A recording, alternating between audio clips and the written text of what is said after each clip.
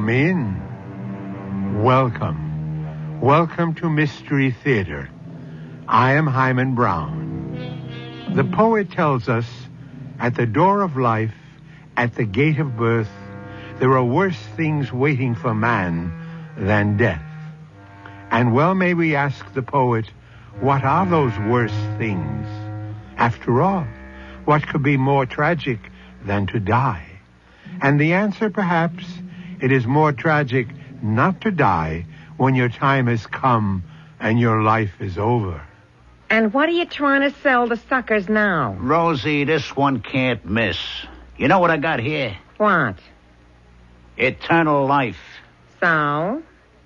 What do you mean, so? I feed you the blockbuster and all you can give me is so? Oh, I'm not sure how many people would want to live forever. What are you saying? Wouldn't you? Well, I'd have to think about it.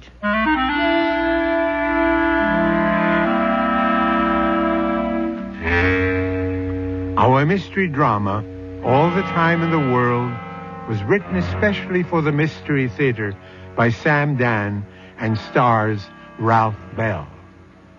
I'll be back shortly with Act One.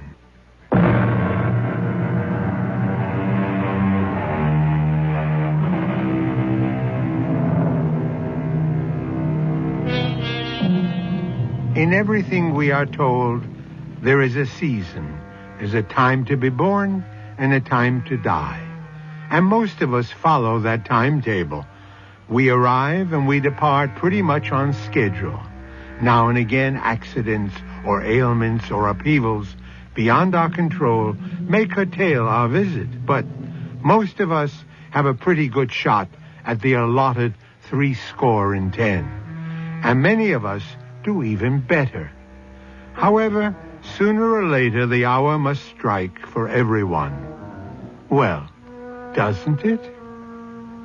They are moving at a brisk pace through the lovely countryside, and it's a beautiful morning. All right, Harry. Where are we headed for? Rosie, baby, we are headed for $1 million. Sure. But this time it's money in the bank. When can I write a check against it? Hey, Rosie, this can't miss. Hold it. That sign. It says Morristown. Right? That's exactly what it says. Morristown. Is that where we're going? We'll be there in exactly 15 minutes. What for?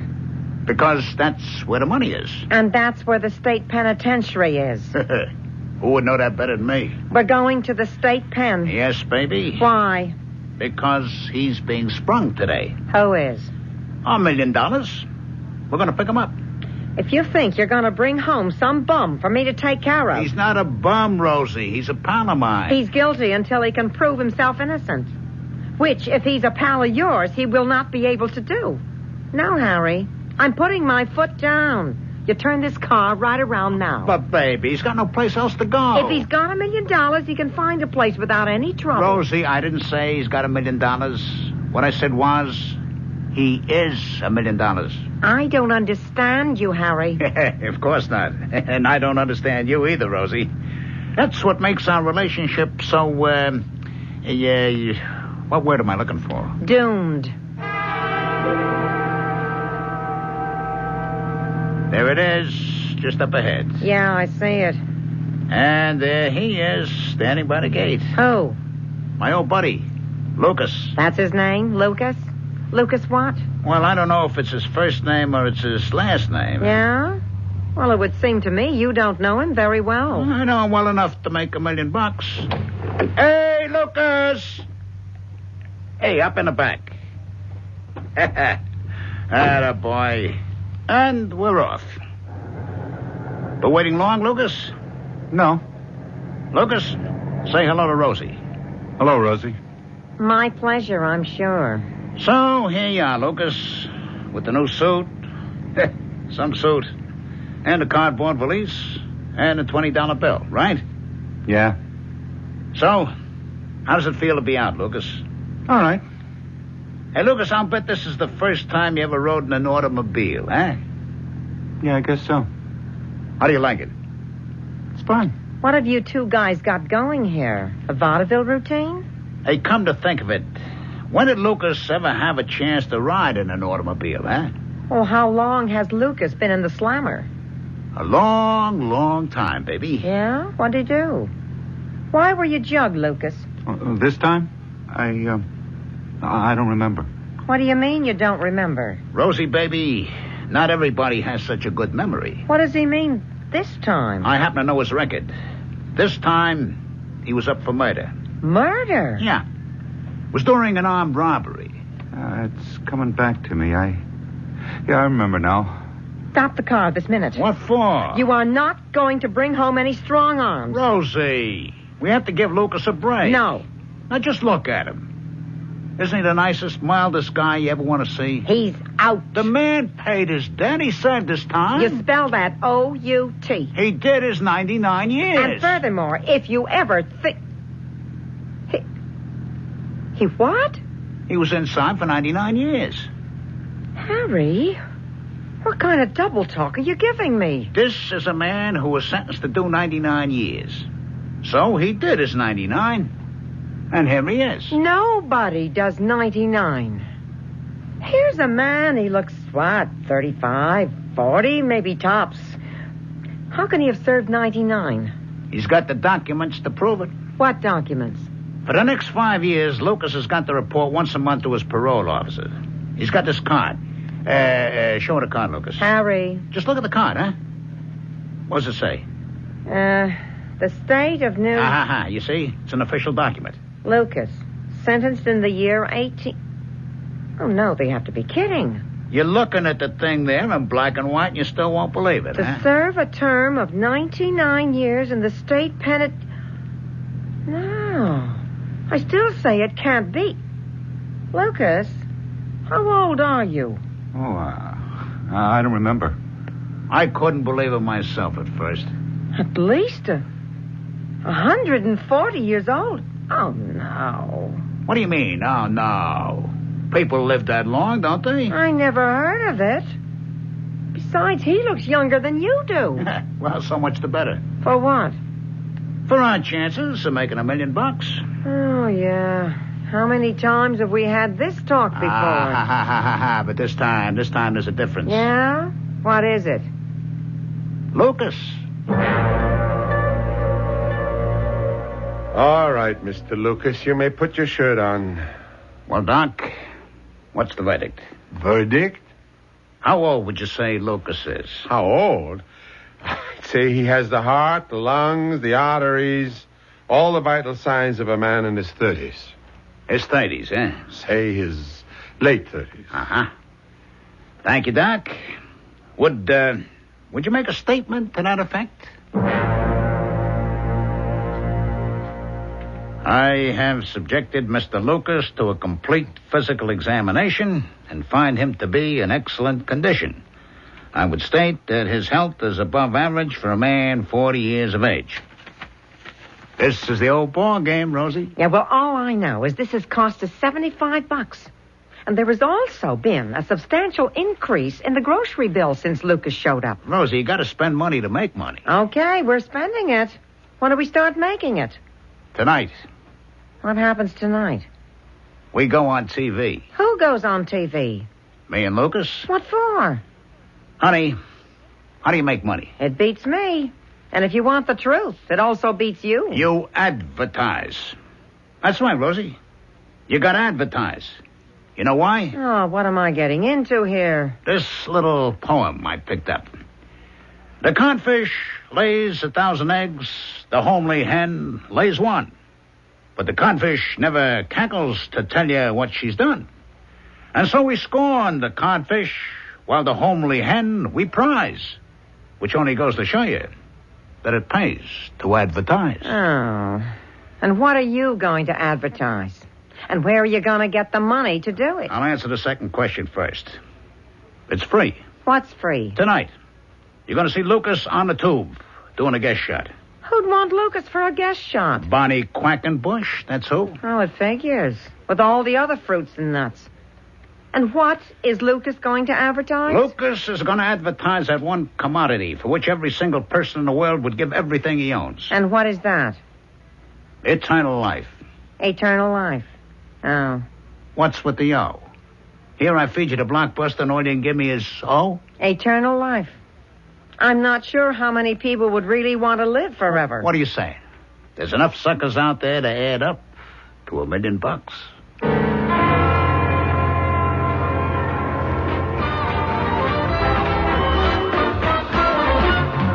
Hi, out there in Tubeville. It's me again, Bonnie Quackenbush. And look at whom we have for you in the Quack Pack tonight. Oh, wow. Ain't he a handsome thing? But remember, girls, Bonnie saw him first. And his name is Lucas. I'll say hello to the pack, Lucas. Hello. Sexy, right? Well, here's what's been happening. When the studio pack came in, we asked each and every one to write down how old they thought Lucas is. And I got all the answers right here. And they say 35, 36, 37. Oh, that's how they've been running, 35-ish. Now, all of you, take a good look at Luke and give us your guess. A little speculation music, please.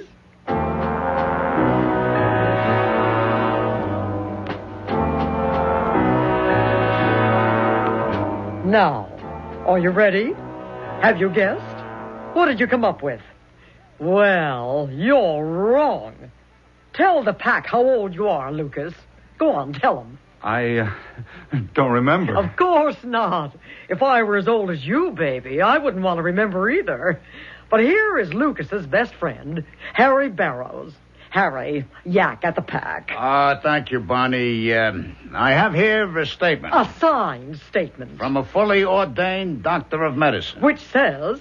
Lucas has the body... the physical equipment... of a man in his late 30s. Go on, Harry. Give us the zinger. If you consult the records of the state penitentiary up at Morristown, you will learn that Lucas has just been discharged from prison. Well, we certainly hope that Lucas has learned his lesson, don't we? Yes, Bonnie, he certainly did, because he had a long time to think about it.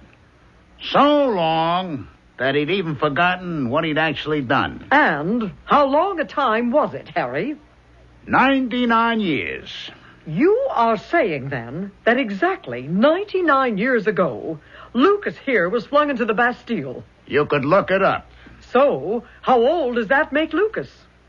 Your guess is as good as mine.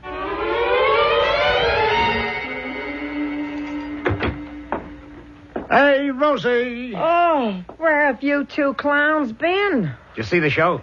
You know it's 3 o'clock in the morning. We were hiding out. What for? You saw the show. You saw how everybody went crazy. Harry, what is it I all... told you. Suddenly the place was invaded by reporters in the paper, the radio, TV, the whole media. All right, start the pack. What for? We have to leave. Why? Sooner or later, they have to find out where I live. Well, isn't that what you wanted? Nah. We have to get away. Harry, did you do something wrong? All we did tonight was hook the fish.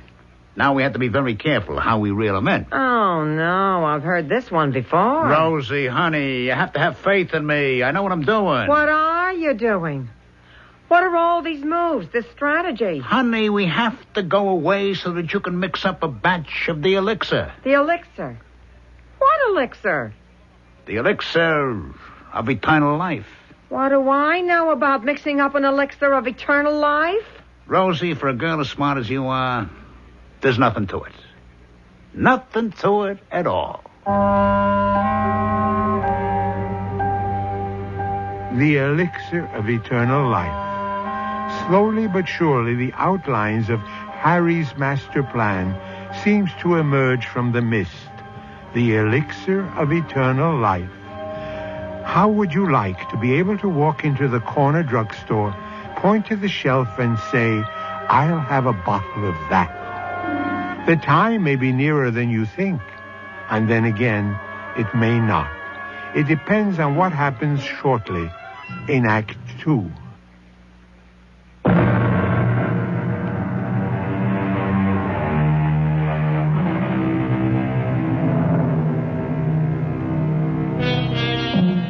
What can I tell you? Only what the record states. And what does the record have to say for itself? This, that a man named Lucas was sentenced to serve a term of 99 years for armed robbery and murder. Well, The 99 years have elapsed, and here is Lucas, still alive, looking no older than the day he went in. They had to set him free, and they did. And here we are.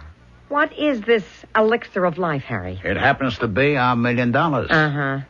Look, Harry, I'm going on record right now. Now, please, Rosie, we got no time. We have things to do. I have been through one scheme after another. I lose track of all the hustles, the flim-flams, the capers. But it doesn't matter. You know why? Rosie, All your hustles and capers. You know what they all got in common? They don't work. Rose. They do not work. Never in your life have you ever succeeded in making a dishonest dollar. Okay. So if you got no confidence in me, why do you stick around? Because maybe it's your fate. After all, everybody does what he's meant to do. And what was I meant to do? Fail. Hey, look, we have to get out of here. Lay low. See? You go on TV to advertise, to attract attention. And then when you get it, you want to disappear. Now, why? Will you start to figure out how the elixir of life eternal should taste? While Lucas and I load up the car?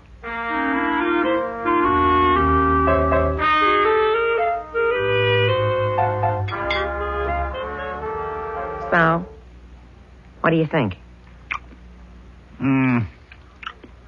Maybe it's too sweet. Oh. Now, I'll put in half as much sugar. You know what it needs? Maybe it should taste more mysterious. Mysterious. So I'll put in some pepper. All right, but come on, we gotta hurry. Why? Because you have to strike while the iron is hot. That's also a very good time to get burned. The elixir of eternal life or of life eternal? Which sounds better? Taste it now.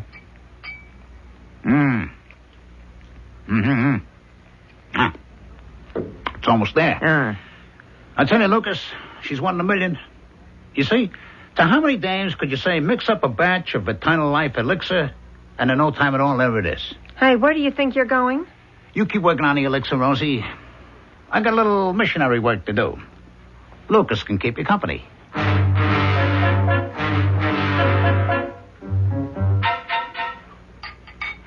So, taste this one, Lucas. Oh, no, huh? No big hit either, huh? Well, let me see. I think I'll put in some honey, some garlic. What else have I got in here? How about some vinegar? Yeah, I'll just put in a little bit of everything.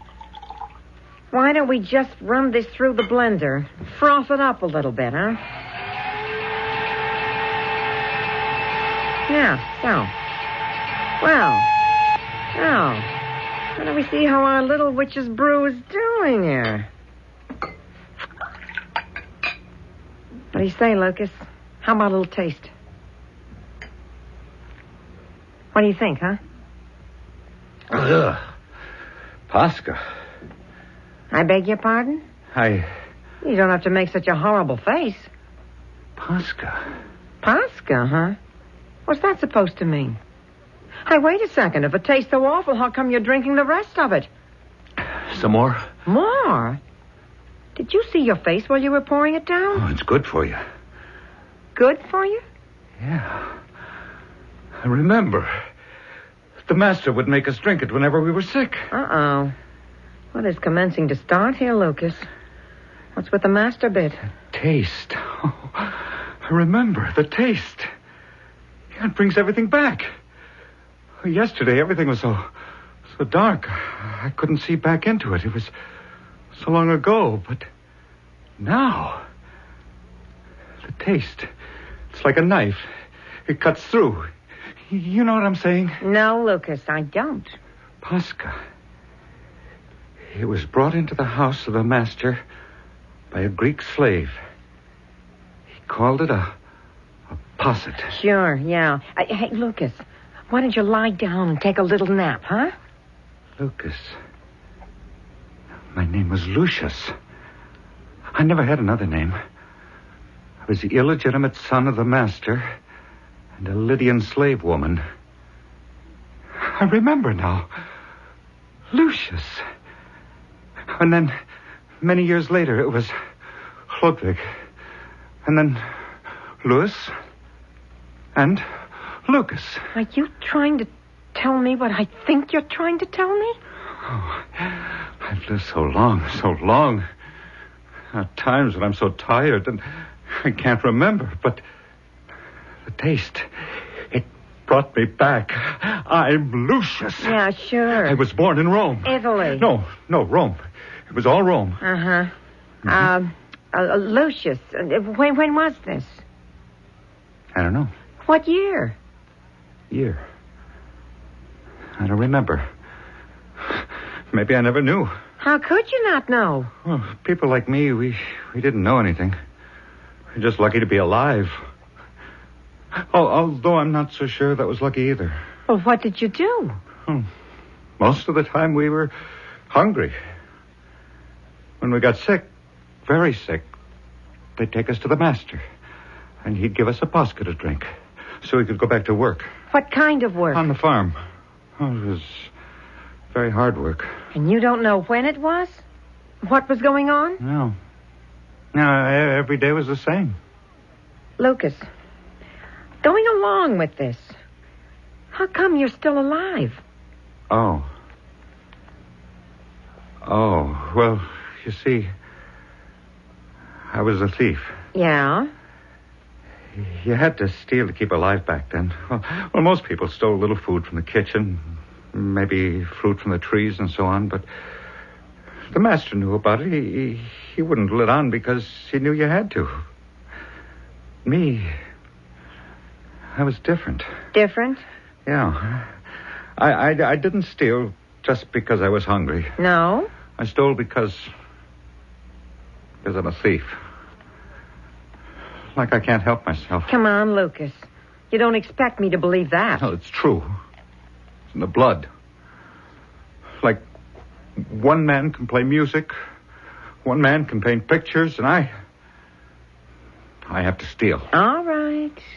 But that still doesn't answer the question. How come you're alive after all this time? Because Apollo said so. Apollo? He was one of the gods. Oh, I'm afraid you're only getting yourself in deeper. No, there was a temple of Apollo on the master's estate. I see, and there was this gold mask of Apollo on the altar. So I thought I'd steal it. I'd be able to raise enough money to go somewhere else, start a new life. You sound like a dear friend of mine. But I got caught. How did I know? I'd always get caught. It figures. The penalty for stealing from the temple of a god was usually death by torture. Please, Lucas, no horrible But details. the master said, he has offended the god. Let the god decide his punishment. So they loaded me down with chains. I could hardly move. Set me in front of the altar of Apollo. Yeah, it was midnight. Oh, and there was a terrible storm. I can hear the thunder. Listen. To what? The thunder. Terrible thunder. And the lightning. Oh, it was flashing all around me. Lucas, are you okay? And the voice. Voice of the god. Listen. You hear it? You hear it? The voice of Apollo. Lucius, thief and slave. Don't you hear it? No, I don't hear nothing. It's a voice that seems to enter inside your head. It flows throughout your whole entire body. Lucius, thief and slave, you have defiled my temple. Voice kept speaking inside me. Now just take it easy, Lucas. Lucius, villain and slave, scoundrel and thief. Please. It's all right, Lucas. You expect the god Apollo to sentence you to a horrible death. But any death would be a release and a reward. I sentence you instead to a horrible life. The life of a thief. The life you have always lived. The only life you know. You shall live such a life forever. You shall be a thief under the rule of all the nations to come. You will live many lives in countries yet to be discovered. But all you shall know of them is the insides of the prisons.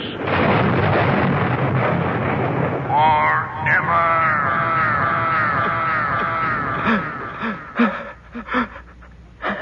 Lucas. Lucas, you okay? Here, drink some of this.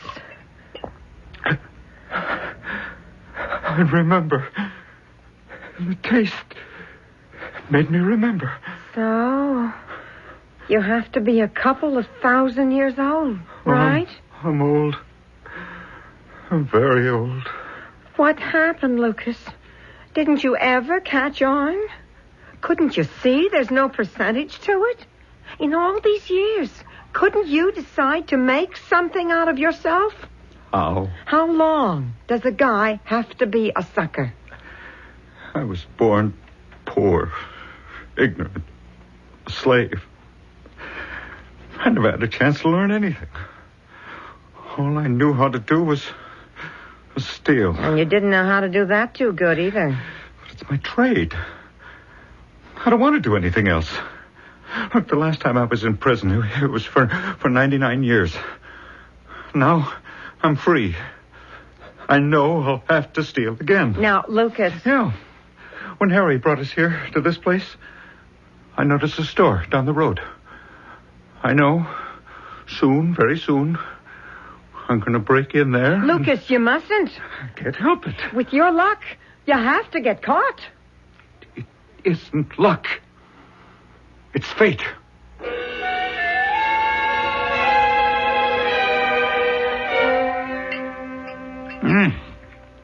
Now, this is exactly the way it should taste.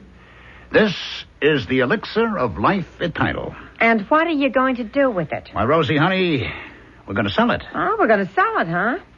Everybody's seen Lucas on the TV. Everybody knows how old he is. I don't think so. But go ahead. So this is what Lucas drinks. You see? This is the elixir of life eternal. Okay? Harry, how do you expect me to make enough of that stuff in a kitchen? Now, let's see. You got a whole blender full of it, huh? That should be more than enough. More than enough for what? More than enough to make $1 million. Our friend Harry certainly has that $1 million on his mind. That $1 million that always seems to elude him. The goal that shines so brightly up ahead, but remains ever out of reach. All right. Is this to be the time? You can see he has quite a bit going for him. Within a few moments, we shall be involved in the third act and the revelation.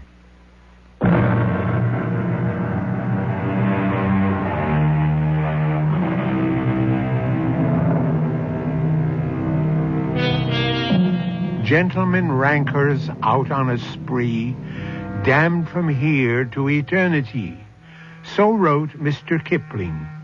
From here to eternity is a long, a limitless time. But it seems to be stretching out ahead for our friend Lucas. Our other friend Harry has the idea that he can make a good thing out of it. You mean just this pitcherful of this elixir of life eternal will be enough to make $1 million? You heard me. How? Tell me, Rosie, how would you promote this? I would do it the common sense way. Which is? Harry, you went on the TV. You exposed Lucas to millions. Here's a man who is over 100 and he looks less than 40, right?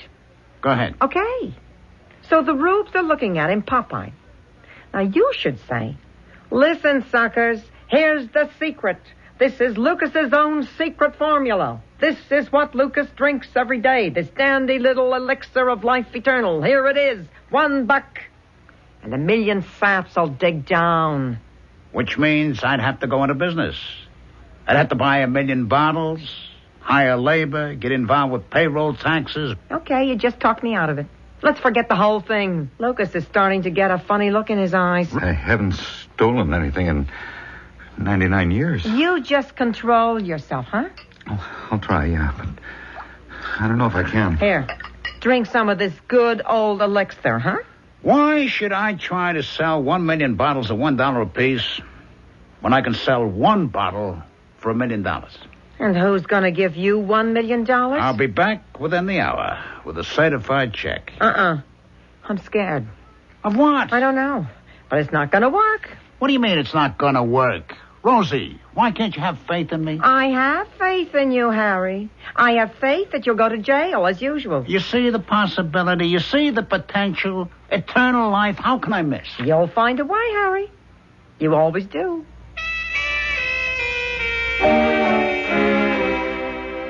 Well, Mr. Bowles, what is this offer of a lifetime? Mr. Mammon, you've heard of Lucas?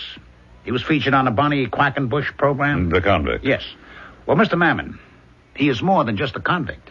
Come to the point. I met Mr. Lucas 5 years ago in the state penitentiary. Yes, you were serving a term for some hapless confidence scheme that went awry. May I ask how you know about that? I know everything about you, Mr. Bowles. When a man expresses a desire to see me on business, I have him investigated minutely. I have a computer operation that can turn your whole life inside out. For instance, I am aware of the fact that when you were in the 3rd grade, you were caught cheating on a spelling test. Wrong. It was arithmetic. Now, you were saying, Mr. Bowles? My cellmate was Lucas. Cell 87, Block C, North Wing. Yeah, well, that's when I got to know him. And about his incredible age. We became very friendly. And after a while, he revealed a secret to me. His secret? Yes. It consists of a beverage. Continue. He drinks it every day. And you wish to sell me this beverage? Yes. For $1 million? How did you know? Because that is exactly what I should do if I were in your place. Well, do you want to live forever? Or let us say, indefinitely? I would have to take that question under advisement. I have here a sample, Mr. Mammon. Which could prove what? I'll let you have a free taste. Now, sir, drink that down. And tell me, doesn't that convince you? The distinctive flavor of it, that is truly the elixir of life. You're very clever, Mr. Burroughs. I am offering you more than you could buy anywhere else for your money. Eternal life. It's the best confidence operation I've ever encountered. I assure you it's not... It's foolproof, Who could ever prove it's a swindle? This is not a swindle. Oh, it is. But how could the victim ever prove it? The victim? As long as he's alive, you're in the clear. He would have to die. Sir, I'm afraid you don't understand. The only thing wrong with it is nobody would want to buy the product. Oh, yeah? What's wrong with the product? Eternal life. Who really wants it? Why, everybody. Do you? Absolutely. I don't. And I don't know anybody else who does. Oh, a lot of people would like to live forever. Oh, they think they do. Until 10 minutes ago, I thought I did too. But then, when I was confronted with it, I really began to think about it. No, thank you. Well, sir, I'm sure I can do business elsewhere. Are you? Nickels and dimes, maybe? But $1 million? Oh, by the way, that little elixir of yours tastes pretty good. Mind if I have another sip?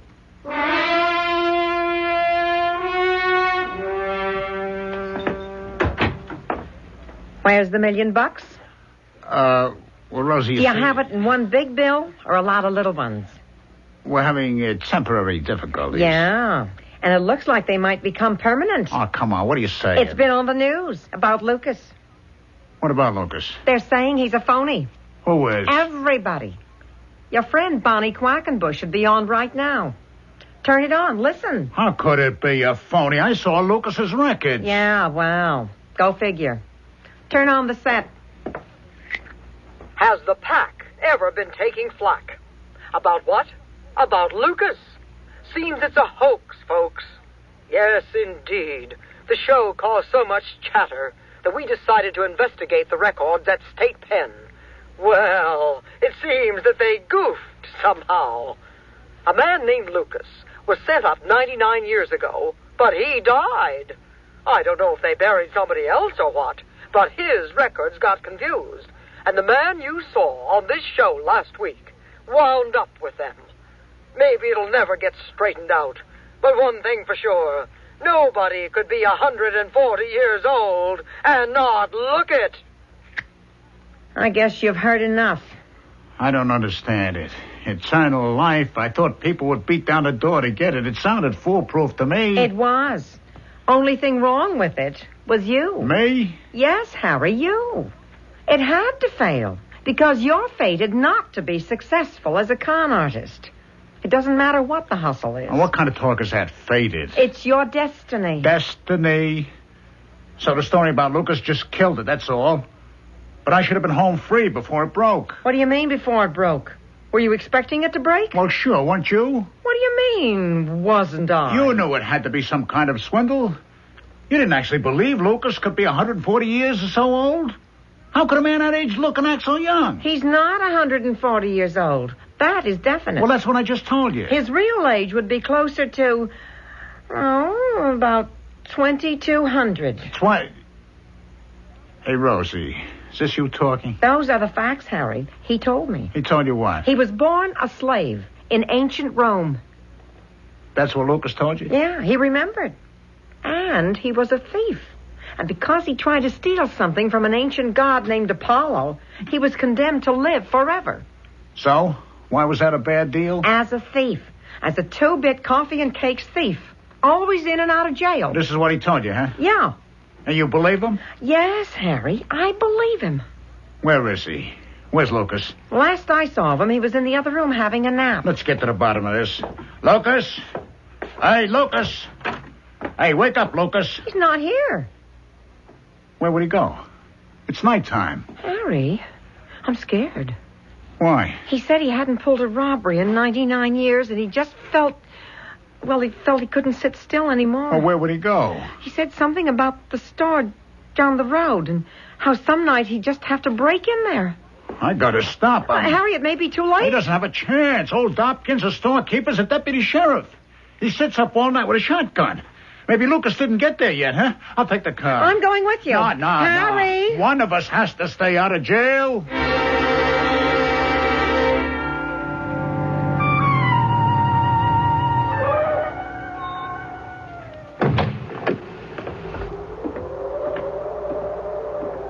Lucas? Hey, Lucas? It's open. And the door's open. Lucas? Is that you, Harry? Hey, Lucas. What are you doing in here? What do you think I'm doing? Are you crazy? Let's get out of here. And let me see if I can find the cash. Hey, Lucas, you're crazy. This is break and entry. And what's the steal here? You can do 5 to 10 for it. What's 10 years? Let's get out of here, will you? Yeah, just a second. Stay where you are in the name of the law. Let's beat it. Halt! Into the car, Lucas. Into the car. Hurry up. Halt in the name of the law!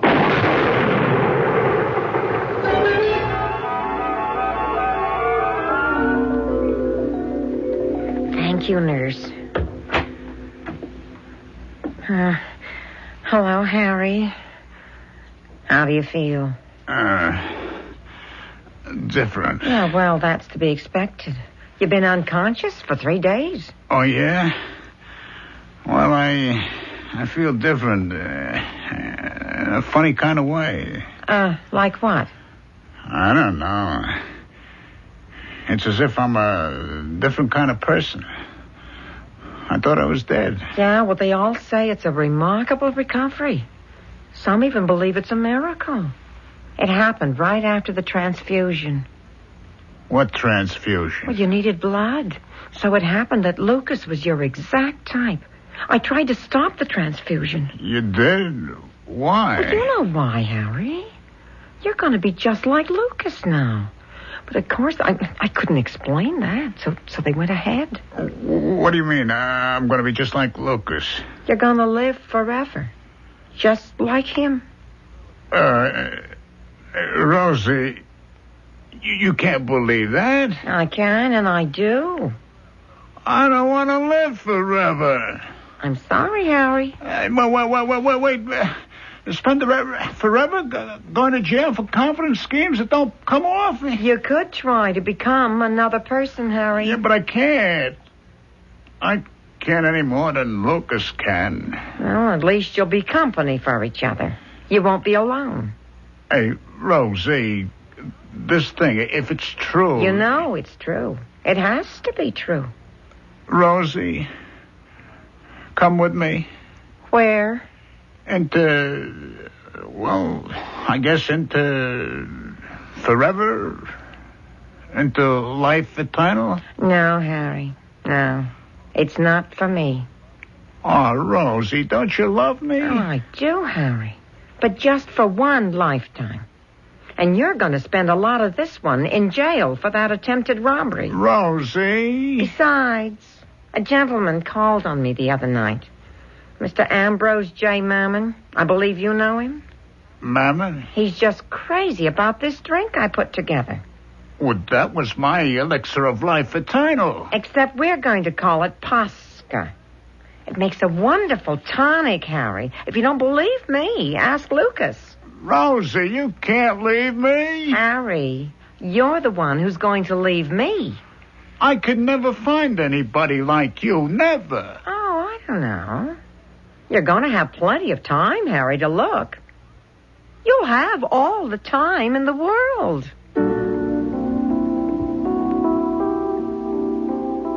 I'll be back shortly with a final thought. If only I had it to do over again. So many of us say that with such heartfelt sincerity, and the implication is that we would do it better and that we would be wiser. But the truth is, we would make the same mistakes. Doesn't history keep repeating itself? Our cast included Ralph Bell, Joan Shea, and Ray Owens. Associate Director, Marlon Swing.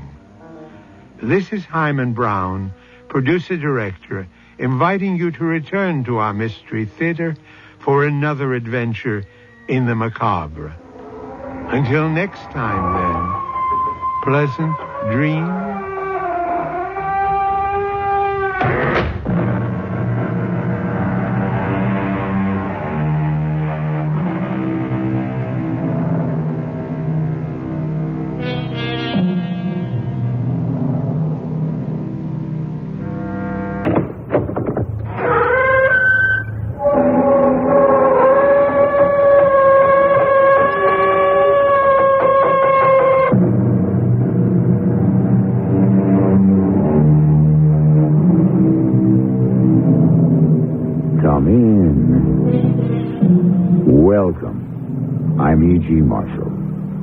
In the night skies, strange objects roam, many of them unidentified. Do you ever look to that darkling bowl of the sky, pierced only by the stars, and wonder if strangers come to us from out there? And if so, how many of them are among us already? Aliens, unrecognized. Are they friend or foe? Terrorist or goodwill ambassador? Always supposing they are there, I wonder sometimes, as I am sure the rest of you do. I told you, Moses, you would be part of the whole. And my father? He will not need you much longer. I have to stay with him to the end. So be it. You have chosen your own destiny. You have selected your own living death.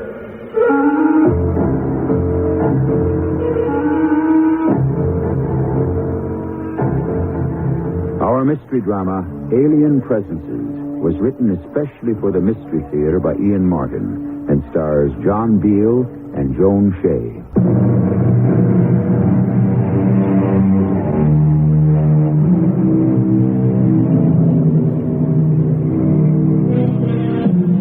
August 14th, 1958, Antelope Crossings, Nebraska.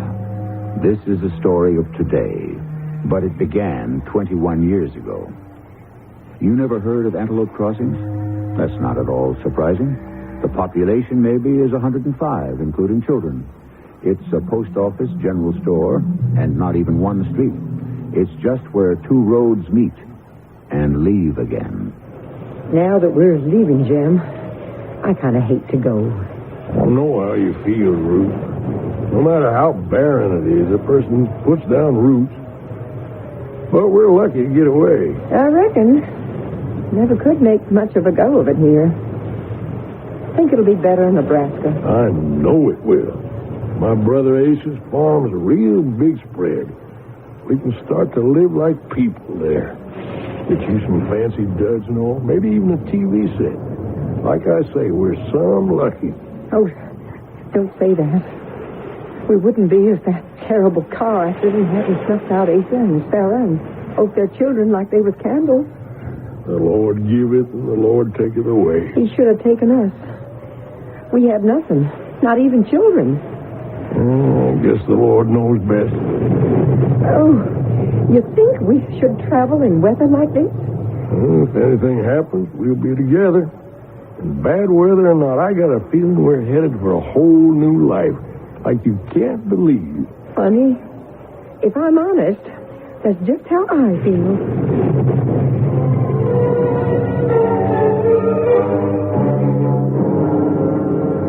Can't you get any news on the radio, Jim? Listen for yourself, woman. Maybe we should have stayed over till tomorrow. And miss the services? With me, the sole heir, and us, the only family? You know that don't make sense, Ruth. No, I reckon. Funny to think of us chunking along in this old car with the trailer behind us, and everything we have in the whole wide world is here. Well, maybe after all these years, I can give you the life I always wanted to give you. You've always given me anything I wanted or needed, Jim Harden, except a child. I didn't mean it that way. It's my fault as much as yours. If we had money enough, we just might be able to find a way. You hush up now. We just better put our trust in prayer. It's a little late in life for us, Ruth, to have any prayers answered. We've got to be practical. What's that, Jim? Where? Oh, there to your left. He's coming right at us. We should stop the car. Oh, what is this? I don't know. Maybe one of them big jet planes. It can't be. They always fly so high and straight. Look at this one.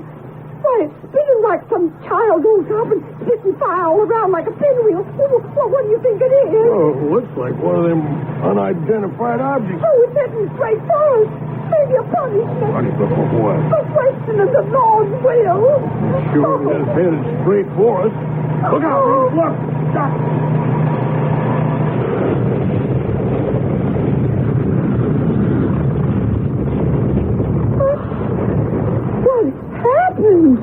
Went right over us and crashed down there in the ravine. Oh. Come on, let's go see if we can help.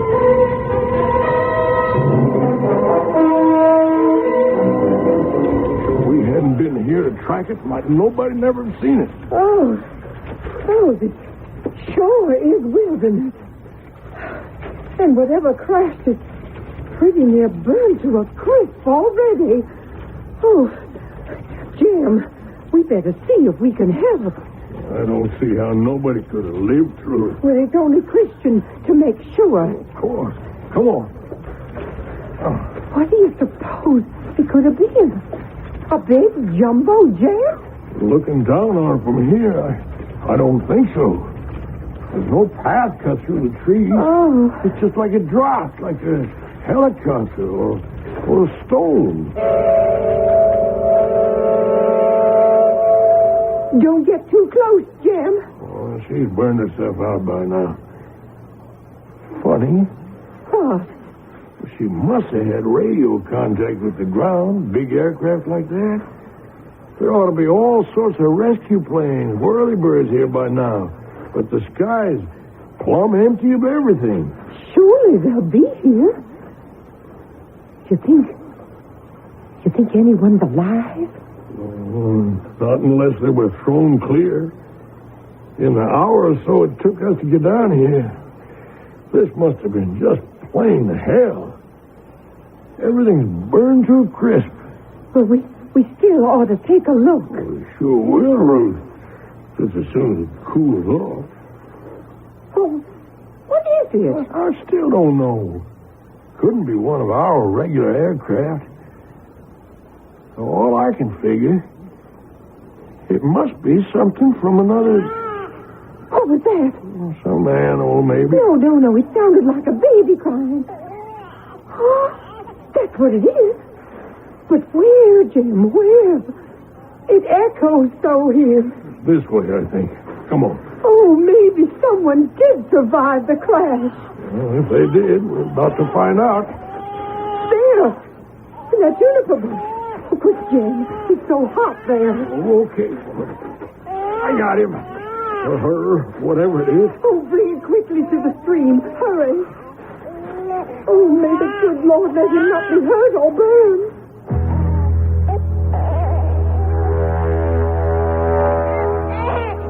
Hush, little boy. Hush. It's all right.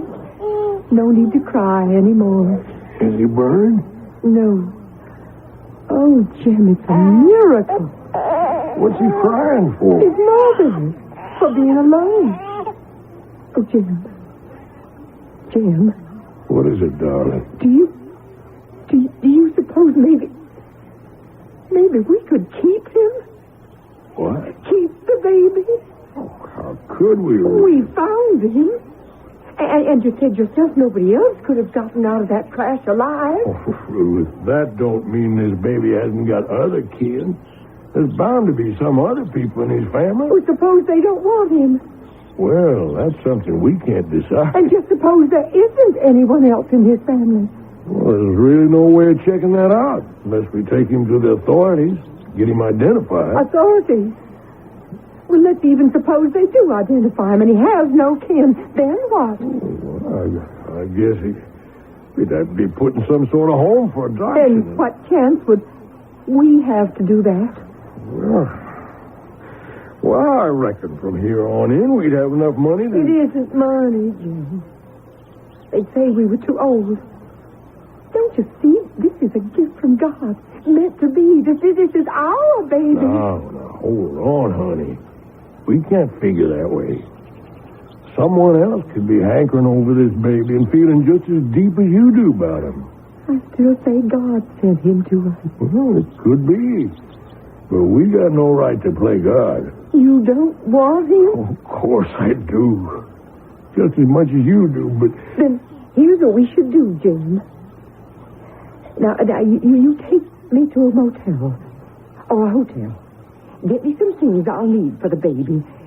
And then you go off to the funeral. Oh, Ruth, you can't keep that baby. Not without letting the police know what's happened. How do we know what's happened? How do we know this baby had anything to do with the aircraft that crashed? But let that go for the moment. All I'm asking for, Jim, is a little time. Time for what? To listen to the radio, the TV, watch the papers. Find out if anyone is looking for the baby. And if you do? Well, I'll return him, of course. If he belongs with someone else, that's where he should be. And if there's no news about him? Then I want to keep him for our own, Jim. Well, I don't know what to say.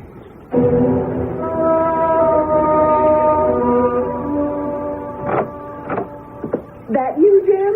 That's me, Ruth. Did you get the newspapers?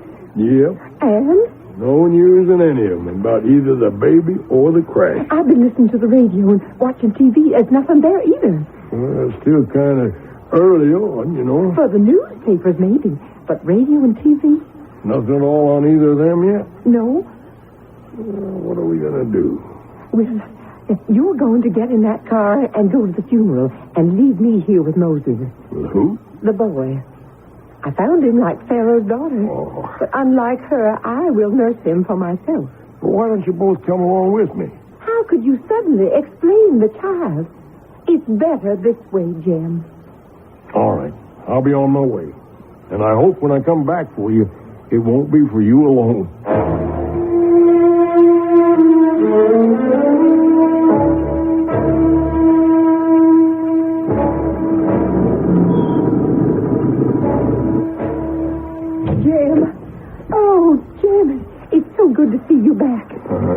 you, Ruth. And I miss you, Jim. I bet you didn't much with him to take care of. The baby? Oh, Jim, don't talk that way. I love him. He's so wonderful. But that wouldn't interfere with you and me ever. I know. I can't wait to see him myself. You will. He'll be awake any moment now. But before he does wake up, do you have any news? Nope. Asa left us everything free and clear. It's a right good farm, and we can make a good life on it. That's nice, but I meant about little Moses in there. Jim, are we going to be able to keep him? Oh, I don't know, Ruth. There isn't a sign of anyone looking for him. Not a word on TV or radio. Nothing in the papers. Have you seen her or anything? No. And it's been pretty near a whole week now. Well, we're taking an awful risk, honey. Where did this miracle child come from? Something comes hurtling out of the sky into the wilderness, and every trace of what it was is burned to ashes, along with whoever flew with it or rode in it, except just this one baby. Well, his father or mother took a chance and threw him clear. But from what?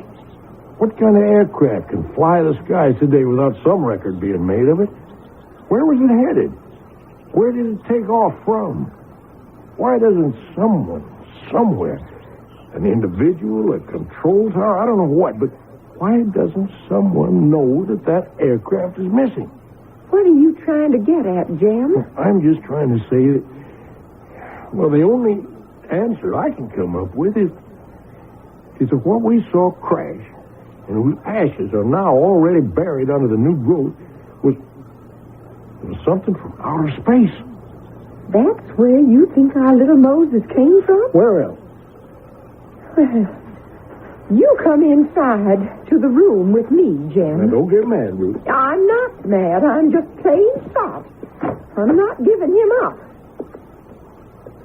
Just look, Jim. Just look down at that sweet baby. Try to tell me he's something from outer space. Why, he's the most human thing you ever saw in your life. You're right, Ruth.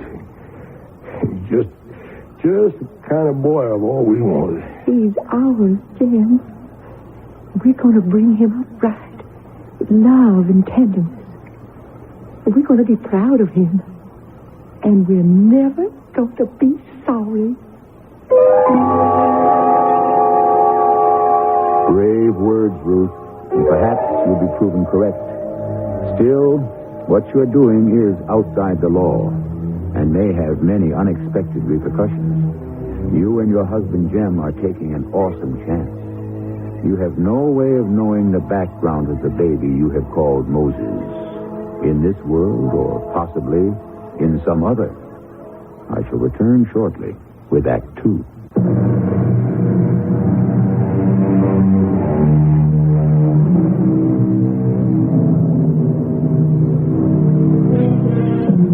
Whatever fears Ruth or her husband Jem or anyone might have had were dispelled in the 21 years that have passed. Moses Hardin has been a joy to his adoptive parents, although he never has known that he is not their own. He has been a loving child, a brilliant student, and thoughtful son. Only two things have set him aside. He has always been a grave and very contemplative boy, even withdrawn at times. And starting with kindergarten, his unusual height has set him apart. For Moses Hardin, at 21 years old, stands 7 feet, 6 inches. I sure do hate to see the fall creeping on so fast. You used to say it was one of your favorite times of year, Mom. Well, that's until you went off to college. And now professional basketball. Oh, it's such a long, long season. You should have to play it. The last months are a grind. Oh, you know that isn't true. Must be wonderful to be a hero. To be the best at anything. I don't feel I'm the best. I have certain natural advantages, that's all. You're a big, big man. Sometimes it's hard for me to see in you that little baby I used to hold over my heart. Yeah. I'm sorry I turned out to be such a freak. You're not a freak. You're a very handsome man, all in proportion.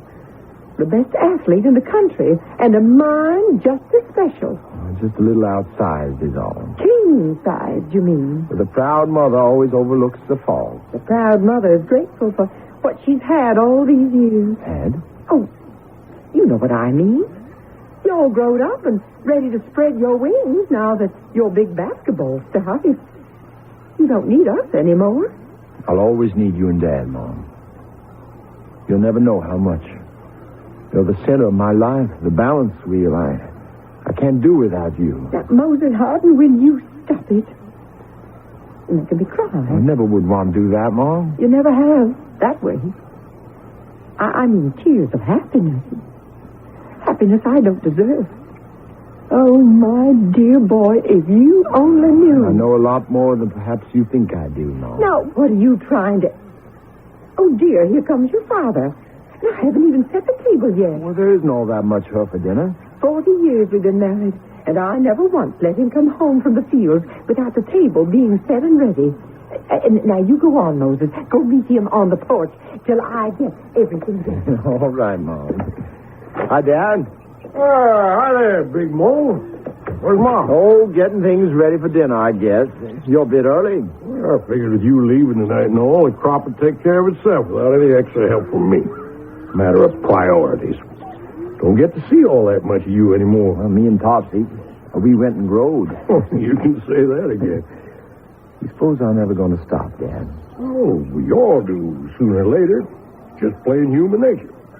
Human nature. Well, if Mom's ready in dinner, I guess I better get cleaned up. Well, she's not ready yet, Dad.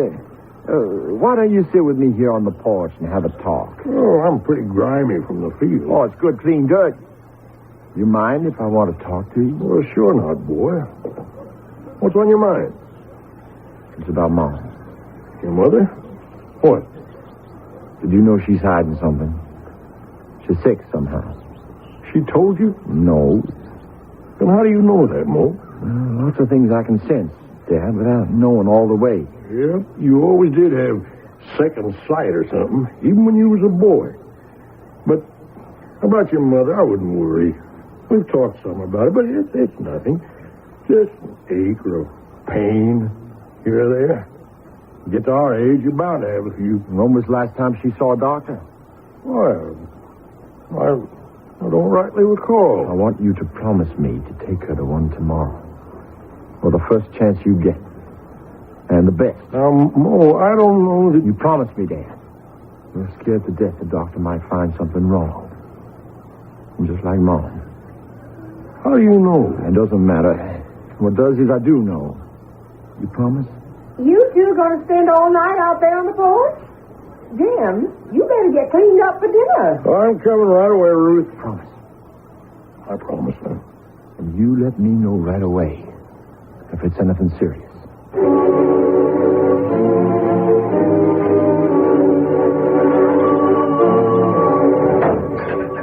Well, I'm all set to go stepping. Hey, Big Mo, what's the matter, man? Ain't you never going to get dressed? You and me are last out. Oh, I didn't notice, Woody. I have some things on my mind. Sure wasn't on basketball to practice today. The coach eat you out? No. Hey, what's with you, man? You still worried about your old lady? Some. I thought you told me the Sawbones give her a clean bill of health. I did. Or at least Dad wrote me he did. Last time I talked to Mom on the phone, she sounded fine. Well, and what else is eating you? Nothing new. Man, where do you go? Well, you're in another world half of the time. No way to reach you. Like you just wasn't one of us. I don't mean to seem that way, Woody, but I guess in a sort of a way, I am. Yeah, I don't dig you. We'll take my size alone. I can't be like everyone else at 7.5 feet and growing. There practically isn't anyone else my size. Ah, come on. You live in a basketball world. You're not all that outsized. It's only part of it. What's the rest? Something I can't talk about. Or won't. You wouldn't understand. Hey, I better get that. Locker room, Woody Spade. Long distance. Well, sure. He's right here. Hello. Yeah? A long-distance call for you. Who's it? Well, I guess it's your father. I'll take it. Hello? Yeah, Dad? What is it? Oh, no. But how?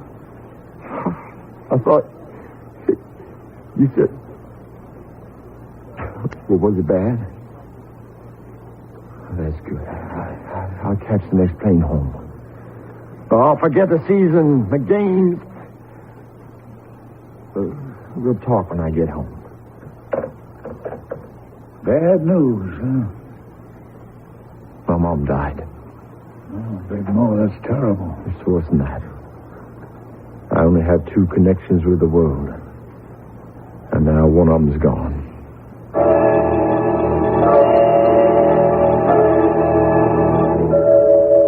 Why didn't you tell me, Dad? Why didn't you tell me? Your mother wouldn't let me.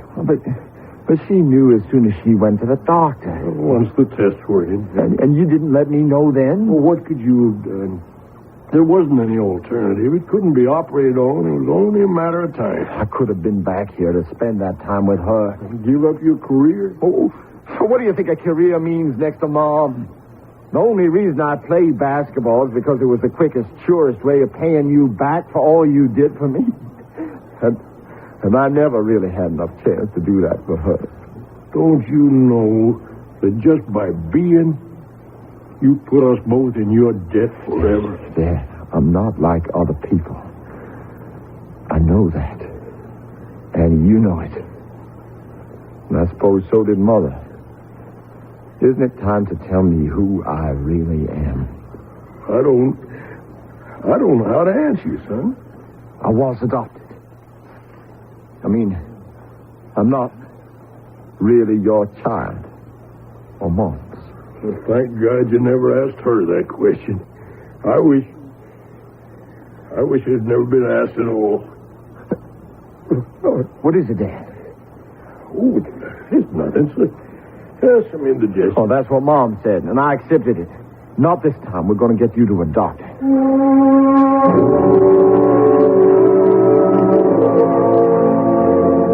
I know you mean well, Woody, but you can tell Coach I'm just not coming back. Moses, man, you got to get with it. They got lawyers from here to Tuesday. No. I know what trouble you're in, but they're going to bust your contract. I don't care. Well, the team needs you. Well, I'm sorry about that, but I need my dad more. You mean he needs you? I meant what I said. He's dying. And once he's gone, I'm lost. No way to explain. Thanks for the try, Woody. Don't think too bad of me. You, Coach, any of the fellas. I never really was one of you. I'm somebody who's got to find my own way.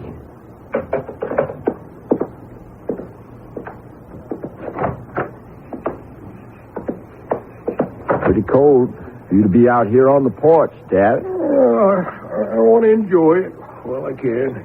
Second Indian summer. Just the same. I don't want you worrying about me. This is nothing. The doctor said I'd be back on my feet. You don't have to tell me what the doctor said, Dad. But I want No, to. you don't. You want to hide what he said for me. But you can't. What do you mean? I don't ask to know what people are thinking. Really thinking. I've always known. Because I can read it like it was written in a book. You can? Dad, I know I'm not really your child. I've read that in yours and Mom's minds all my life. No matter how hard you tried to hide it from me. But I've never been able to sense deep enough is where did I really come from? Who am I? Why am I so strange? Oh, I guess we had no right to keep it from you. Just, we didn't understand it all the way ourselves. And the truth was too hard to believe. I'd planned to tell you anyways before I died. Well, I reckon now's the time.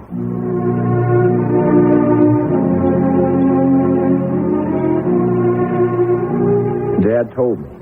And now I know why I've never been able to belong. Because this isn't my world. I'm an alien. I lie on my bed waiting for sleep which won't come. Because I'm afraid. I'm as alone as if I'd crash-landed on Mars. The only one of my kind.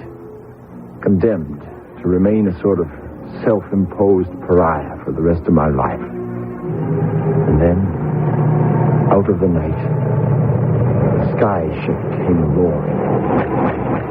Don't be afraid, Moses. We are coming for you. You are not alone. Now you can go back to where you belong.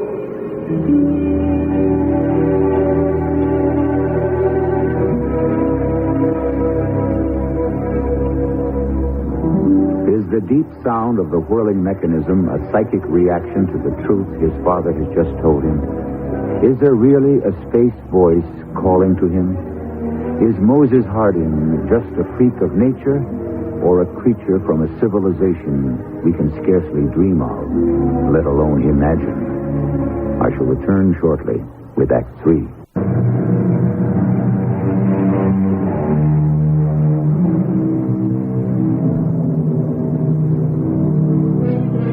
Out of the night comes the strange, high whine of the spinning disk from the beyond. Out of the roar and buzz of its revolving mass comes the deep, compelling voice from an alien presence. The words are reassuring, but are they to be believed? And how will Moses Hardin react to the voice's offer? Or is this all a dream in the mind of a tortured young man who has lost his mother and is about to lose his father? You have no place here, Moses. Come home. I can't. Why not? He needs me. Who? My father. What is a father? There is no such thing. He brought me up. He sacrificed everything for me. He and my mother. You live in a primitive civilization. Father and mother are outmoded words. You are only a part of the whole. And the whole is the state and the living. Come back. Well, would I be a part of you? Would I stop being different? Would I not feel alone? I told you, you would be a part of the whole. And my father? There is no room for him. He will soon be a non-person. I have to stay with him to the end. Can't you wait a little? Or come back? No. You must make your decision now. I want to be with my own, where I'm not a stranger. But I cannot leave my father now. He needs me too much. So be it. You have chosen your own destiny. We cast you out. The world you live in has no place for you. You have selected your own living death.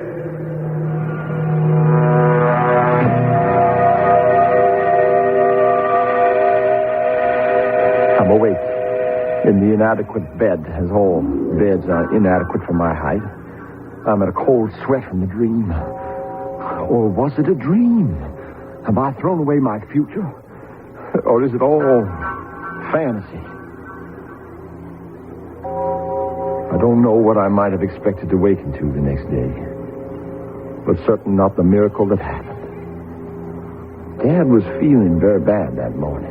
A lot of pain. I'd brought his breakfast tray downstairs virtually untouched. I was on my way to the kitchen when the convertible drove up. And she got out. She had a cloud of dusty blonde hair and misty gray eyes. She had all the requisite physical charms. And wonder of wonders, when she uncoiled herself from under the wheel and stood up, she was the first woman I had met in my stratosphere.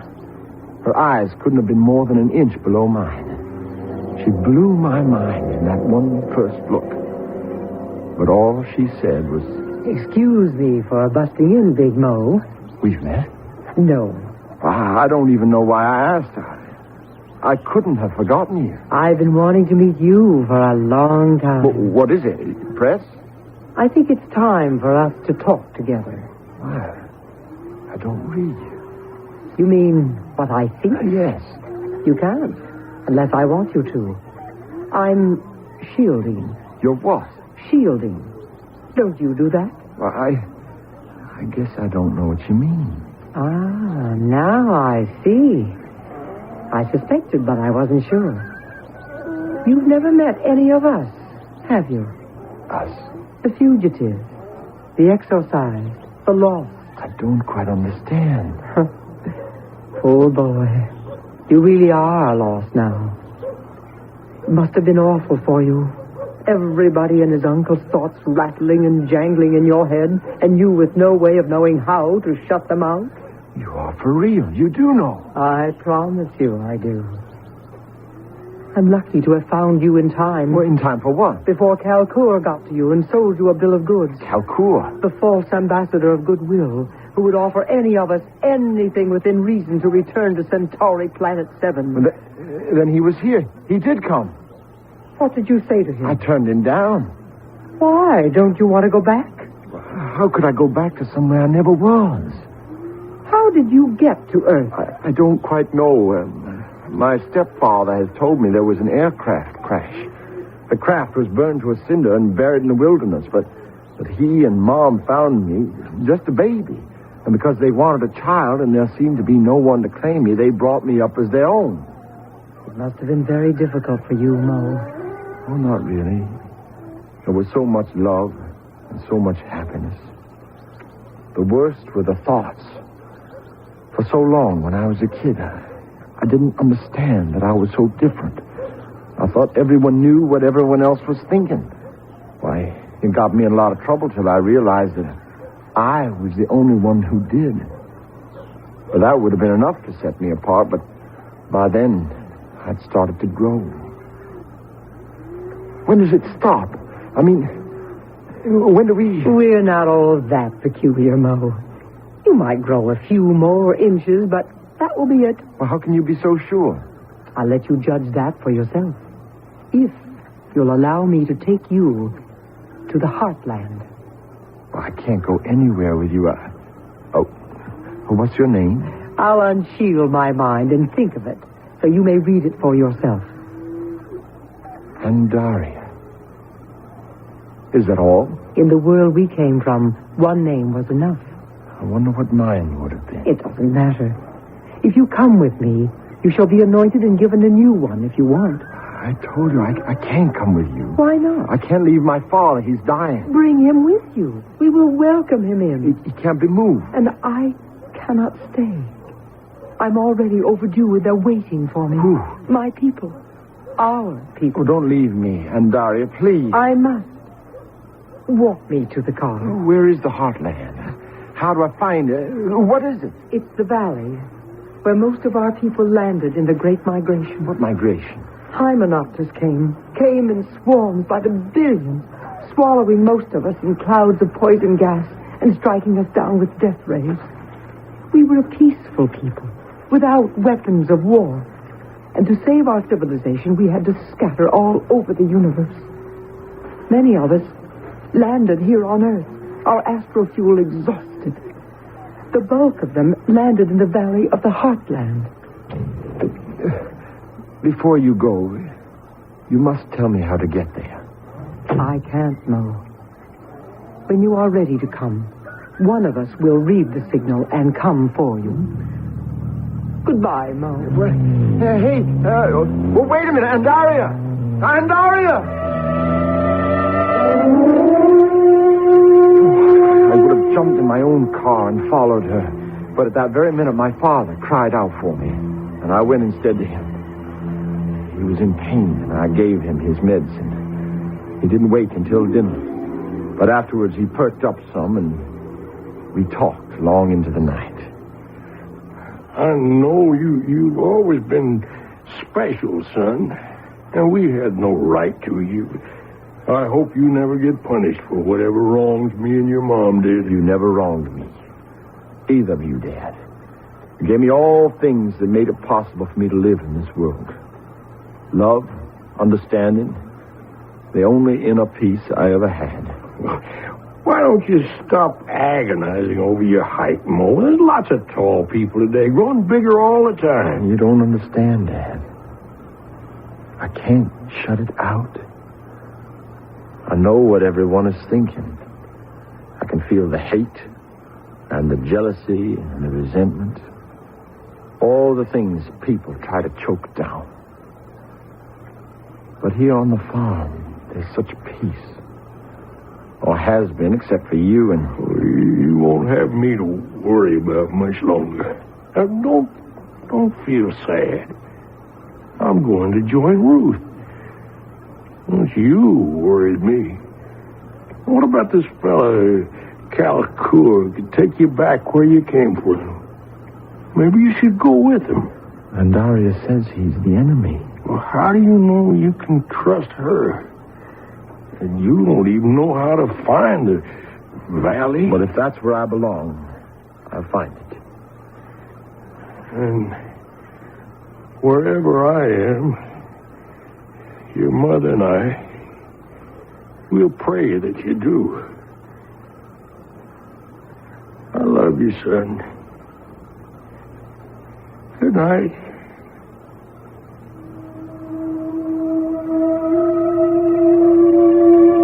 It was the last word he said to me.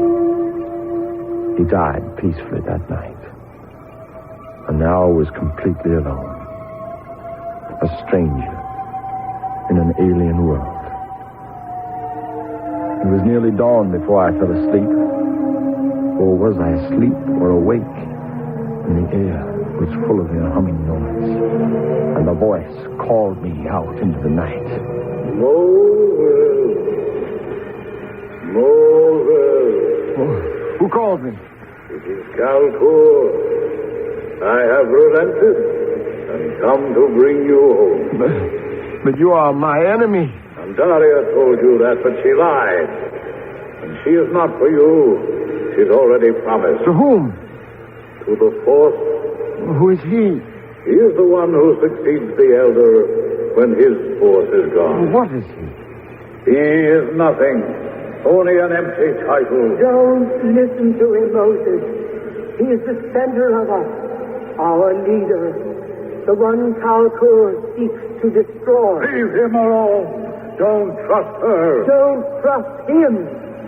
Don't go with him, Moses. He will have no choice. We will take him. Seize him. Moses, the force has been lost ever since the migration. But the elder tells me it could be you. Don't let them take you. Resist. Drag him to the ship. Don't listen to the woman. Don't worry, Andaria. I'll fight. I won't lose you. By the gods, he is the force. Come away from him. Come away. We have no weapons to stand against the force.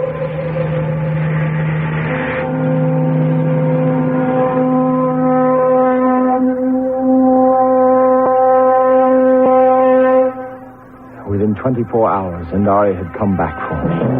There was no sign of the Hymenopter's attack, save a large burned area in a field near the house, with the tall grass flattened as if by something spinning in a counterclockwise direction. And within a week, Andaria and I had sold the farm and were headed for the heartland. Your father was the force before you. He had long felt our planet was nearing the end of its useful life, and he had gone out to scout the galaxies for a better home for us. Somehow, he was lost and never came back. That's when the Hymenopters dared to attack us. And you were promised to me. The day I was born. The same day as you. My father, the elder, and your father, the force, made a solemn promise. Supposing I hadn't turned out to be my father's son? Oh, don't ask me that. How could I have decided between honor and love? Fortunately, the decision never had to be made. I love you, Andaria. As I love you. And am proud of you. For you will lead us back to Alpha Centauri. No. I have no stomach for war or killing. If the valley, the heartland, is as peaceful as you say, Let us stay there and build our own new world. The other is dying. But this one, oh, Andario, once you teach me to live in it at peace, with a little imagination and a lot more determination, what a paradise we can make of it. Not a bad ambition. One we could all and should share. And perhaps, for all the agonies it can cause, there might be a rebirth of hope if we could all read exactly what is in people's thoughts and what are their desires. Deep in the heart of everyone, surely, the main, the only desire is peace at last. I'll be back shortly.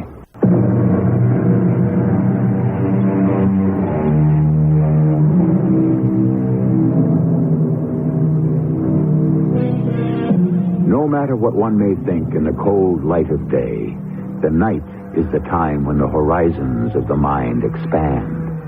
Listen on a fall evening to the crickets, the birds, and 1,000 rustlings of small hidden animal and insect life. A whole myriad of worlds within worlds. Then look up to the stars and the infinity of our universe. You know that somewhere out in the stars there must be other life. Has got to be. I wonder if it will cross our paths in this century. Our cast included John Deal, Joan Shea, John Lithgow, and Ian Martin. The entire production was under the direction of Hyman. The CBS Radio Mystery Theater presents...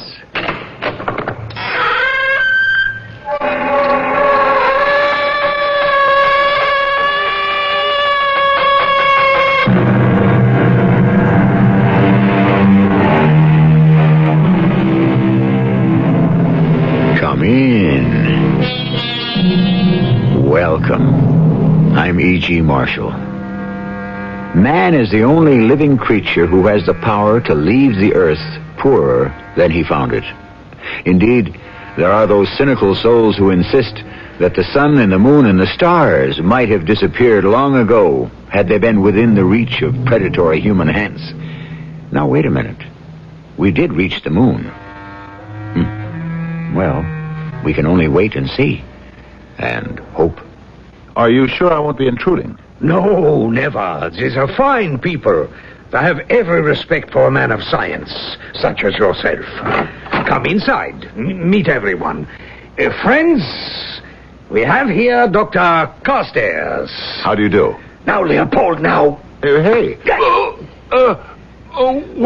What was that for? That was for nothing. Now we shall get down to business. Again, Leopold.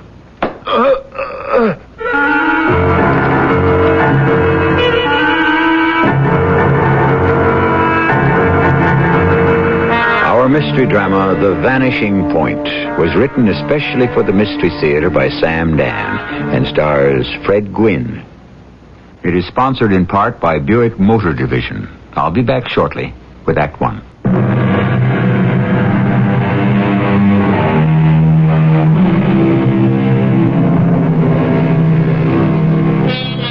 Let sleeping dogs lie, said Mr. Dickens, and it may, on balance, be good advice. However, it would be much better if we could let lying dogs sleep. Much more conducive to our peace of mind, if not to the peace of the world. We are in the ancient German city of Munich. They like their festivals here, especially in October. And we're in the midst of one right now, in this mammoth beer garden just to our right. Now, there's a man, about 45-ish, and somehow you can tell he's an American, coming down the street. He pauses at the entrance, but no, he keeps going. He's evidently looking for an address. Has he found it? He stops at a very old and narrow house, and he looks for, finds, and pulls at a bell.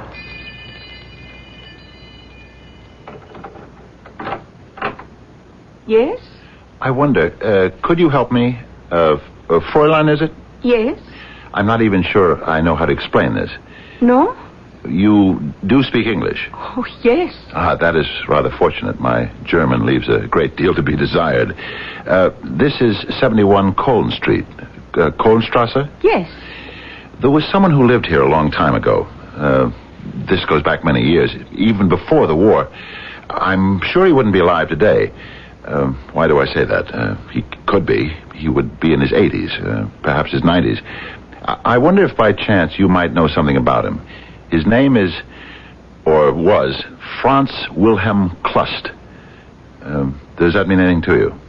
Franz Wilhelm Klust. Maybe I'm not pronouncing it right. Perhaps it's Klust. Franz Wilhelm Klust? Yes. No, I do not know the name. Oh, well, I'm sorry. I just thought I might find someone who could shed some light. I had this address, and that's all. Now I don't even know where to look. You might ask at the town hall. I did, and this was his last known address. I see. I'm so sorry I disturbed you.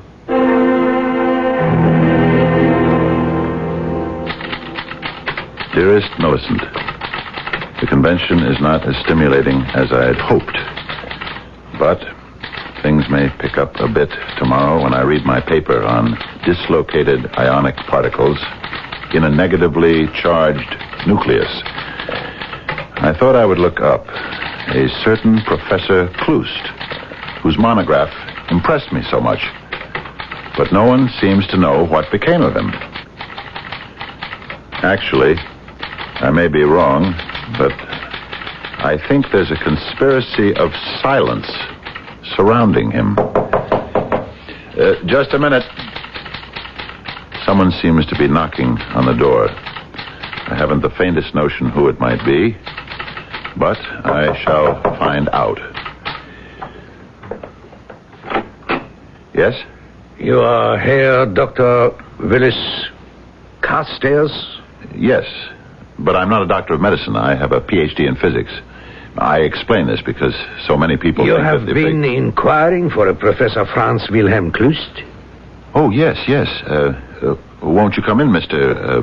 Kellner. I mean, Herr... Kellner. Thank you. Won't you sit down? Danke. Thank you. Well, now, what can you tell me about Professor Klust? First, you must tell me why you are so interested. Oh, certainly. I was doing research on, I suppose you could call it, displacement. Oh, that was quite a while ago, and I'm no longer actively concerned with it. Displacement? It's a highly technical and theoretical thing. Are you involved with science in any way, Herr Kellner? No. Well, it has to do with the disappearance of matter.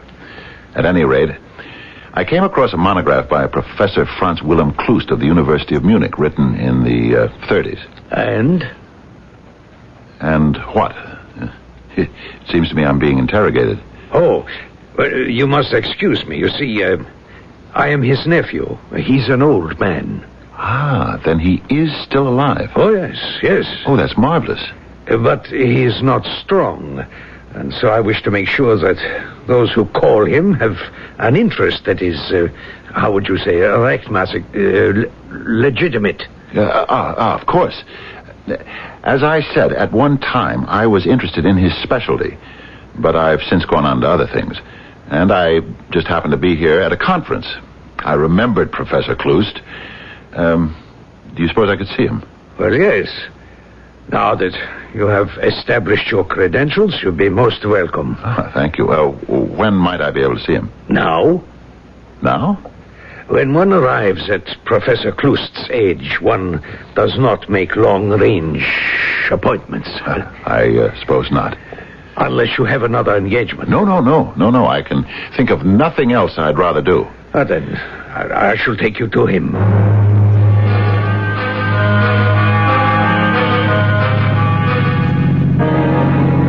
Is it much further? No. It's very kind of you to undertake such a long trip. It will give my uncle pleasure. I only read that one paper of his, but it showed such brilliance. And I never heard of him before or since. Why isn't Professor Klust better known? Who can say? Science is perhaps like other fields. You must know how to succeed. That's true. And this is his house. We seem to be in the country.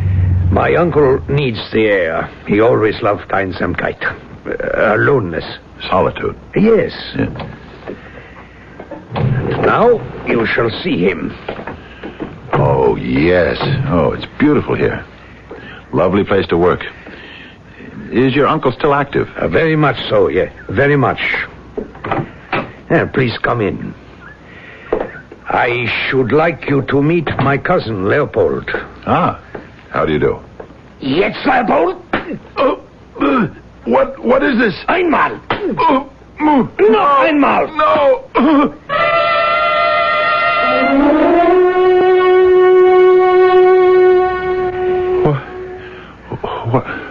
What happened? Where am I? Try this cold compress. You feel better. Wait. You and that... Leopold? Yes, that gorilla. Oh, please. While Leopold is unable to speak, his hearing is perfect. He doesn't like to be insulted. What have you done? You brought me here and broken my jaw. No. Leopold is very scientific. There's no lasting damage. Pain, yes, but for a purpose. Oh, what purpose? You bring me, you lure me here under false pretenses. No, you are the one who travels under Willis Carstairs. Me? This is why it was necessary for Leopold to teach you the rules. What rules? That we are serious people. That you must answer at once and truthfully. Answer what? The question. Why do you wish to see Professor Franz Wilhelm Klust? Well, sometimes you read something and you are impressed by the brilliance of the mind that wrote it. Isn't that so?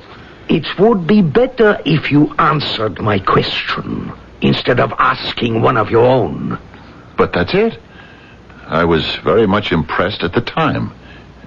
It must have been 10... No, it was 12 years ago. And I just never forgot it. That's really all. We are still, I see, at the very beginning of things. Leopold? No.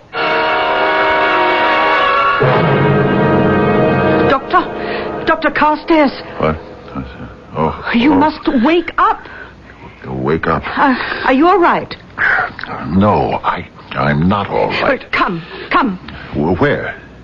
Wait. I know you. You're the woman who answered the door when I asked for Professor Klust. Yes. Would you mind telling me just what... There is no time. You must leave. Oh, yes, I'm willing to do that. Good. I have an automobile outside. You can walk? I can even run if I have to. Well, then hurry.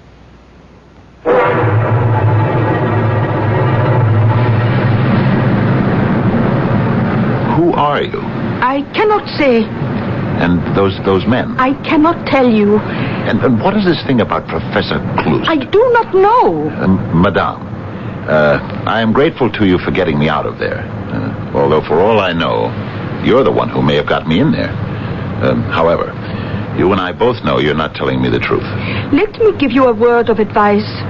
Forget everything that happened tonight. Forget? It was only a mistake on everyone's part. Therefore, it is best forgotten. I was beaten up. Do you expect me just to forget that? Well, sometimes that is the wisest thing. Look here, Miss Fräulein or Frau or whatever. There's something going on here that's wrong. That's criminal. I do not intend to make believe it never happened. You are warned. If you intend to make a fool of yourself, no power on the earth can stop you.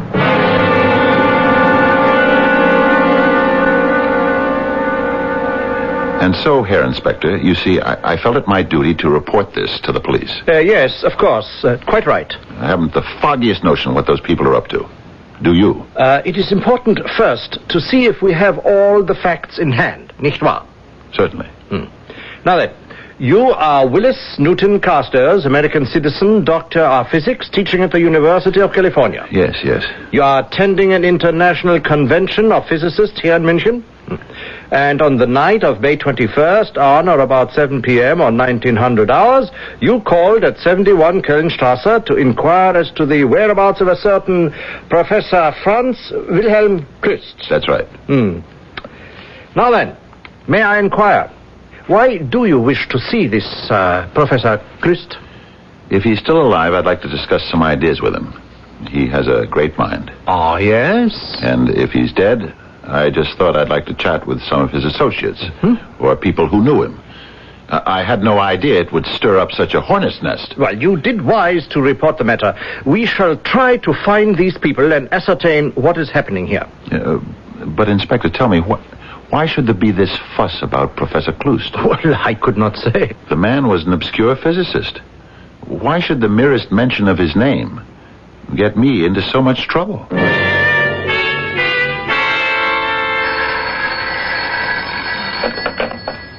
Hello? Professor Carstairs?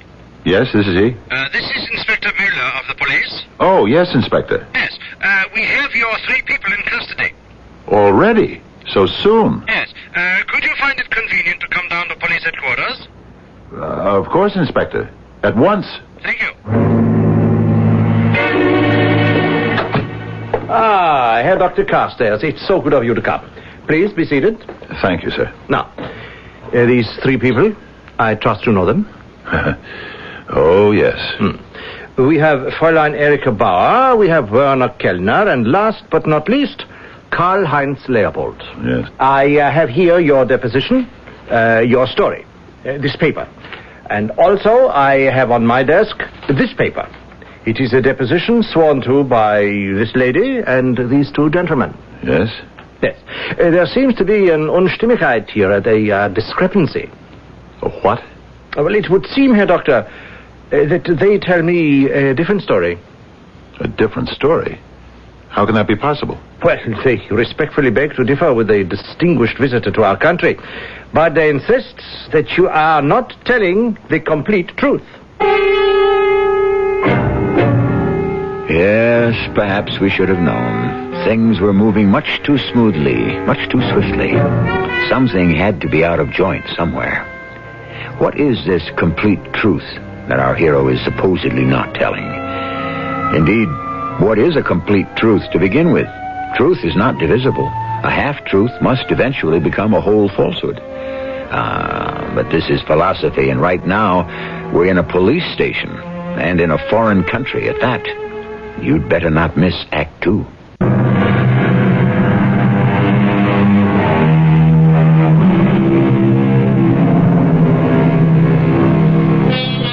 You know how these things go. You have half a dozen witnesses to an event. When you finish collecting testimony, you may very well wind up with a half a dozen different stories. No 2 eyes will see exactly the same sight. No 2 ears will hear exactly the same sound. Sometimes you wonder how it's possible to prove anything at all in this world of ours. What do you mean they tell a different story, Inspector? I told you what happened. Herr Kellner, shall you repeat your sworn statement? Yeah, Inspector. On the night of October 21st, I was in Schanzer's beer garden on Kölnstrasse. I go there to listen to the music and enjoy a glass of beer. Yes, continue. The place, it was filled with a crowd. And I noticed this gentleman. That isn't true. I was never in such a place. Please, remain silent, Herr Doctor. You have already made your statement. Continue, Kellner. Yeah, very good. I am standing at the bar next to this gentleman, and he says to me, I could tell he was an American by the way he spoke. Well, hiya, pal. Pal?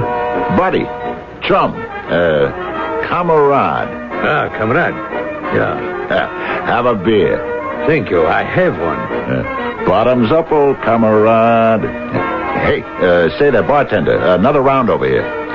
Hey, listen, do you know where there's any action around here? Action? Hey, I don't mean noise, I mean action. Where a fella can act sociable, meet people. After all, I'm a guest in this country, huh? I'd like to meet the people, if you know what I mean. I'm a completely respectable guy. Look, see? My card. Yeah. Willis Newton Carstairs, Ph.D., University of California. Ah, see? Yeah. I am going to a social gathering of friends. You could call it a party. Hey, sounds great. Perhaps you should like to come. Hey there, old comrade. What are we waiting for? It's a lie. Now, Herr Doctor... I never went into that beer garden. I don't talk the way he said I did. We deal here with a sworn statement. The entire thing is a tissue of falsehoods. We shall continue with Herr Kellner's affidavit. But it isn't true. Please, Doctor, you must at least have common courtesy. You cannot place me in a position where I must insist on silence. Yes, continue, Herr Kellner. Thank you. And so, this gentleman and myself left the beer garden. It was to be a gathering of intellectual people. Fräulein Bauer here writes poetry, and I thought they would like to meet an American professor. And so I brought him to Fräulein Bauer's apartment. At once, I was sorry, because he behaved very badly. Hey, who's she? Fräulein Bauer, may I present Herr Dr. Carstairs? How do you do? Everyone I can, baby. Hey, Kellner, old comrade, is she a live one? I beg your pardon, Herr Doctor. Come on. Is there anything doing here? Werner, who is this person? Hey, don't pull that on me. I know what kind of a joint this is. Come on over here, sweetie. How dare you? Herr Doctor, I must ask you to leave. There seems to be a mistake. What do you say, Erica, baby? Please, leave this place at once. Hey, take your hands off. I must ask you to... I said get your hands off. Karl-Heinz! Prince Otto, do something! Come on, I'll take on the whole pack here.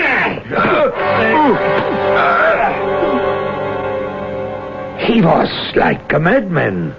It took 4 or 5 men, finally, to subdue him. Do you actually believe this, Inspector? There isn't a word of truth in it. Fräulein Bauer, Herr Kellner, do you, either of you, wish to bring charges? Do they wish to bring charges? No.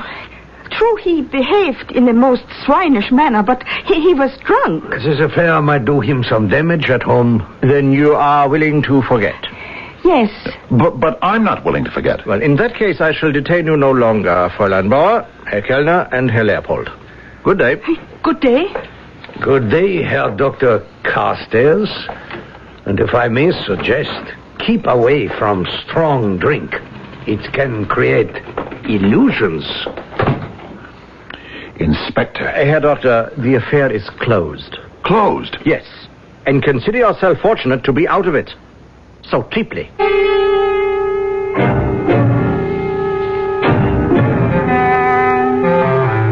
Yes, we were informed of the incident, as a matter of course, here at the consulate. Were you? It concerned an American citizen.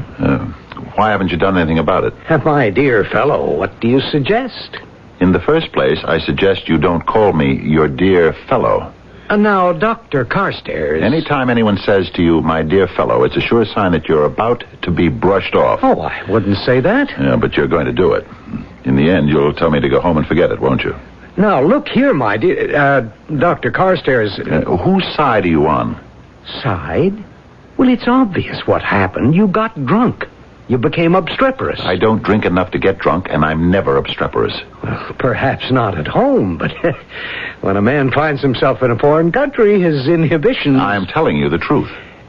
Dr. Carstairs, if you persist, you'll attract notice in the papers. The word will get home. Things could become very awkward for you. But I am telling you the truth. It doesn't matter. The truth doesn't matter. Doctor... just give people a chance to believe the worst and they'll do it. It's human nature. Now, you think about this very carefully and you will see that I'm really concerned with your best interests. My dear fellow, I really am. The head of the department is on sabbatical leave, Dr. Carstairs. I am Professor Lisa Lotte Schmidt. May I help you? I'm interested in a Professor Franz Wilhelm Klust. Oh, you are going back a long time. Do I detect a slight tone of disapproval, Professor? Those days are finished. Thankfully, that era is gone. And Klust is dead. Well, I hadn't expected that he would still be alive. What is it you wish to know about him? Some time ago, I had come across a monograph he had written in the 30s on displacement. Yes. It had some very original ideas. However, let us only speak well of the dead. What are you trying to tell me, Professor? You say it was written in the 30s, and that is correct. The late 30s. By that time, Kleist was running things, academically speaking. I'm afraid I don't understand. As an American, you would not. You take academic freedom for granted. Kleist was a powerful man in the party. He ran purge after purge in the university. I remember it well. I was a student here then. It's hard to believe that such a brilliant scientist would He wasn't that brilliant. If you wanted to teach, you would collaborate with Herr Professor Kleist. Are you saying, then, that the ideas in that monograph were not his? I only know that the original research was started by a physicist named Neumann, who died of mysterious causes. Oh? Have I disillusioned you, Doctor? I'm sorry. And whatever became of Kleist? He died near the end of the war, we think. Isn't anyone sure? Things were hectic, confused in those last days. There was a rumor that the Soviets carried him off. I do not think so. You don't? He was not that good a scientist. Forgive me, I am prejudiced. I never liked the man. Well, even if he were still alive, he would be a very old man. In his 70s. Do you think that is old?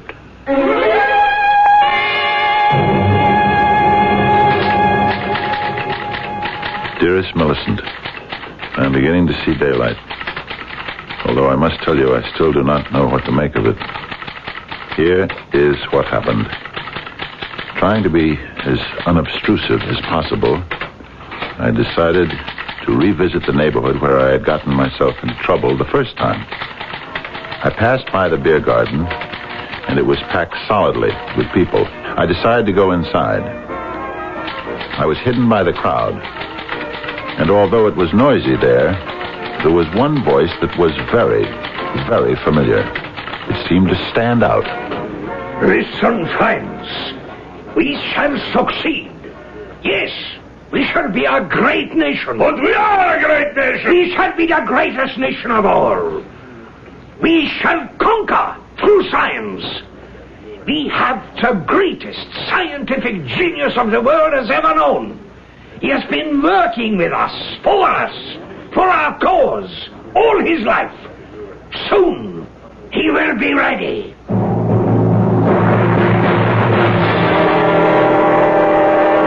Yes, Herr Doctor. What may I do for you? You might curb your impatience. I beg your pardon? You consider me a fool, a troublemaker. Oh, Herr Doctor. You consent to see me because it might be awkward not to. Would you suppose you state your business? That's better. Abrupt. Impersonal. First, are you aware of the existence of a political party called the National Restoration? Yes. Is it a neo-Nazi party? Not just neo-Nazi, but neo-everything. Were you aware of the fact that Werner Kellner, Karl-Heinz Leopold, and Erika Bauer are members? The National Restoration is a completely legal party. So were the Nazis. Please, may I ask where this is going? Why do you suppose they beat me up? We have already been through all of that. Come, Inspector. You know perfectly well I was telling the truth. In the absence of disinterested witnesses, it was the word of 3 against the word of 1. Have you listened to the propaganda of the National Restoration Party? Oh, Herr Doctor. The streets are filled with all sorts of... there is such a marvelous American word for it. Kooks, yes, on the left, on the right, wherever you turn. Now, who has the patience to listen? Who can even hope to understand what they're saying? I do. I understand what they're saying. Yes, is that a fact? They're saying they have a weapon that can conquer the world.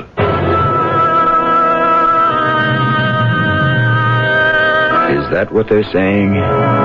Yes, it did seem that was what our friend Kellner seemed to be spouting back there in the saloon. But wasn't that just beer hall talk? And what if it was? Does that mean it shouldn't be taken seriously? Just how seriously is what you shall discover in Act 3.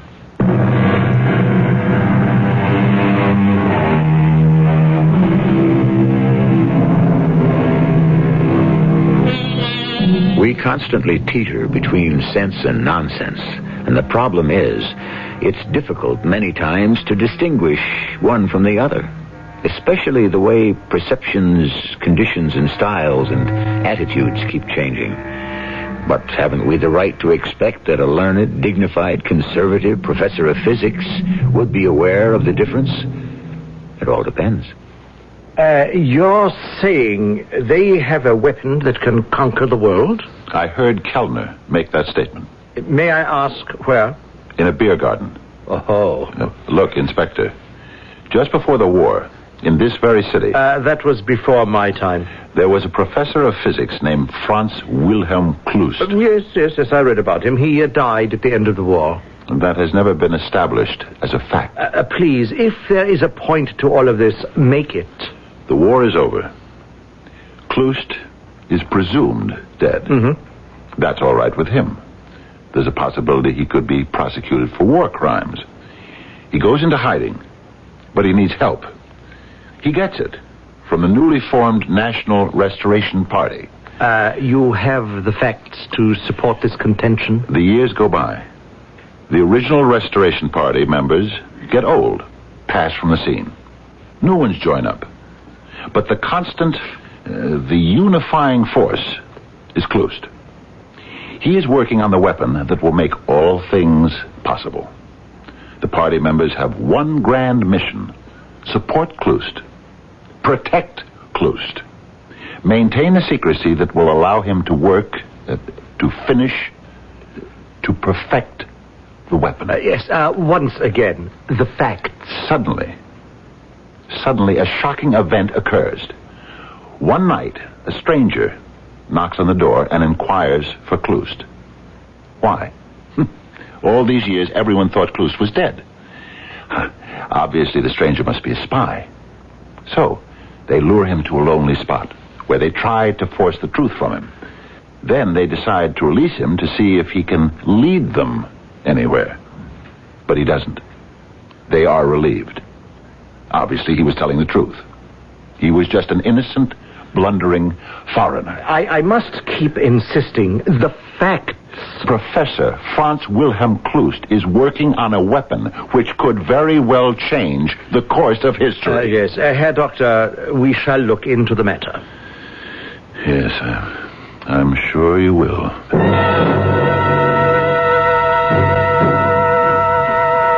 But I cannot understand, Dr. Carstairs.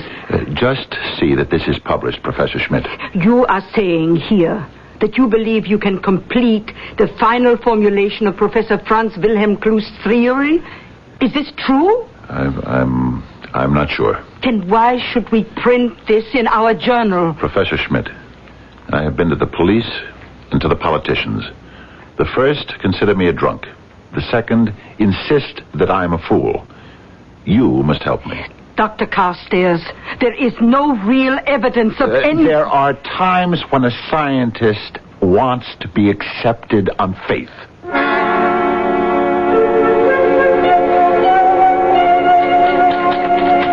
Dearest Millicent, and now we shall find out. The journal appeared this morning.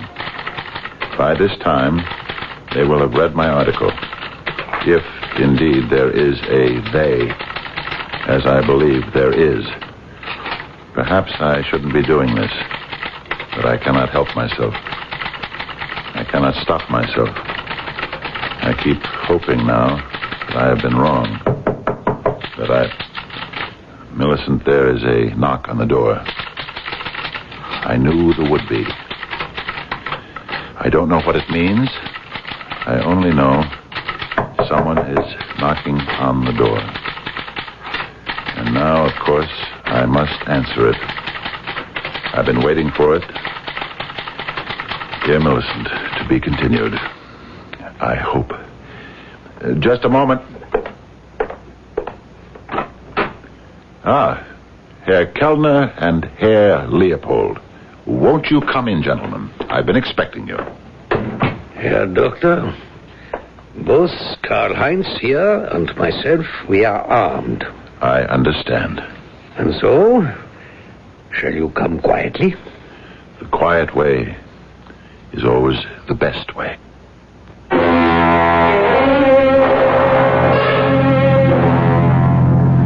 This seems to be a familiar neighborhood. Yeah. There's the beer garden and Fräulein Bauer's house. And unless I'm wrong, Professor Kloos as well. He's been here all these years, hasn't he? We have built for him a very comfortable laboratory below the house.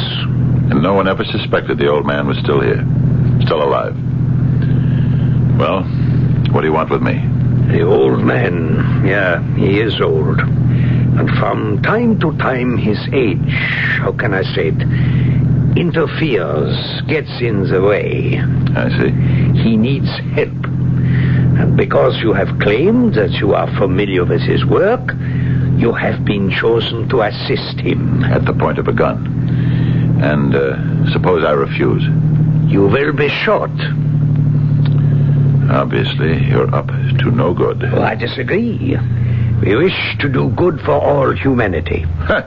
And to prove it, you threaten to kill everyone who refuses to help you. Humanity must always pay a price for progress. Ah, we have arrived. Escort your guest inside, Leopold. Yes, down here we are truly away from the world. Step inside, please. Here is the professor's living room and study. See how comfortable. Oh, yes. And that door, it leads to his laboratory. Come. Professor! Professor! Yes. Oh, yes, Kellner. Professor, this is an American. An American, a prisoner of war. Where is his uniform? No, an American scientist. What, a scientist? We have captured him. Ah, so good. Yes, good. Professor, he has read your paper. The paper? What paper? He, too, has been working on displacement. Ah, he has. Also, yes. Well, we shall see about that. Come into the laboratory. You will do as he says. If you insist. So, you are Professor Franz Wilhelm Kloos. Yes. Now, what do you know about displacement? I know the theory. Any fool knows the theory. Position is positive. Volume is positive. How to negate position and volume? There must be a negative force. The negative force. Yes, the negative force. Neumann saw the negative force as a tool to help mankind. Neumann? Who is Neumann? Neumann saw it eliminate so much expensive, backbreaking, time-wasting labor. You could level mountains. You could clear fields. You could dig tunnels. A single ray of negative force could eliminate all matter that stood in its path. Yes. Now I remember, yes. Do you remember Neumann? Neumann. You promised to save him if he told you his secret. But in the end, you betrayed him and sent him to a concentration camp. No, Neumann. Who was Neumann? When he died, you promised Hitler you would create the ultimate weapon for him. Oh, yes, and I shall, yes. You couldn't. You can't. You don't have the skill or the knowledge. You're a fraud. No, please, I want it so much to be recognized. I am an old man. Have pity. Pity? I was not brilliant like Neumann and the rest of them. I wanted to be famous. So when the opportunity arose... Do you expect me to help you? You will help. Never. There are ways you can be made to help. And I'm sure you know all of them. I will share with you the credit. Also, I swear, look, I have isolated the negative force. I have constructed the generator. Wait a minute. You can set up a limited field of force. But How can you reverse it? Keep away! It is mine! You get out! You know how to isolate the negative force, but you don't know how to stop it. No, get out! You don't know how to reverse it. Get out! Don't turn it on. It will destroy you. No. Don't. No. We must get out of this room. I will destroy the world. You come back here. Why have you left the laboratory? Have you the professor's permission? Why don't you go inside and find out? I shall. Leopold, Erika, guard him. I warn you, no tricks. What sort of tricks could I possibly play? What is he doing in there? Why don't you go inside and find out? Leopold, knock on the door. Again. Open it, Leopold. What is that? Go see. What happened to him? To whom? Leopold. He walked inside the room, and now he's gone. How? And the professor and Kellner. Oh, something is not right here. Shall I tell you? I shall see for myself, and do not try to escape. You cannot get away from us.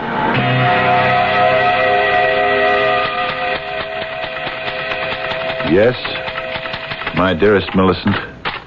What all of them did was walk into the field of the negative force, which displaced all of their positive atoms. In layman's language, simply made them disappear. So, deep down, in a hidden cellar at 71 Kronstrasse in Munich, is a negative force generator, which is creating a small negative force field, and it cannot be shut off.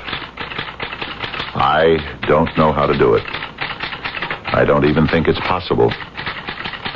And anyone who goes into that room and gets within range of the field, well, however, who is going to bother? The police? The consulate? No one believes me. Yes, it's a great weapon. Perhaps it's the ultimate. Because it destroys both killer and victim at the same time. Now, if only all weapons were like that. If only.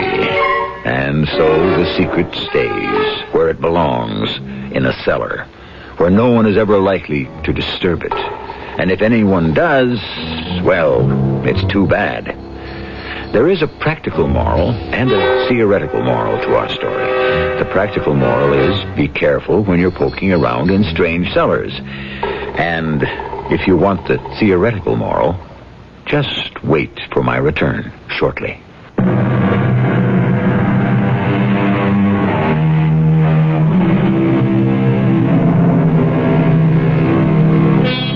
The first weapon was a man's or even a woman's fist.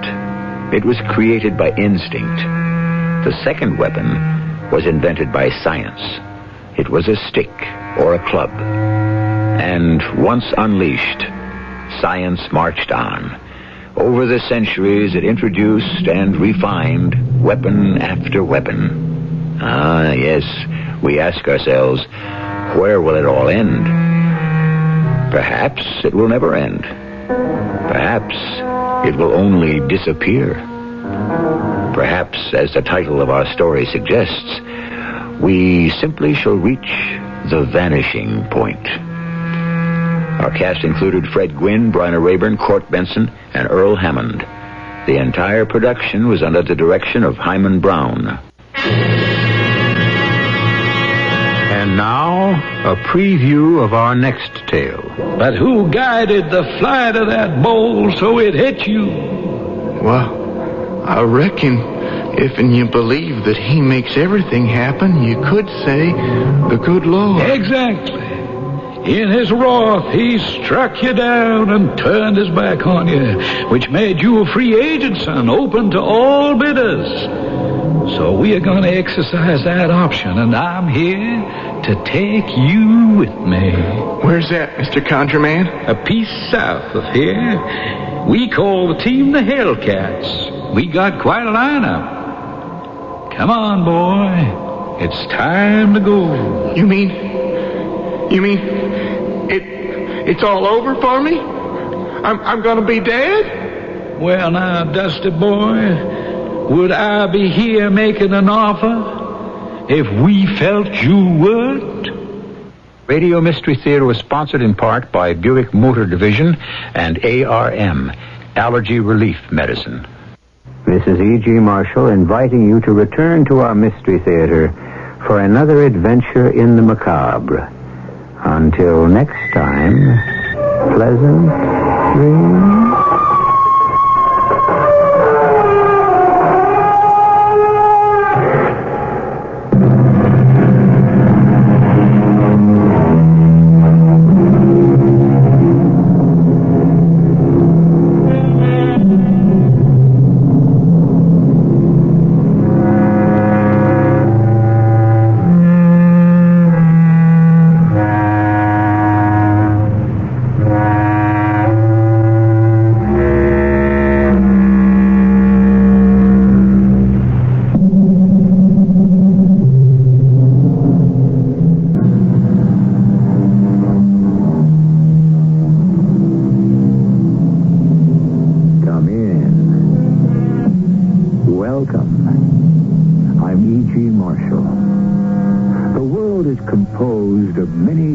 Kinds of beliefs and believers.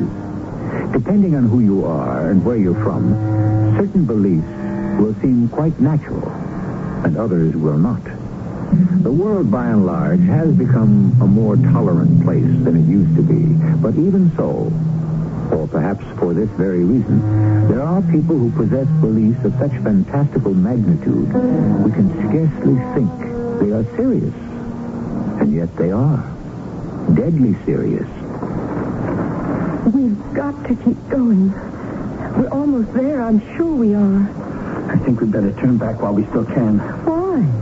You saw the evidence with your own eyes, didn't you? Why do you keep calling it evidence? That guy is a crackpot. And if we keep going, we may never come back.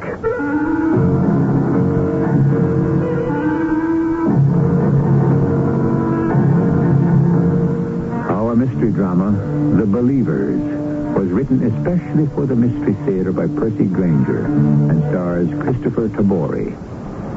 It is sponsored in part by Contact, the 12-hour cold capsule. I'll be back shortly with Act One.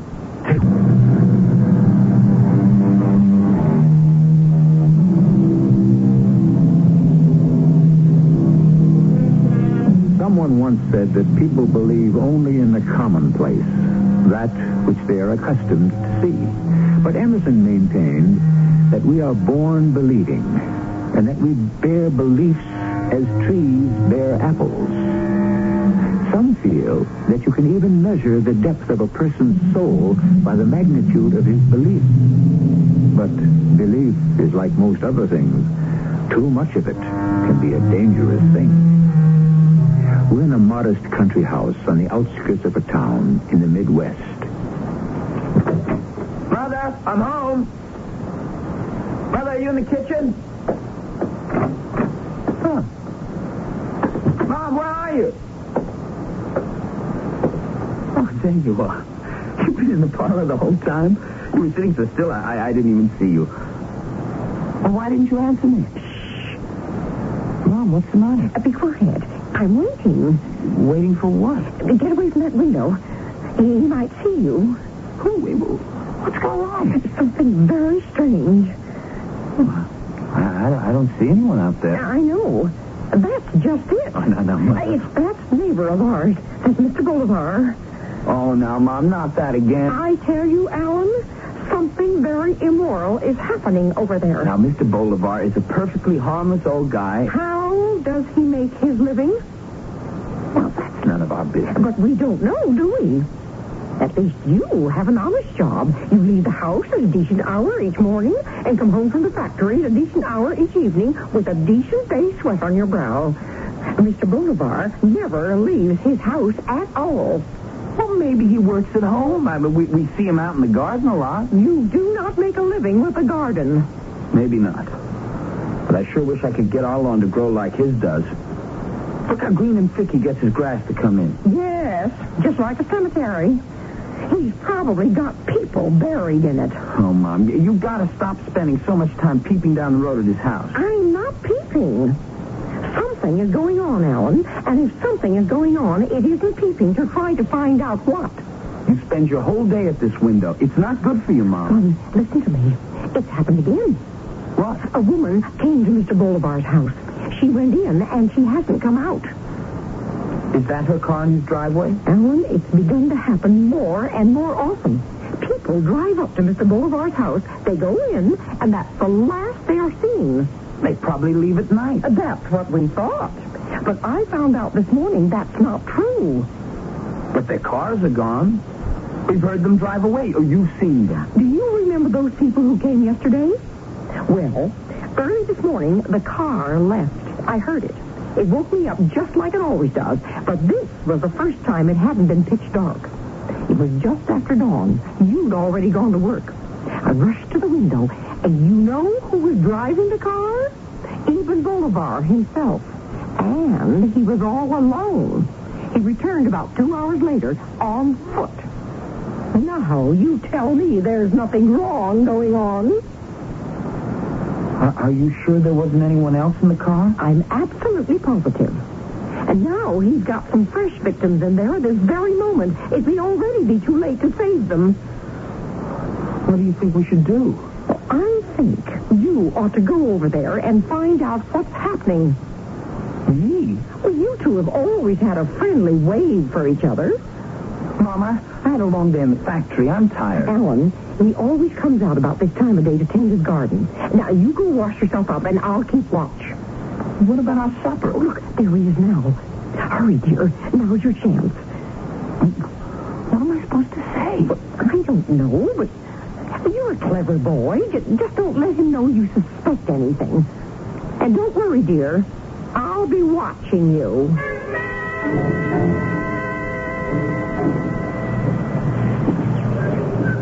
Hello, Mr. Bolivar. Oh, good evening, Alan. How are you? Well, I'm just out for a walk. Oh, really?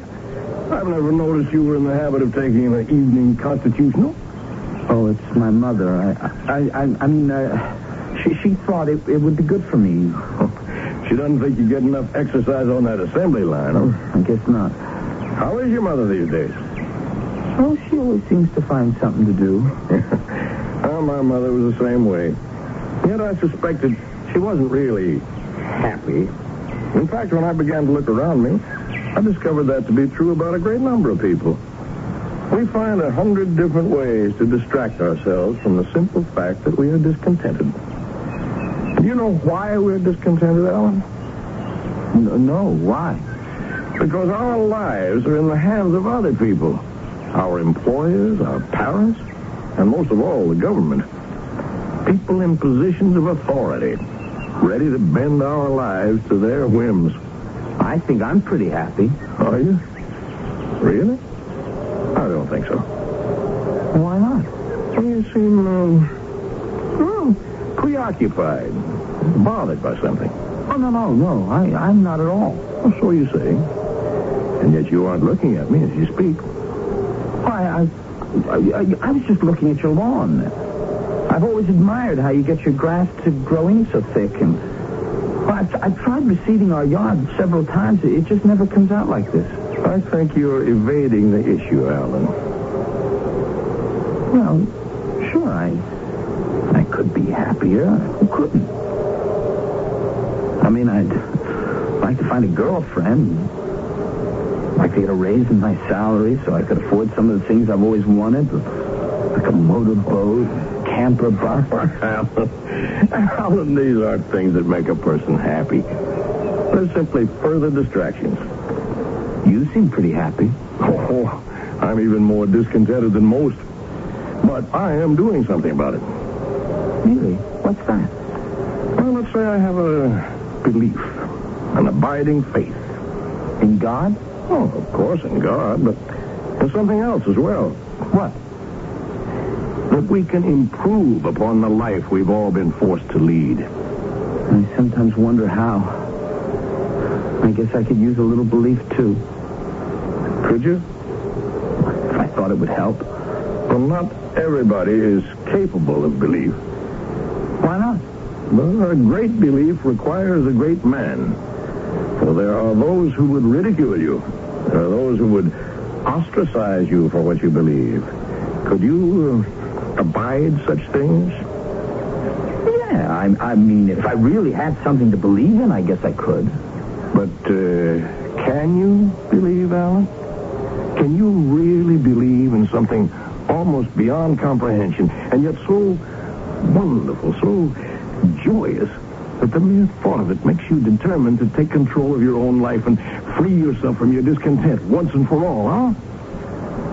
Yeah, if that's what it would do, I mean, why not? And for such a reward, would you even be willing to run the risk of death? Death? Well, there may be those who would kill you for your belief. Well, that's a whole new ballgame. Now, I don't know. Well, how great is your capacity for belief? Is it as strong as the desires of your heart? That's the truly happy person, Alan. The one who has the courage to follow his vision. Just what is the vision? Nothing less than the chance of a new life. I like you, Alan, and I trust you. You're young, you're strong, and like so many of us, you have a native intelligence that is wasted in your present situation. Well, thank you. Can you come over to my house this evening? I'm holding a meeting. What kind of a meeting? That I will tell you when you come. I think when you hear what I have to say, you'll have no qualms at all. Okay, Mr. Bolivar. Well, I'll see. Fine. Oh, about your lawn. I think the reason you're having difficulty is that you're underestimating the properties of the soil. If one will only appreciate its potential, there's no limit to what the earth can yield.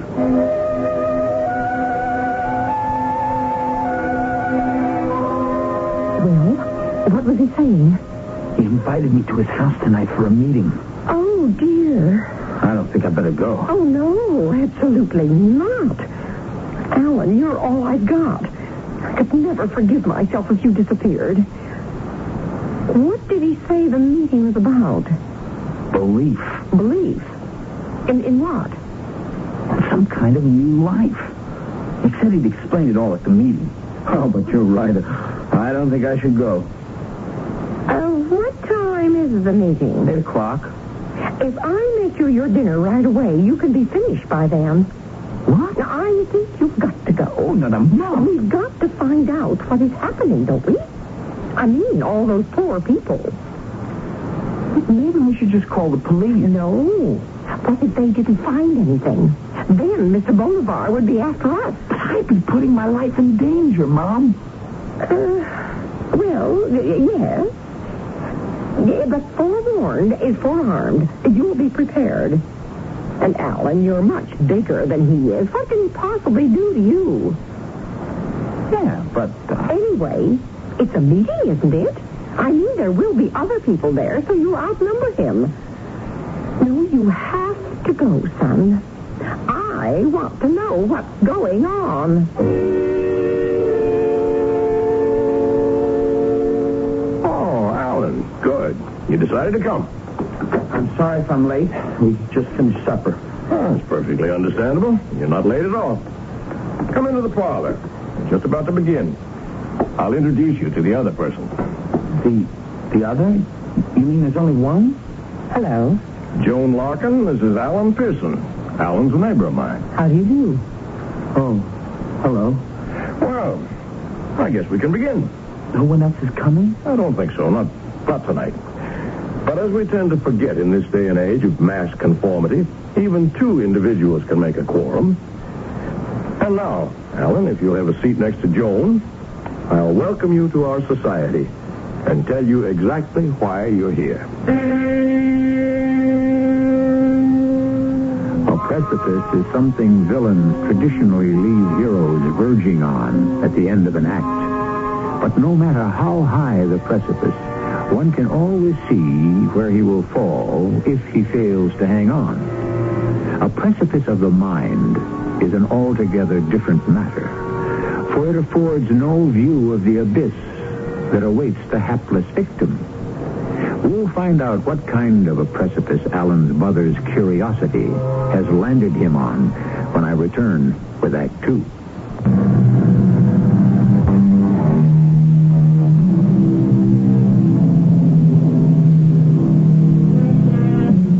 The secret society is as old as mankind. Small groups of people who consider themselves the elect have always formed clandestine groups and flattered themselves with secret codes and rituals, and sometimes with secret knowledge.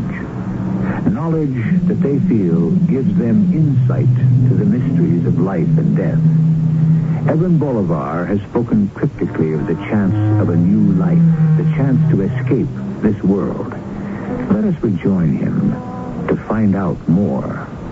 Are you sure we shouldn't wait until more people show up? Oh, there won't be any more people tonight, Alan. It's just you and Joan. What kind of society is this? Doesn't he know, Mr. Bolivar? Not yet, Joan. You mean you do? Of course.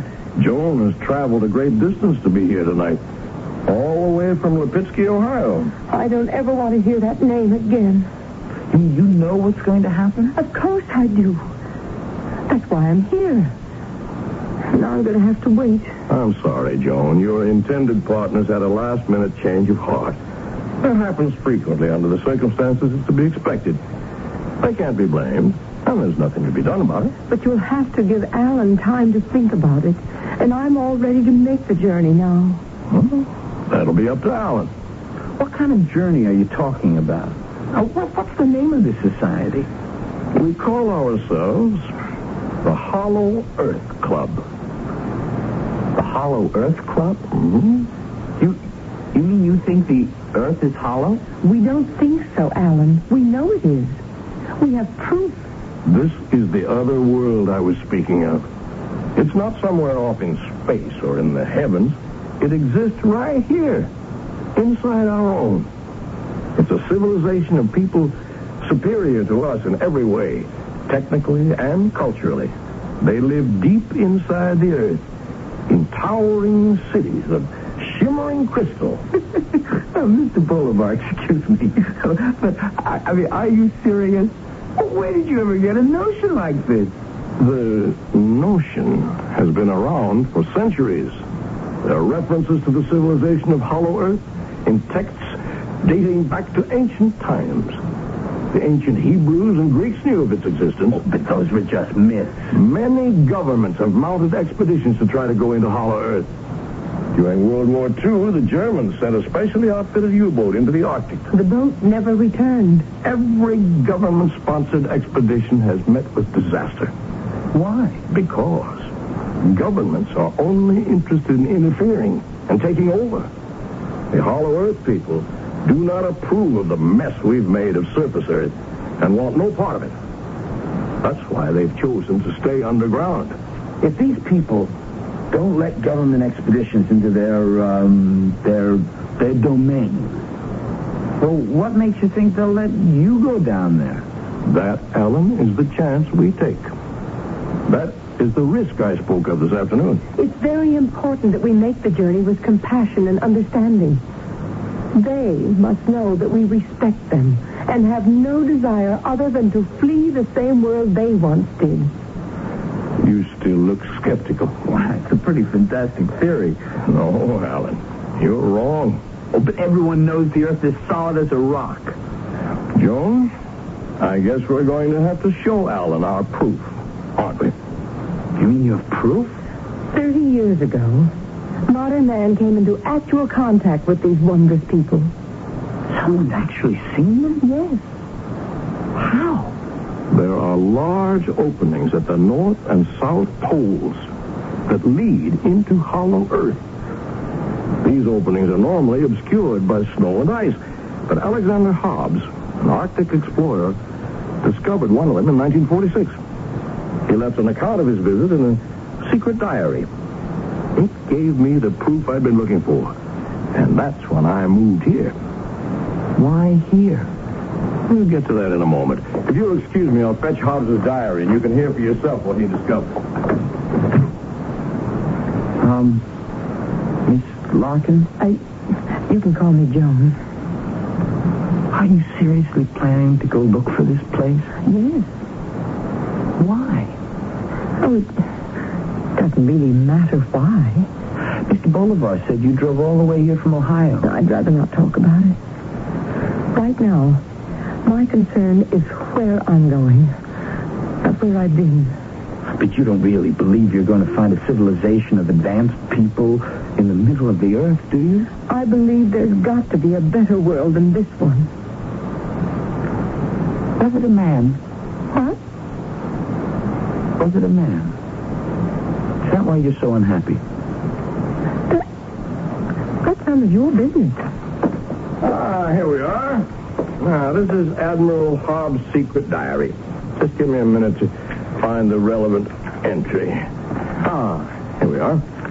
The date is May 24th, 1946. My ensign and I were taken from our sled, which we'd used to make the first part of our descent into the crevasse. We were then boarded on a small platform-like conveyance with no wheels. It moved us deeper into the earth and finally toward the glowing city with great swiftness. Soon we arrived at the large building of a type I'd never seen before. It was constructed of a crystal-like material. Our hosts were, for the most part, blonde and extremely pale-complected. They received us cordially because they knew we came with no malice. That sounds like something out of Buck Rogers. It does indeed. And where'd you get that diary from anyway? It was entrusted to me by a survivor of the expedition. It goes on to describe in detail the nature of the life there. In all respects, an ideal existence. Are we going to have to go all the way to the North Pole? No. No, as I mentioned, I moved to this part of the country for a reason. Beneath the fields around our houses here, there's an extensive cave system. I spent 3 years digging a tunnel to those caves, the entrance to which is in this very room. Where? Oh, you may see for yourself. If you'll just give me a hand with this rug, huh? Now, if you'll look carefully, you'll notice the floorboards have been cut to create a trap door. Look. There it is, the entrance to Hollow Earth. I have hard hats, lights, and boots, everything you'll need for the descent. Why do you keep the entrance hidden? I may be paranoid, but I am convinced that the people of Hollow Earth have their eye on us at all times. Our success depends on their goodwill. And that, in turn, depends on our discretion. And you think this cave system will lead you to Hollow Earth? Just like those holes in the Arctic? I know it will. A great many members of our society have already made their descent. And not a single one has returned. Oh, there could be another explanation for that. I don't think it was a good idea to try bringing Alan into our club, Mr. Bolivar. He's not taking any of this seriously. Mr. Bolivar, just what is in this for you? Nothing. What's the catch? The members of your club have to pay some enormous sum of money or sign over all their worldly possessions to you before they can go for a ride in your magic tunnel? My only intention is to help people to a chance for a better life. I don't ask for anything in return. Well, what would you do if I decided not to go? Nothing. But I know your secret. It's no secret, Alan. It's true, we don't seek publicity, but the reasons for that should be obvious. Naturally, people would think we were crackpots. And if I say no? Well, that's up to you. You mean I could leave? All I would ask is that you be discreet about what you've learned this evening. Well, okay then. I think I think I'll just go home. All right. But what's going to happen to Miss Larkin? I'm going down. Alone? But doesn't it bother you that all those other people have just vanished down there? No. Mr. Bolivar, you're not going to let her go down there by herself, are you? Oh, I'd feel much better about it if she were accompanied, of course. But you won't stop her? No. What's the matter, Alan? You having second thoughts? I don't think it's right she should go down there alone. I can take care of myself. No, Joan, Alan's right. But he doesn't believe. Well, perhaps not yet. But his concern for your safety shows a charitable nature, of which I'm sure the Hollow Earth people will approve. Besides, unless I'm very much mistaken, I think I detect just a glimmer of curiosity in him. And curiosity is the beginning of belief.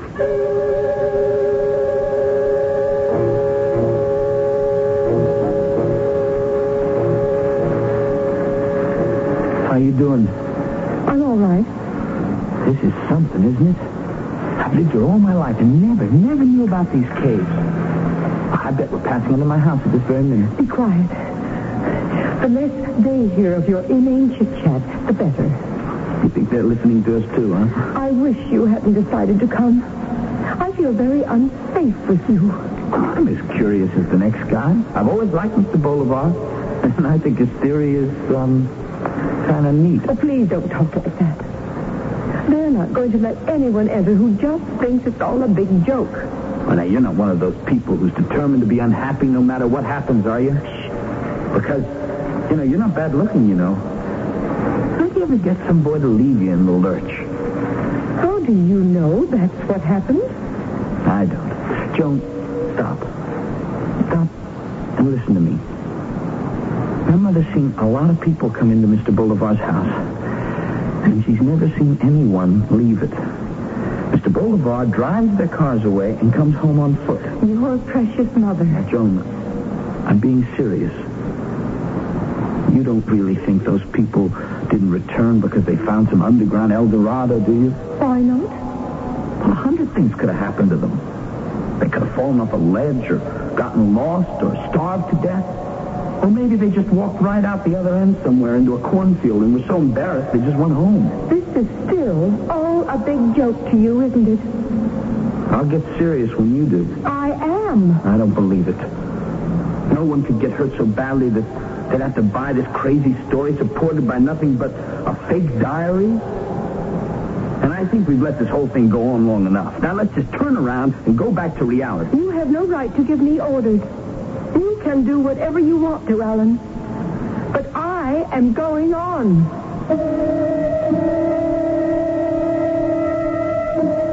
Chauncey Depew once declared that it hurt more to have a tooth pulled than a belief destroyed, because there is no such thing as Novocaine for the mind.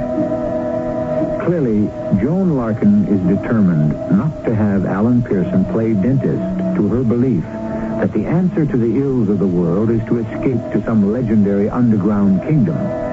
On the other hand, I may have used the word legendary with ill-advised haste, for as fantastic as the Hollow Earth Club may seem, can we be certain that their journey will come to naught? I'll return with our concluding act in a few moments.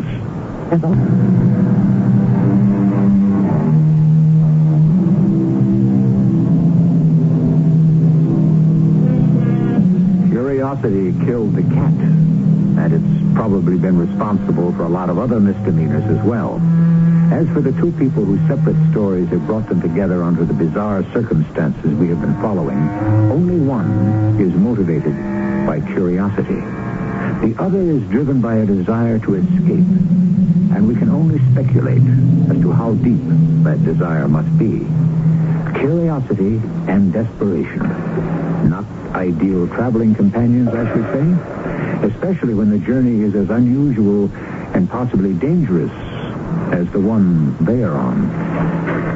Joan, stop for a minute. What's the matter now? Now, don't you think we've gone far enough? We haven't found the Hollow Earth civilization yet. I mean, Haven't we carried this whole crazy adventure far enough? Alan, you can turn around any time you want to. I told you. I'm not going to leave you down here alone. Go ahead. It wouldn't be the first time. Oh, what does that mean? I've been left alone before. At least down here, nothing can hurt me. I wouldn't be real sure about that. Are you getting scared? Frankly, yes. I don't have the same stake in this venture that you do. That's right. For you, it's just a lark. Have you thought this whole thing out? I mean, just how do you think you're going to make contact with this so-called civilization? They know we're coming.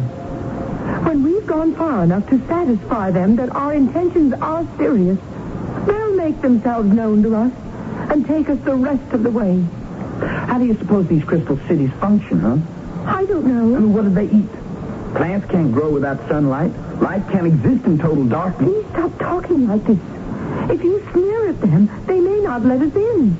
Suppose I don't stop. What do you mean? Suppose I don't stop sneering. Hey, you Hollow Earth people, here we come, ready or not. Stop it. They'll hear you. Well, that's the idea. I mean, what if I get them really riled up? Will you turn around and come back then? No. You have no right to do this. Well, they may decide to get nasty on... Joan, wait a minute. I'm going on. Joan, okay. Wait up. Oh! Hey, you all right? Oh, I just tripped, that's all. Oh, almost got me, too. Hey, there's something here. What is it, anyway?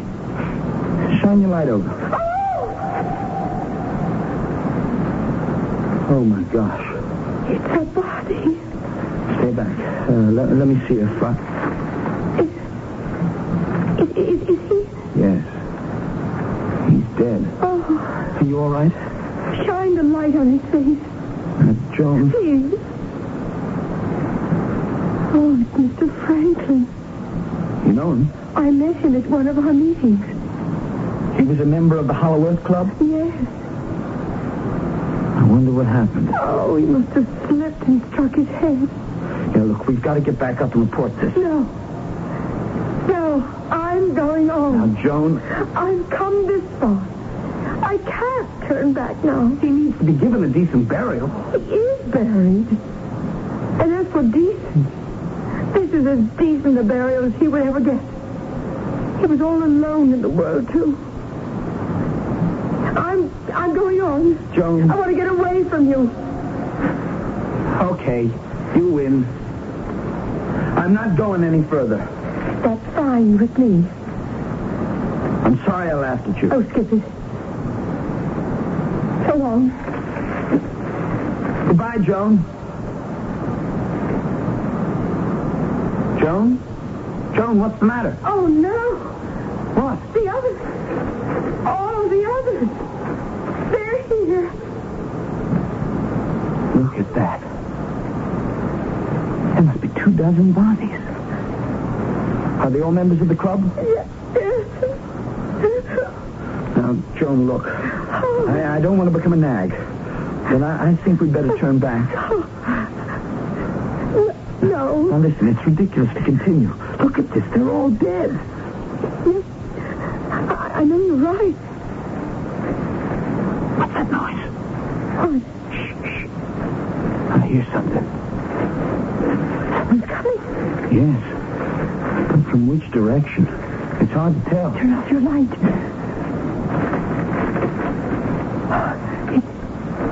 It sounds like they're behind us. Look, there's a light. Hello? Somebody there? Mr. Bolivar? Alan? Joan? Oh, I didn't expect to catch up with you so quickly. Why are you coming down now? I thought you were going to wait until the last of our members came. I was, but I'm afraid I had no choice. I just had a visit from the police. The police? What did they want? I didn't wait around to find out. Why not, Mr. Bolivar? Well, I'm sorry for those members who will not be able to make the journey with us, but my top priority must be to protect the people of Hollow Earth from the authorities. The government must not be allowed to interfere. Mr. Bolivar, we were just about to turn around. You mean go back to surface Earth? Yes. Why? Look, Shine your light on the passageway in front of us. Oh, what's happened? We don't know. But they're all dead. But these are all of us. Oh, the fools. I told them over and over that purity of intent was absolutely necessary. Oh, you don't think that... Well, clearly the people of Hollow Earth did not want them to go any further. You think they were killed by your super civilized underground people? Even civilized people have the right to defend themselves. Well, Alan, if you had any lingering doubts about the existence of the world into which we are descending, this should certainly dispel them. Is Joan all right? Yes, I think so. Good. Then let's push on. Push on? You intend to keep going? Of course. I'm sorry, Mr. Bolivar, but Joan and I have changed our minds. You have? Joan, is that true? Yes. Someone has to be notified about these bodies. I see. Well, this does present a problem. Why? As I said, my first priority must be to protect the people of Hollow Earth from government intrusion. What would my chances be of gaining admittance to their world if I let you go back to surface Earth and you told the authorities about this secret entrance? I'm afraid we'll have to, Mr. Bolivar, because of all these bodies. I'm afraid you won't. Alan, he's got a gun. That's right. If you two will just walk along in front of me, we will proceed.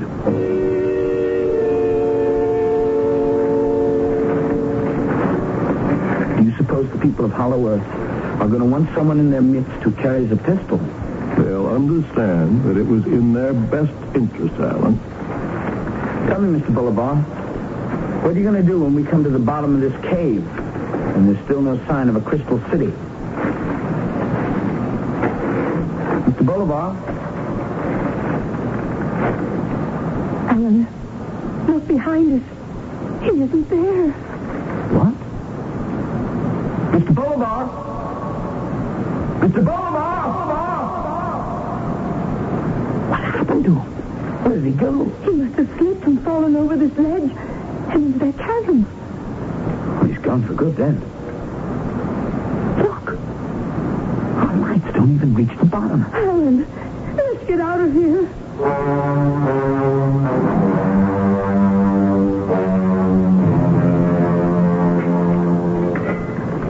Yeah, give me a hand. Thanks. Oh, the police must have left. We better call them back right away. Wait. Before you do, Alan, I want to go. Why? I don't want to talk to the police. I don't want to have to give them a statement. Joan, you're not in some kind of trouble, are you, with the law? No, it's not that. I just don't want to talk about why I was here. Well, where are you going? Home. You know, Joan, if you wanted to stick around here for a while, I mean... No. Thank you, Alan. But I think I'd better go. Well, maybe I could come and visit you sometime. It's a long drive. Oh, I wouldn't mind. You wouldn't? No. Well, I'd like that. Pittsky, Ohio, right? Yes. I'll give you a 15-minute head start before I call the police. Thank you, Alan.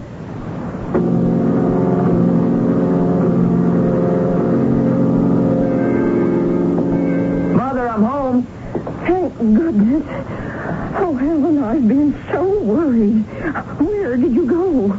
I called the police, but when they went to Mr. Bolivar's house, they said no one was there. Oh, so it was you who called them. Are you all right? Oh, look at you. You're all covered with dirt. What happened? I'll explain in a minute, Mom. I have to call the police. Why? Alan, where's Mr. Bolivar? He's dead. Dead? Alan, you didn't... No. You said you wanted to know what was going on. But I don't think you're going to believe it. Mr. Bolivar was president of something called the Hollow Earth Club. What in heaven's name is that? Well, it was a group of people who believed the Earth is hollow and that an advanced civilization lived down there. How ridiculous. Oh, I always suspected Mr. Bolivar was pixelated. The reason you never saw anyone leave the house is because they're all going down through a tunnel into a cave system to try to find this place. Really? And that's where you were when the police came by? Yeah. Well, did you find it? Oh, Mother, of course not. What we found were the dead bodies of all the club members. Oh, how did they die? I don't know. Mr. Boulevard tried to force us to continue at gunpoint, but then he slipped and... And what? What? Why didn't we hear anything? Alan! I was going to say he fell into a chasm.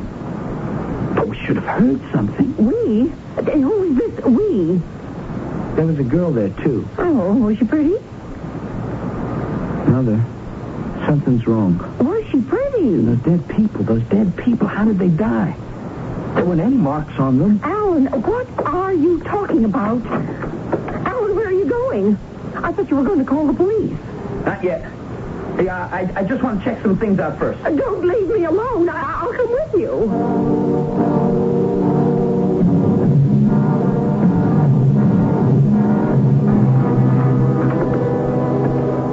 Alan, I don't think we should just go into Mr. Boulevard's house like this. There's no need to lower your voice, Mother. Mr. Boulevard's dead, remember? Now, how can you be sure? You said you didn't hear anything. You come through here now. What are you going to do? I want to go back down in that cave and have a closer look at those bodies. Now, help me move back this rug. Oh, Alan, why don't you just let the police take care of this? I want to see for myself. There we are.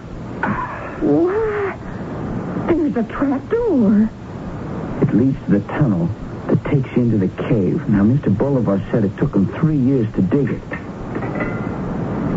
What? What's the matter? Mother. The tunnel. It's gone. You mean someone filled it in? The earth. It's packed solid. It's like there was never a tunnel here at all. Are you sure you have the right trap door? Of course I do. Well, looks to me like someone doesn't want you going back down there. Who? Well, gracious dear, I don't know. But we just came up through that tunnel 10 minutes ago. How could anyone have filled it in so quickly? Don't look at me, Alan. I've been at home all night. Mother, what if Mr. Boulevard was right?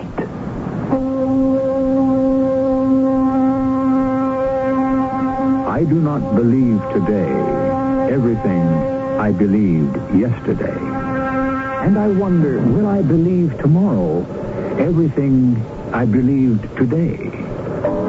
So pondered Mark Twain, and so might the rest of us in the sobering afterglow of our story. For even today, it is true that what exists at the center of our planet is as much a mystery as what exists in galaxies millions of light years away. There is one other loose end to our story, but that I can tie up for you when I return shortly.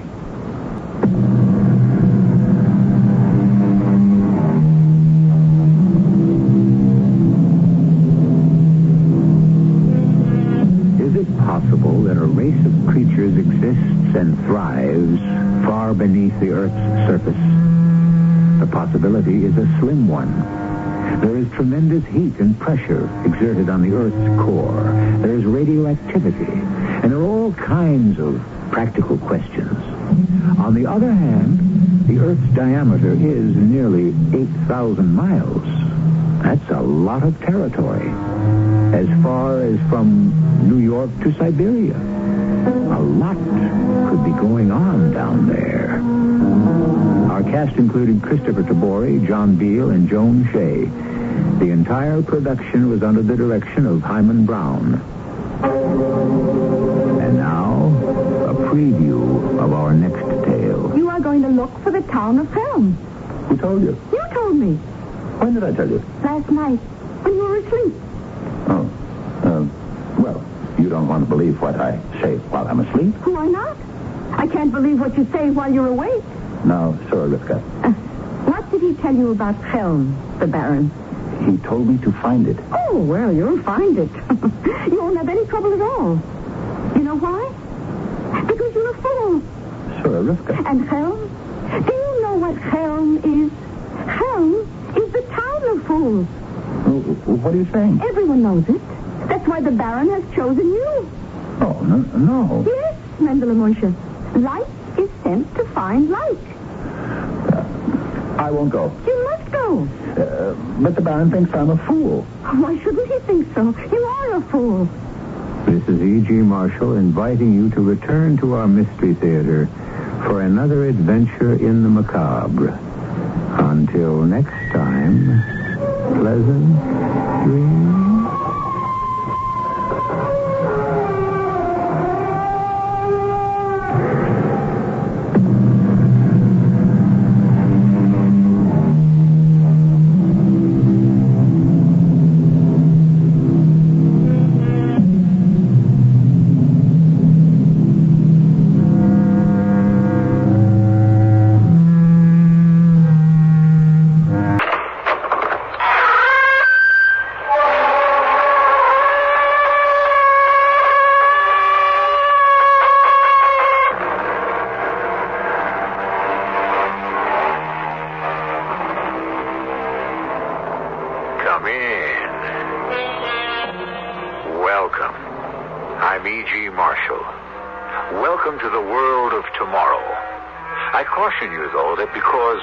The creature he is, whether he is placed or misplaced in the centuries past, present or future, is no assurance he gets smarter or better.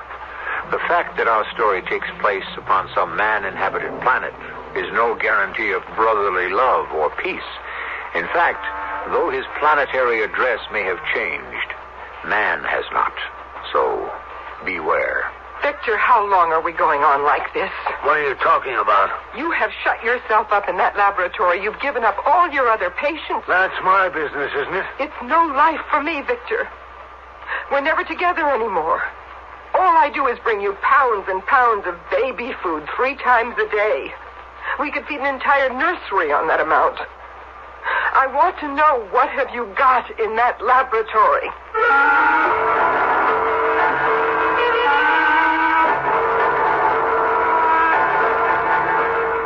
Mystery drama, The Permanent Man, adapted from a tale by William Morrow, especially for Mystery Theater by Gerald Keane. Stars Robert Dryden. It is sponsored in part by Contact, the 12-hour cold capsule. I'll be back shortly with Act 1.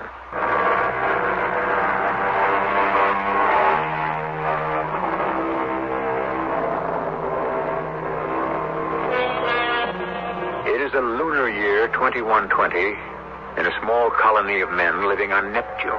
As everyone knows, oxygenated life on Neptune is only possible inside a geodesic dome. And indeed, that was preferable to those early days when Dr. Vigo first arrived and all the dome plates were not yet in place, and everyone had to wear spacesuits carrying their own life support systems. Doc Vigo had arrived on a shuttle in 2099, and let me tell you, the Neptunians were glad to see him. In fact, they had built him his own dwelling right near the spaceport, where everybody and anybody with stellar ills could get to see him. Next. Are you the security police? That's what the sign says. Your papers, please. All in order. You're on the 0300 to Venus? Yes, sir. Have you had clearance from Dr. Vigo? Clearance? Health check. What did you say your name was? Oh, it's, Tech. T-E-C-H.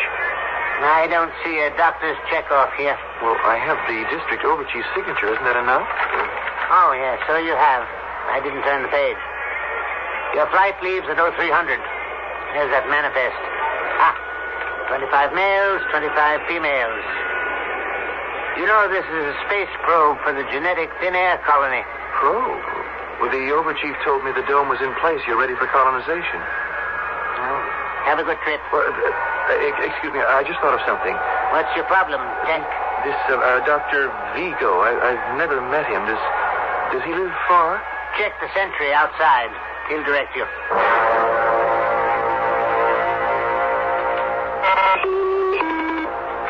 Who is it? My name is Tech. Face the lens. Don't turn away. I'd like to see Dr. Vigo. What about?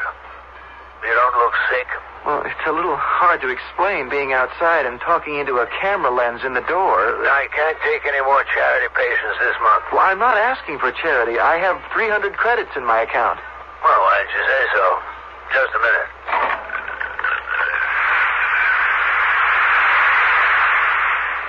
I'm Vigo. Did you say 300 credits? Yes, sir. A young man like you? Why, even on Earth, I could only earn 20 credits a year, and I'm a specialist in nuclear medicine. Well, it's 300 credits. I inherited them. Well, just don't stand there. Come in. Follow me into the laboratory. My wife's taking a nap in the consulting room, and I don't wish to disturb her. You first. Uh-huh. Turn sharp left here. It's tricky, huh? Now, right. Now, hold it. Press that red button to the right of the steel door. Well, doctor, it's your house. Why don't you press the button? Because when a patient comes to see me, I stand behind him. I don't know you. You first. Press the button firmly.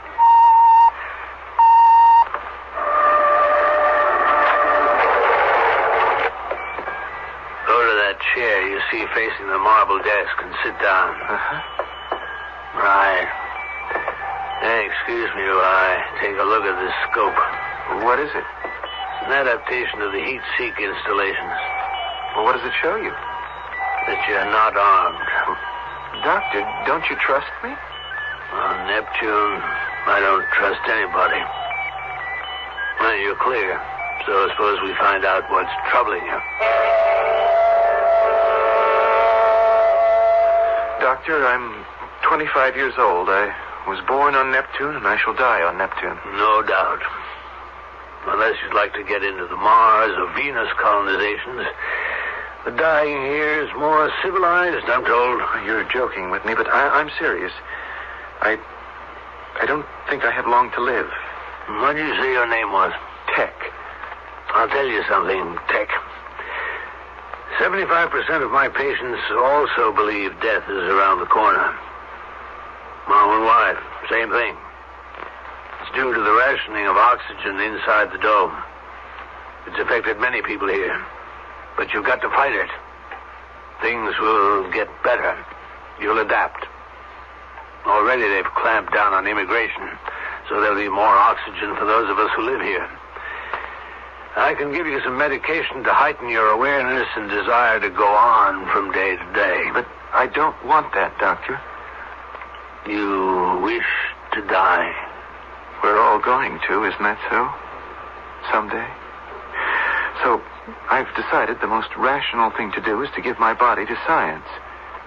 When did you decide that? Oh, I've had it in my mind for some time. It's not a hasty thought. It's a noble thought, Tech. Well, if you just fill out this form and have it notarized and put through the interstellar biorecording channels, when I get it back cleared, I'll put it in the files. When your time comes, it's all automatic. Science will get your corpus. But you don't understand, Doctor. I wish to donate my body to science now. You wish me to kill you? Yes. I have no patience with that nonsense. If you're serious and wish to do away with yourself, go do it by yourself. Put on a suit, head for the airlock, leave the dome, open the suit, and let the atmosphere squash you flat. Now, will you please go? I didn't mean to make you angry, Doctor. You've taken up enough of my time and insulted me to boot. If you please, the way out is the way you came in. Dr. Vigo, don't dismiss me until you've had a chance to hear me out. Now, isn't it more valuable for medical research to have a healthy young specimen for examination and teaching than a decayed, aged corpse? Tech, you're simply foolish. You think you're in trouble. Life has no meaning. I don't want to know what it is. Well, Doctor, wouldn't my body, dead or alive, help blaze a trail?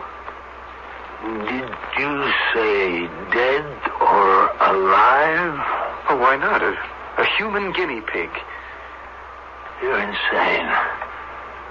You better surrender yourself to the authorities and be sent to an asylum for treatment. Doctor, I've heard about you. You think I came to you by accident? I could have taken the shuttle to Johns Hopkins or the Lennon Institute and made them the same offer. No, why didn't you? If I'm handing over my body for research, I want it to be new research. New trails, as you put it. Not some tired old experiments on DNA or longevity or prenatal determination. I know you've been doing analysis and verification on humans. Well, experiment on me. Well, why does your conscience bother you now? That's a good question, Tech. I've never denied there's some research which can only be conducted while the subject remains alive and conscious. But that's not what I want. You can keep my heart beating or my organs functioning. If I say yes, that's up to you. But I will only hand over what is mine to give. My mind, if you can guarantee I will no longer be able to think or to remember. No thinking. No memory. What is it you wish to forget? There's nothing on Neptune I wish to remember. You see, all my life, I wanted to be a priest, to devote myself to God's work, and that's been denied me. I was born at the wrong time, too late. 900 years ago, I might have joined the Crusades. I was born into this world of scientific know-how. No room for the spirit, no room for miracles or devotion to a deity. So, I hope that if my brain no longer has to deal with insignificant man, perhaps God will rescue me and take me to a world no rocket can reach. Doctor, I'm willing to take that chance.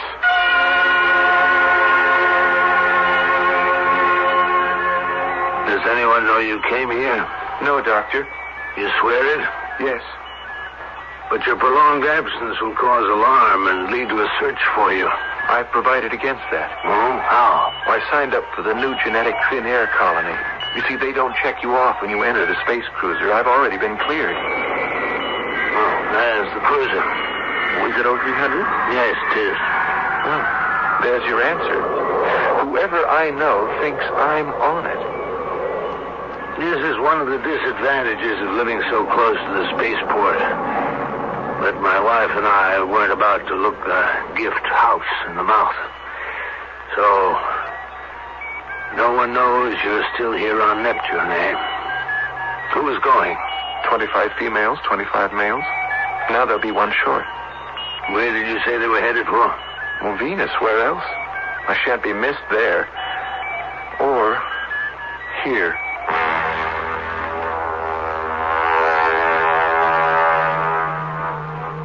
Tell me, how is your heart? No, don't tell me. You wouldn't know. Lie down on that couch and we'll soon find out. Give me your wrist. Are you taking my pulse? Be quiet.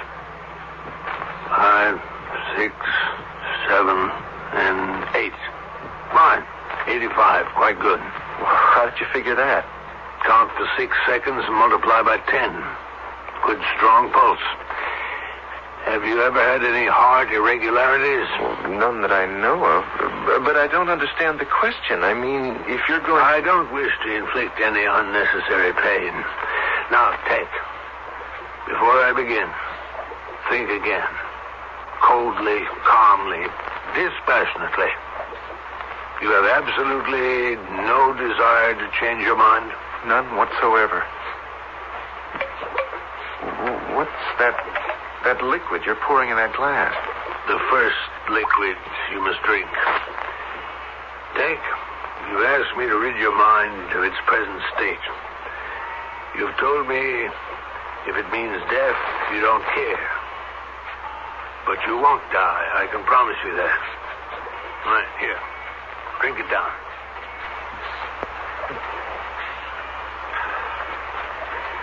Thank you. What have I swallowed? How long will it take to have an effect? 10 minutes. You have reached down from your seat with the gods, Doctor, and have lifted me up to glorious peace and rest. Close your eyes, young man. If you only knew how I have prayed for this moment. But I'm not offering you death, you know that. You are giving me the end of this mechanized horror we call the 21st century. No, I'm not promising you that either. The facts of life on Neptune won't change, only your awareness. To stop knowing, being aware. Tech, your body now belongs to science. Doctor, what can you tell? What shall I be used for? You will be the first human ever to undergo a brain transplant.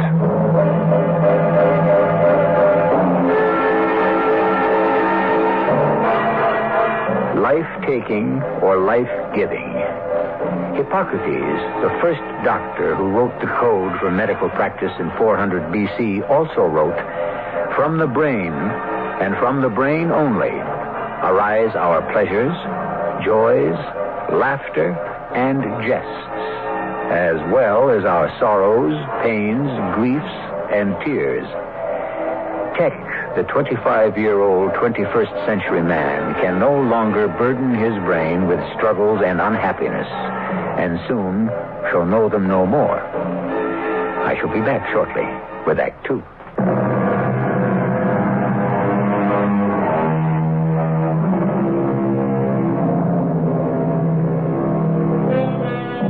We are revealing life in the year 2120 under a crystal plexiglass dome rising 700 feet at its peak.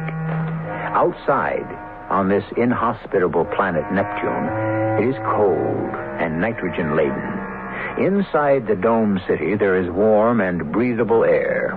A city of buildings, of young people, and of dreams, like those of Tech, the young man in Dr. Vigo's laboratory, relinquishing his tomorrows.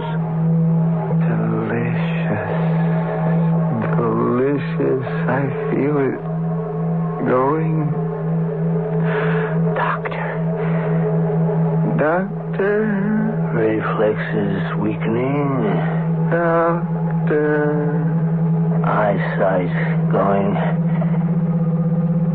Can you feel my hand on your arm, Tech? I'm gripping your arm tightly. Feel? Numb. Extremities are numb. Doctor. Past hearing. Can you hear me snapping my fingers at your ear? Tech, can you? Hearing's gone. Dripping.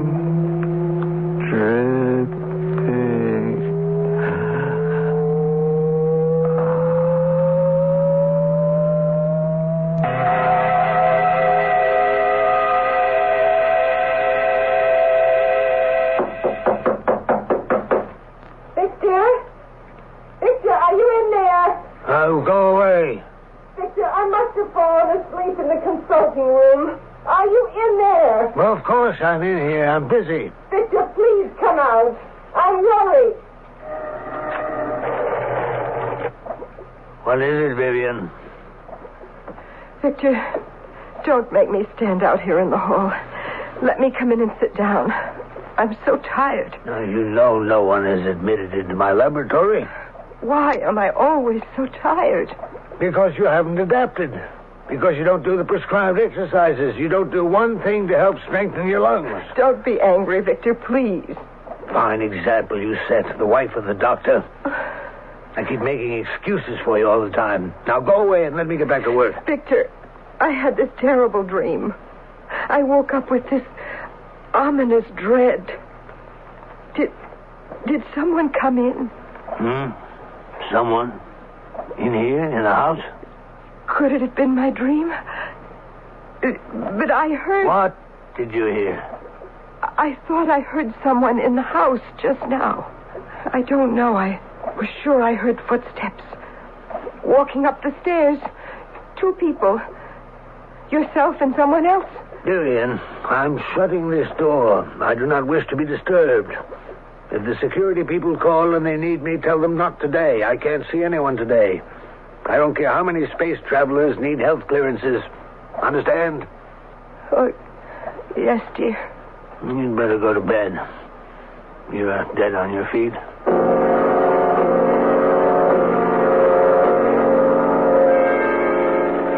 You're waiting to see me, Mrs. Vigo? Yes, sir. Are you the security police for this district? Yes. What's on your mind? May I talk to you privately? This is a little difficult for me, and I... All right, Mrs. Vigo. This way to my office.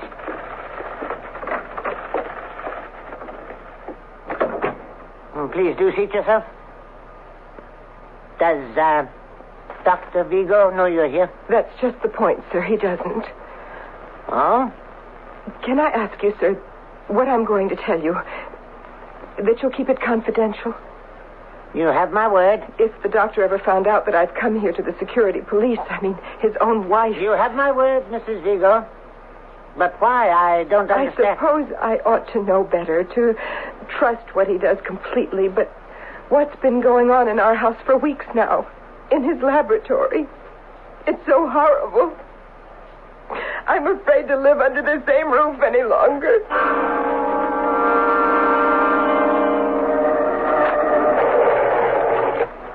Vivian, where's our dinner? I mean, my dinner. I'm coming. Steps get harder every day. Just hand me the tray, as you always do. Here. Oh, so much food I could barely carry it. But nothing spilled. Thank you. Breakfast at the usual time. Good night. Victor? Yes? Now what is it? Victor, how long are we going to go on like this? What are you talking about? You have shut yourself up in there for 2 months now. You've given up all your other patients. You don't give health clearances anymore. That's my business, isn't it? Victor, it's no life. It's certainly no life for me. You've moved into the laboratory. We're never together. I've never seen so much food as I bring up here every day. Baby food. Nothing but baby food and sandwiches for you. We could feed a whole nursery of babies on what I carry up here. Are you quite finished with your complaints? Don't you think my animals eat? That's what experimental surgery is all about. You've got to keep them fed and healthy. But I never hear them bark anymore. Victor, there's something going on in there. And I wish you'd level with me. There's nothing going on in my laboratory. So go away. And the next time I ring the bell, I'll expect all the food that's ordered. Good night.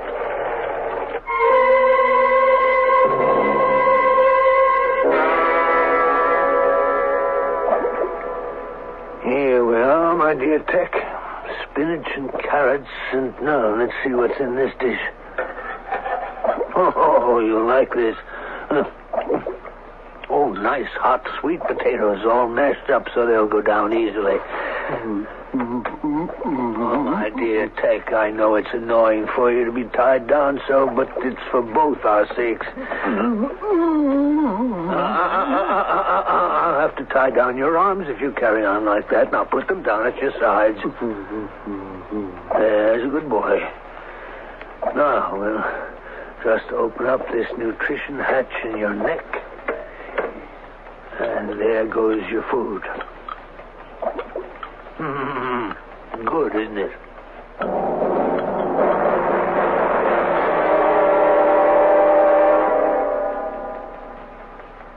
The beginning of the 4th month, and I'm very pleased with Tech. Where I failed with removing the cerebrum from the dogs, I have succeeded with the human. The dogs became idiotic, but retained their physical senses to some degree. But with Tech, an opportunity of a lifetime, and I have succeeded.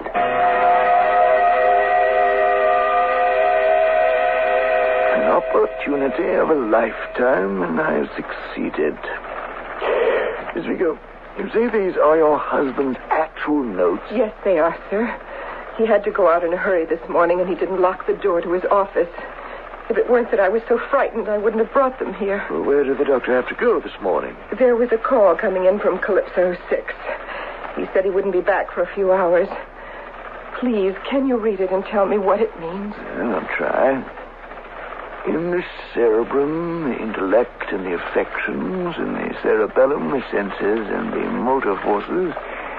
In the medulla oblongata, control of the diaphragm. Oh, Mrs. Vigo, this is all very technical medical stuff. It certainly doesn't appear to me that anything strange is going on.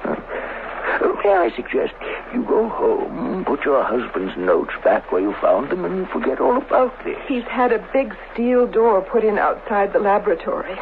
The windows where the dogs were kept are all boarded up, and I don't hear them bark anymore. Something he doesn't want me to know about is going on. Oh, I don't doubt it, Mrs. Vigo. Washington wouldn't be calling him on Calypso 6 if his work was to be general knowledge. Excuse me. Yes, hello, District Chief George speaking. District Chief, this is Dr. Vigo. Yes, just a moment. It's your husband, Mrs. Vigo. How did he know I was here? What can I do? No, calm yourself. He doesn't know you're here. He won't see on the picture phone. I won't switch on the resistant lens. Now, sit quietly. Yes, Dr. Vigo. Are we alone? Well, if you mean just you and I talking, why, yes. Has there been any report into your district office in the past hour about my wife?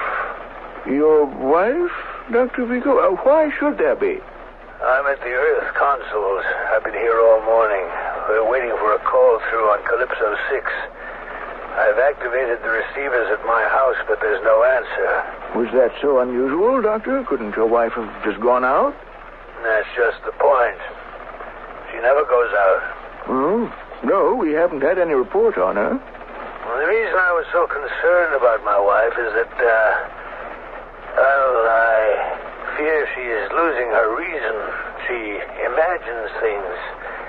And I wouldn't want her wandering about the colony, you understand? She might do herself some damage.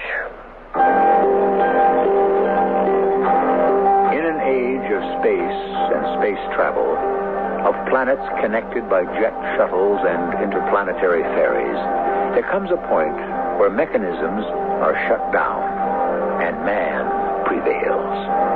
Life, as we are picturing it, may one day exist in the remote regions of distant galaxies. Yet the human element will always remain.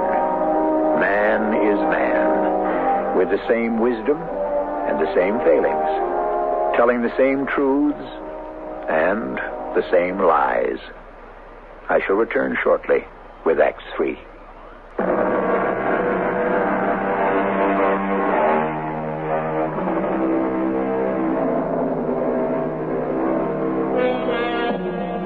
What a strange society it is, this colony on the planet Neptune, bounded by plexiglass, half a globe encasing 10 round miles.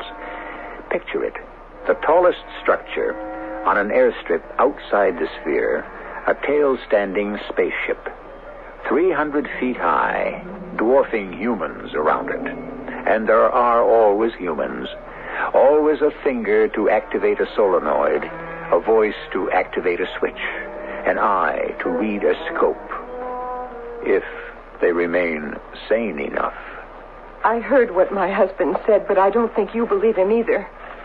He said he doubted my sanity. Well, now, he didn't put it quite that way. Don't you see why he said it? Just in case I might be telling people what I know about his work as I'm telling you. Now, these papers you took this morning from your husband's laboratory, is he going to miss them? I hope not. And you're quite convinced Dr. Vigo is no longer confining himself to experiment with animals, that somehow he has, let's call it a human guinea pig? I don't know if it's human. It eats and eats. It makes terrifying noises. But he won't let you see what he's doing. Oh, no. My husband gets very angry when I bring up the food trays if I stand in the door too long. Mm-hmm. And he just said Well, you heard him. That you are imagining things, Mrs. Vigo.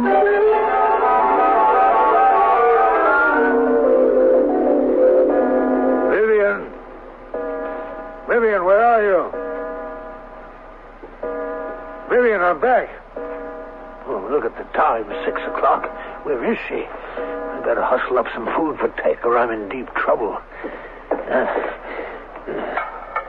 What's in this pot on the stove? Looks like some sort of cereal. Oatmeal, maybe. Well, Tech, it's oatmeal for your supper, old boy. Don't blame me. Which burner is it? She's back. Stupid, forgot her key. Coming! Dr. Vigo? Who are you? Oh, we spoke a few hours ago. District Chief George. Oh, yes. Come on in. I thought you were my wife. Well, it's about your wife I've come to see you, Doctor. You know, part of my job is to smooth troubled waters, especially if they concern our important colonists. You found her? Yes. As a matter of fact, we're holding her right now. Yeah, but I need her here. I'd better get her. No, I can't leave right now. Would you please bring her along? Doctor, we're inclined to agree with you. Your wife does talk a little irrationally. Yes, I know that. I told you that. But right now, I need her here. Well, I was going to recommend... does Mrs. Vigo have any relatives on Earth? You mean still alive? I don't know. I think so. Well, I was going to recommend... Dr. Vigo, do you smell something burning? Great galaxies, it's the oatmeal.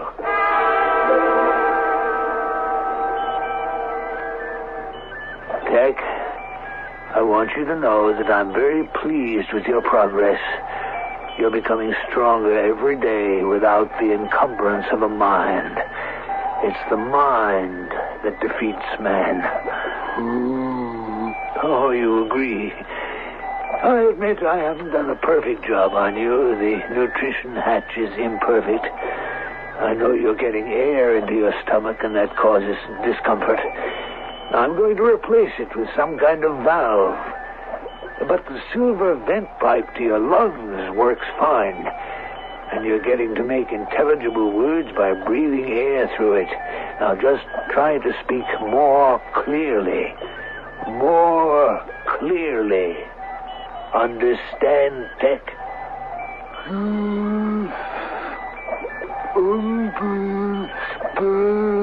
Excellent. I knew you'd master speaking. Purely a matter of sound vibrations and resonance. That metal plate on your chest is your ears. A diaphragm which vibrates to all sounds, voices included.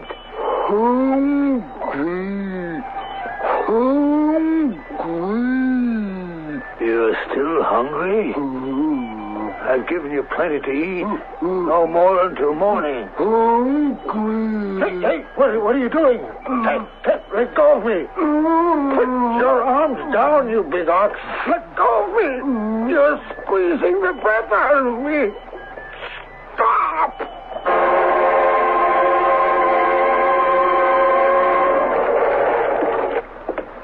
Victor? Victor, where are you? The lights all switched off in the front hall. Well, that's better. Why is the house so dark? Victor? Are you upstairs? It's probably in the laboratory with all the doors closed. Victor! I'm coming up. Victor? Is that you on the landing? Victor, what is it? Why are you lying there? What happened to you?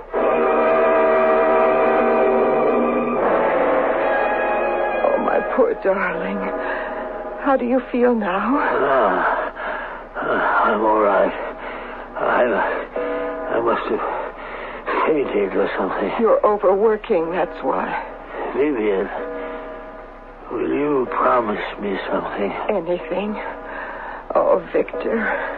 Do you realize this is the first conversation you and I have had together in months? It wasn't about bringing food to the laboratory. And you won't tell a soul until I'm ready? I promise. What time is it? Midnight. I think he's asleep by now. I'm going to show you something, Vivian.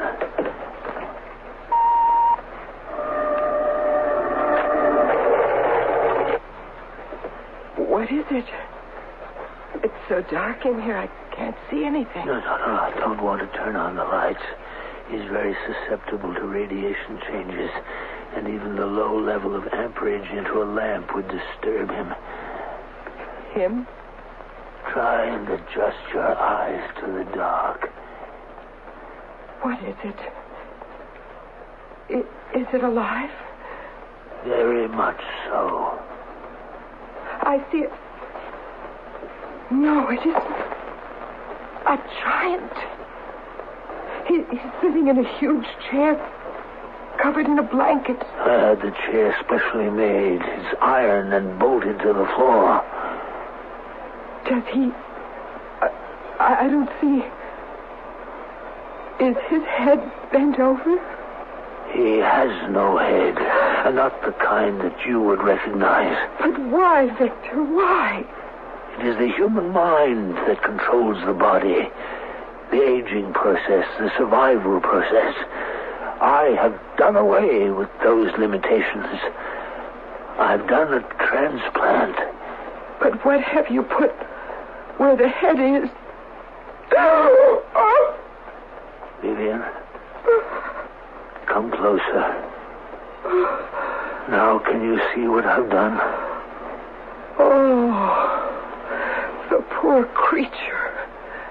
But why? Why? What's the good of it? Tech is twice the size of an ordinary man. You are looking at a boon to mankind. But that thing up there where his neck was... hair, ears, cheeks, nose, mouth, they're all useless appendages. They stop up, they sag, they interfere. Hearing and sight are not necessary. Tech can tell everything, respond, and obey by reacting to vibrations. He can be ordered. He will fulfill.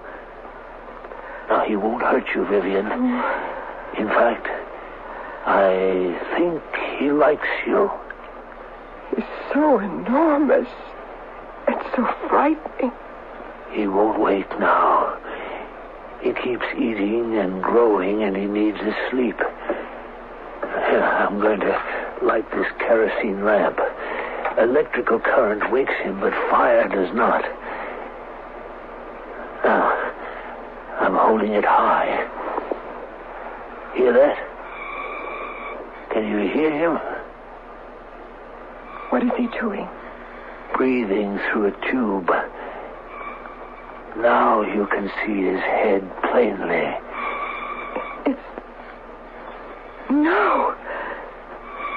No, a round metal ball on top of his shoulders. And that's all. My research and discovery. The silver tube on his right is what he's breathing through. And here on the left, the nutrition hatch leading to his stomach. Those gigantic arms and fingers. Was he a real person once? He was Tech. A young man who came to see me 6 months ago, unable to bear his thoughts, unable to live in a scientific world. Victor, let me go now. I can't bear to look at him anymore. What use is such a monster? Didn't I tell you, Vivian? Tech, my own Tech. If he is housed and fed, he could live forever.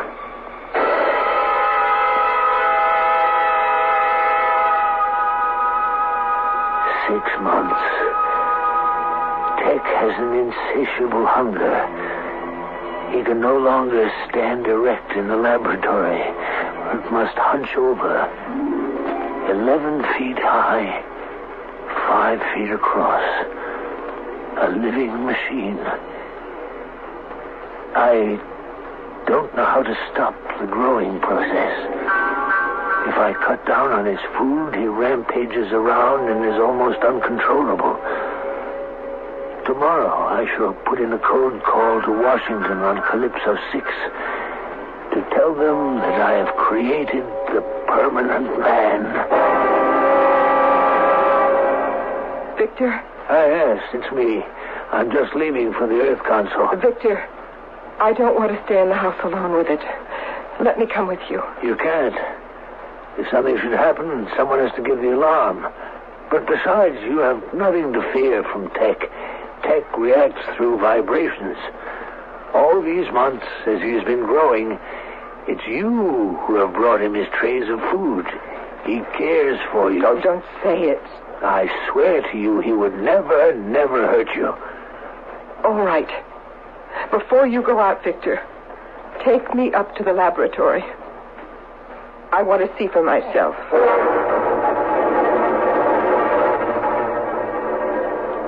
Good morning, Tech. I've brought you Vivian. Good morning. His talking is getting so much better. How are you this morning, Tech? Nice, Vivian. Lady. Good. Go on over to him. Hello, Tech. Good Tech. He's putting his arms around me. It's like being folded into a rug. Yeah, I told you he wouldn't hurt you. He is very gentle, sort of cuddling me. Why is he pointing to his head sphere? Trying to tell us something. Yes, Vivian has a head and you have a head. Now put your hands down. Goodbye, Tech. I'll visit you again. You head piece by head good. You too. I think he wants me to have a head like his. That's what he's trying to tell us. Yes. Why, yes. That never occurred to me. He's very fond of you, dear. Victor, why are you locking the door? Sit down, my dear, and let's talk.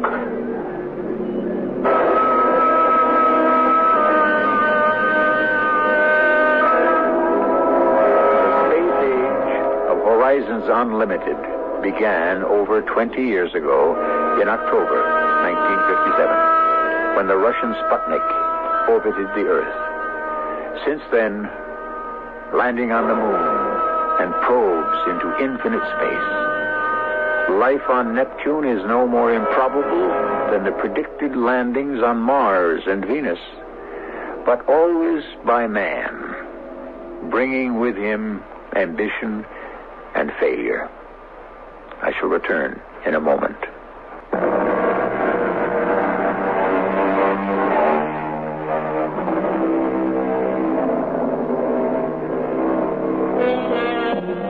The line separating fantasy from fact becomes thinner and shorter with every passing year. Man is constantly chinning himself on his own dreams, trying to outdo himself, avoiding death, seeking permanence. What he will do in the worlds beyond is beyond imagining. In the meantime, we of Mystery Theater will try to guess. Our cast included Robert Dryden, Terry Keane, and Russell Horton. The entire production was under the direction of Hyman Brown. This is E.G. Marshall inviting you to return to our Mystery Theater for another adventure in the macabre. Until next time, pleasant dreams.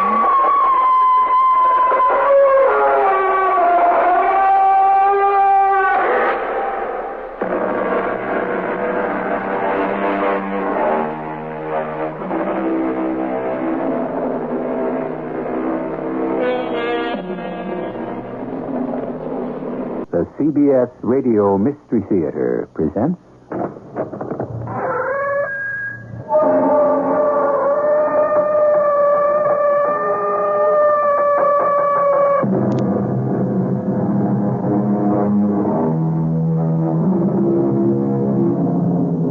Come in.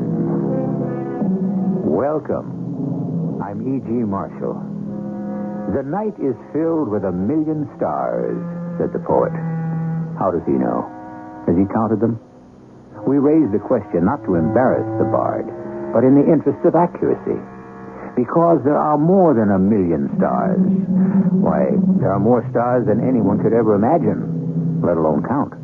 And if each star is a sun, more or less like ours, and has planets revolving around it, more or less like ours, doesn't it stand to reason that out there somewhere there may be people more or less like us?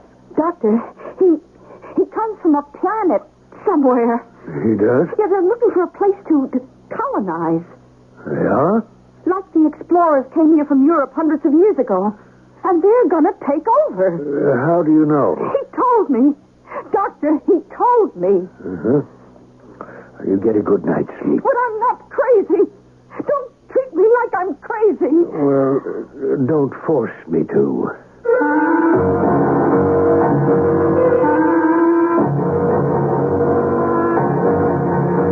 Our mystery drama, Identified Flying Object, was written especially for the Mystery Theater by Sam Dan and stars Bryna Rayburn. It is sponsored in part by Buick Motor Division and Sign-Off, the sinus medicines. I'll be back shortly with Act One.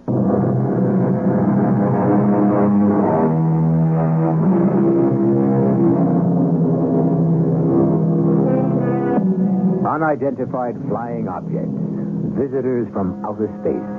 Yes, the curiosity is piqued, the imagination is fired. Creatures from other worlds. Can they come here? Will they come here? Perhaps they are here already. Do they mean us good or ill? I don't know, but I can tell you this.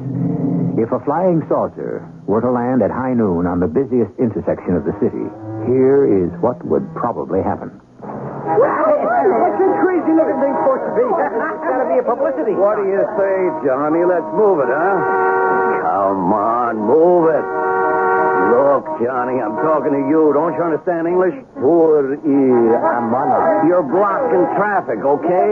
So just move this heap, whatever it is, right out of there, huh? huh?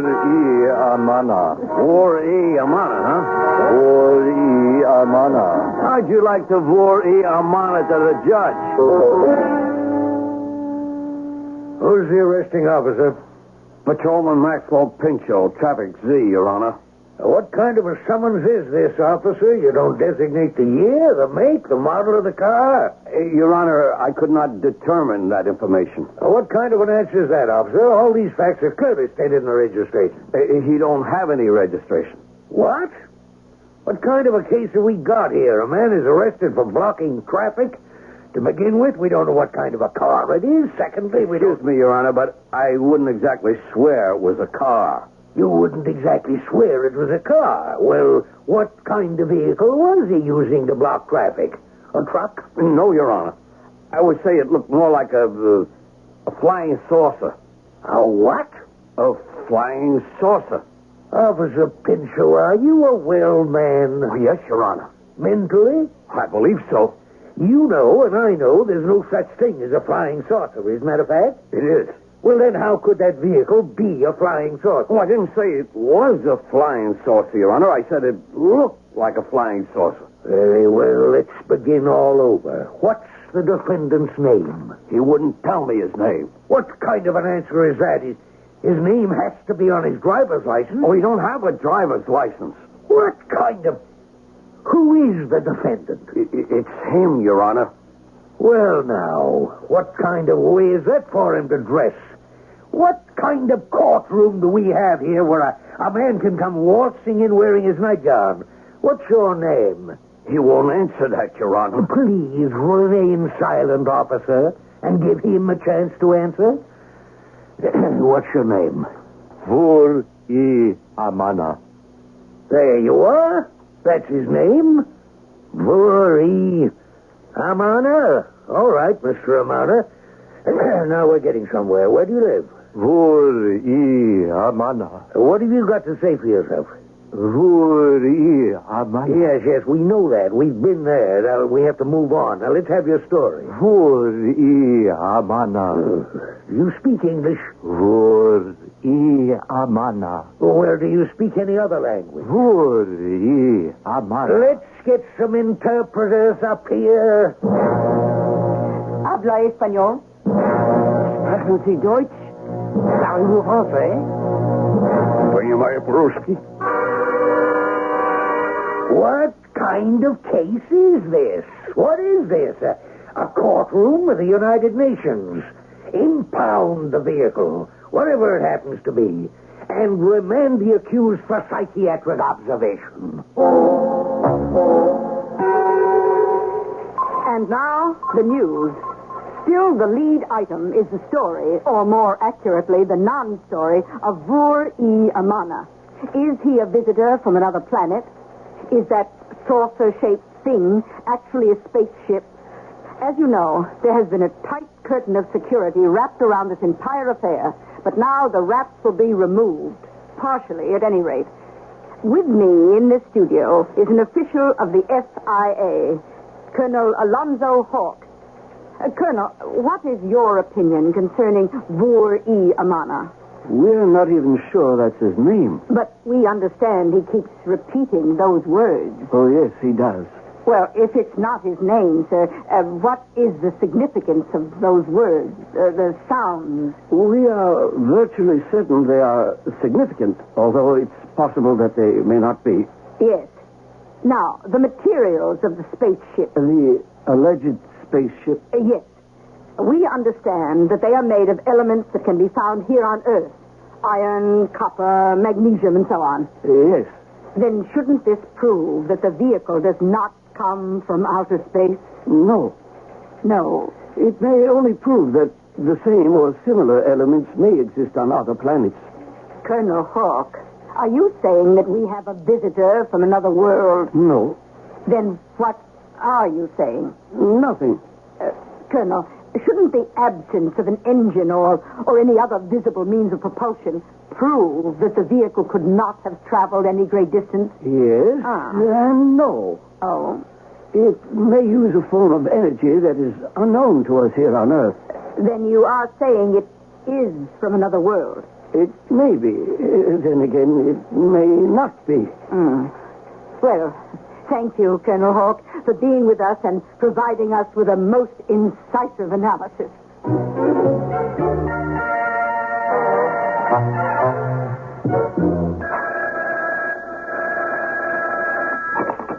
Dr. Newdale?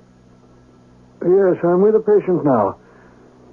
I couldn't say. It's a complicated situation. We made any progress?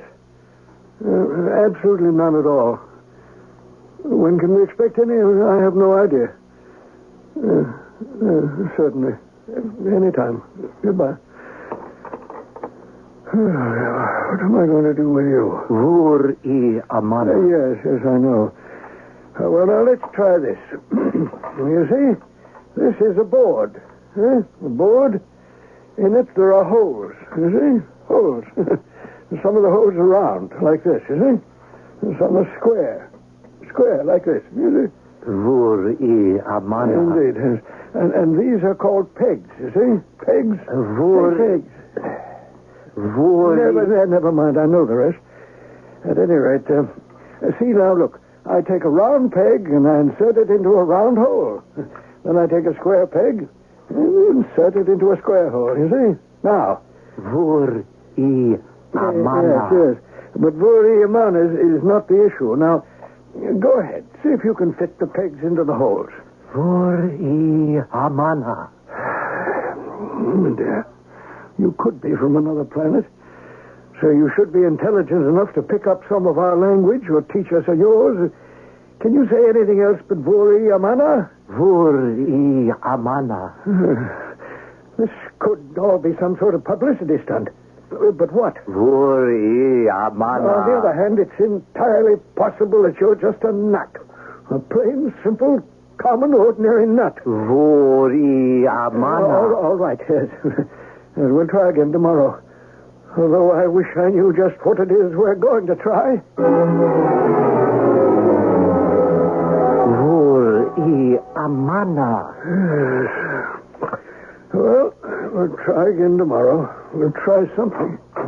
Oh, excuse me, Dr. Newdale. I thought you'd be finished in here. I am, Molly.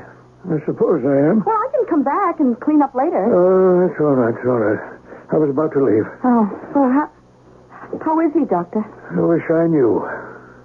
Is he really from some other place? Molly, your guess is as good as mine. You gotta admit, he keeps the room clean. Yes, he does. He ain't as messy as some. He don't give me no trouble. Oh, well, good night, Molly. See you tomorrow. Good night, Doctor. So, how you doing today?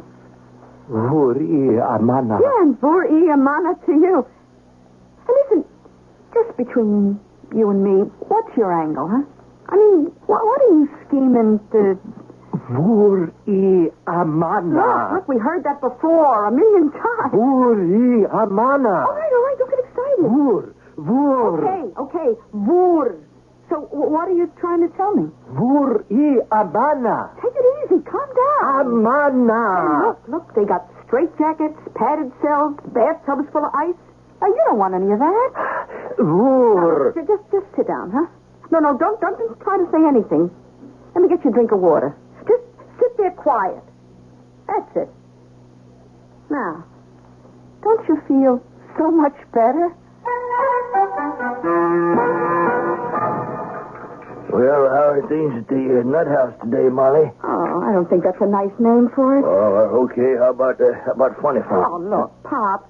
It's just a place for a lot of poor, unfortunate people. Yeah, and you're one of them. Here, pass me some soup. Who you going to meet working in a place like that, huh?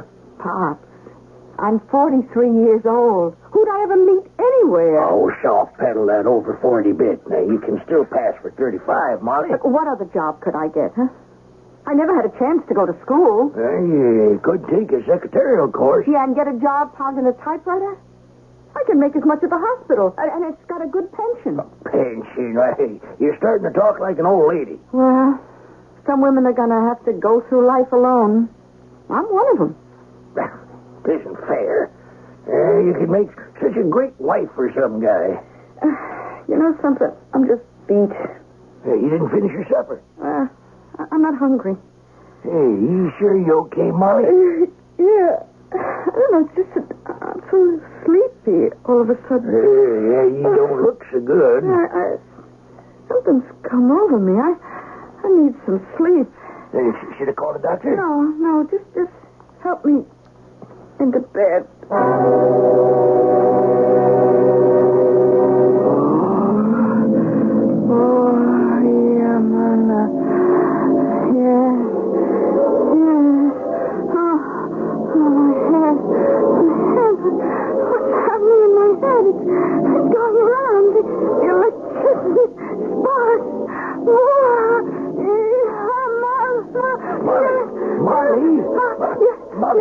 Molly, wake up now. You're having a nightmare, honey. Molly. Yes. Molly, get up. Molly, you okay? You're screaming, Molly. Molly, what is it? My head, it feels bigger. Does it look bigger? No. It must be. There's so many things in it. So many things that were never in it before. Molly, should I take you to a doctor? No. But Molly, honey. Wait. That's what that nut, the one who was in what was supposed to be a flying saucer, kept saying, isn't it?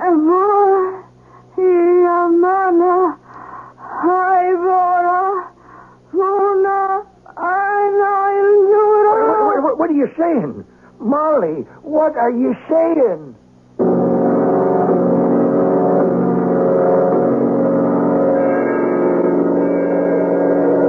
What is she saying? And what does it mean? What language is it anyway? And how did she learn it? Those are all good questions, and they all have good answers.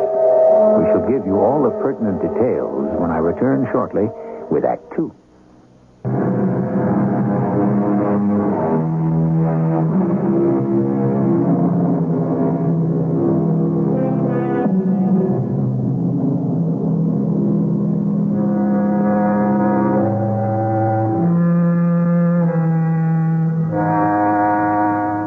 Look skyward at all the stars and beyond. Dream and wonder about other worlds. Where are they and what are they? And is it possible that someone, somewhere, at another point in the universe, also speculates about the stars and dreams and wonders just as we do? Will we ever know? Molly, what were you saying? What kind of language? Nothing. But I heard you. I was just dreaming. No. This was after you woke up. Was it? Yeah. But you know how it is. Sometimes you can look like you're awake, but you're really still asleep. No, you said this thing that sounds like what that nutter or whoever from the flying saucer kept saying. I did? Yeah, plus some other gibberish. Pop, I can't imagine what you're talking about. Molly, Molly, you don't have to tell me if you don't want to, but I'm scared. Yeah, so am I. What does it mean? I don't know. But there's one way to find out. Oh, good morning, Molly. Good morning, Dr. Nudell. Oh, is Miss early for you? Early? Aren't you supposed to come in around noon? Oh, well, I don't have very much else to do, Doctor. You're a very devoted person, Molly. But I'm afraid you're working too hard. You don't look well. Well, I feel fine. Honest. As long as you're here, spend a little time with Vuri Amana, you know, the one from outer space. Or maybe he isn't either. Oh, all right, sir. He seems to like you. That is, he always smiles when you come into the room. Oh, sure, Doctor. Who knows? Maybe you can find a way to reach him. Yeah, but I don't know anything about, therapy. Uh-huh. Sometimes it's better that way. Vur-i Amana. Vur-i Amana. I am the conqueror. Vur-i Ivora. Vur-i Ivora. I am from Ivora. Vuna Aina Ildura. Vuna Aina Ildura. We rule the universe. I have reached you. Of all the minds on this entire planet, I have reached yours. What language are we talking? Ivora, the most beautiful of all the tongues in the universe. Ivora. I am Mor-El, and you are Molly. What does Molly mean? What does it mean? Every name must have a meaning. I don't know. I guess it just means Molly. My name, Mor-El, means the king's son. You're the son of a king? Yes. Oh, well, what are you doing here? You see, I wear the blue robe. It is the color for the reconnaissance scout. Oh. I search the universe for a planet for Ivora to conquer and colonize. And I have found one. You mean ours? Yes. Well, what's going to happen to us, the people who live here? I suppose you'll have to be destroyed. Just like that? That's what happens all the time, doesn't it? What are you talking about? History.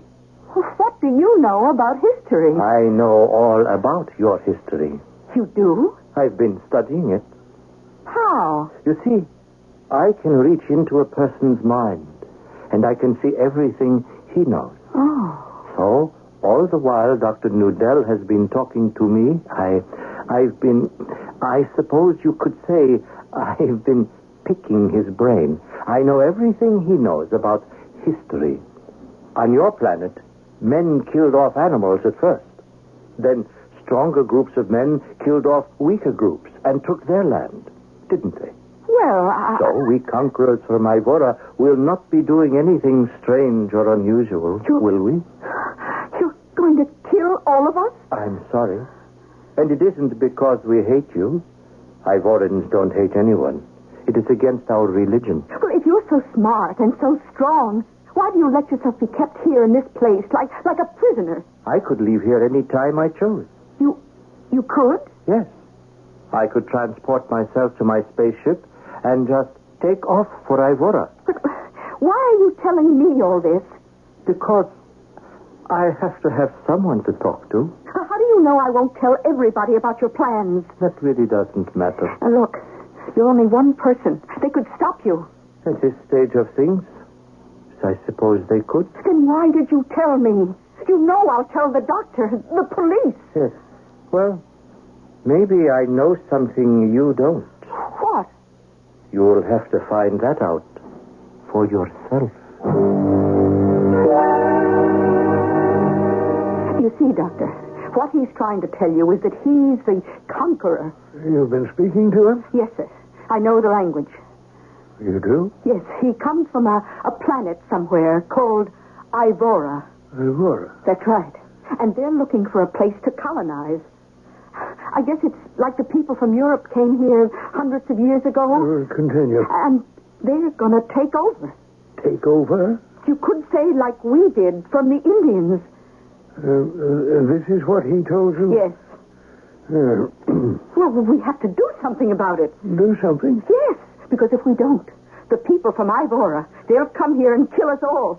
I thought I'd better tell you, Doctor. Yes. I'm glad you did. But you don't believe I'm telling you the truth, do you? I believe you're telling me what you think is the truth. Oh. Molly, you've been working very hard, too hard. You think I'm crazy, is that it? I think you're overtired and overworked. But it's the truth. I spoke to him. I can arrange to get you some time off, with pay. Yeah. I see where this is going. Molly, it happens to all of us. Sometimes to me. What happens? You spend so much time with unbalanced people that now and then you sort of go off the deep end yourself. And that's what you think is happening to me? Well, you know I like you. I wouldn't lie to you. Then how do you explain the fact that I can speak Ivoran? Ivoran? The language of Ivora. I know I speak it perfectly. Better than I speak English. I never even went to high school. I had to go to work. I don't know very much in English. But in Ivoran, I know everything. I speak so beautifully. I say things that sound so smart. The prettiest words roll around in my head. Vur I Linana, I am the queen. Vur I Laila Lea, I am queen of beauty and delight. Where would I ever get to think things like that?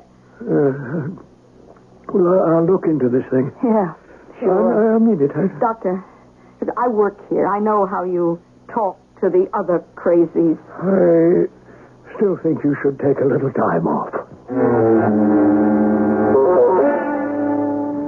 Let's go. Move that heap. Oh, are you Officer Pinchot? Maxwell Pinchot, that's me. Well, could I talk to you? What do you want to know?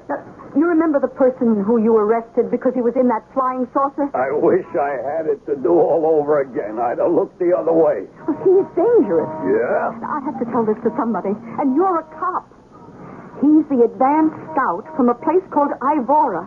They're going to kill each and every one of us. Is that a fact? Yes, he told me. He didn't tell me. Well, that's because he couldn't communicate with you. And he can communicate with you? Oh, please, believe me. Do something about it. You're a policeman. Oh, lady, don't you worry about a thing. I'll do something. Believe me, I will. Oh, you don't believe me. I can tell.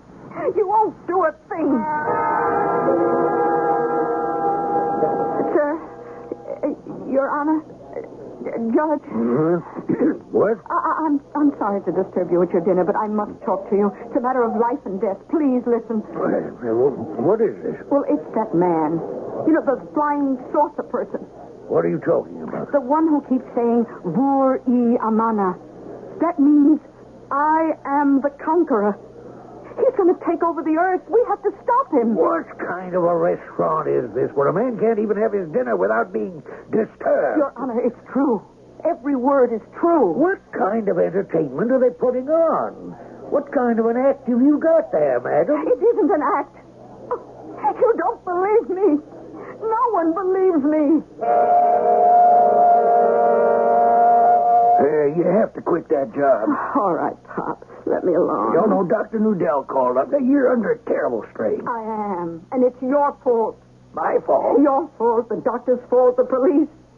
Everyone laughed at me. Nobody wants to believe me. Nobody. Honey, because it's such a crazy story. Well, does that mean it isn't true? Now, what you need is some rest. Rest? We're all going to rest forever. We're all going to be killed. Molly. Why don't people believe me? Everyone treats me like I'm some kind of nut. Okay, Molly, maybe you're right. But there's nothing that you, as an individual, as one single solitary person, can do about it. You have to face it. I'm facing it. Well, good. Now, you have to accept it. No, that's the one thing I won't do. I won't accept it. Well, what are you going to do? I don't know. I'll think of something. You had a difficult time. Oh, I sure did. I told you there is something you would have to find out for yourself. I sure did. Nobody believes the prophet of doom. Your people, they don't want to stop me and Ivora from taking over the earth. That's because they don't know any better. But I do. And therefore, you have decided to stop me. How did you know? Well, it's true, isn't it? Yes. You're going to kill me. I have to kill you. They won't believe the reason. You know that. I know that. You'll spend the rest of your life in an insane asylum. I'd be doing that anyhow. So, I got myself a gun. A gun? This one, here. I see. You're going to kill me. Oh, it's nothing personal. It isn't because I hate you. I don't hate anyone. But I have to kill you. That's all.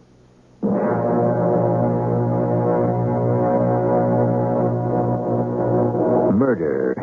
If it's to be done at all, perhaps it's best if it's done reluctantly.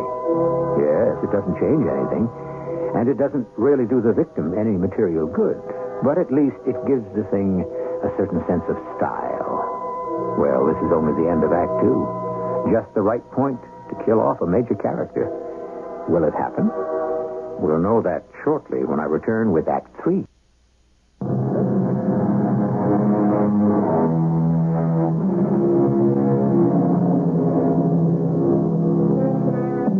You know what they say. If you want to make sure a thing is well done, then do it yourself. Of course, murder is another story. Or is it? When you think how cheaply life is held in some quarters, when you consider how many people are killed carelessly, needlessly, it's rather easy to ask, what's one more life? Yes, it's easy to ask, but so hard to answer. Well, go ahead. Kill me. That's exactly what I'm going to do. I understand. That's a very primitive-looking weapon. How does it work? I don't know. All I have to do is aim at you and pull the trigger, and the bullet comes out and kills you. Whatever it is, get it over with. I will. So? What's your problem? Problem?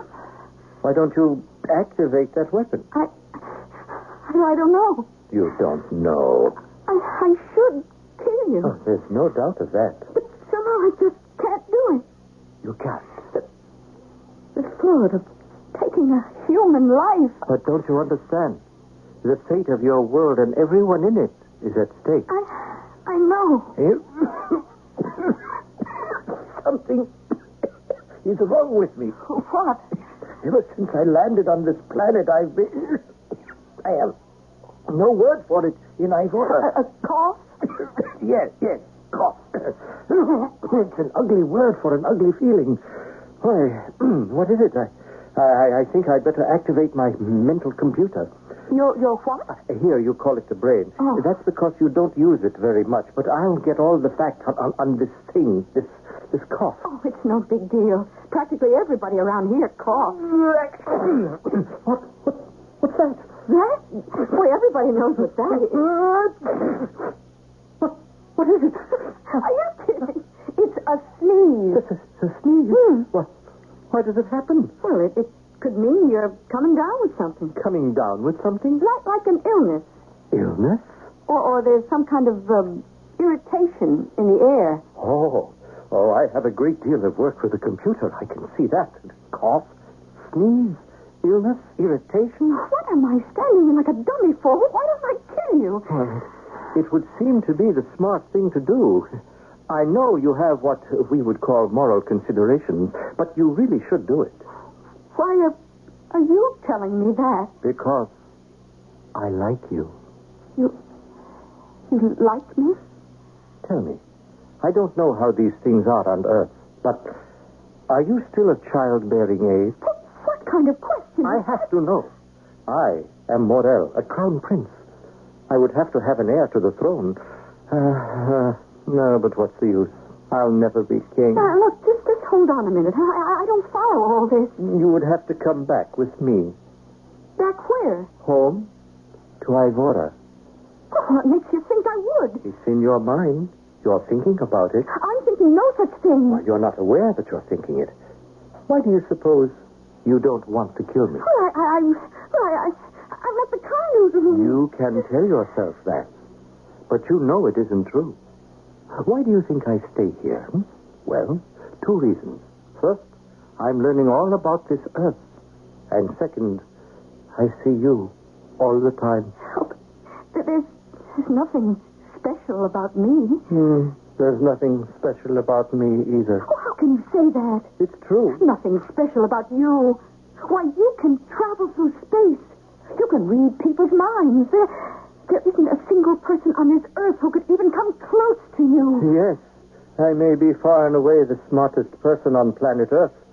But back home in Ivora, I guess I'm just the dumbest. Oh, I can't believe it. When I was born, there was great rejoicing because there would now be an heir to the throne. Why do I do this? Why? What is the word? Cough. No, it's nothing. Almost everybody on Earth coughs. So you were telling me when you were born there was great rejoicing or something. It didn't last. Oh, why not? Because it soon became obvious that I was very stupid. Oh, I listen to the things you say. You're brilliant. For Ivora, I'm stupid. And everybody knew it. No, you can't keep a thing like that secret, you know. What happened? They decided to make me a reconnaissance scout for outer space exploration. Well, you can't be stupid and do that. But don't you see, the whole thing is a fake. I don't understand. There never was such a thing as outer space exploration. They created the operation just for me. But I don't know what... But it was to give me something to do, something harmless, and also to get rid of me. Are you telling me the truth? Oh, if you could read my mind, you'd know it's the truth. Outer space exploration. For what? Didn't you say to look for other planets to colonize? But there are no other planets fit for human habitation besides Ivora. Everyone knows that. There's this place, Earth. Yes, and I found it. It proves they were wrong. Oh, how positive they were. All the experts, all the scientists. There is no other planet in this or any other universe that has the proper temperature, terrain, water, carbon, oxygen, atmosphere to sustain human life as we know. Oh, they believe that? They still believe it. According to their calculations, they can prove no other suitable planet exists. But you found one. I know, but they don't believe me. How can they not believe you? Because you don't know. Oh, you don't know. What don't I know? How stupid they think I am. I'll prove it.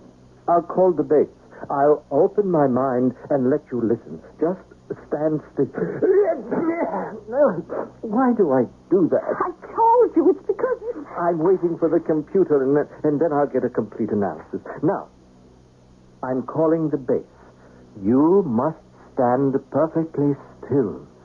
Close your eyes, try to think of nothing, and you will hear. Hear what? This is Morel, calling the base at Ivora. Calling the base at Ivora. Base at Ivora. Come in, Morel. I have great news.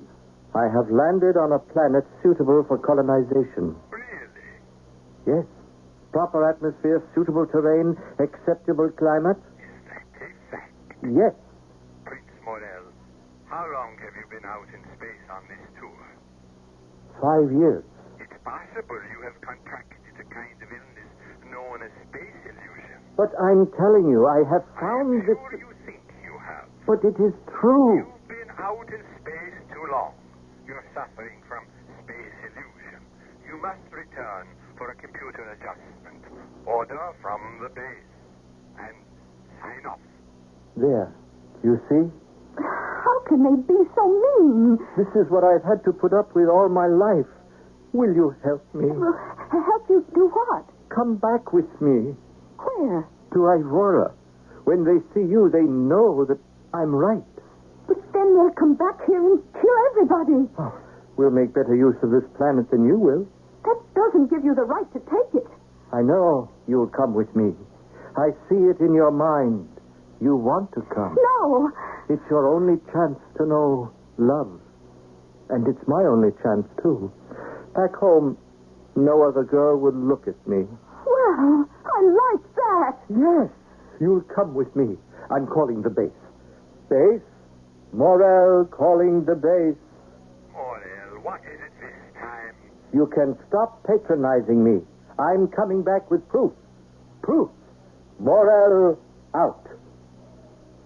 There. I told them.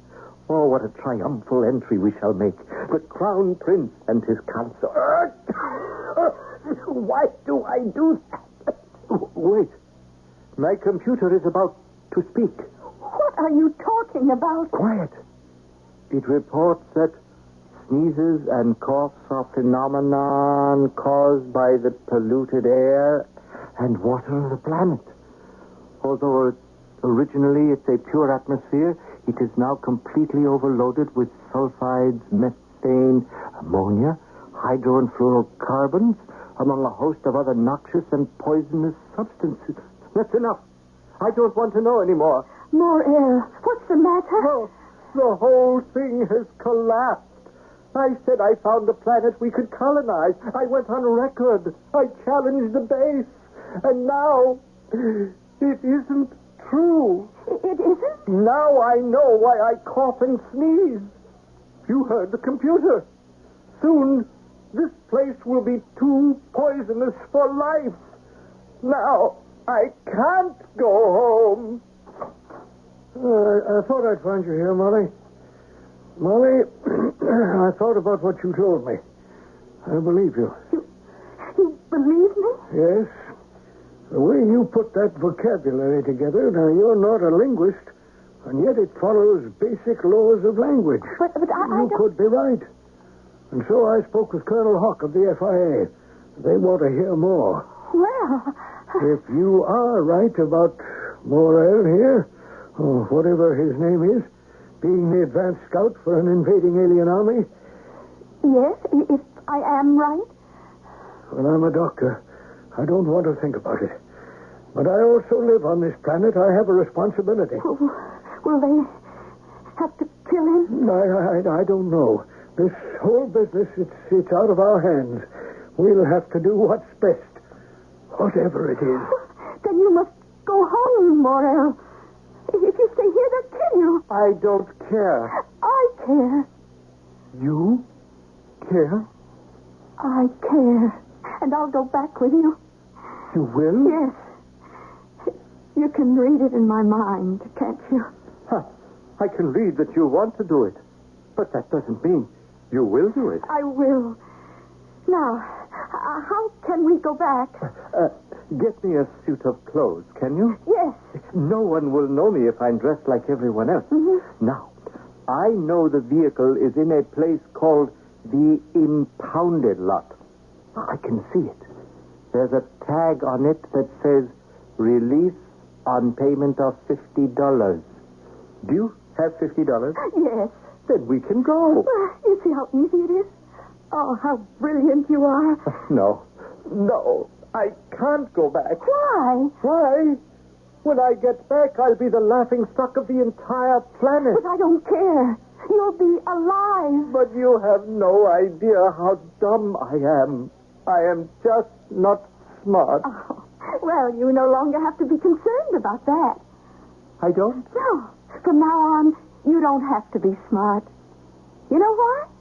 Because you're going to have a smart wife.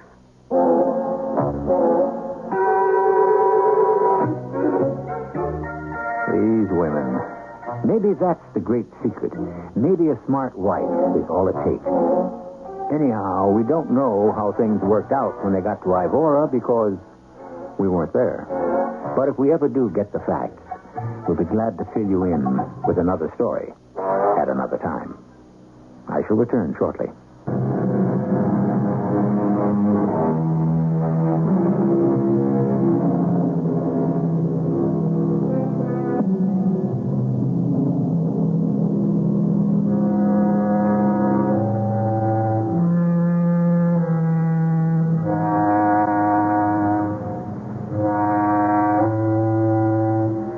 Sometimes you have to believe that the whole business is a matter of packaging. Consider, if some half-mad, half-literate, well, we might as well even say half-wit, were to come staggering into some remote hamlet and swear that he had seen a flying saucer, why, on the basis of his completely unsupported statement, millions would believe him. On the other hand, if a flying saucer were to land on the busiest intersection of the city, it might not even draw a passing comment. Our cast included Bryna Rayburn, Earl Hammond, Gilbert Mack, and Cork Benson. The entire production was under the direction of Hyman Brown. This is E.G. Marshall inviting you to return to our Mystery Theater for another adventure in the macabre. Until next time, pleasant dreams.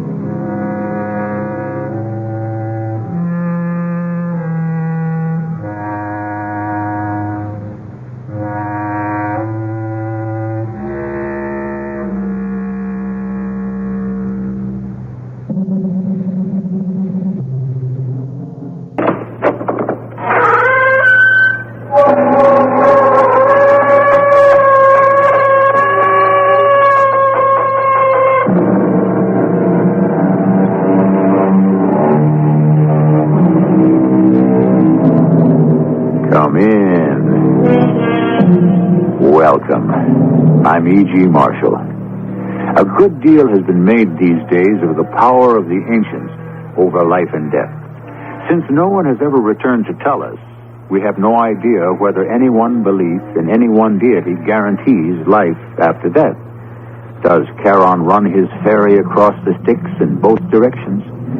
Will Anubis guide any other nationality than ancient Egyptians to judgment? Will Vishnu appear to the Hindus or to all of us to punish the wicked? Though we have no positive answer, today's mystery tale is worth checking out. Frank, where have you been? I've been going crazy trying to reach you. I've been to Boston for a 3-day seminar. What's the matter? Can you please come over right now? You're my husband's best friend. I've nobody else to turn to. He just sits there in front of that statue like a zombie. And I'm scared. Please, Frank, hurry. Hurry.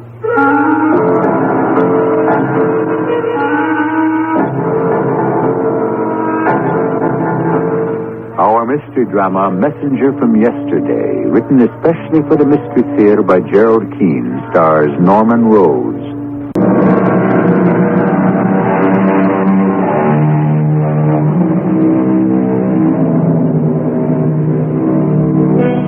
Perhaps it would never have happened if the college had not been named Imhotep. But there it was, christened Imhotep College, after the Egyptian god of knowledge in a small New England town. Except for a department of Egyptology, this college carried a pretty complete curriculum from accounting basics to writing art of effective. So, why did it happen there? That man driving a 1969 station wagon into a driveway. That's where our story begins. Gloria! Hey, Gloria, I'm home. I know you are. There's one in the house. out. Gloria, can you come outside a moment?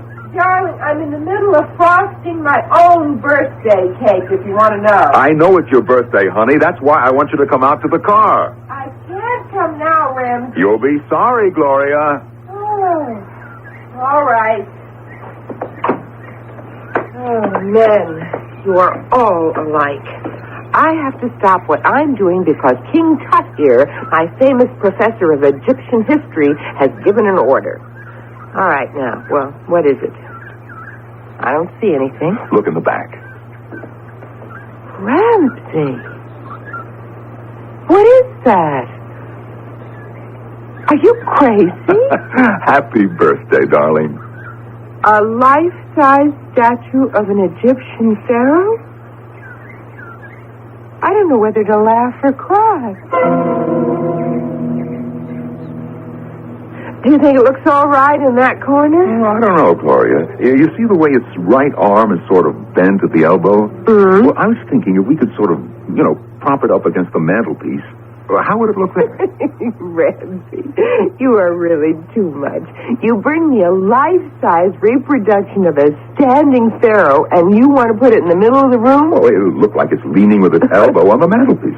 Come on, how about it? A contemporary sculpture. Oh, I can imagine what our friends will say when they come to visit.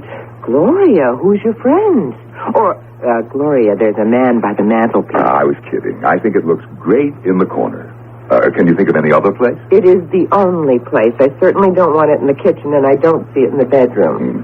All kidding aside, sweetie, you like it? How can I not like it? It's beautiful. All that gilt. Must have cost a fortune, but I'm afraid to ask. Gloria, look at it. Am I crazy? But wasn't one arm bent a moment ago? What, bent? I'm not crazy because I do remember. Mr. Ray of the junk teak shop where I got it, I remember we were carrying it out to the station wagon and that right arm was bent. Mr. Ray said it probably had been, holding something like a spear. How could it have been bent? That's what I want to know. Because right now, that pharaoh has got both his arms straight down at his sides. Am I forgiven, Gloria? Oh, I don't know. I'll think about it. Dinner will be ready soon. I don't mind cooking my own birthday dinner or baking my own birthday cake, but in all the years we've been married, you have never come home without champagne. I will never forgive myself for forgetting it. I've got no excuse whatsoever. Classes were over early, too, because my students had a test today, so I didn't even have to do any teaching. Well, I guess it was all the excitement of finding this full-size standing pharaoh in that crazy place. It just threw me. I can't believe he let you have it for so little. Are you telling me the truth, Ramsey? Well, it's a reproduction. The dealer said that this was a test statue. You know how they do it. They make a mold of the original and then cast copies from that. I guess this one was imperfect, so they chucked it. Oh, not so anyone could tell. Well, all right, Professor West, if you can tear your eyes away from my golden pharaoh for an hour, dinner is on the table.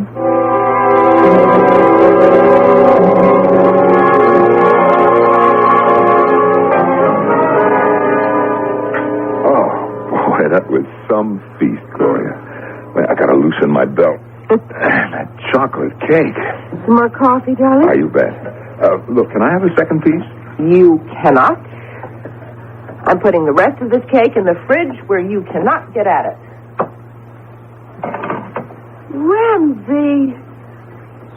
Ramsey West, you old faker, you bought it after all and snuck it into the ice box. What did I do? This bottle of champagne. And I was beginning to feel sorry for myself. Hey, where did that come from? Oh, Mr. Innocent. Gee, Gloria, I forgot. I got so excited finding this Egyptian statue in a junk shop, I clean forgot. Look, honey, this bottle of champagne, I never saw it before, believe me. You are the sweetest absent-minded professor I ever married. Go on, open it. I love surprises. But, Gloria, honest. Will you stop it? Now, the next thing you're going to say is that the pharaoh put the champagne in the icebox.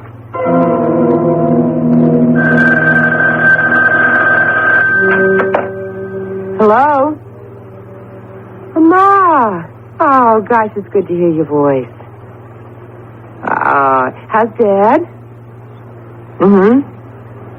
How's life in Florida? What? Oh, she is. When did that happen? Oh, my gosh. Well, now, look, if Sis is ill and there's no one to take care of the kids, sure, I'll go. Which hospital? Uh-huh. I'll take the next plane to Chicago. Don't you worry. No, Ramsey can't come. It's exam time at college. Now, listen, don't you worry about Sis. And call you when I get there. Okay. And love to Dad.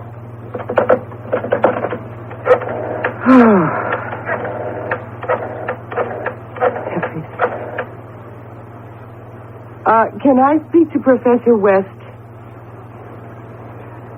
Well, this is his wife, and it's urgent. Oh, I see. Well, then can I leave a message for him? Okay, tell him that my sister is sick, and I'm taking the next plane to Chicago to help take care of her kids. Will you see he gets that? Thanks a lot.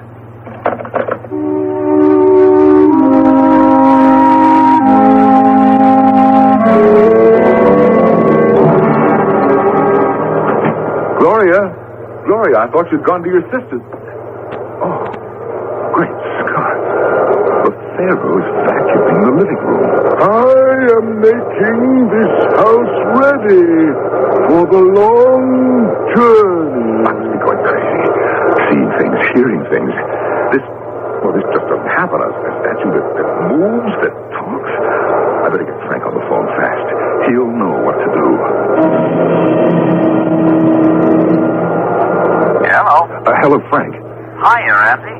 What's on your mind? Frank, are you busy? No, I was just going across the street to a diner for a little supper. They got Greek rice pudding. Look, Frank, would you mind coming over here? When? Now. What's the problem? You sound kind of funny, Ramsey. What's the matter? Well, I don't know. I think I'm suffering from some kind of delusions. What's that noise I hear? Well, someone is vacuuming. Well, I thought Gloria was out of town. Look, Frank, don't ask so many questions. Just get yourself over here as fast as you can.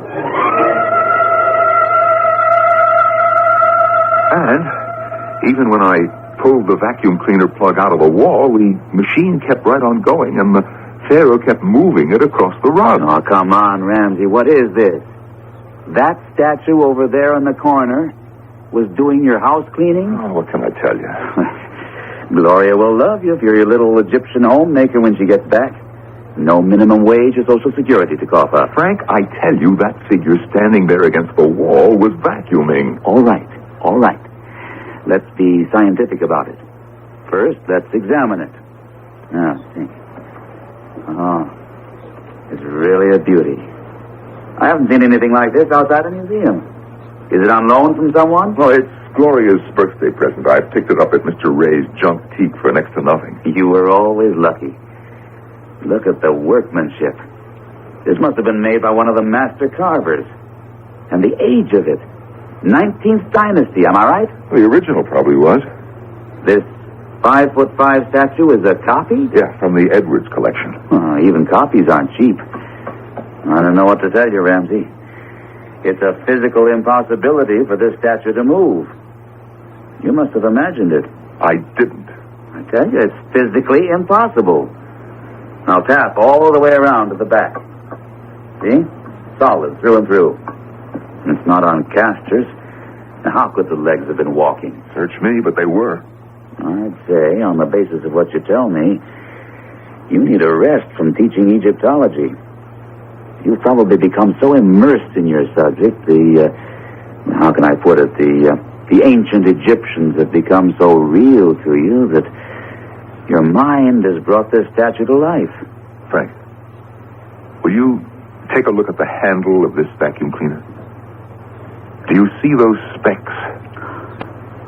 I'll be a son of a gun. Mm-hmm. Would you say that on this handle there are traces of gilt and gold paint? Oh, boy. Mm-hmm. Do you still think that I was seeing things? No. But I'm beginning to wonder about me. Ramsey, How many drinks have we had? Go on, tell me more. It said, I am making this house ready for the long journey? Right, as clearly as you're saying it now. Tell you what I think. And I'm not a professor of psychology without pretty much knowing that field. Especially aberrations. Aberrations? The human mind is a funny thing. There comes a time when it acts as though it had a mind of its own. You've just had a signal, that's what. A warning. Your mind is saying, Ramsey, you've been overworking. I'm going to give you a sign that'll scare the daylights out of you. So you had better take a rest. That's what my mind is saying to me. Mm-hmm, more or less. Well, I guess you're right. It's been my experience that if those signals are disregarded, the subject could be heading for a nervous breakdown. That's a little free advice. Now, got any food in the kitchen? I'm starving. Wait till you see Gloria's creamy chocolate cake. She's got it tucked away in the icebox.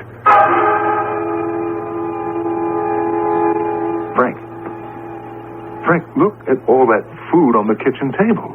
Hey, you're a heck of a cook. And lit candles, and my favorite little fat steaks. And chocolate cake on the side, and coffee on the burner. Hey, I ought to come over here more often. Frank, I didn't prepare that meal.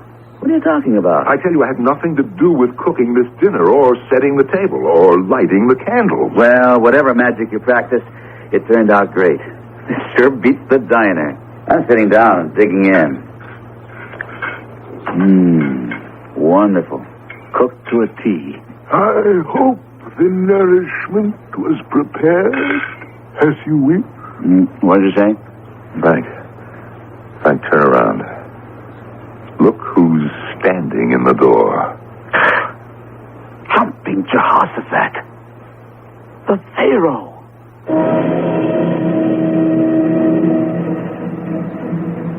When faced with extraordinary or unexplainable phenomena, the first step is to assess what you know. Better than most other people, Professor West knows the ancient Egyptians believed that life continued after death. Whether there is fact in such a belief, who can tell? But certainly, the power of movement, recognition, and speech had been given to this plaster effigy of a man who lived 2,500 years ago. I shall return shortly with Act Two.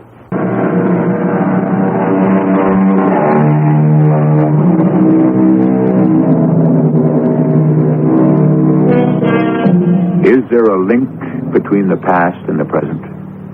Some theorists believe we are all linked in a chain, an endless belt of humanity, destined to go round and round, which might explain why generation after generation seems to make the same mistakes.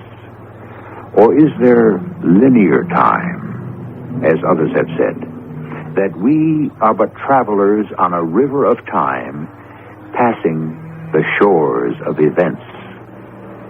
Whatever the theory, the fact remains that in the house of a college professor, a statue has moved and spoken. It was the darndest thing. I've made a lifetime study of philosophies and psychologies, and the only explanation I could comfort myself with was mass mesmerism. Hypnotists use it, faith healers use it, and somehow Ramsey and I had fallen for it. I swear to you, Frank, I had nothing to do with preparing that dinner. Now, don't keep saying that. It's too much for me to handle right now. Let me just add up what I do know. And here I am in your living room. It's 10 o'clock at night. I've eaten. I'm sitting in front of your fireplace. You're 6 feet away. I'm standing upright. Leaning against that mantelpiece is a 5'5" reproduction of a 19th dynasty pharaoh. Now, how far would you say I am from the pharaoh? 2 feet, 3, somewhere between. Mm-hmm. It's made of plaster, has 2 feet that are well balanced on the ground, no platform, covered with gold paint. What any scientist would call a totally inanimate object. Yet I saw it move, and I heard it talk. Glad it's you too, Frank. We might get a raid on twin straitjackets. No, wait a minute. I never said you were disturbed. What I said was, you may be under a strain. So we're both under a strain. Now, let's keep pulling it apart. Do you mind if I smoke? I'm trying a new tobacco, and when I see you turning blue, I'll stop. There are matches up there on the mantelpiece. Yeah. Now, where's that tobacco? Did you say there were matches up here? Oh, my heavens. Will you look at him? He's lit a match for you to light your pipe with. Thank you, Pharaoh. Thank you. I've got it. There was a slip-up when these copies were being manufactured, and you got yourself a robot. A robot? Well, how's that possible? Anything is possible. No, that's not what I mean, Frank.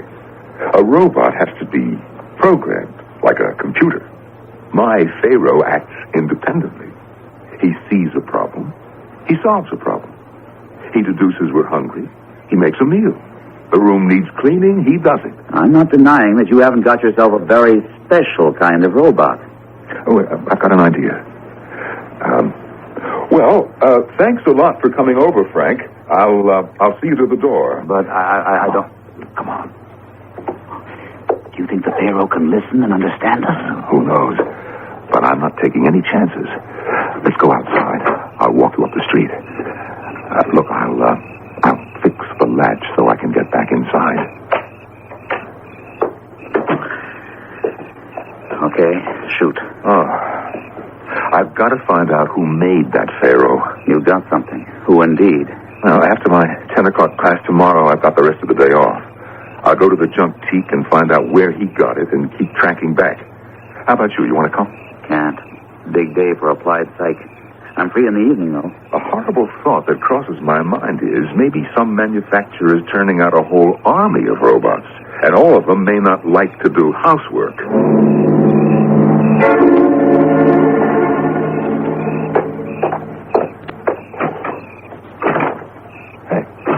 Hey, what is this? I'm locked out. I know I put this door on the latch. Hey, let me in. Pharaoh, stop kidding around. Let me in. About an hour later, I was home reading in bed, and Ramsey called. Told me he'd been locked out. Had to break a window to let himself in. Said the Pharaoh was just where we left him, standing in the living room. The only thing different was all the ashtrays had been emptied and the glasses washed and put away. I told him he'd got a good thing there. He didn't think that was very funny. Hello. Is this Museum Masterpieces Incorporated? Right. This is Ramsey West. I recently acquired a reproduction of a standing Pharaoh, Seti the First, I think. It appears that way. Yeah, that's right. You do make all those plaster cast copies from the Edwards collection, don't you? Yes, I do. Well, of course you can. I was going to come over and see you. Right, I'm at 14 Elmhurst Drive. I'll be here the rest of the day. I didn't catch that name. Ludlow. And how will I know you? Some red hair, okay. Say, you aren't... He hung up.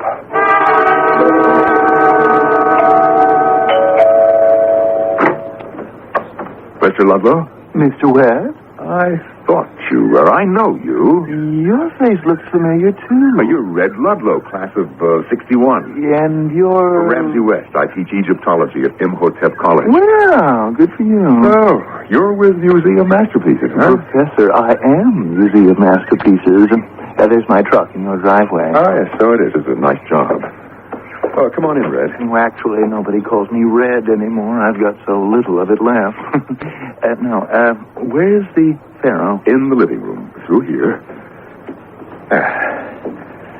There he be. The reason I wanted to come over and talk to you, I wanted to know how many of these have you made? Oh, just 100.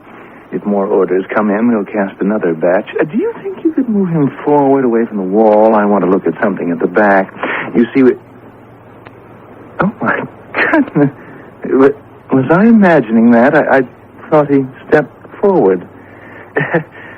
Well, I'm spending too much time in the shop. Those fumes must be getting to me. What are you looking for in back? Serial numbers. You don't think the Egyptians put serial numbers on the statues of their pharaohs? No, but we do on the copies. I was afraid of this. What's the problem? Professor, can you keep what I'm going to say completely confidential? Well, sure, but what's wrong? Well, of course, it goes without saying. Museum masterpieces will reimburse you for what you paid for the statue. Well, I don't know that I wish to part with it. Oh, I'm afraid you'll have to. No question about that. I'd say there's quite a big question about that. I gave this one to my wife as a birthday present. Oh, in that case, does it matter to you if we give you a duplicate reproduction instead of this one? It certainly would. You see, I've become rather attached to this particular copy. I'm afraid that's just the point, Professor. This is not the copy of the standing pharaoh Seti I. This is the original. And I'm afraid I shall have to remove it from this house. I'm blinded. I went off right in my face. Oh, smoke.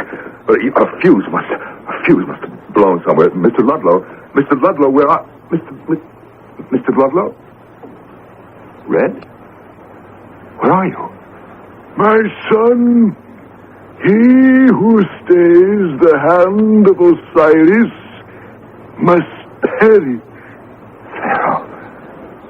Pharaoh, did you make Red Ludlow disappear? That wasn't very nice of you. He is at peace with his ancestors. He is? Ramsey? Darling? I'm back. Oh, I'm so glad to be home. Honey, what's the matter with you? You look terrible. Oh, yes. Well, it's just the shock of seeing you. How's your sister? Shock? Well, that's a nice thing to say, I don't think. Oh, I tell you, it's good to be home. And there's that beautiful Pharaoh. How are you, Pharaoh? Did you take good care of Ramsey while I was away? Don't talk to him. Don't say anything. Well, why shouldn't I? He's my pet Pharaoh, my birthday present. You never know. What would you do if he answered you? Well, it depends. I guess if he spoke 19th dynasty Egyptian, that would knock me out of the box right away. Well, so, let me look around. Well, I congratulate you. The place is spotless. Ramsey, you are a marvelous housekeeper. Well, I had help. And the first thing I knew, Frank, there was this flash, and that was the end of Red Ludlow. I don't know what to say. And 2 minutes later, Gloria shows up. Her sister suddenly got well and came home from the hospital, so Gloria took the first flight back. Did you tell her what's been going on? Are you kidding? I don't even know how to explain his truck in our driveway. And what happens when Museum Masterpieces comes looking for the boss? They'll ring my bell, and the next thing you know, the police will stop by. What am I going to tell them? You sure can't tell them Red was atomized by a pharaoh reproduction. They'll haul you off to the loony bin. That's another problem. It's the original. Lord knows what it's worth. It's probably priceless. First thing, get rid of that truck in your driveway. Well, how can I? When Red disappeared, the truck keys disappeared along with him. Then you're in the clear. No corpus delicti, no crime.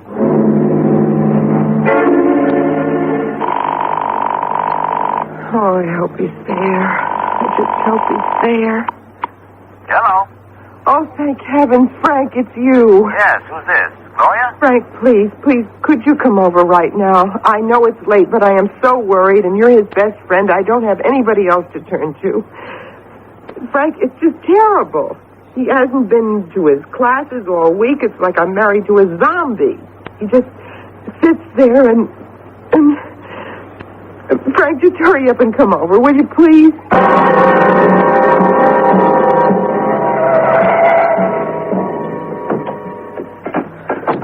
Well, I've been waiting for you right here on the porch. I didn't want you to have to ring. Come on in. Okay. What is it, Gloria? Well, I told you he hasn't been to his classes for days. I don't know if he's ever going back. Where is he? In the living room. You won't recognize it, Frank. He's turned it into a tomb. What? He got some floor-to-ceiling photographic murals of the inside of some Egyptian's tomb from some museum, and they're on the four walls. The fireplace he turned into an altar. And then, you know that exhibit of Egyptian artifacts in the front hall of the college? He brought everything here. All those funny statues of dogs and jackals and snakes and masses of dried flowers and tall grasses, and he just stuck them in jars all over the living room. But why? I don't know. It's something to do with that Egyptian statue he brought me for my birthday. Gloria, get rid of it. He just sits there like a king on a throne with this stunned look on his face. I'll go in there right now, Gloria. I'll do what I can to snap him out of it. And the worst part of it is he just won't let me near him. He makes his own meals. I don't know where he gets the food. Just comes out of thin air, I guess. He sleeps right in that room in that old army cot. I don't know what to do. And he won't let you go in there? When I go marketing, I have to go out the back door. Then I hear him talking, Frank, and I don't understand a word of it. You just leave him to me, Gloria. Go up to your room. And if I need any help, I'll holler.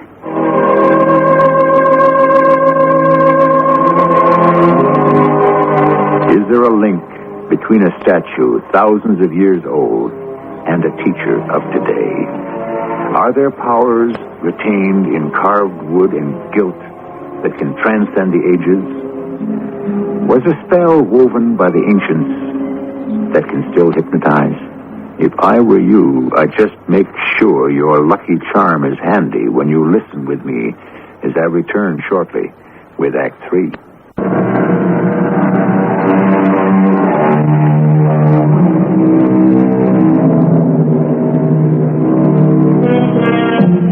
In a perfectly ordinary average house on 14 Elmhurst Drive, in a room transformed to a replica of an Egyptian tomb, there is a statue, the Pharaoh Seti I.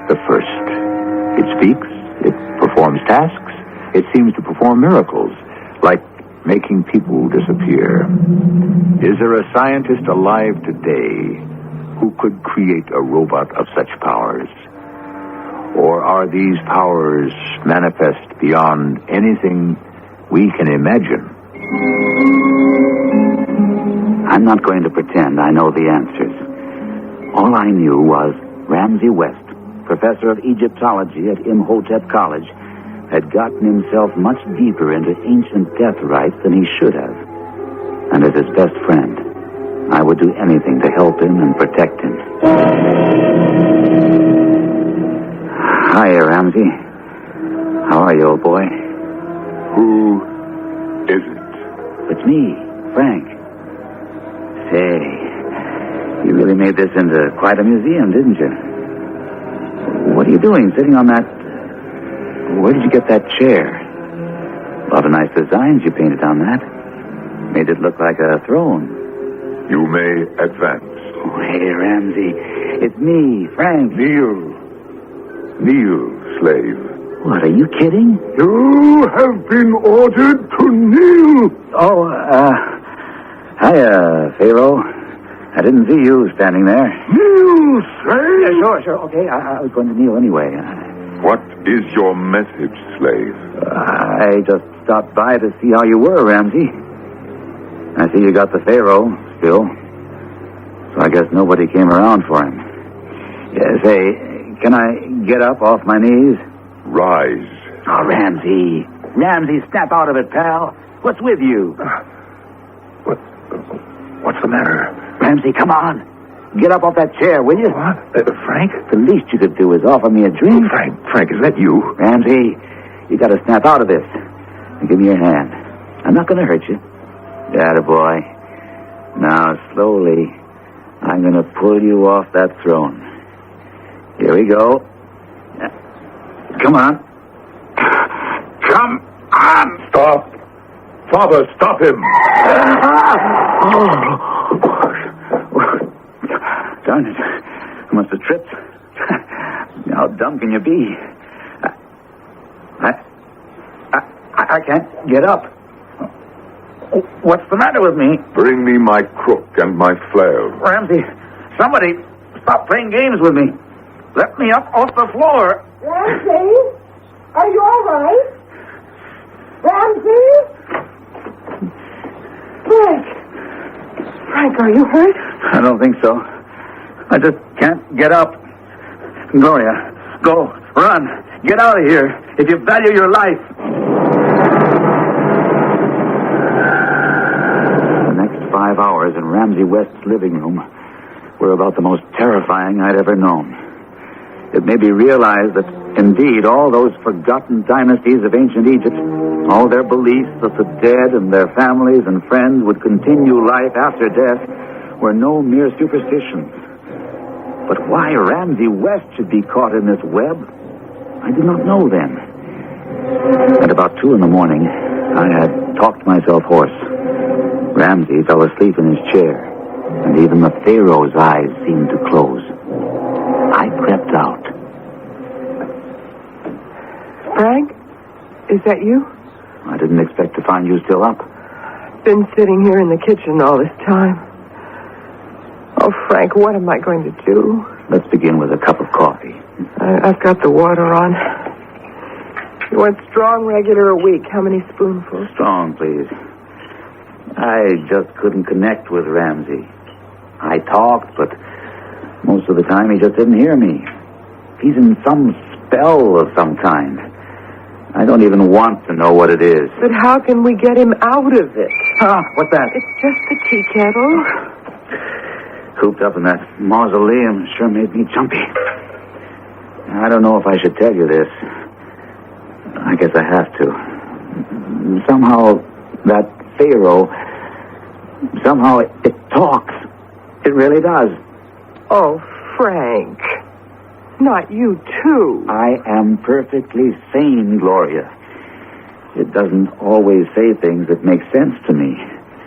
Right after you got yourself out of there, I was lying on the floor, remember? Ramsey said, "Father, let him live." But let who live? Me. Now, there are 2 ways we can go. I can pick up the phone and call the hospital and tell them to send over the men in the little white coats. No, I couldn't do that, Frank. So let's try the other way first. Once during the evening, I heard Ramsey call the statue Father. Maybe that's the key. Get rid of that statue, and we're okay. Now, have you got a hammer or a hatchet or something heavy like that? I think so. Don't know if we have a hatchet.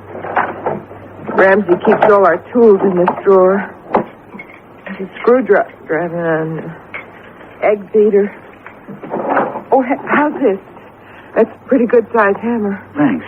This ought to do the trick. Plaster is plaster, and if you hit it right, it ought to shatter like glass. Gloria, I may make an awful mess of your living room, but it's the only way. What are you going to do? You know, he's sitting in the dark now. May even be asleep. Well, I'm going to walk into that living room, turn off all the lights, go over to that plaster Pharaoh, and I'm going to break it up into little pieces. Frank, it's not a copy. It's the real thing, an original. Gloria, no matter how valuable it is, believe me, it's not worth having above ground. Well, couldn't we call a museum and have them take it away? It must be destroyed. Look at the damage it's already done to this house. To Ramsey, to you, to me. You want to put this... There's only one word I have for that statue, this evil thing, into a museum where it might affect thousands of people who come to look at it? I never thought of it that way. I'm going in now. You stay here. No, I can't. I have to be with Ramsey. He may need me. Okay. Yes, this hammer's a good weight. Let's go before we lose our nerve.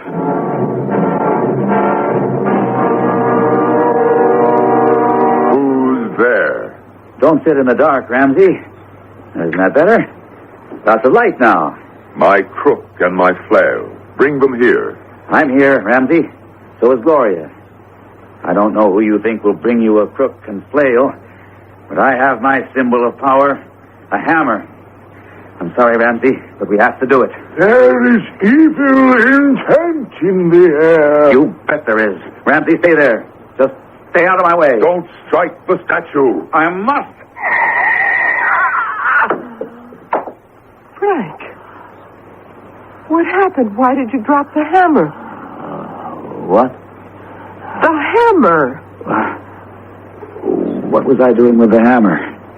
The Pharaoh. Yes. So? You were going to smash it. I don't see anything that needs fixing. I can't remember now why I brought it in here. You don't remember? Gloria, forgive me. I've had a long day. A conference that lasted till 2 in the morning. And some of those abnormal psych papers my students handed in were a little too abnormal. Well, folks, it's been a nice evening. Thanks for the coffee, Gloria. Frank, where are you going and why? Ramses has commanded me to leave this presence. I'm excused, so I obey. Frank, what's with you? You don't talk like that. So long. See you. Frank, for heaven's sake, come back. Don't leave me here. Please don't. Frank, stop. Stop. Frank, what happened? Oh, hi, Gloria. What are you doing out here? Frank, don't you remember? I don't know. Was there something I forgot? About Ramsey and that pharaoh. Oh, yes. Nice-looking statue. Of course, only someone who's into Egyptology would give it house room. Frank, you don't remember about 9:30 my phoning you, asking you to come over? Well, I guess I do. We had coffee in the kitchen, right? Do you remember why we did? What we talked about? Do you remember anything strange about our living room, the way it looks? Like an underground Egyptian tomb? And Ramsey sitting on a big wooden chair staring at that statue? You remember any of that? You were in there for 2 or 3 hours, you said. Vaguely. You don't remember we decided to smash that pharaoh with a hammer? Gloria, you're going to think I'm an awful dunce. And I don't know why. It's all like some dream that starts to disappear the moment you wake up and you can't hold on to it. Now, why would I want to take a hammer to break up that pharaoh? It means an awful lot to Ramsey. Are you sure you didn't misunderstand me? Frank, do you remember saying, Ramses has commanded me to leave his presence, and so I must go? Come on, Gloria. It's late. We're standing in the middle of the street, and you're telling me jokes. I'm getting an awful headache. So if you don't mind, I'll be on my way home. Tell Ramsey I'll call. I can't even remember what day it is. I'll see you, Gloria. I hope so. Gloria, is that you? Yes, it's me. Oh, Ramsey, why do you have to sit there? I wish you wouldn't. I wish you were you. My father has something to say to you. O glorious Seti, speak to thy handmaiden. My daughter, are you prepared for the journey? What journey, great Seti? You and my son, Ramses II, have been rescued from reincarnation to return to the proud kingdom. This life you enjoyed in this century is not yours to keep. Return to join your ancient ancestors. The gods await you.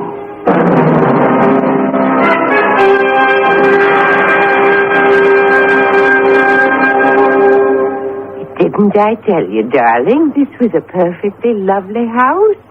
Yes, the real estate agent said we could spend as much time as we liked here and then bring her back the key. It's completely furnished. Oh, really? Who does it belong to? Well, that's the funny part about it. The people who used to live here, a professor and his wife, one day they just left town, disappeared. Will you look at what's standing in that corner? A pharaoh. Yeah, they just left it here. That might be worth something. The most curious coincidence is that he was the professor of Egyptology at the college, the job you're going to be taking. Well, come upstairs with me, darling. I want to show you how big the closets are. My son, my daughter, I shall be sending you your servants very, very soon.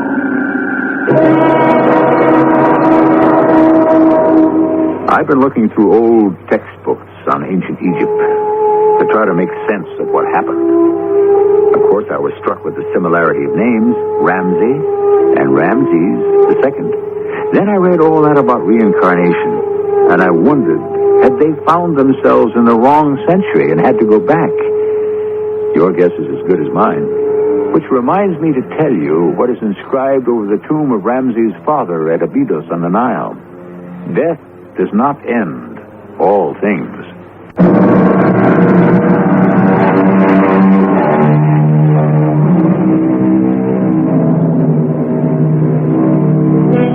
An ancient king returns to Earth to reclaim his son. Possible? Believable?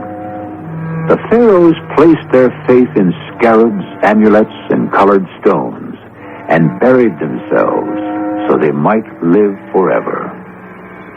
Is that any more primitive than current beliefs that opals are unlucky, jade wards off heart disease, copper wristbands cure arthritis? And as for the luck of rabbit's feet, numerology, astrology, let's just say the ancients had no corner on superstitions. Our cast included Norman Rose, Terry Keane, Gordon Gould, and Russell Horton.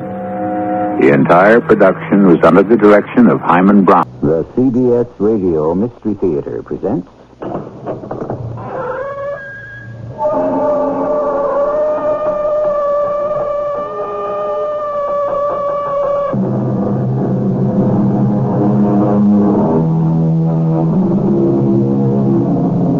Come in. Welcome. I'm E.G. Marshall. In the great book, we find many references to children. It is written, out of the mouths of babes. We are told, a little child shall lead them. Is it because perhaps the very young have the clearest vision? Unspoiled and unschooled, they turn their eyes toward the truth, as indeed most of us did until we learned such grown-up words as prudence, discretion, and caution, and how to play such grown-up games as don't stick your neck out, don't make waves, don't rock the boat. No, I don't want your money. Who said anything about money? You did. It's in your mind. I'll give her $50,000. That's what you're about to say, isn't it? How do you know I was thinking that? I know. I know everything you're thinking. I know it even before you do. I can see it form and develop in your mind. It's incredible. Yes. Now get out of here before I call the police.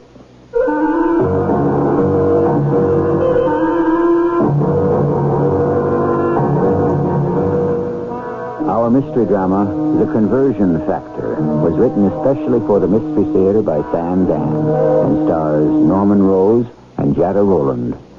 It is sponsored in part by True Value Hardware Stores and ARM, Allergy Relief Medicine. I'll be back shortly with Act One.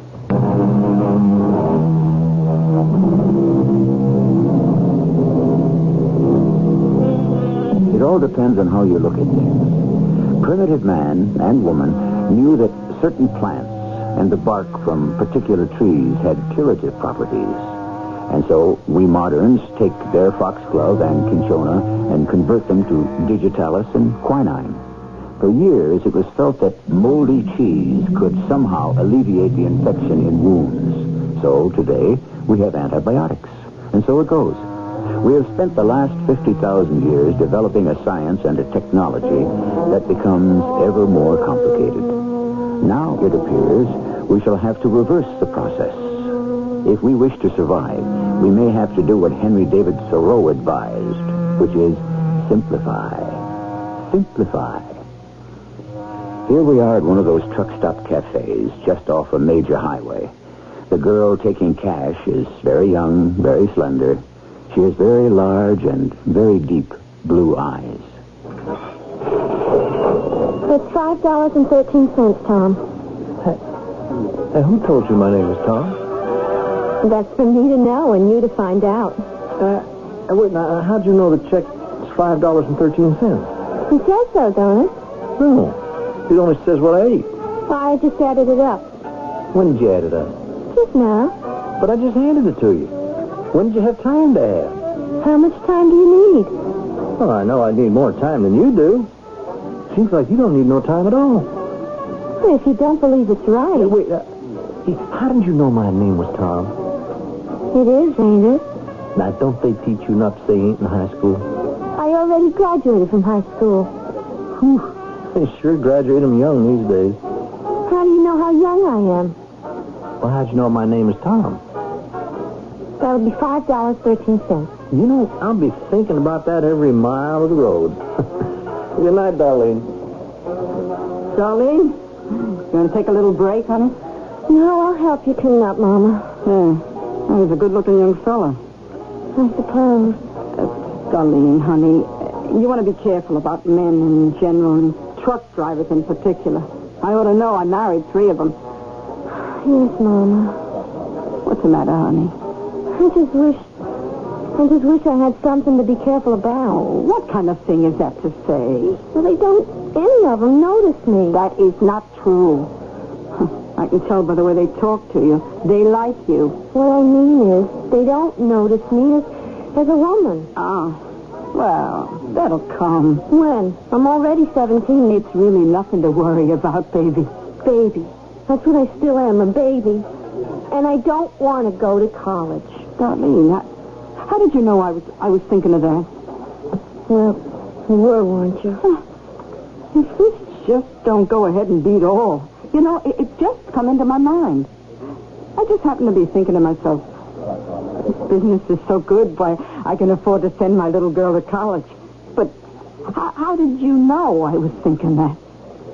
I don't know, Mama.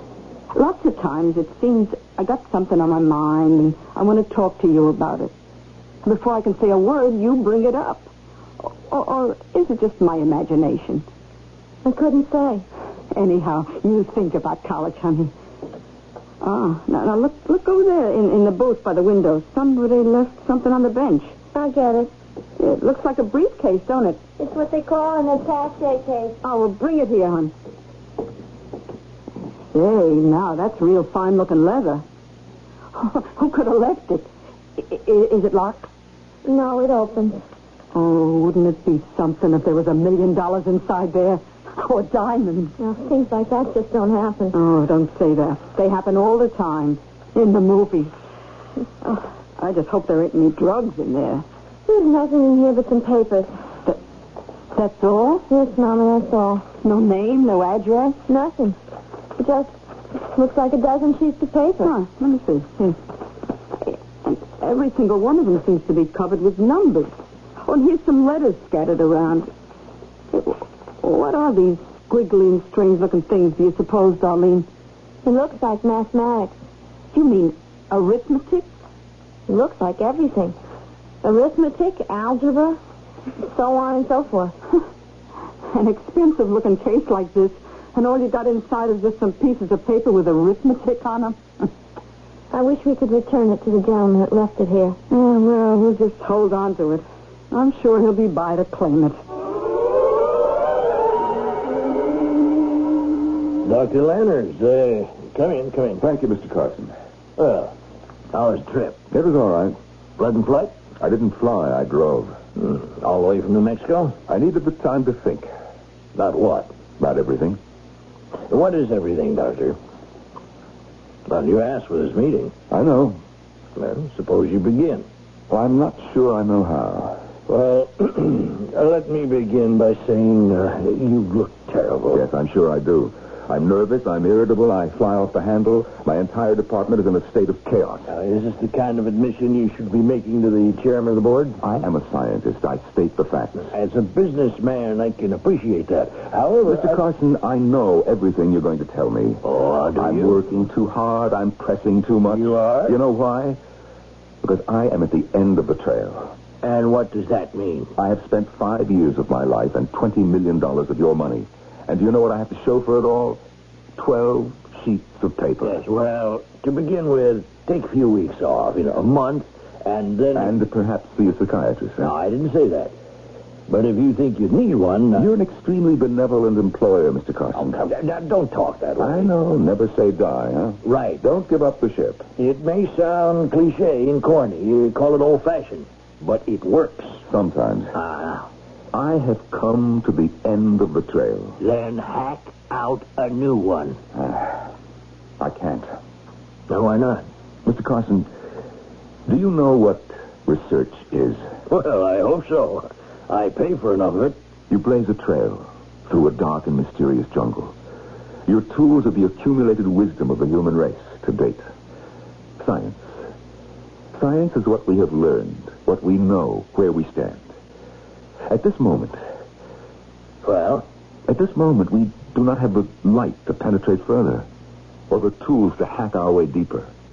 In short, sir, I have run out of knowledge. Go out and buy it. It doesn't exist. No, you can buy anything. Can you buy Albert Einstein? Mention someone who was alive. I don't know of anyone who's alive today who can do what Einstein did. When he came to the end of knowledge, he was able to go beyond it. How? You know how. He invented an entire new knowledge. A new mathematics. And that's what you need? Exactly. Well, there could be another Einstein out there. Somewhere. Of course. But how do we find him? Until we do, and we may never. I've come here to tell you that the present research direction of the company has arrived at a dead end. I see. I came to prepare you. The board of directors will have to be informed. Yes. They will have to be told that Project 119 is still on the drawing board, still in its highly theoretical stages, and is likely to remain there indefinitely. That's the verdict, huh? Yes, sir. As you put it, that's the verdict. Man, we don't have to be hanged. Now, there's a way of presenting these things. It has to do with batting averages, percentages, risk factors. We can certainly survive it. We can even make it look like a positive gain. I am not concerned with that. I am, and you should be. Project 119 was something that I believed in. I should hope so. I spent the better part of my life working on things I hated. The bomb, for instance. You had a duty to your country. Oh, I understand. I know the arguments. I even agree. But the fact is, I was using my knowledge to create havoc, destruction. But Project 119, this was directed at life, not death. Doctor, why don't we go to lunch? I believe in Project 119, and it has been denied to me. It's a promised land, and I'm not being allowed to enter.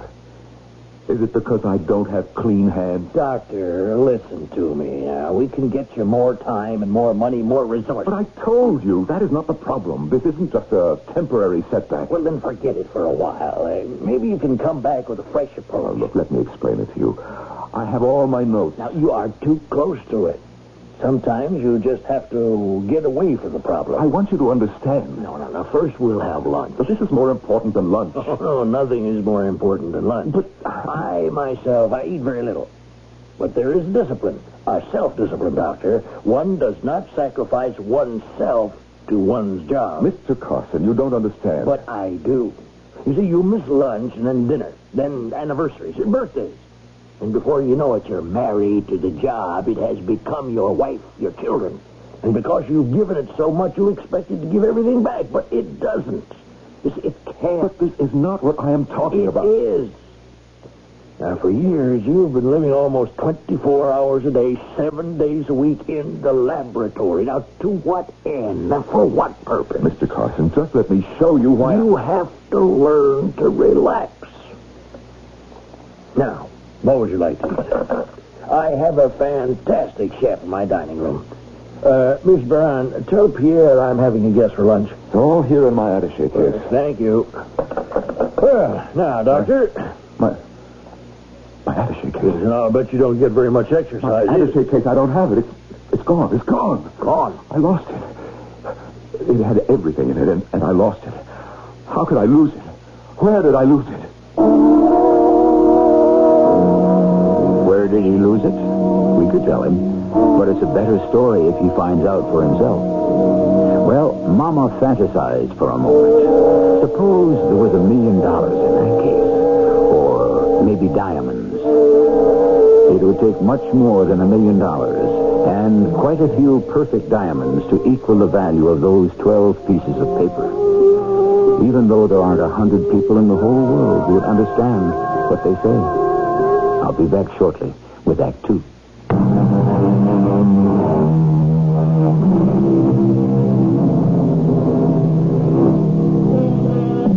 We forget because we must, not because we will, so says the poet.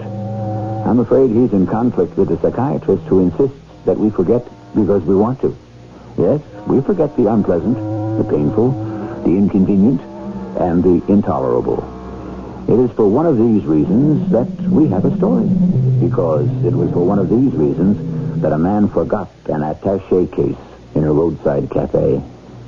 You lost your attaché case, Doctor? It's gone, I tell you. All right. We have established that. Now, think, clearly. Where? It has the notes, the results of 5 years of research, $20 million. Dr. Lanners, just sit back for a moment. Now, compose yourself. Relax. How can I relax? I have to find my attaché case. Oh, wait a minute. Where are you going? Dr. Lanners! Doctor! Hey, Miss Moran. Dr. Lanners is about to leave the building. You tell Jack Olmsted to put a man on him right away.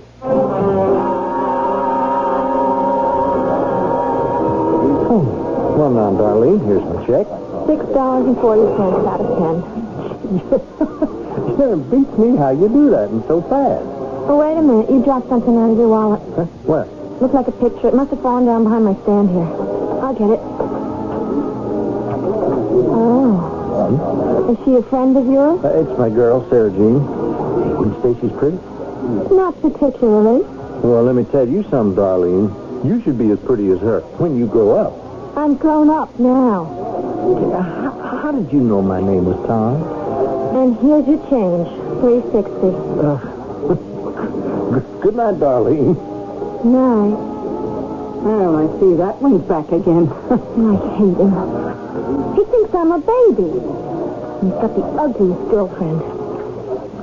Ooh, I know what he wants. Oh, honey, you'll find all men want the same thing. I'm talking about the man walking in the door right now. Oh, which one? See him? Kind of tall, thin, gray hair where he's not bald. Oh, him. He looks hungry. He's got a fire going on inside him. What are you saying? Oh, no. Darlene, honey, what's wrong? He's burning me up. The flames are shooting in all directions. Mama, don't you feel it? Honey, you want me to call a doctor? No, I'll be all right. I told you. I know what he wants. That'll put the fire out. Mister, do you want to come over here? Darlene, you've got to tell me. You'll be all right. Your face is so flushed, you're all perspired. I'll be all right in just a minute. Miss, did you call me? Yes, everything is all right. Darlene, what's happened to you? Hey, you, mister. What have you done to my little girl? I haven't done anything. The minute she saw you, she... Mama, please. Here. This is what you're looking for. Oh, my attaché case. Oh, what a relief. Oh, yes. Yes, what a relief. Darlene, now you're so pale all of a sudden. I'm all right, Mama. Thank you, miss. Thank you so much. Madam, are you the manager, the owner? Yes, but I can't tell you how grateful, how indebted I am to you and to your daughter here. Oh, it's all right. Now, I would like to reward... Oh, no. Please. It's all right. Even though you have plenty of money. I'll never forget you both. Thank you very much. Goodbye. Goodbye. Darlene, how did you know the man has plenty of money? I'm sure I don't know. I guess you could make that assumption from the kind of attaché case he has, but still... Honey, there are times you sure do scare me. He doesn't have a conversion factor. A what? A conversion factor. Now, what does that mean? I know what it means, but I can't explain it. Yeah, whatever it is, how do you know that gentleman doesn't have it? Because that's where it all stopped. Yeah? Well, where what all stopped? On the papers. Those papers in his attaché case. Oh, I give up. I guess you were a different child from the very beginning. Different? What do you mean by different? Different in what way? Well, I don't know. It's the way you can do that arithmetic, all the numbers in your head, and how there are times when you know exactly what a person is thinking. And it's true. I'm different. I'm not like other girls. Oh, yes, you are. You are. You just said I was different. Well, I didn't mean it that way. In any way that might be bad or peculiar. Maybe that's why I don't have a boyfriend. Oh, honey. Mom, I don't want to be different. Everything will be all right. You don't really mean that. I do, child, I do. Then why are you saying to yourself, good Lord, I'm scared. Why is my daughter so different? Why are you saying that, Mama? Darlene, honey, how can you even imagine a thing like that? Well, you're just like any other girl. No, Mom, I'm not. What you're really thinking is she has this problem. I don't see it like a problem. I consider it a gift, a blessing. And that's the reason a boy won't look at her. Really look, because he's scared. Why? Why are you scared, Mama? Now, baby, you've been working very hard and keeping some long hours. Look, you take tonight off and just go to a movie. It would be so nice if some fella asked me.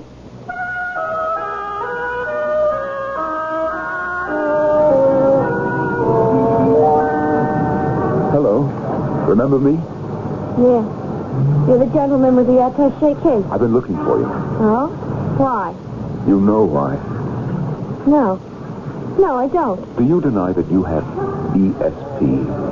I don't even know what that means. Extrasensory perception. Let us say the ability to read someone's thoughts. Oh. You do have it to a degree. I may have it, but I don't like it. Why not? Because it gives you a headache. Sometimes it makes me feel like I'm burning up inside. I see. Look, we can't talk here. Talk? What is there to talk about? This is something very important. To who? To both of us. How could it be important to me? It could be worth $50,000. $50,000? Yes. That's what you're saying. I can feel it. Then you know I'm telling you the truth. I know you're saying I could make $50,000. I don't know if it's the truth. I'm starting to get a headache. I know. It's my fault. I shouldn't be so excited. I'll try to be calm. You want me to do something? Yes. And for that, you'll get $50,000. What is there that I could do that would be worth $50,000 to anybody? Well, it's something you know. I know something that's worth all that money? Mister, excuse me saying so, but you're crazy. Darlene, listen to me. No. Please, get away from me. Just listen. Mister, I don't know what you've got in mind, but I don't want any part of it. I'm serious. Just up the block. You can see. It's a police car. Darlene, give me a chance to explain. I'll give you a chance to get out of here. If you don't just walk away, I'm going to call to those police. Mr. Carlson? Come in, Miss Moran. Oh. Well, I have a verbal report from one of Jack Olmsted's men, the one who's shadowing Dr. Lanners. Yes? Well, he says that Lanners got onto the interstate and drove about 17 miles south and west. Yes. He pulled in at one of those truck stops, went inside, and there was a young girl at the cash register. She had his attaché case. A young girl? Oh, she could be 15, 16, 17. And then what? Well, he took the attaché case back to his car. He sat for a while and looked through it, and then he started back to town. Then he suddenly turned around and headed back to the truck stop. Well, why would he do that? When he went inside, Jack's detective must know how to read lips. Lanners asked the girl's mother, who was at the register for the girl. She told him her daughter had gone to a movie in Charlesburg. Well, that's where Dr. Lanners headed. He waited for her to come out of the picture show, and then he accosted her. Accosted? Well, that's the word the detective used. Anyhow, they started talking. He wanted her to do something. Said it would be worth $50,000. Lanners said this? He must have frightened her. She threatened to call the police. And then she just ran away from him. Lanners wants to give a little teenage girl $50,000. Lanners? Well, till today, I would have staked my life on Lanners. Is he still being jailed? Yes, sir. Well, keep it up. 24 hours a day. 7 days a week till we can get to the bottom of it.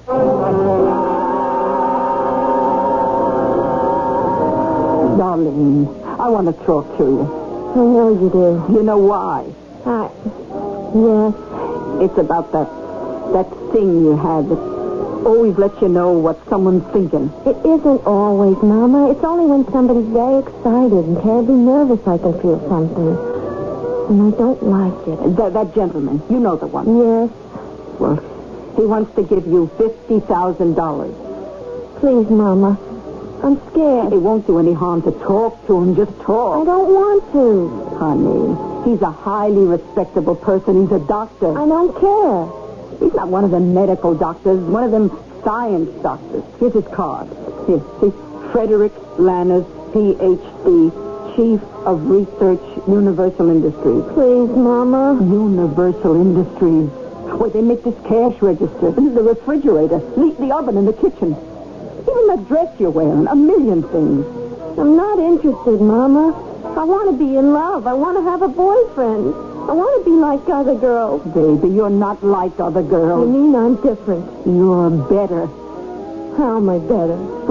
For instance, this thing you've got inside you that lets you know what other people are thinking, that makes your brain work so fast. Please, Mama. Your Aunt Madeline. The crazy one. No. She wasn't crazy. She was. When she was a girl, they said she was crazy. No, honey. No, she was my little sister. I ought to know. You're like your Aunt Madeline. She always knew what folks were thinking. She had this marvelous thing in her head, just like yours. It isn't marvelous. Not if it makes me different. And then one day, it disappeared. This thing she had in her head, this marvelous thing, it just disappeared. It went away. How? Well, she figured it out. Later she told me it was because she fell in love. Love? Yes, real love. What you've got in your head is very strong. There isn't room for both things inside you. That's what Madeline told me. When love came into her being, the other thing, I guess, was driven out. I'd rather be in love. Well, at least have the courtesy to find out what he wants. I'm here only because Mama insisted. Darlene, why do you resist the idea of becoming rich? This $50,000 is only the beginning. Don't get angry. When people get angry, it gives me a headache. Don't you want to make this world a better place to live in? What kind of question is that? Doesn't everybody? No, not everybody, but that's not the point. The fact is, you do. Darlene, I don't even know how to explain it, and I'm guessing, but the fact is, you know how to change the way we're all going to live. Why do you say that? Well, here in my attaché case, all my notes. You opened this case, didn't you? I thought I could find a name to tell me who owned it. It's all right. But then you examined the papers, didn't you? I looked at them, yes. And Darlene, you understand what's written in here, don't you? Yeah. The math, the physics, the level. Oh, Darlene, it's incredible. How? Where did you learn? Learn? I guess I always knew. Look at the bottom of the last sheet of paper. You made this notation, didn't you? Just something you scribbled down. I don't remember. You wrote these 3 words. No conversion factor. Like I said, I don't remember. No conversion factor. Darlene, what does it mean? What does it mean? Please, you're giving me a headache. Tell me. You must tell me. My head. Tell me. No, go away. Tell me or I'll... Let me alone. Let me alone.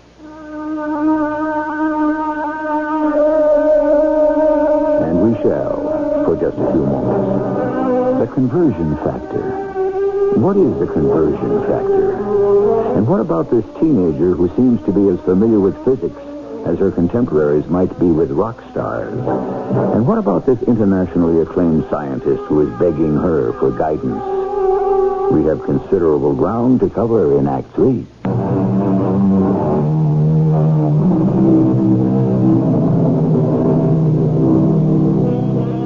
The beginning of wisdom is in the cradle, says the Greek philosopher. For here, the child encounters light and dark, food and love, joy and sorrow, and are not all these things the sum total of our lives? Well, probably.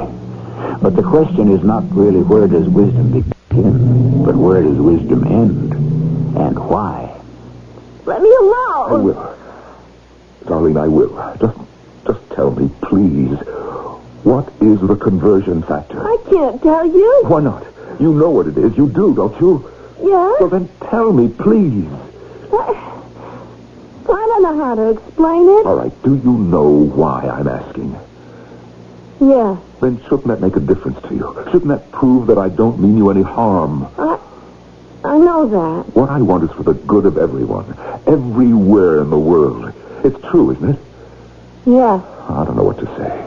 We scientists, we have a theory, and we express it in mathematics and physics and chemistry, create a formula to build a machine or a device, but, well, this is different. I know. You, Darlene, you are the personification of my theory. You, a human being. But you are the origin, the genesis. I really wish you would leave me alone. Darlene, this world, it's overworked. It's overtired. And do you know why? Don't shout. You see, we have forgotten the genesis. Do you know what that is? No. It's the sun. I still can't tell you why. The conversion factor, Darlene. Try to explain it, can't you? I told you. I keep telling you. I don't know how. You understand everything that is written in my papers. How? I just do, that's all. Tell me how. Maybe I don't understand it. But you just said that I feel it. What? You feel it? Look, when you feel warm, how do you explain warm? How do you explain cold? If you were blind, how could I explain to you what a color was? How could I make you see it? Try somehow to explain the conversion factor. The conversion factor. Begin by telling me, where did you get the name? I don't know. You made it up, didn't you? Well, you see, you have to make a conversion. Do you understand? But what do you convert? You have to look at things as conversion factors. Well, tell me which things. Any kind of things. You feel thirsty, okay? You don't want to feel thirsty. So, how do you get from feeling thirsty to not feeling thirsty? You drink a glass of water. Yeah. So, water is a conversion factor. Well, what does this have to do with my notes, with what I'm working on? But there's a pile. Well, it's a source? Yeah, of energy. It exists, but it's locked up. It isn't working for you. Yes. And now you need that conversion factor. But where do I find it? Where? Yes, where? How? How do I express it in a formula? You can't. Oh, Darlene, you must help me. I guess you said it yourself. Just before, you said I was the personification, the genesis. I guess it's all a way of saying that I'm a conversion factor myself. Of course. I know, but how do you do it? I have to keep telling you. I don't know. I just don't know. But inside you is the secret. I don't like the sound of that. Darlene, it's true. And there's something skirting around the edge of your brain. No. Oh, no, it was just a stupid, inane, impossible idea. It was very strong. That's why I felt it. You can't help those crazy things that flit through your mind sometimes. You wanted to kill me? No. After all, what happened when they killed the goose that laid the golden eggs? Darlene, if you were dead, everything vital and alive and important would die with you. Oh, please, Darlene, help me. Darlene, you about through here? Yes, Mama. Well, what do you think of Dr. Lerner's idea? I don't know yet. I can get $50,000 from my company. You hear that? It will be deposited to your account.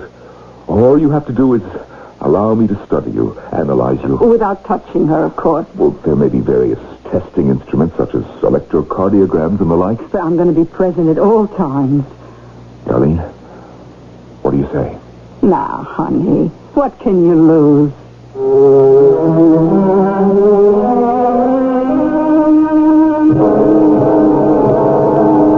Miss Durand? Won't you sit down, Dr. Lanners? Thank you. I received your message, and here I am. Miss Durand, Dr. Lanners, how formal. And yet I know you so very well. Do you? Miss Durand, may I ask the purpose of... You could be in trouble, Dr. Lanners. The kind of trouble you cannot hope to surmount. What's between you and this little teenage girl? What are you saying? Detectives are watching your every move. Oh, no. Is that what it looks like? Well, what's your story? Miss Durand, what do you know about Project 119? I know we are trying to create a system which will use the sun as the sole source of energy. Yes, and? Not just mechanical and technical energy for all heat and power and fuel, but I guess you could say personal energy. That's right. But we're stuck. You're stuck. You know everything about this energy except how to unleash it and control it. Not anymore. You see, I know the next step. But you told Mr. Carson you'd come to the end. The next step is this teenage girl, this Darlene. What are you trying to tell me? She is one of those people who have already done it. She's doing it. In a primitive, elementary way, but she's doing it. She has taken the next step. Well, then she must be brilliant. She must have a superior intelligence. No, she's just an ordinary, run-of-the-mill teenage girl who moons over whoever the latest rock and roll star happens to be. Well, then how could she possibly... Listen to me. Do you think evolution is a matter of intelligence? Sometimes it's instinct, an accident, a random coming together of a certain pattern of genes. But look at what she knows how to do. She doesn't know how to do it. She just does it. Does a green plant know it must turn toward the sun? No, it doesn't. And so does she. Without thinking, without knowing how, she uses her mind as a computer, a transmitter. So far, she can't direct energy into physical channels, but that will come. But what can you do with her? She is a conversion factor, which is what all of us will one day become. Now, right now, we have to study her, analyze her. Is she willing? And her mother is willing. It will cost $50,000. That's no problem. I'll need the check tomorrow morning. You will have it.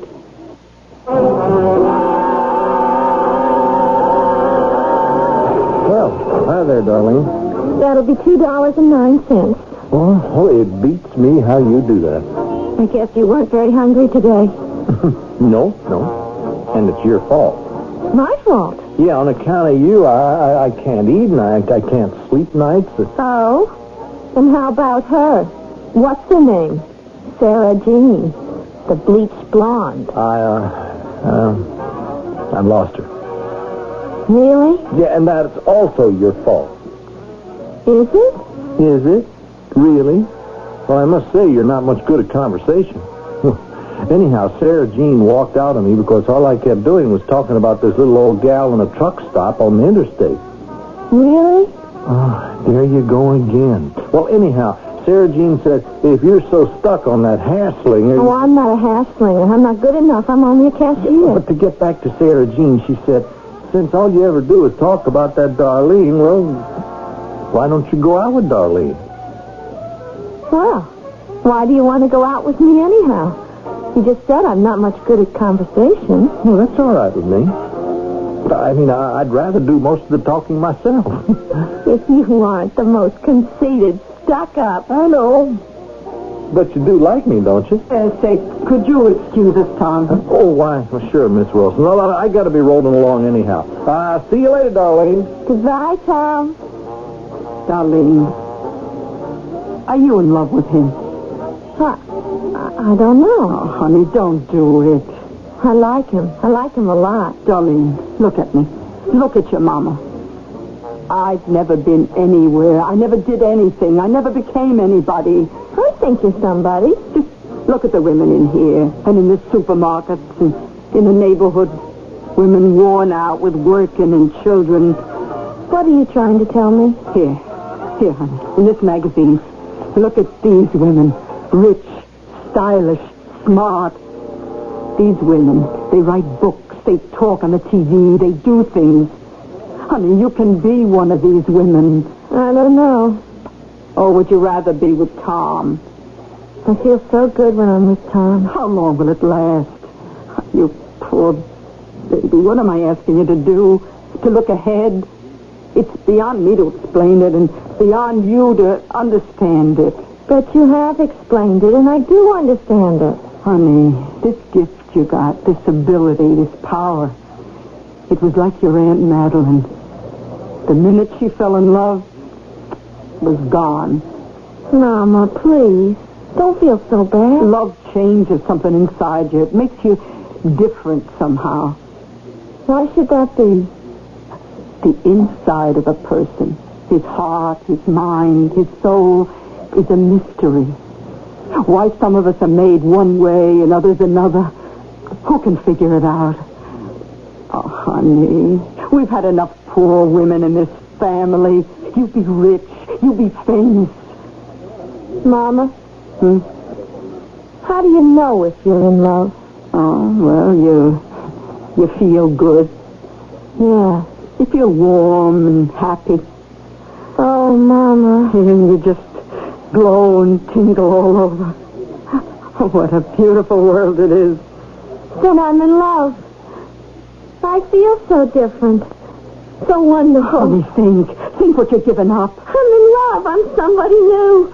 Somebody else. Darlene, oh my goodness, here comes Dr. Lannis and another gentleman. Mr. Carsons, this is Darlene and her mother. Ladies, may I present Mr. Carsons, chairman of the board of Universal Industries? Well, I'm so happy to meet you both.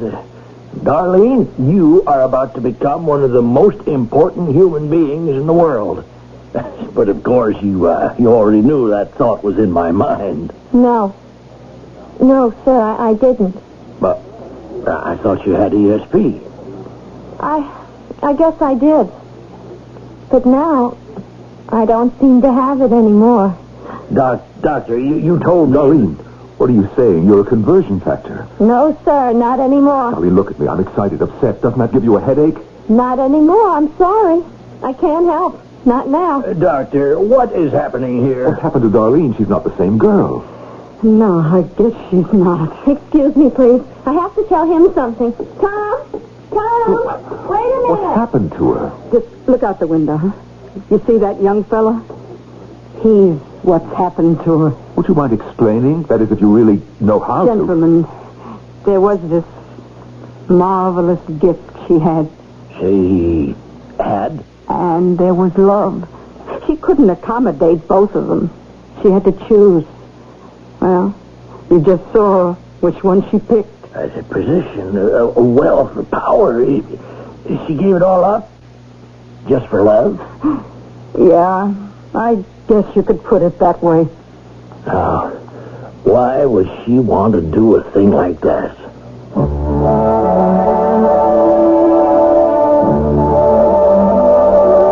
Why? If only we knew. What we do know is that the ladies used to do it all the time, and still do. Even in these days of liberation. And men, too. How many young men have given up dreams of glory to settle for humdrum jobs, to support a wife and kids? They say love is blind, but love also blinds. I shall return shortly.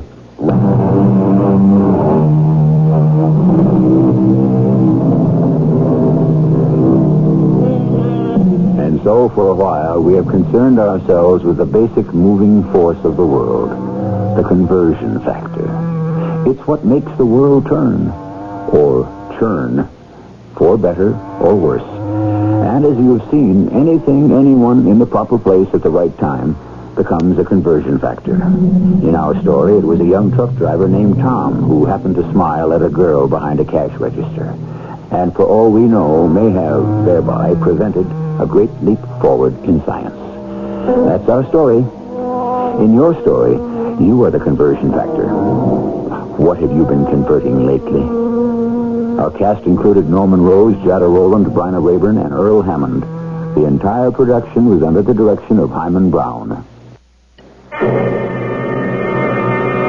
And now, a preview of our next tale. Now, these gems, do you generally keep them here in your apartment in a jewel box on your dresser? No, I usually have them in the vault.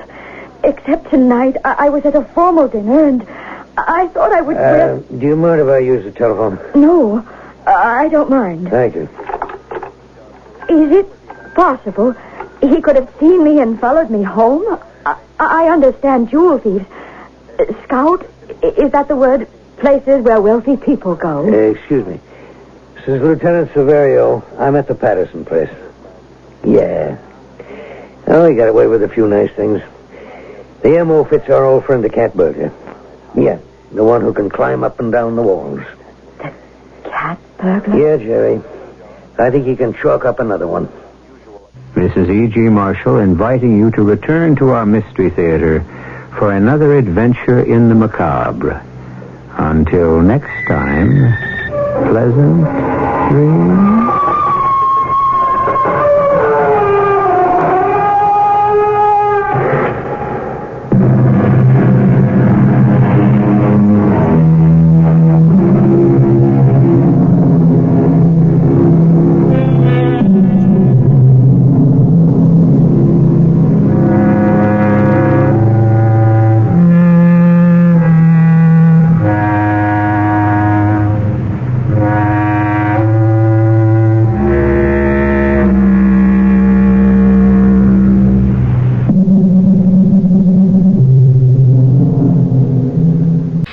CBS Radio Mystery Theater presents...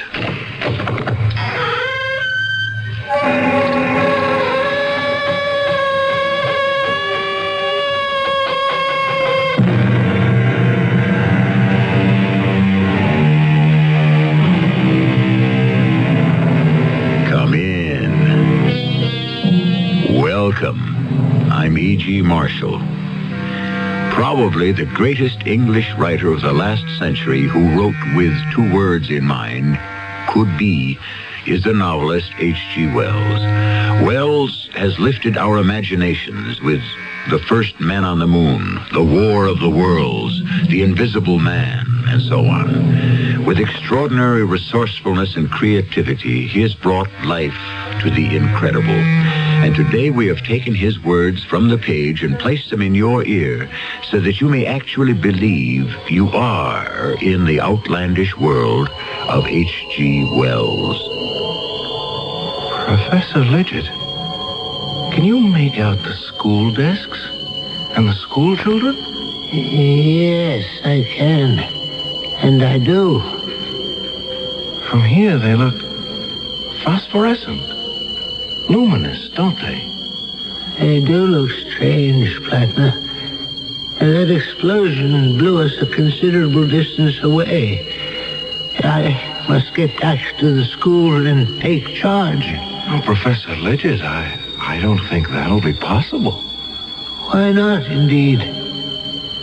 Because I think that you and I are dead.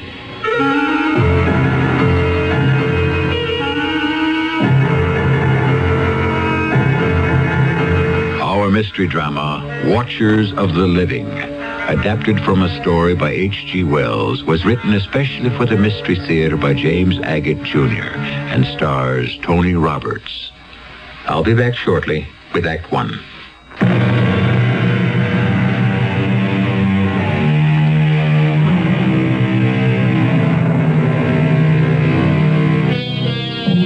What'll it be this time, Mr. Wells? Mars colliding with Earth? A machine to put you into another century? The problems of loving and living when no one can see you? None of the above? Something completely different? Yes, it is. In fact, in the 90 years of science fiction that followed where H.G. Wells blazed a trail, no one has ever attempted to duplicate the story we tell you now. My name is Fred Plattner. I'm 27. My mother and father passed away when I was 10. I'm a teacher at a small school in Sussexville. So small that one teacher has to do the work of 5. Too much work for too little pay. Last week, I heard of a great summer job in town, lifeguard on Sandy Beach. To apply, I first had to get a physical checkup. Miss Plattner, I do not have good news for you. I'm sick, Dr. Bender? No, I wouldn't say that. Not sick, but strange. You mean when you examined me, you found I didn't want to say anything until I had the x-rays, but I can tell you this. In all my years of general practice, I have never seen a body like yours. Well, will I live? Who knows? Before I show you the x-rays, tell me, young man, why do you want to be a lifeguard? I understand you have an eminently scholarly position as a teacher. Well, that's what everyone tells me, Doctor. But there's no money in it now and no future in it tomorrow. What do you teach? What don't I teach? Bookkeeping, geography, modern languages, and chemistry, which Dr. Lidgett, our former principal, threw at me about a month ago. Aye, all those subjects. You must have a vast knowledge. No, I don't. But since my students begin by knowing nothing, all I have to do is bone up from day to day and stay one lesson ahead. What an extraordinary way to run a school. In a town of 1,000 persons and 1 1/4 children per household, I was told by Professor Lidgett, the principal, there was no alternative.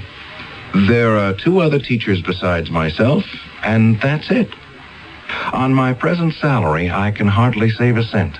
But if I pass the physical and get this lifeguard position, I could clear $300 this summer. I wish I could help you, Mr. Plattner, but the facts don't help me. Let me show you.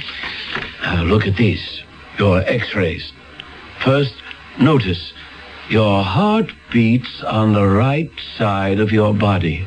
Now look at this plate. That is the right lobe of your liver. However, it's on the left side, and the left lobe is on the right side. Tell me, have you noticed any changes in yourself lately?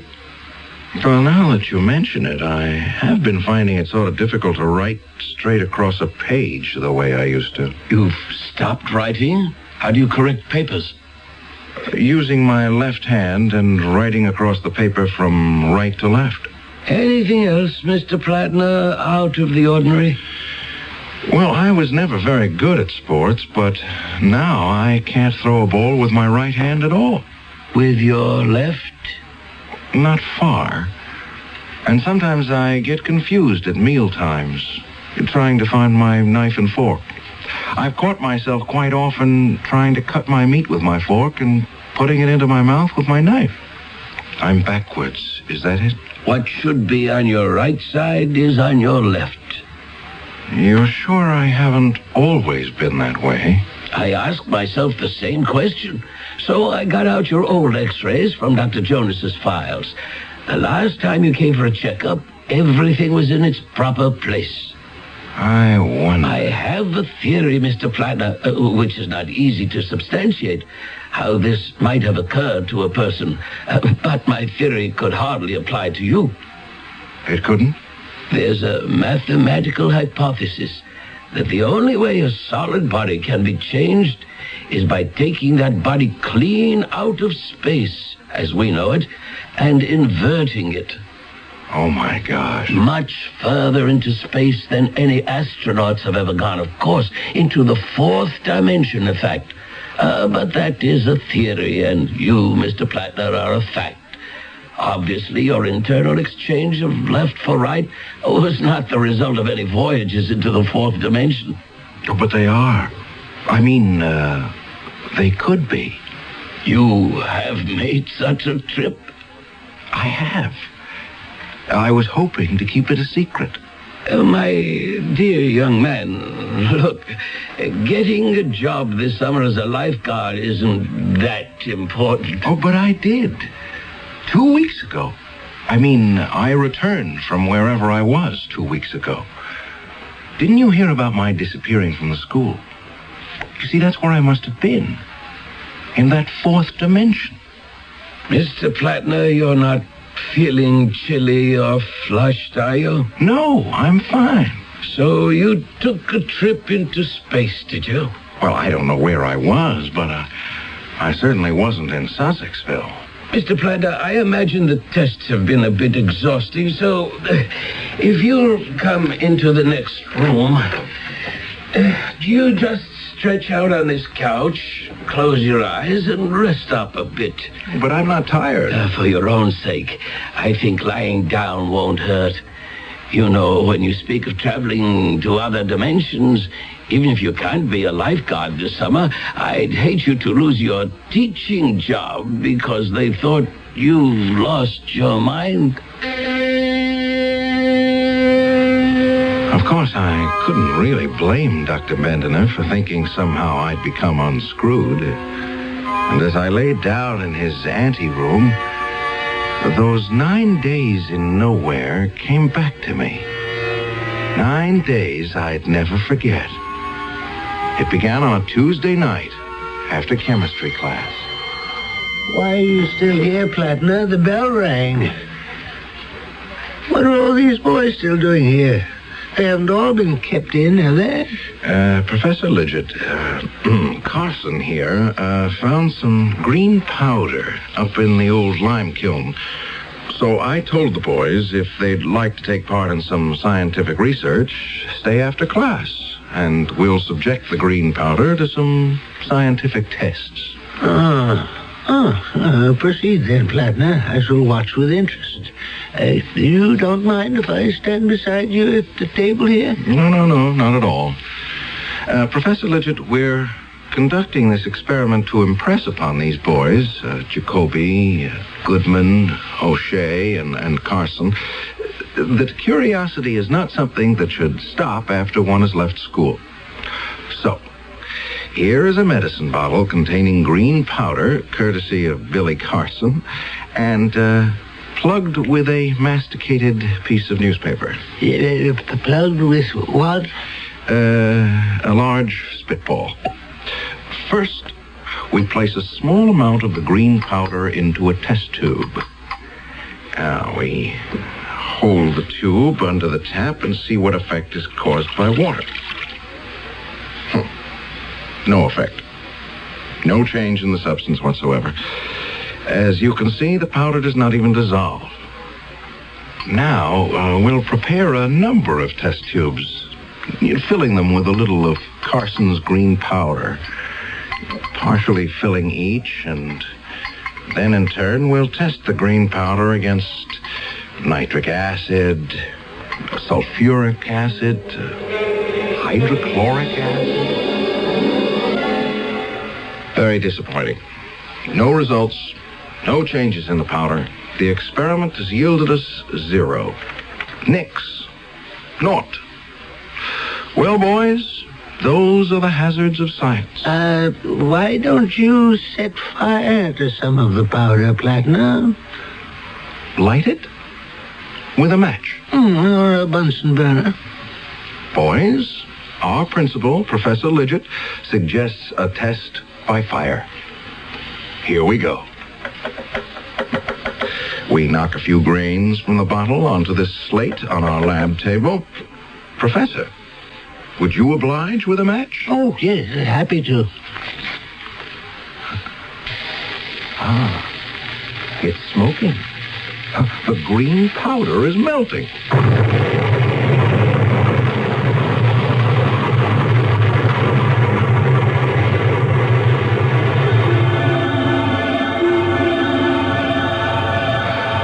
At the explosion, I was lifted off my feet and driven forcibly backwards. I wondered if I'd crashed through the wall or window of the chemistry lab. The next thing I knew, I was thrown to the ground.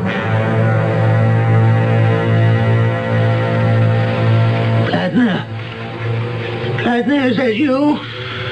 Professor Lidgett, are you hurt? Well, I don't think so. Me neither. My face seems to be all right. I still have both my ears, hands, arms, and my feet. Oh, so thank heaven. Where's the school? Where are we? None of this countryside looks familiar to me. Look. Straight in front of us. Those figures. I know those boys. They're in my bookkeeping class. But how strange they look. Sort of gray and amorphous. Almost floating. Are those gray shapes there? Those are our students? I can see their lips move. They're talking. But I can't hear a word they're saying. And they're coming towards us. The one in front is Johnson. Great heavens. He just walked right through you. I know. And I didn't feel a thing. Did you notice how dark it is getting? Above us, the sky is jet black. The only light is that greenish glow on the horizon and those black hills. Where are we? I can still see the chemistry classroom, but seems to be receding, getting fainter. I can see it too, way off there. It's as though I had X-ray eyes and can see right through the walls. We must get back. We've been blown a considerable distance away. I must take charge. Well, I doubt that will be possible, sir. As I analyze it, A, no one sees us. B, no one hears us. C, the boys walk right through us.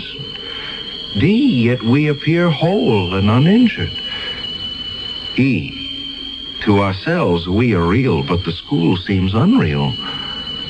Therefore, I would conclude, ergo... What?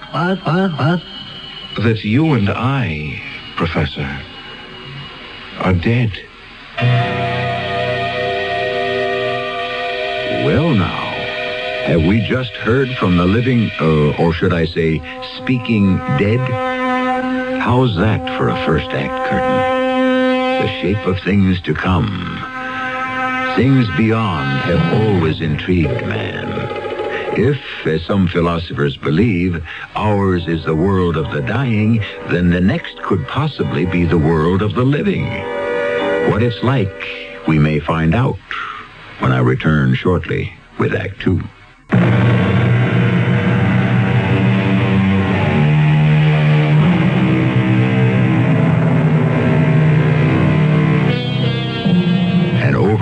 Teacher in a small grammar school explodes himself and the principal into what?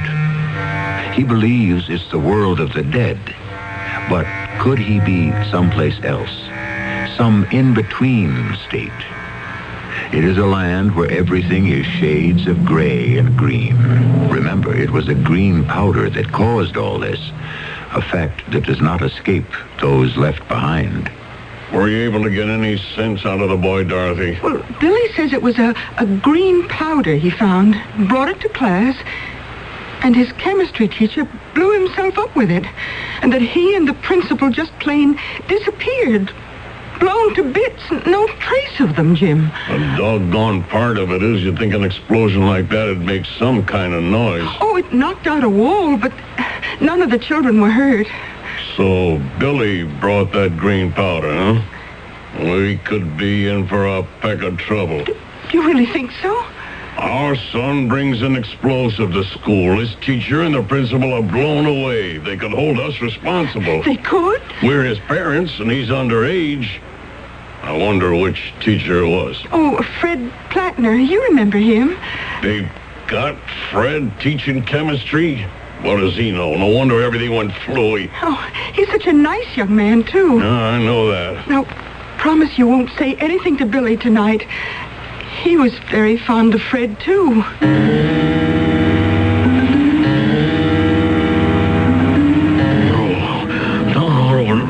No, don't, Fred. Please, don't. Jim, wake up. Jim, what is it? Jim, wake up.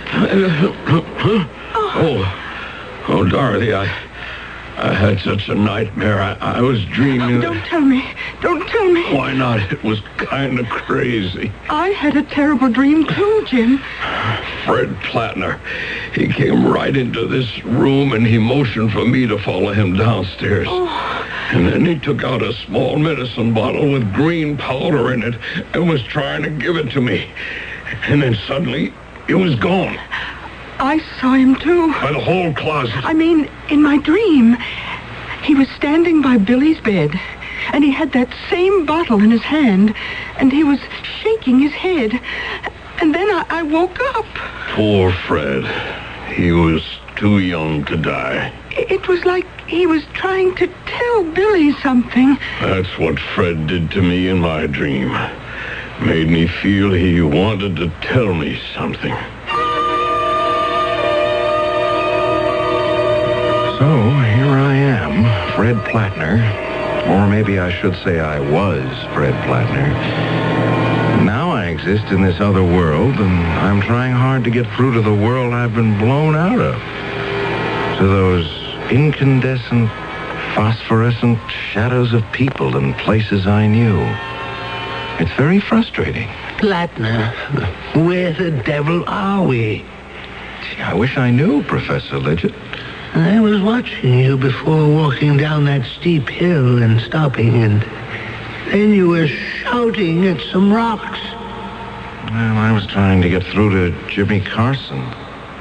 No go. He can't hear me. There must be a way to communicate with our world. Cut through the invisible barrier that separates us? Plattner, I think I'm getting a chill. Well, it's sitting in one place, Professor Lidgett. Give me your hand. Yes. Up you go. Now, we'll get ourselves off this cliff. Down there, it may be warmer. Oh, thank you, my boy. I'll follow you. I don't think I valued you when you were teaching at Sussexville. Yes, that's good. That's good. One step at a time. It's never as steep as you think. I'll have to tell you, Professor, I have no idea where we're heading. But at least we're moving, and that's the best way to keep warm. Plattner, you know what's even more terrifying? I can hear you. You can hear me. But that's all. There's no sound in this place. The leaves are moving, but no sound. The wind is blowing. You can feel it, but you can't hear a thing. We came down this cliff, not one footfall, not a sound. It's all like some mad, silent movie. Not a sound anywhere.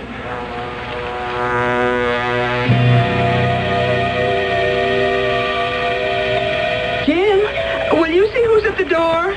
I'm just clearing away the breakfast dishes.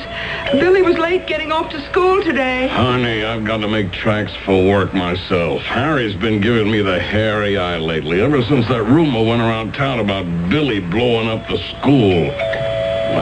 All right. Hello, Sheriff. What can I do for you? Good morning, Jim. May I come in for a few minutes? Oh, sure. Is Billy home? Who? Billy, your son? Oh, yes. I mean, no. Billy's in school. He loves school. Wouldn't miss a day. No, maybe it's just as well. Sit down, Sheriff. Can I get you some coffee? No, thanks. Who is it, Jim? What? Hello, Sheriff. What brings you here this early? I'll get to the point.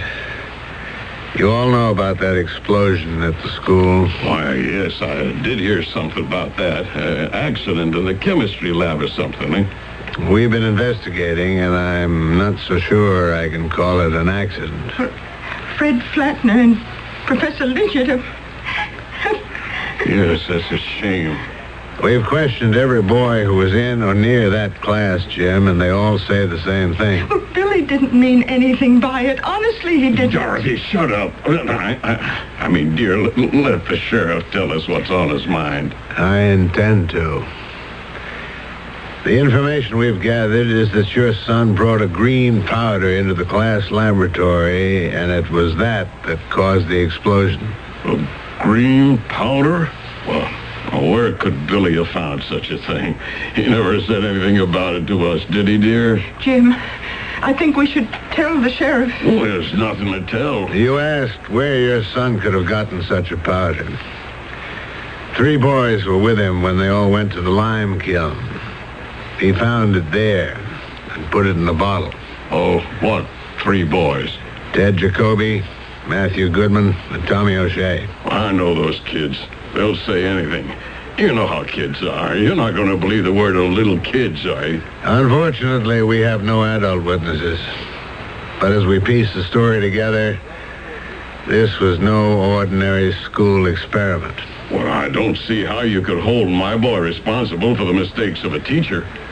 So far as you know, then, Jim, this whole story about Billy and the green explosive is untrue? Absolutely.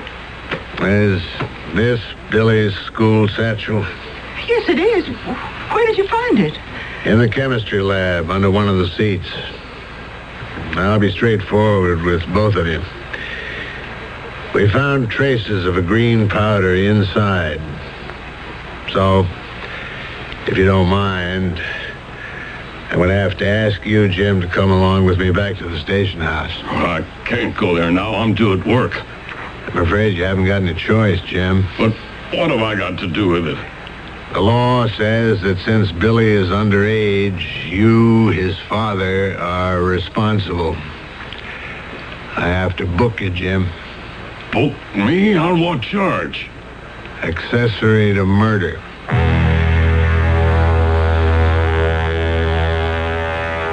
Several days and nights went by in our green world. This particular morning when I awoke, large, strange snowflakes were dropping all over me. Green snowflakes. And then, for the first time, the stillness was broken by a sound. Plattner, did you hear that? A bell. I think it comes from way down there in the gorge. Let's get down there. Maybe there are people or someone who can help us. Oh, beautiful. Plattner, do you hear that? Hear what? The sound of our own footsteps. Things are starting to be a little bit more normal. And it's not so cold down here. Look at those gray craters. Will you look at that? I never. A great stone building.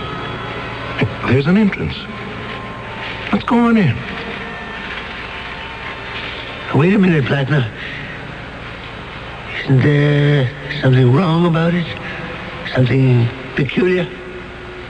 Well, nothing more peculiar than finding any gray skyscraper in a green world. It doesn't have any windows. It's like being inside a huge tomb. There are some flickering lights way down there. An altar. Something's moving back there. Where? To the right of the altar. What looks like a torch burning a green flame. Oh, yes, I see what you mean. Now, follow along the walls where that strange writing runs around the side, all the way to the right. Snowflakes. Big as a balloon, moving up and down. Let's get closer and have a look. No, I think I'll stay back here. If I go forward, Professor, you'll be alone here. Oh. Those large things. They're heads, floating heads, with sort of tails hanging from each one like giant tadpoles in the air. They don't seem to have faces. One is turning around. It's got eyes. The others are turning now, too. They do have faces. Look at them now. They're floating away. Anyone here? Something just flew into my face. Something cold. It's one of them. Who are you? Who are you? Who are you? Who are you? Who are you?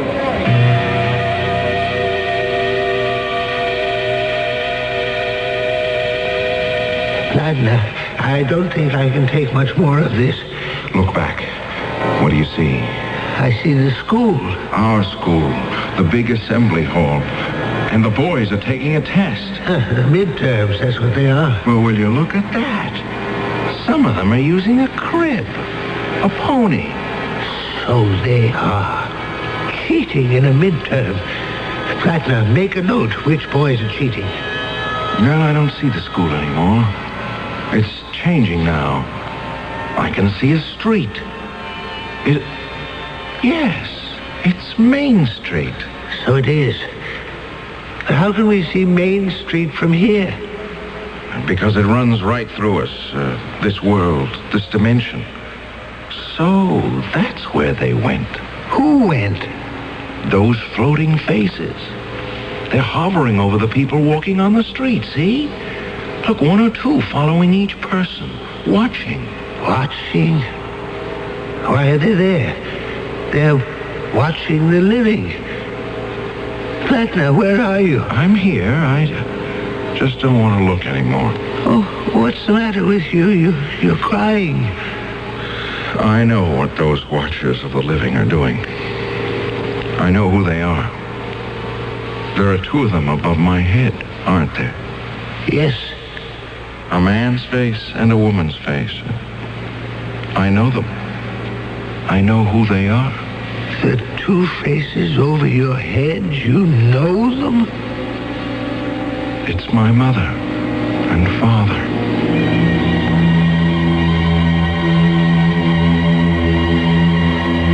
H.G. Wells asks, who are these watchers of the living? Why do they so passionately watch those they have left forever? Is it that when our life is over and evil or good are no longer a choice, that we may still have to watch the consequences of what we began? If this is so, then certainly Fred Plattner and Professor Lidgett have not died, but have invaded that dimension which hangs over all of us. I shall return shortly with Act 3.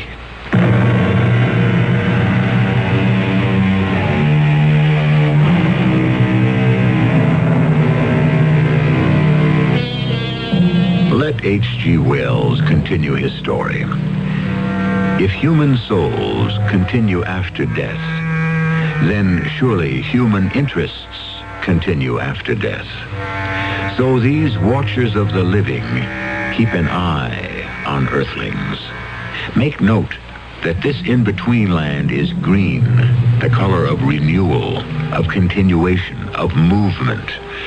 Therefore, this island in space and time onto which our two men have stepped could be a moving platform. But to where? How many days has it been, Plattner? How many times did I go to sleep and wake up? 6, 7, 8? I can't be sure. We have only you to blame for this. I seem to remember that it was you, Professor, who said, why don't you set a match to the powder? Why do these infernal things have to hang around us? What have I done to them? Well, go on, get away from me. Go away. Do you hear me? I don't see how you stand these floating heads always following us, bumping us like balloons with faces.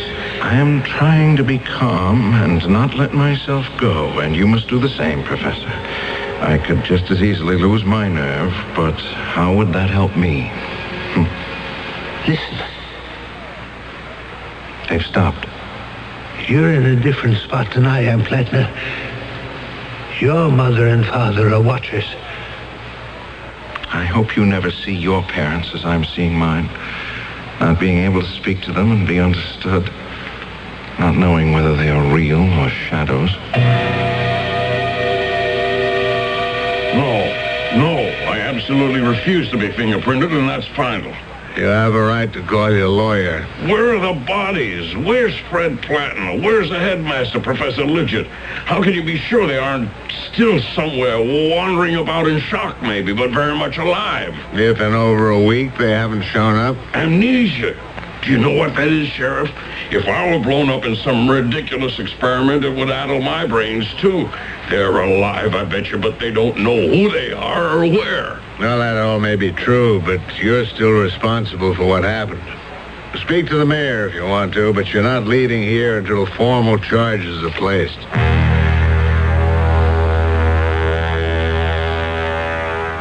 It had all changed between Professor Lidgett and myself. No longer were we of like mind in this limbo of the dead where there was no sunrise or sunset, where a green haze hung over vast cliffs and stone buildings without windows. We were enemies, and that didn't help. The day I hired you for the school, I must have been mad, Flatner. You got us into this. Now, what are we going to do? Try to keep my head, for one thing. For another, I'm going to sit here and have another try at getting through to Sussexville. Oh, you have a formula? How are you going to do it? Concentrate. Mother, Father, help me see our town.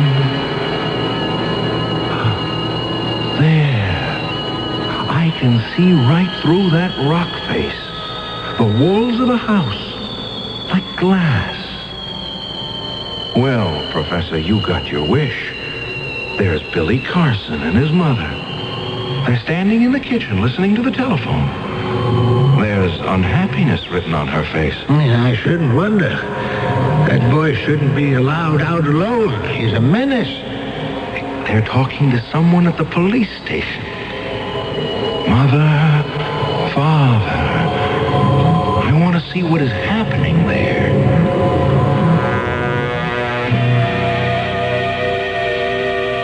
Dorothy, honey, don't cry. They won't let me go home right now. I've called our lawyer. He's in court, but he'll get over here as soon as he can. Now, you just tell Billy what trouble he's caused. I don't know when I'll get home.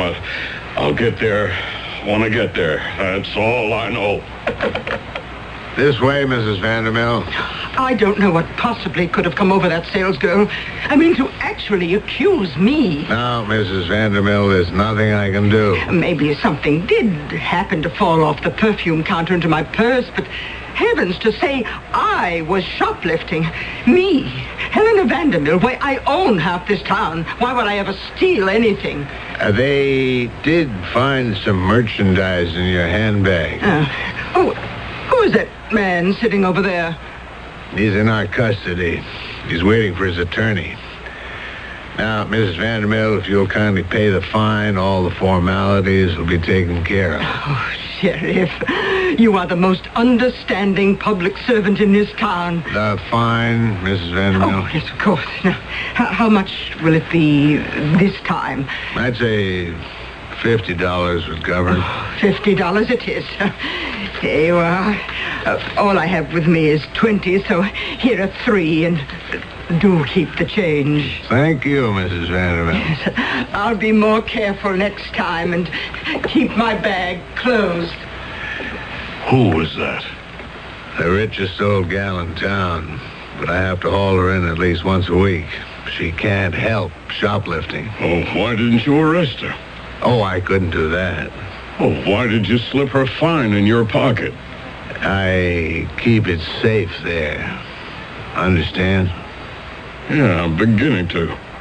And how much would a little understanding cost me?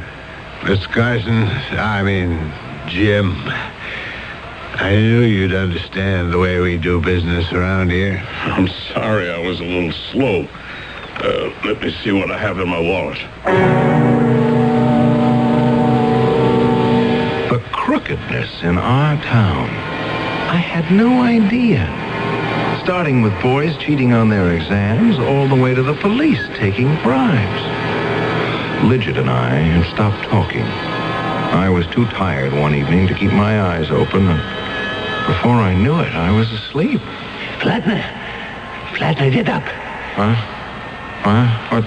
What's the matter? Get up. Oh, yes, certainly. Professor, What are you holding that rock in your hand for?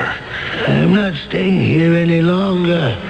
Well, how do you propose to leave?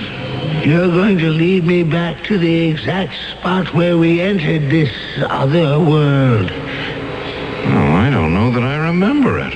Well, you'd better, if you don't want your head bashed in. Professor Lidgett, I understand the strain you feel, but what good will it do you to hurt me? I don't care anymore. I've got to leave here. All right. Let's start up this path and see if I can find the place.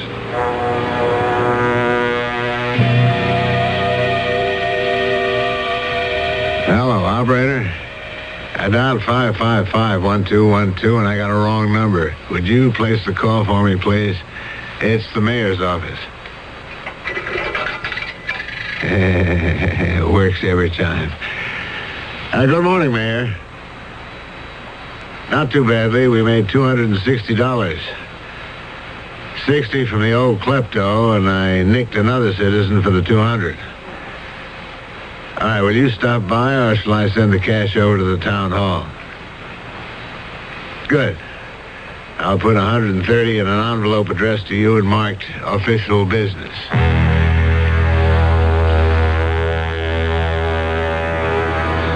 That little scene of conniving didn't escape me either. It made me wonder, did I really wish to return to the life I had grown up with? We climbed and finally reached a plateau, which I thought looked familiar. Is this where we first landed? Are you sure? I'm as sure as I can be. You know, Professor, that world of ours, it's not what it's cracked up to be. No, it isn't. But it's the only game in town. And people aren't what they think they are. Plattner, you're still carrying that glass bottle with some green powder. Yes, I still have it. What's left? Why? Nothing. Just thinking. It's finally dawned on me why the watchers of the living have such unhappy faces. What goes on Earth is enough to make anyone sad. Greed, deceit. The people you thought were honorable, people you respected. Even you, Lidgett. You're much less of a human being than I thought you were. Much less. Lidgett, what are you doing with that rock? Lidgett, please.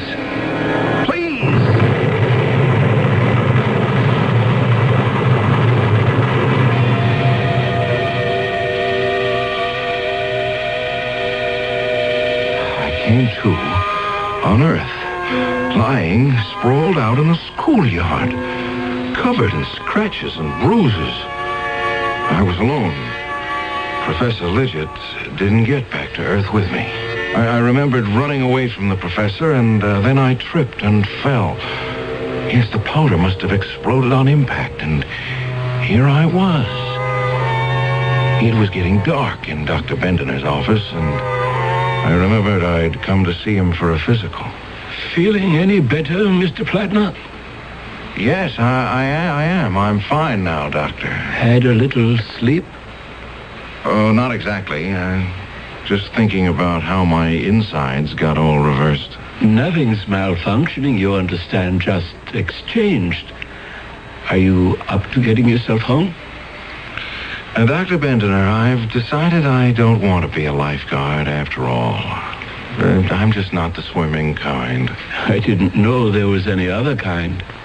Oh, there are lots of ways lives can be guarded. I'd like to think about that. Think about what, Mr. Plattner? What I ought to do, now that I'm back. Back? Go back to teaching. I think you should. Oh, well, they say that those who can do, those who can't teach. I think I can, Doctor. And there's an awful lot of doing that Sussexville needs. Maybe I'll just give it a try. It so happened that Fred Plattner knew quite a lot about the shenanigans of several high town officials. And come election time, when Fred started talking, everyone also knew quite a lot.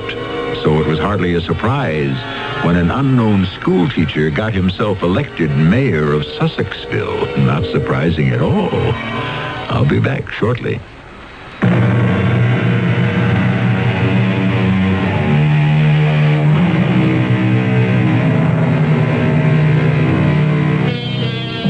Some folks around Sussexville are still scratching their heads, wondering where Fred Plattner and Professor Lidgett disappeared to for 9 days, and why the professor never came back. But Fred isn't telling anyone. Every now and then, though, he'll look up suddenly from his desk in the mayor's office, as if he was seeing someone he recognized. Call it an H.G. Wells fantasy, if you will, but who knows? Perhaps we are all being watched. Over there. Is that a shadow over your head? Our cast included Tony Roberts, Bob Dryden, Bryna Rayburn, and Gilbert Mack. The entire production was under the direction of Hyman Brown. And now, a preview of our next tale. I took a few steps down the rough cobblestone alley. It was dim. A place where the sun couldn't get to. There wasn't a sound. The bustle behind me seemed to have vanished. I walked slowly along the twisting alleyway. Well, there were a few shops, but they were all closed.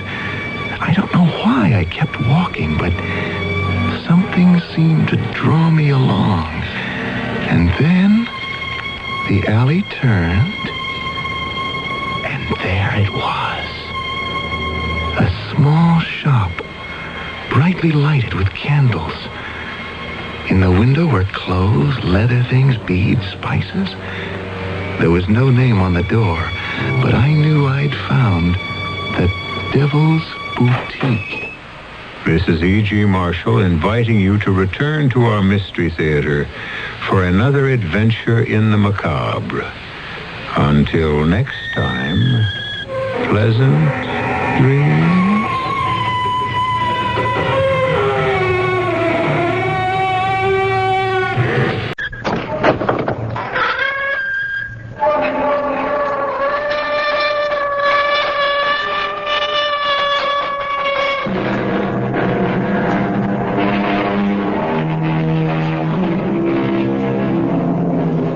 Come in.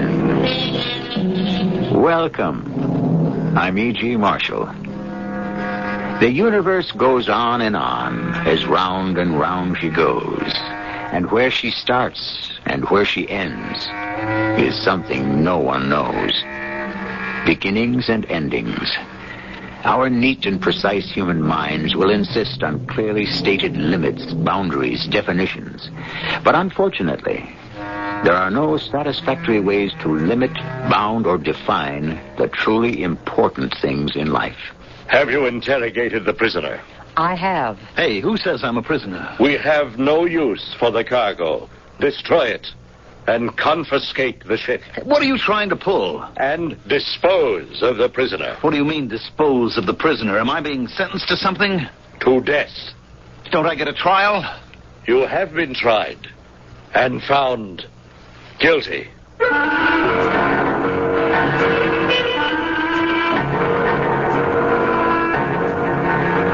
Our mystery drama, The Hole in the Sky, was written especially for the Mystery Theater by Sam Dan and stars Mandel Kramer. Rid of that noise, Curly. What's the matter? Don't you like good music? I thought you was a real space jockey. If you want to talk about space, all right. You want to get down to business? Well, how about a little drink first? When I listen to a deal from you, I better be stone cold sober. Oh, would old Curly ever steer you wrong, Raj? Absolutely. Do you know where Medusa's at? Medusa? That should be a star beyond Polaris. Well, I got the chart right here. The fifth planet circling around Medusa is called Bacchus. You can see it. Mm-hmm.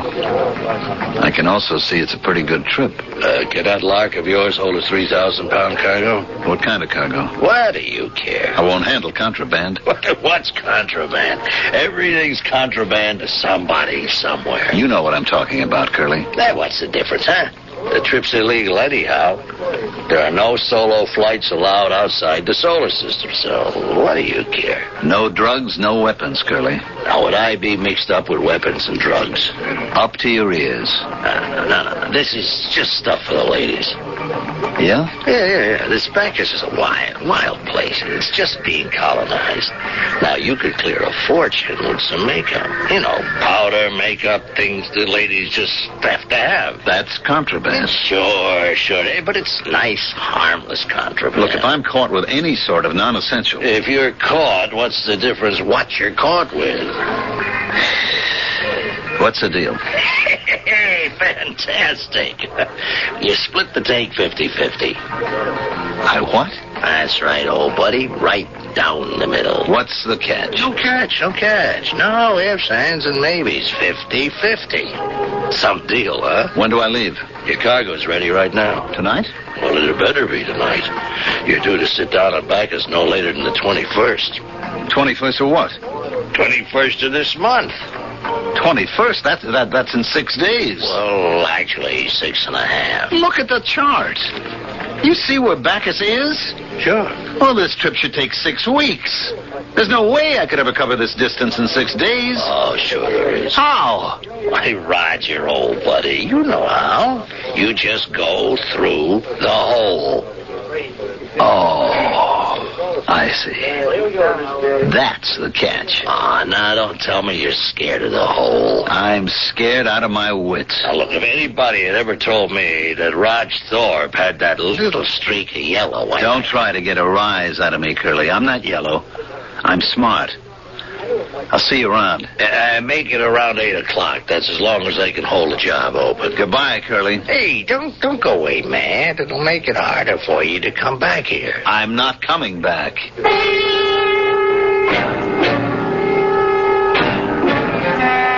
And I meant it. I was through with all that stuff. But what else was there for me to do? What else did I know how to do? I could join the Space Navy and wear a uniform and be assigned to contraband control, which meant I'd have to prowl through space hunting down guys like me or guys like I used to be. Magda was waiting for me when I got home. Curly called. Yeah? He said your ship is loaded and ready. Mm-hmm. That's what he told you, huh? Well, he's in for the surprise of his life because I'm not going. What did you say? I said I'm not going. Honey, that's just great. Is it? Well, it means you got something better. Oh, is that what you think? You do have something better, don't you? I don't have anything at all. Well, then I don't understand. How could you turn Curly down? Because How do you think I've lived this long? Being scared is what keeps you being careful. Okay. It's just I understood there was a fortune in this trip. But I'd have to go through the hole. And I'm never going to do that again. Roger, you've come through it before. Do you have any idea what it is? That hole in the sky? I don't know. Some people say it's all in the spaceman's imagination. Let somebody tell me that. You don't know what it's like. Okay, Raj, okay. It's a hole. A big black hole in the sky. I believe you, Raj. And there is nothing in there. Nothing. Honey, don't you think you need a drink? Nothing. You understand? It's a kind of corridor. A crazy kind of corridor. Whatever you say. It's like the back door to everywhere. Wherever you want to go, it's right there. It sounds like fun. Like everything opens up on it. Everything is right there. Once you're there, you're everywhere. I believe you. Stars that are billions and billions of light years away from each other, like Polaris and Orion. Like Taurus and Ursa Major. It's as if you can just move from one to the other, like crossing the street. That's why it's only 6 days from here, because 6 days is how long it takes to get to the hole in the sky. And once you get to the hole, You're anywhere you want to be. Do you understand? I keep telling you, it's not all that complicated. But I'm not going there again. Oh, honey, just try a little goblet of this and you'll go anywhere. It's a wild place. Hey, maybe I'd like to go there. A place where the whole universe is twisted and turned on itself. Sometimes it's quiet. Silent as the grave. And then it explodes. Explode? Everything goes haywire. Crazy. There's no longer any sense of time or space or place. And you can just disappear. How can you just disappear? Take just a little sip of this. It's good for what ails you. Look. Right here on Earth, okay? There used to be a big ocean between Buenos Aires and Cape Town. Thousands of miles of ocean. Sure. And right in the middle, someplace, there used to be a spot called the Bermuda Triangle. How's that so? And the ships that they had, the ships that sailed over that spot, disappeared. Ships that flew above this place disappeared. So? So this kind of thing has happened before. Maybe that was a hole in the ocean. Sure, Raj. If you say so. Look, get that tone out of your voice. I can't go through that hole in the sky again. I can't. I made a dozen trips. And nothing happened. How long can I be lucky? No, if I go this time, I'll be lost. I'll disappear. Oh, come on, honey. Take a drink. You'll feel better. You always do. I've been thinking about it. I'm going to sell the Lark. And do what? I can sell the Lark to the Navy and raise a stake. And go where? Where?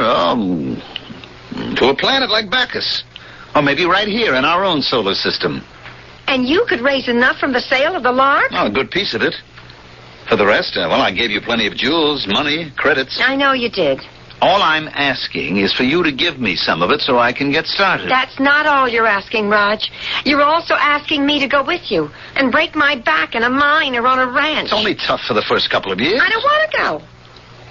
And as far as the money's concerned, it's mine. You gave it to me. I thought you and I were beyond words like yours and mine. And just said ours. Yeah.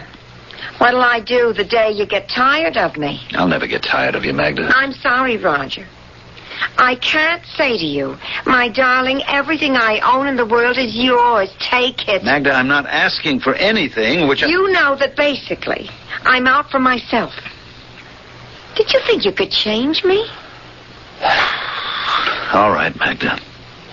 6 days there and 6 days back. Well, honey, that's less than 2 weeks. I'll be waiting for you when you come home. She could only give me what she had to give. Why did I think I was entitled to more? And who was I kidding? I'd become a farmer, a rancher, a miner. I was nothing but a space rat. And I might as well learn to live with it. And die with it. I didn't even bother to tell Curly what he already knew. I went directly to the spaceport. The space car, but we had to go through the ritual. Hey, Roger. Hi, Joe. You're inspected and cleared. Okay. Let's do page 2. Destination? Venus. And cargo? None. Purpose of journey? To visit friends. Oh, come on, Roger. You got to do better than that. Why? What's the matter? Give me a break. The sheet does get checked. How does that look? To visit friends? Well, what do you want me to say? You could say medical emergency. Say medical emergency. You got to prove you're sick, though. You got to name the doctor and so forth and so on. Joe, write down anything you please. Well, don't bite my head off. You and I know what you're doing. You and I know where you're going, okay? All right, look, I'm going to visit my poor old mother. Great. But you better have one, and she better be on Venus. Joe, just let me get out of here, will you? Raj, don't go. What do you mean, don't go? I mean, pack it in. Walk away from it. Are you telling me I can't go? No, I'm not telling you not to go. I'm just asking you not to. Why? Because you won't be coming back. How do you know? I know all the signs. You're not coming back, Raj. I know you are not coming back. At this point, he probably knows something we don't. But what? Obviously, there's something especially dangerous and ominously unusual about this one. Well, Act 2 is but a few minutes away.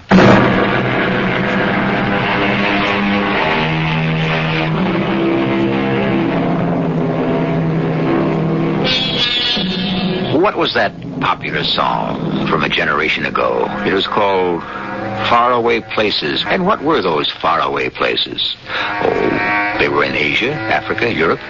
Just a hop, skip, and a jump away. But our story today is about really faraway places with strange names like Tau Ceti, Betelgeuse. And on a clear night, sometimes you may see them up there in the sky. What kind of thing is that to say to me? I'm not coming back. Because it's true. Raj, 5 years ago, I had my own ship, too. 5 years ago, Curly had a job for me. Something like this, only mine was in Orion someplace. Look, why don't we swap stories when I come back? You are not coming back, Raj. You better listen. I came out to the field here feeling just like you do. Everything inside me like jelly, and like you, I knew I wasn't coming home again. I'd been through that hole in the sky too many times. Like you, I was scared. Scared to face guys like Curly. Also scared of starving. What was I going to do to make a living? What else can I do to make a living? Join up, Raj. No, I could never do that. That's what I thought at first. But isn't it better all around if guys like you and me wear the uniform? At least we understand. I have to go now. It isn't too bad. The money's good. It's clean. Bribery, that's clean? Maybe not, but hey, you can protect your friends. I'm only on the take as far as cargo and destination's concerned. All the money in the world wouldn't get you off the ground if I knew your ship wasn't spaceworthy. Yeah. Well, look, I got a schedule to keep. Don't go, Raj. I have to. Well, then, don't go through the hole. You know as well as I do I have no choice. Okay, I'm on the desk tonight. Maybe I can keep the hounds off your trail. In 15 minutes, I was completely clear of the Earth. I would have no problem while in the boundaries of our own solar system.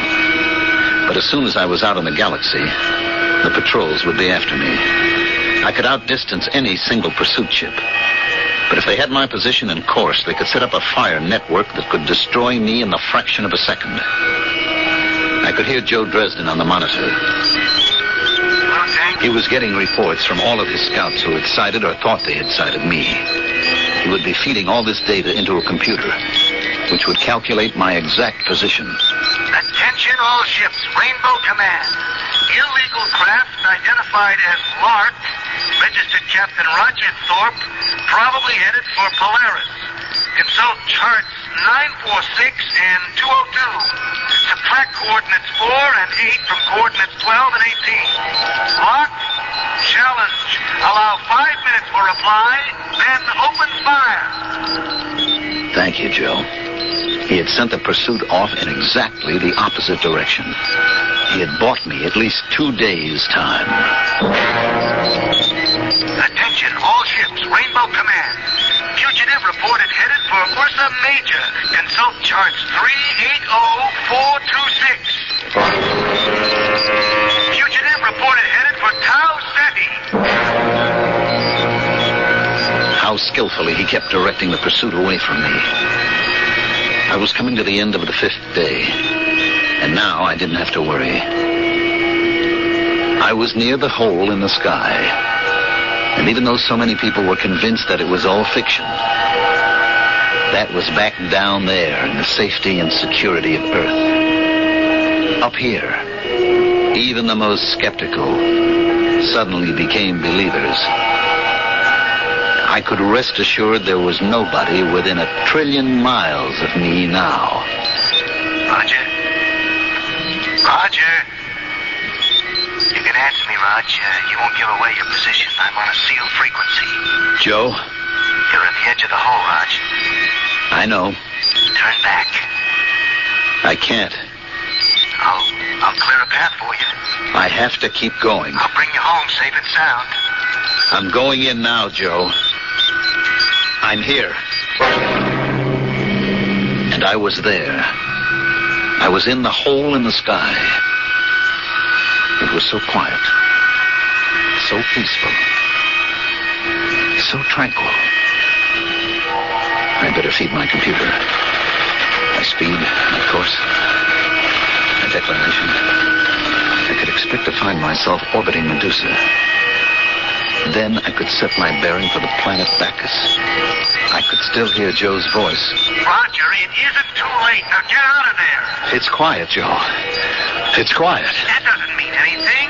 You know as well as I do it can all change in a fraction of a second. Thanks for everything, Joe. I'm all right now. Come home, Roger. Come home before it's too late. Roger, come home before it's too late. Joe! Joe, where are you? Where are you? Suddenly, everything started to spin. Everything went out of control. Not just my computer and my instruments, but everything inside of me. It was as if I was just coming apart under some terrible pressure. An unbelievable stress and strain that began to pull me in every direction. It was as if it were the end of the world. Or maybe it was the beginning. Maybe it was the chaos that was in the very beginning. Then, there was nothing.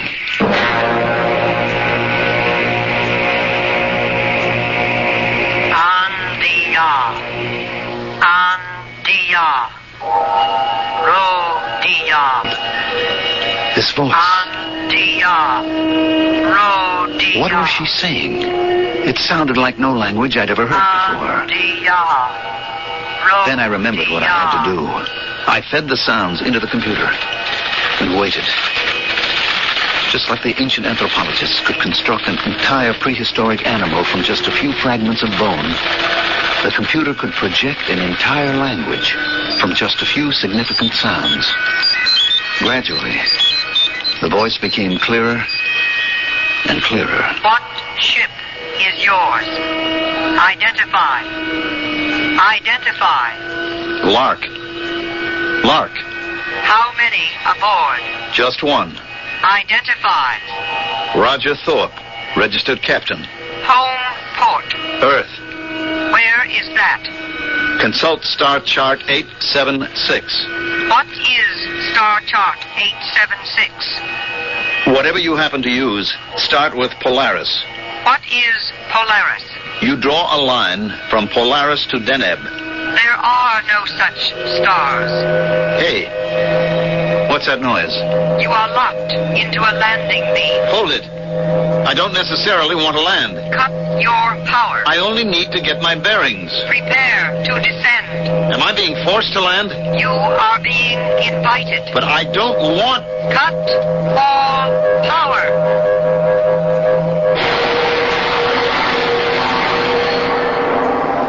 Step clear of the ship. But where... Follow instructions. Under protest. Follow the red line. Where am I going? Stop at the door. Wait. For what? It will slide open. Step inside. What's in there? Step inside. There's nothing in here. Step inside. Oh, all right. All right. What do I do now?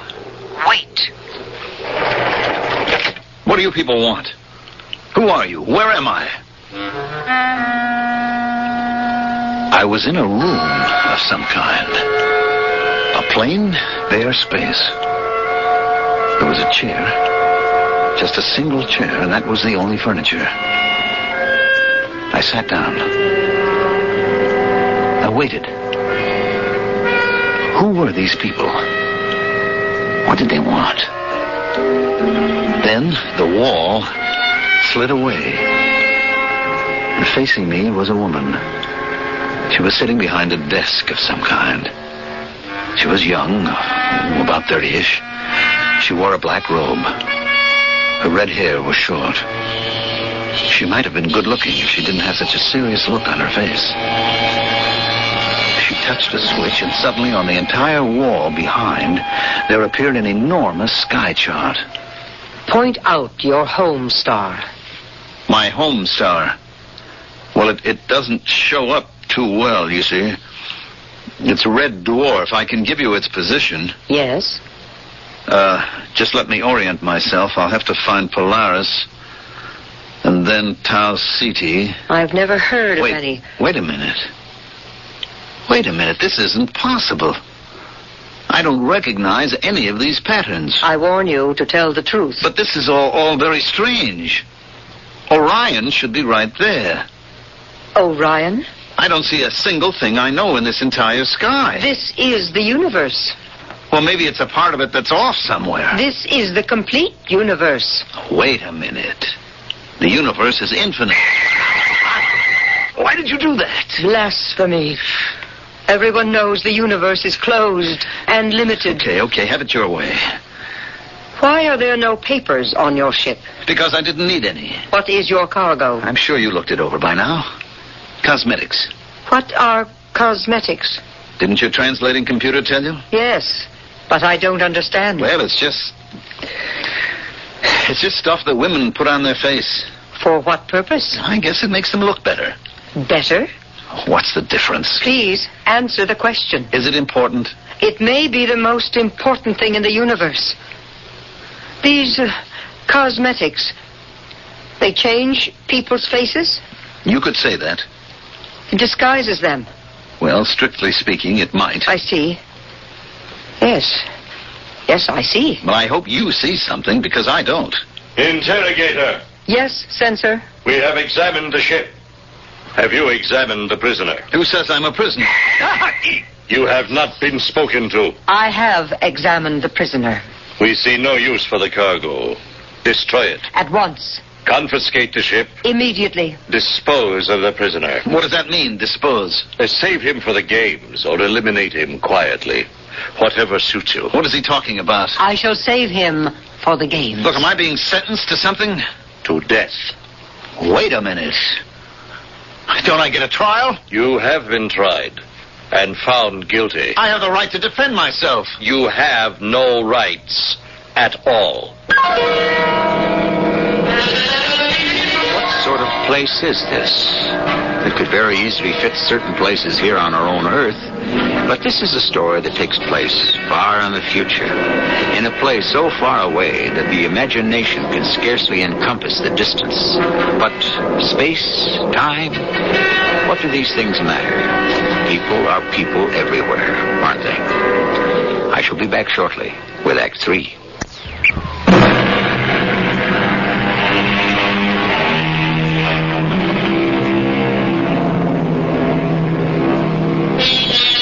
There are more things in heaven and on earth than are dreamed of in your philosophy, is a favorite line of Shakespeare's. And, of course, he had a rather limited idea of heaven. He didn't know that the heavens consisted of an infinity of space with an unlimited number of worlds. Can you imagine what he might have written had he been able to talk with a modern astronomer or an astronaut?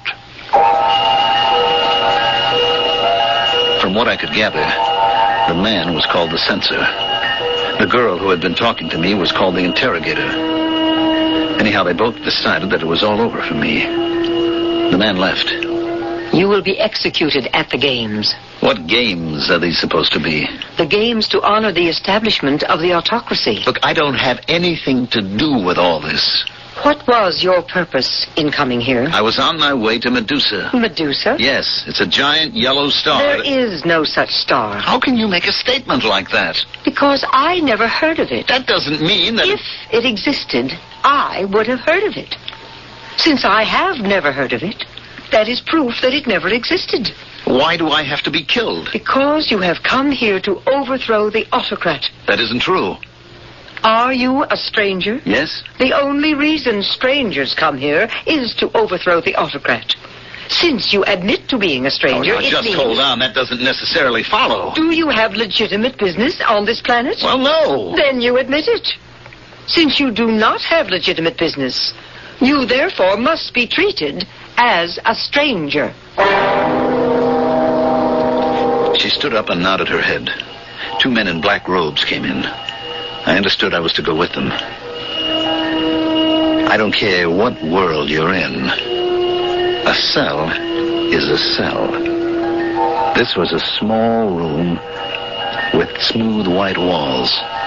There were 2 beds in it. I had a roommate.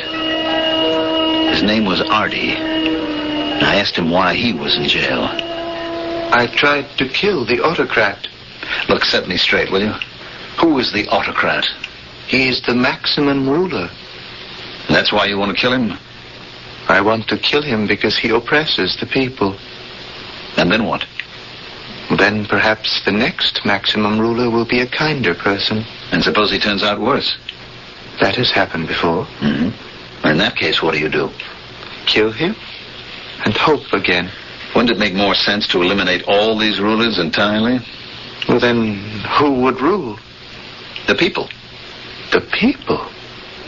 How could the people rule? Well, they would elect representatives to, let's say, to a Congress. I don't understand how that could work. It doesn't work with all these rulers either. Well, that's because he has not come yet. Who? The ultimate ruler. And who's he supposed to be? The ultimate ruler? He will come down from the skies. How? He shall be carried by a bird. Have to be a pretty big bird. Yes. And he would mark his people. Mark them? In what way? In a certain way. In other words, you don't know. I only know what the prophecy reads. Oh, it's prophecy. For those of us who believe he will come. Still, it should be easy to explain what marking his people would mean. I suppose with a sign that will enable everyone to recognize them. All right. Meanwhile, how does it look for you and me? We shall be executed. You say you were opposed to the ruler. What'd you do? I wasn't able to do anything. We are too few, too weak. Or maybe we are many, but we do not know it. We have no sign by which we may recognize each other. Well, what did you actually do to wind up in here? I complained. You complained? About what? The weather. You mean you're going to be executed because you complained about the weather? It wasn't the first time. If you establish yourself as one who complains, it means you are basically a dissatisfied person. Therefore, you are likely to revolt. Well, do you plan to just sit here and wait? It does no good at all to make other plans. Why not? How can plans be carried out? We are sealed in here. There is no hope of escape. There has to be something we can do. We must face our fate bravely. I can't accept that. Accept it, since you may not reject it. It seemed there was no help at all. The days passed. When would it happen? The games at which the execution would take place. Or were the executions the games? Even Artie didn't know. And the jailer who brought us our food wasn't talking. Then one morning, Artie was taken out of the cell. And I thought, this is it. But why was I being left behind? Then about an hour later, Artie returned. Hey, I thought that was the old ball game for you, Artie. You were worried. I'm sorry. It's my fault. Your fault? Oh, I should have told you. As the day draws closer, you're given a chance to save your life. Oh? What kind of chance? Well, naturally, you don't take it. Why not? What have you got to lose? Everything. You see, you are given an opportunity to inform on your fellow conspirators. Oh. The fact is, I don't have any fellow conspirators. Well, didn't you say that you belong to an organization that wants to overthrow the autocrat? I didn't say it was an organization. Well, then how do you expect to... One person can do it, if he is resourceful enough. But wouldn't it be better if you did have a group? Of course, but how would we know each other? I was very brave, but I wonder... Suppose I did have Confederates. Would I have betrayed them to save my own life? I don't think you would, Artie. Then suddenly the door opened and the guards were in the cell. They grabbed me. I was hustled along some corridors and finally into a room. A small room. She was behind a table. There was no place for me to sit. Suddenly she took a small metal rod from under her black robe. She pointed it at every part of the room. It gave off a squealing noise. One has to be sure. Of what? I'm sorry I cannot offer you a chair. My name is Dinara. What do we have to be sure of? That we are not overheard. We are safe for a moment at any rate. What am I doing here? You know what you are doing here. You have been sent here to save us. I what? You are the ultimate ruler. Me? Now, just hold on. It does you no good to deny it. I'm telling the truth. I have no idea. It's probably the truth as you see it. You do not know that you are the ultimate ruler. But you have fulfilled the prophecy. The prophecy? Surely Artie has talked with you in the cell. Yes, but I didn't believe It was predicted that the ultimate ruler will come down from the skies. He will be carried by a bird. What is the name of your ship? You can't be serious. The Lark. And it is a bird of delight. It's not an angry bird, a bird of prey. That's all coincidence. And he shall mark his people. Well? What have you brought on your ship, on the Lark? You have brought the devices with which your people can be marked. Paint and powder. Look, I'm afraid you don't understand. It's the prophecy. I am not the ultimate ruler. It does you no good to deny it. My name is Roger Thorpe. You told me that. I come from a planet called Earth that revolves around a tiny, reddish dwarf star called Sol. It doesn't matter. I'm a tramp space captain. I carry mostly contraband if I want to make a living. It's not important. There's a place called the Hole in the Sky. I never heard of it. It's a spot in the universe where crazy things can happen. You get all twisted and turned in space and time. It makes no difference. So maybe I am in an entirely strange universe. It doesn't change the prophecy. If you are aware or not of being the ultimate ruler, you fulfill all the requirements. Why are you telling me this? I, too, wish to overthrow the autocrat. You? But aren't you a member of the regime? There are many of us who do our work secretly and hope for the day to arrive. The fact is, I'm going to be executed any day now. So what good does it do if you think I'm the ultimate ruler? You have been brought here by your beautiful bird. You have brought the material with which to mark your people. Your people will save you.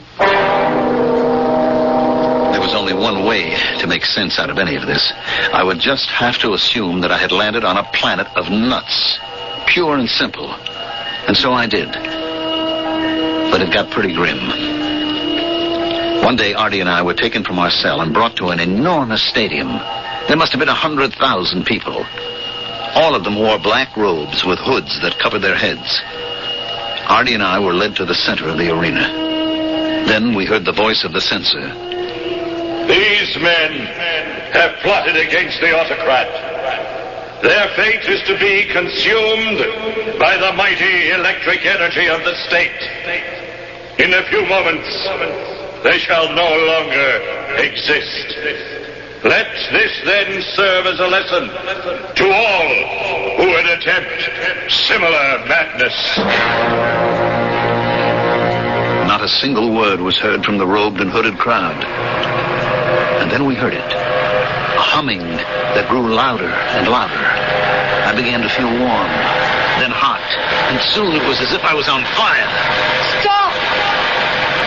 Who dares halt the execution? I, the interrogator. For what purpose? Revolt. Arrest her! Before anyone dares to touch me, I shall remove my hood. Look at my face. Let all who have the same marking now show their faces. Her face was white as powder could make it. Her lips were red as the most flaming scarlet. I could hear her voice shouting, Believers in the ultimate ruler, show your markings. And now by the thousands, the hoods came off. And there they were. Men, women, children, with stark white faces and flaming red lips. Hardly anyone remained masked, except for the censor and a few high officers. And they were quickly hustled away. And now the silent crowd began to kneel. Kneel! Homage to the ultimate ruler. No one should kneel to me. You are the ultimate ruler. They must. About that makeup. You mean the sacred markings. Men shouldn't really wear any. Would you deprive us of the privilege of showing our reverence and respect, ultimate ruler? The prophecy has been fulfilled. The ultimate ruler has arrived on a beautiful bird. He has brought with him the markings that his faithful followers have proudly put on and shall wear forever. And now, all hail the ultimate ruler!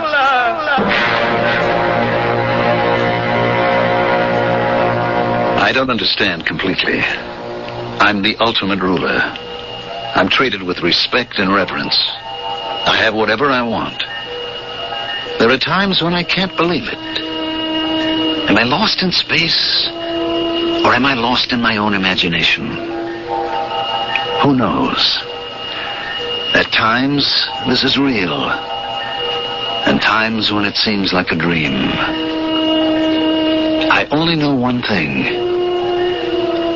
I entered the hole in the sky. And I'm still in there.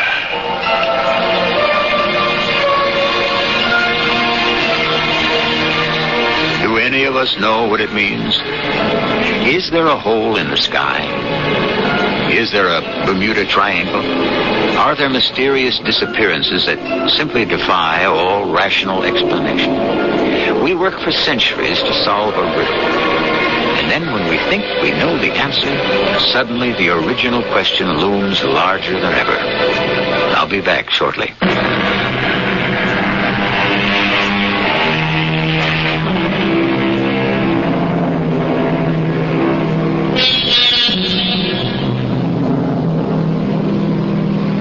Maybe there is a hole in the sky. After all, Einstein spoke of a place where the past, the present, the future are all intermixed and intermingled. He says it occurs at the speed of light. But just think, in the universe that's surrounded by our own minds, the private universe that each of us presides over, the past, present, and future frequently mix and mingle. And that truly can be where you find the hole in the sky. Our cast included Mandel Kramer, Joan Shea, Earl Hammond, and Russell Horton. The entire production was under the direction of Hyman Brown. This is E.G. Marshall inviting you to return to our Mystery Theater for another adventure in the macabre. Until next time, pleasant dreams.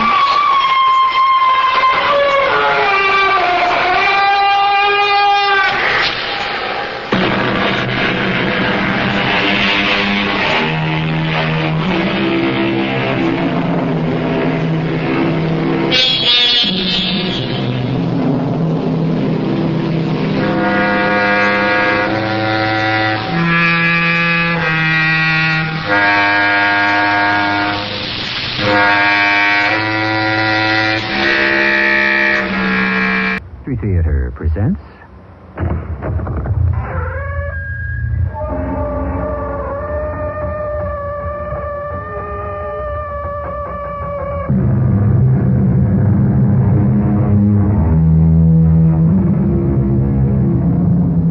Come in.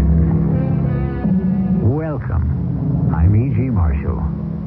Somewhere in desolate, wind-swept space, in Twilight Land, in no man's land, two hurrying shades met face to face and bade each other stand. Space, Twilight Land, no man's land. You'll find it between the stars, in the frozen polar wastes, and inside the soul of every man. You have to help us, Pappy. You forget, I'm not Pappy. I'm not George Papadopoulos any longer. I've become something else. You're still an officer in the United States Air Force. You took an oath to defend your country. But I don't have a country anymore. Your country is still the United States. Why are you so excited? In just a little while, the United States will no longer exist.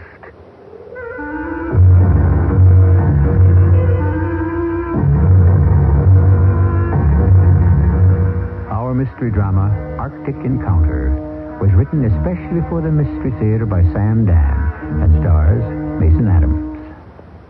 It is sponsored in part by True Value Hardware Stores and Buick Motor Division.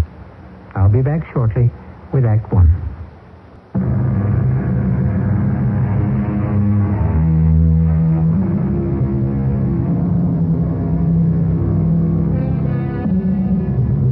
The roof of the world. Those frozen, silent polar wastes. Or are they wastes? These vast, illimitable prairies of snow and ice. It is said that beneath them lie the greatest riches of the earth. The oils, the metals, all the sinew and substance of modern civilization.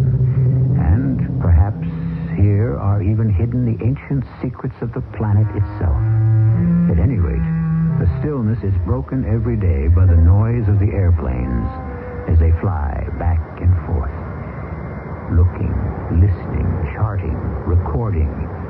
The airplanes which show the white stars of our Air Force and the red stars of theirs. Bunny Hutch, calling White Rabbit. This is White Rabbit, Bunny Hutch. Location check.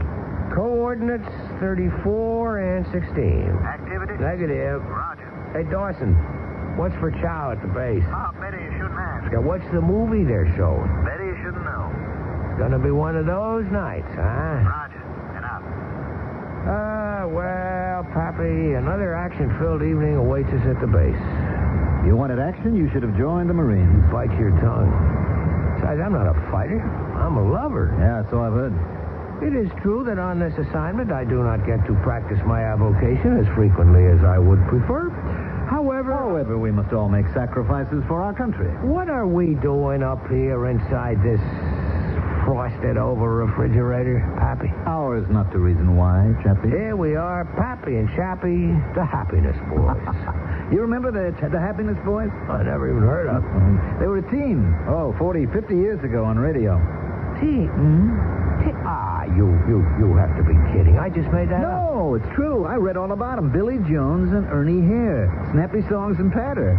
And there was Uncle Don. Happy you never cease to amaze me. This is Uncle Don, your Uncle Don. Hello, little friends, hello. Where do you get all of this? Research. You are a very deep person. What else is there to do up here but read? You got to try it, Chappie. Well, I did try it. I actually read a book once. I wouldn't want to go through it again. What time do you have? 1,300 on the head. That's what I thought. Well, I wonder where they are. What could have happened to Ivan? Yeah, now that you mention it, what indeed? You don't see him, do you? Nope. At exactly 1,300, he's supposed to be visible at 11 o'clock. No sign of him. Do we report it? Why should we? Tell me honestly, if we were to spot him right now, would we report it? Well, you know we would. Okay, tell me why. Well, you know why. Tell me. Because if we do spot Ivan, that's a happening. And if we don't spot him? That's a non-happening. Well, I'll tell you who would disagree with that. Who? Sir Arthur Conan Doyle. Well, now, don't bring your English friends into this thing. He once wrote a story in which every night this dog would bark. Now, you follow this? It's not all that hard. However, on this particular night, the dog did not bark. He didn't? He did not. Which is just as significant as what may be happening out here. In what way? Each day for the last 30 days on patrol, we fly by Ivan. Today, we don't. Why not? Okay, why not? I don't know. Could it be significant? Let's throw it at Dawson. Maybe we can ruin his day. White Rabbit, calling the hutch. This is Bunny Hutch. Come on in, White Rabbit. I have an unusual occurrence to report. Proceed, White Rabbit. The dog did not bark. Yes? That's it. What's it? That Spaskov two-motor observation plane we fly by over coordinates 3416 to 1300. Well, it's first time in 30 days that we haven't seen him. I thought you'd like to know. I'm going to put you in for the Legion of Merit. Thank you. Now, can you tell us a movie for tonight? Sherlock Holmes in the Heart of the Baskervilles. This is Hutch over and out. Dawson, he must think we're crazy. Look, in this outfit, if you're not crazy, you go crazy. Well, what do you suppose did happen to Ivan today? Well, they could have changed the patrol route. I don't think so. Not till we do. The idea is to keep an eye on us. Yeah, just like we're keeping an eye on them. Naturally. Maybe Ivan goofed and got themselves sent to Siberia. From here, that would be a promotion. Yeah. Let me tell you something about Ivan. One of them might be an Olga. What's this? If you listen real close to their messages, one of them sounds like a dame. Dame with a deep voice. Oh, they all got deep voices, those Olgas. I mean, they're built. Did you ever see pictures of them sweeping the snow off of the streets? Those are large ladies. On the other hand, some of them are frail and wispy, floating little ballerinas. Yeah, I like mine somewhere in between. So you think one of the Ivans is an Olga, huh? You could win money on it. Why you say that? Instinct. Just let there be a dame within 1,000 miles. Well, if she is, she's probably the only one.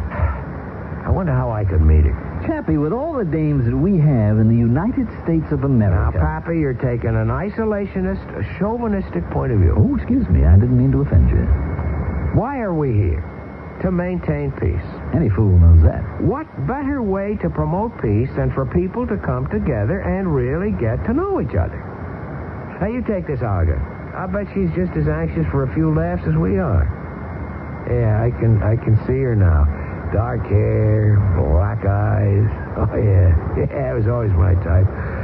Oh, Olga, we're such fools, you and I. Why are we being kept apart? Don't tell me you're in love with her already. How long do you think it takes, Pappy?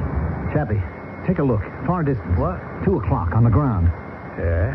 What do you think it is? What do I think? What? Ooh. Check it through the glasses. That's not my imagination, is it? No, that's something, all right. Let's have a good look. A good look? Looks like a plane. Not in one piece, either. It's Ivan, all smashed up. It's a Spaskov 2 motor. It must have come down hard, too. Do you think anyone's alive there? No, there's something funny going on. We should have heard a distress signal. Maybe he didn't have a chance. If he's down, it's a cinch he's missed out on a checkpoint. His base should be trying to reach him. I don't hear a thing. Call the hutch. Tell him what we got. I sure hope Olga's okay. White Rabbit, calling the bunny hutch. Come in, bunny hutch. Bunny hutch? What's the matter? I can't raise the bass. Come in, bunny hutch. This is White Rabbit. Hey, the lights on. What the? The radio's dead. What? Chappie, we're losing power. What's going on? Everything's out. We're going down. Chappie, ease back on her. Back? What's happening, Pappy? What's going on?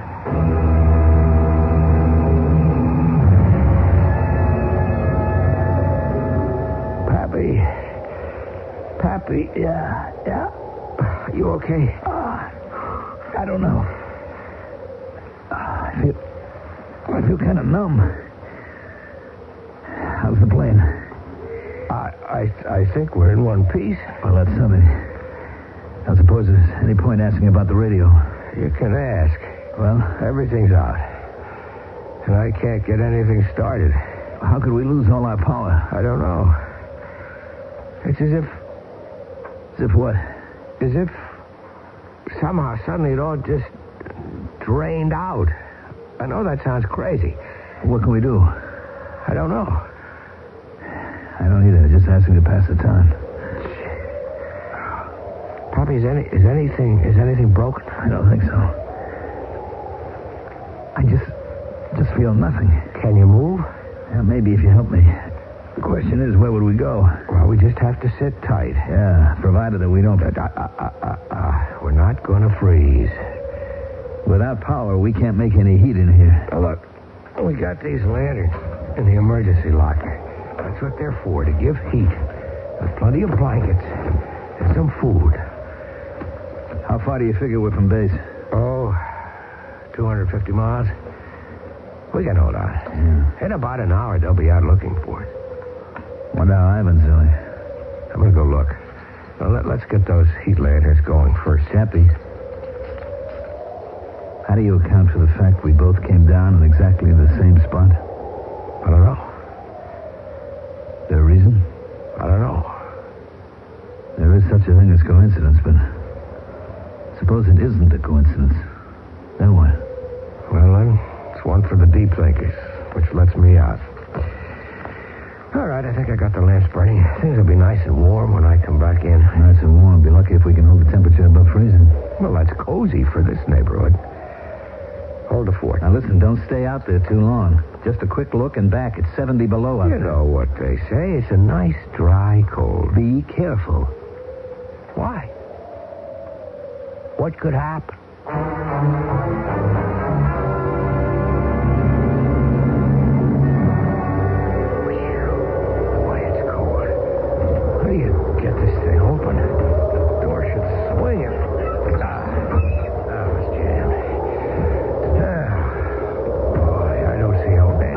Anybody could be. Hey! Oh, it's Olga. Olga, hold on. I'll get you loose from there. Come on. Now, Olga, listen, do you speak, what's the word? Panamaya English, Olga? English? Yes. Yeah, are you okay, Olga? Yes. Good. Oh, Dmitri. Who? Dmitri, the navigator, Dmitri Denisova. Where is Dmitri? I don't know. I don't see anyone else. But maybe he went for help. How? Where? Well, I don't know. But he isn't here. He was hurt. I heard him. He could not have gone. But he is gone. I mean, the way you must have come down and the shape the ship is in, you're lucky to be alive. Can you move? Yes. Okay. Now listen. By any chance, would your radio be working? Radio? No. All here is dead. All power is, how do you say in English, kaput. Yeah. Well, that's just great. Great? I was hoping we could use your radio to call for help. Help? Yeah, we need help. But I do not understand. Are you not the help? Oh, no. You see, we're in the same fix that you are. We lost all our power, too. Oh, you lost the power? Yeah, everything. It just died on us. I guess the same thing must have happened to you. You lost the power? That's what I'm telling you. Then it is true. What's true? The rumor. What kind of rumor? There is something out here. Yeah? Well, what about it?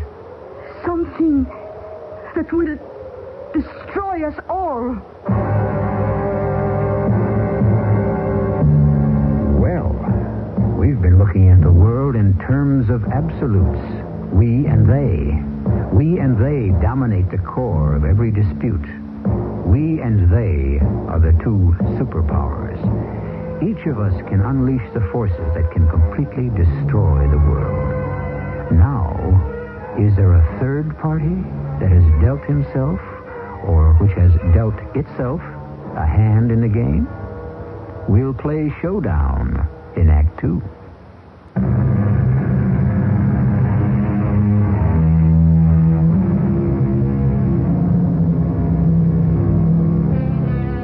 The cold, frozen, forbidding north. The wasteland of snow and ice. And yet, man has ever been drawn there. But unlike the forests that can be cleared and the deserts that can be watered, the North will always resist and reject us. Nothing of ours can take root or hold fast. The North, indifferent, implacable, ready to make of each visitor a victim. It is said something is here that can destroy us all. Sure, but that's old stuff. Cold, exposure, starvation. No. Something. All right, what? What is it? I do not know. It is a rumor. Who started it? Who starts rumors? Do you not have rumors in your Air Force? Oh, sure, lots of them. Can you tell? Do you know who starts those rumors? Sure. I do. You? Sure. I have to do something for a laugh. Yes, but this is not a rumor to have fun. No. So what kind of rumor is it? Something is here that will kill all life. What? They say something from out there. Out where? The stars. Space? Space, yes, space. Well, why not? Oh, you believe? I'm ready to believe anything. They say it landed here, or fell here. It could very well be. Oh, you will not say to anyone I said it to you. Mom's the word. I have told a secret. It's safe with me. Nichevo. What does that mean? It means it does not matter. Nothing will now matter. Oh, come on. I admit things appear to be somewhat bleak. However, let us look at the bright side. We shall not leave here alive. Don't say that. It is true. Now, don't say that. I mean, my outfit, your outfit, they know pretty much where we are. No, nothing can save us. Look, the cold is starting to bite through. We'd better get over to my ship. But you have no power. We've got lanterns, we've got blankets, we've got food. And soon it will be gone. Hopefully, by that time... A few more hours of life. Yes, we shall cling to a few more hours of life.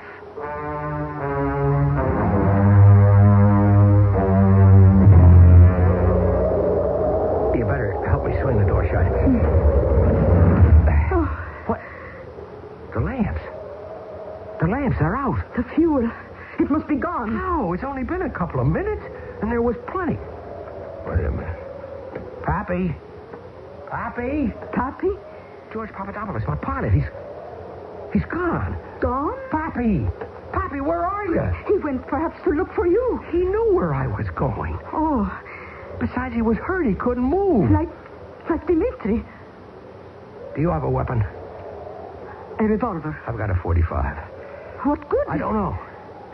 Let's see if we can get the lanterns going before it gets too cold in here. No, they cannot. They cannot burn. Why not?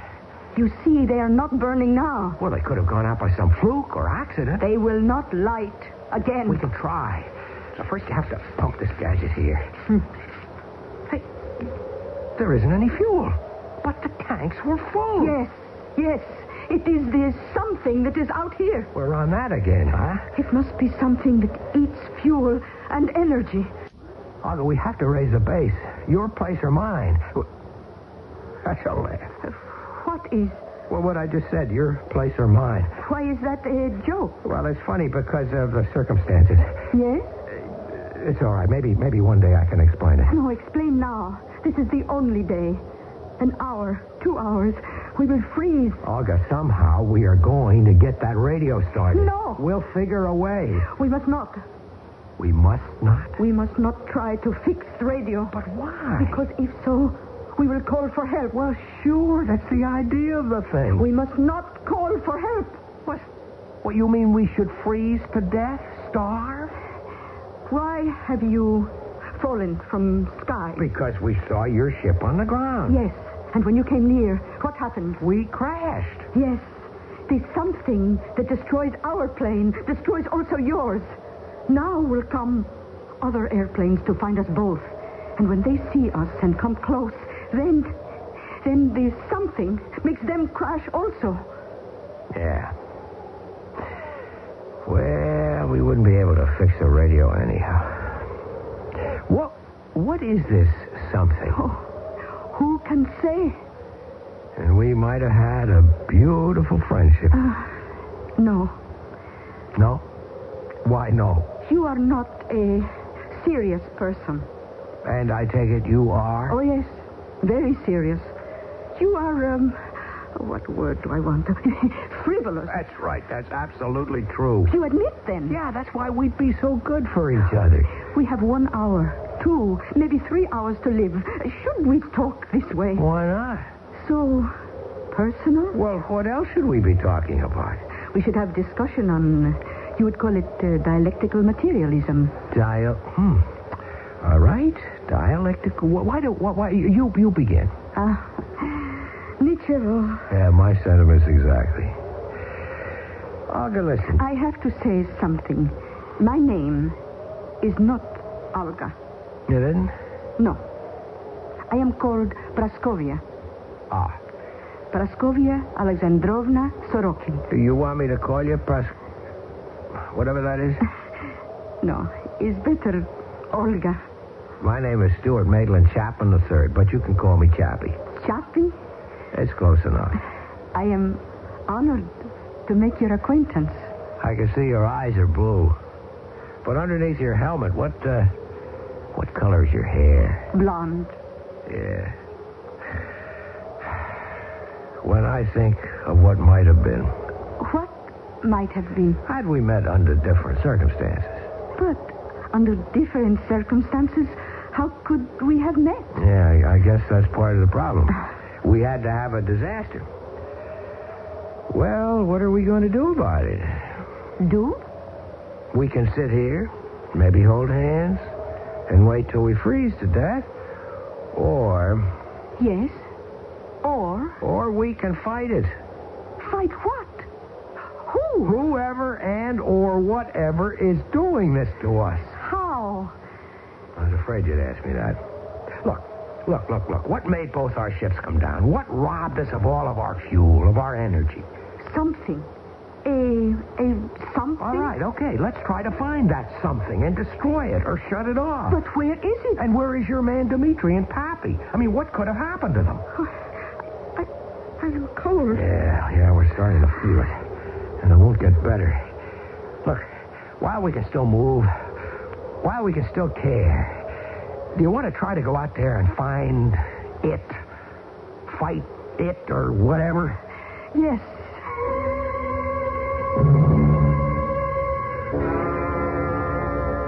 How quiet. How still. There is not even a wind. Nope, just cold. And the cold is enough. Oh, the silence. It frightens you? Honey, everything out here scares the daylights out of me. No, Choppy. You are brave. Yeah, crazy describes it better. Oh, Choppy. What is it? My hand. Your hand? The wrist. What's wrong? I'm feeling pins. What? Pins, many pins, 100 pins, 1,000, sticking at my wrist. No, don't take your glove off. My wrist. If you expose any part of your skin. But the pins. Do you have a wristwatch? Yes. Now move back here, quickly. Is it better? Yes. Now move back further. Okay, how does it feel? The pins, they are no longer. It is gone. Okay, now we know for sure. It's something. It goes for metal, for fuel, for energy, for I guess anything. Everything. Choppy. Blue thing. What? In front of you, 20 meters. A thing. It is like a... It's like a box. Yes. But it isn't blue. It's turning red. Choppy, I feel warm. Yeah, so do I. It means we begin to freeze. No, it isn't that kind of warm. It's not like you feel pleasant and drowsy. It is hot. Why should we feel hot? Does it have anything to do with that thing? It becomes more and more red, as if it burns. That thing? It's causing everything that's happening. Must be a piece of machinery of some kind. What do you think? Yes. Well, maybe there's a switch. Maybe there's a way to shut it off. No, you cannot go near. I'll have to. No, Choppy, return. Oh. Choppy. The needle. I feel needles sticking. Return, Choppy, return. Oh. It is what I felt, no? Yeah. Oh, it has gone. The pain. Well, I guess you can only get so close and then... Wait a minute. Wait a minute. Maybe we can destroy it. How? We'll have to do it from here. You've got a revolver. I have a .45. Let's shoot at it. But what if... Yeah. What if what? I do not know. Honey, what have we got to lose? Are you a good shot? I am expert. Here goes.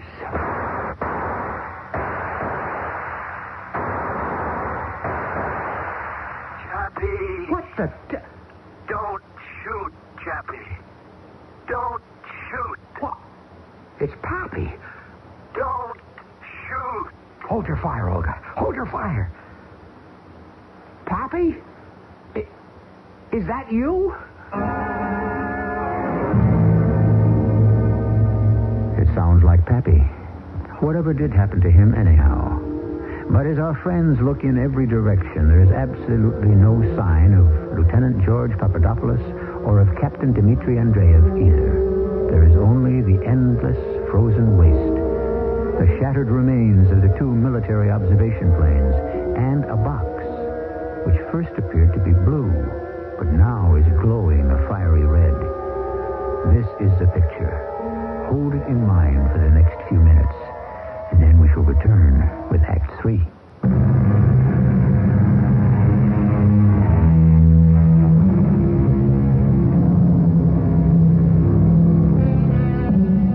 As I was going up the stair, I met a man who wasn't there. He wasn't there again today. I wish he'd stay away. Well, Lieutenant George Pappy Papadopoulos, United States Air Force, is definitely not there. And while Lieutenant Stuart Maitland Chapman doesn't exactly see him, he hears him, which can be classified as the same basic type of problem. All right? Don't shoot, Olga. Don't shoot. Is that you, Pappy? Yes. Yes, it is me. Where are you? That's a good question. Well, do you have a good answer? I have an answer. I don't know how good it is. On the other hand, good or bad, I'm not sure those are distinctions that matter too much anymore. Pappy, don't try to kid the troops. This is me you're talking to. I'm aware of that. What's the drill? I'm a part of it. You're part of what? It's hard to explain. Yeah, but it's not impossible. Where are you? Obviously, I'm here. I was right, Pappy. One of the Ivans was an Olga. Yes. And the other one is called Dmitri.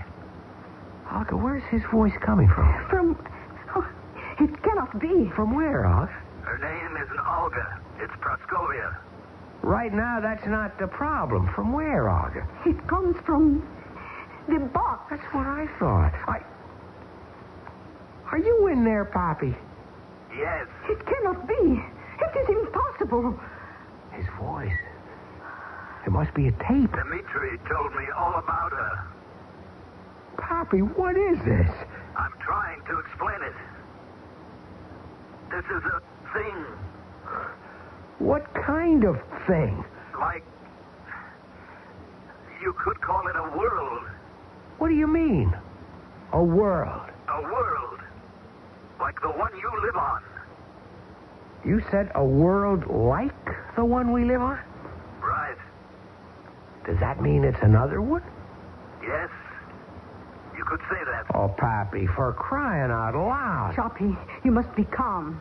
You realize he's my best friend and I can't understand a thing he's talking about. Why is so difficult? A world. Another world. So? Where is it, Pappy? Where is it and where are you? The box. The box? What do you think this box is? Well, it looks like... It looks like computer from Sputnik. That's right. A Sputnik? A satellite. Ours or theirs? I don't know. It doesn't matter. It was dead. It was dead? Yes. It just floated in space until... Well? Until this wandering world... What wandering world? Well, it's a kind of... A kind of what? I'm looking for a word to describe it. I must be crazy. I'm hearing things. Intelligence. That's the word. A world of intelligence? Yes. Well, what kind of a world is that? Just thoughts, ideas. What kind of thoughts and ideas? Everything. All kinds of images and fancies. And what else? Nothing else. Nothing else? I mean, that's enough to make up a whole world? Yes. She understands. Our world is ideas. But to support ideas, we need, how do you say, physical bodies. This is another world. Another civilization. I still don't understand it. This is a world of pure intelligence. It doesn't need bodies. It's evolved far beyond that point. But you haven't told me where it is. Yes, I did. It's in that box. The whole world? In that small box? How much space do you need for an idea? How did it get here? The satellite was in space. It attracted this floating world. Yeah? Why? Because... Why? I think this is something he doesn't want to tell us. I will tell you. Because it doesn't make any difference now. The world, this world, it needs nourishment. And... I think I know where you're headed, Pappy. And it takes its energy wherever it can find it. It floats or wanders or prowls through space and feeds on anything it can turn into mental energy. How did it get here? The satellite died and it fell and landed. The world, my world, Your world? Yes, Chappie, I'm part of it now. But you're an American. No, I'm part of a different world. Well, what are you doing?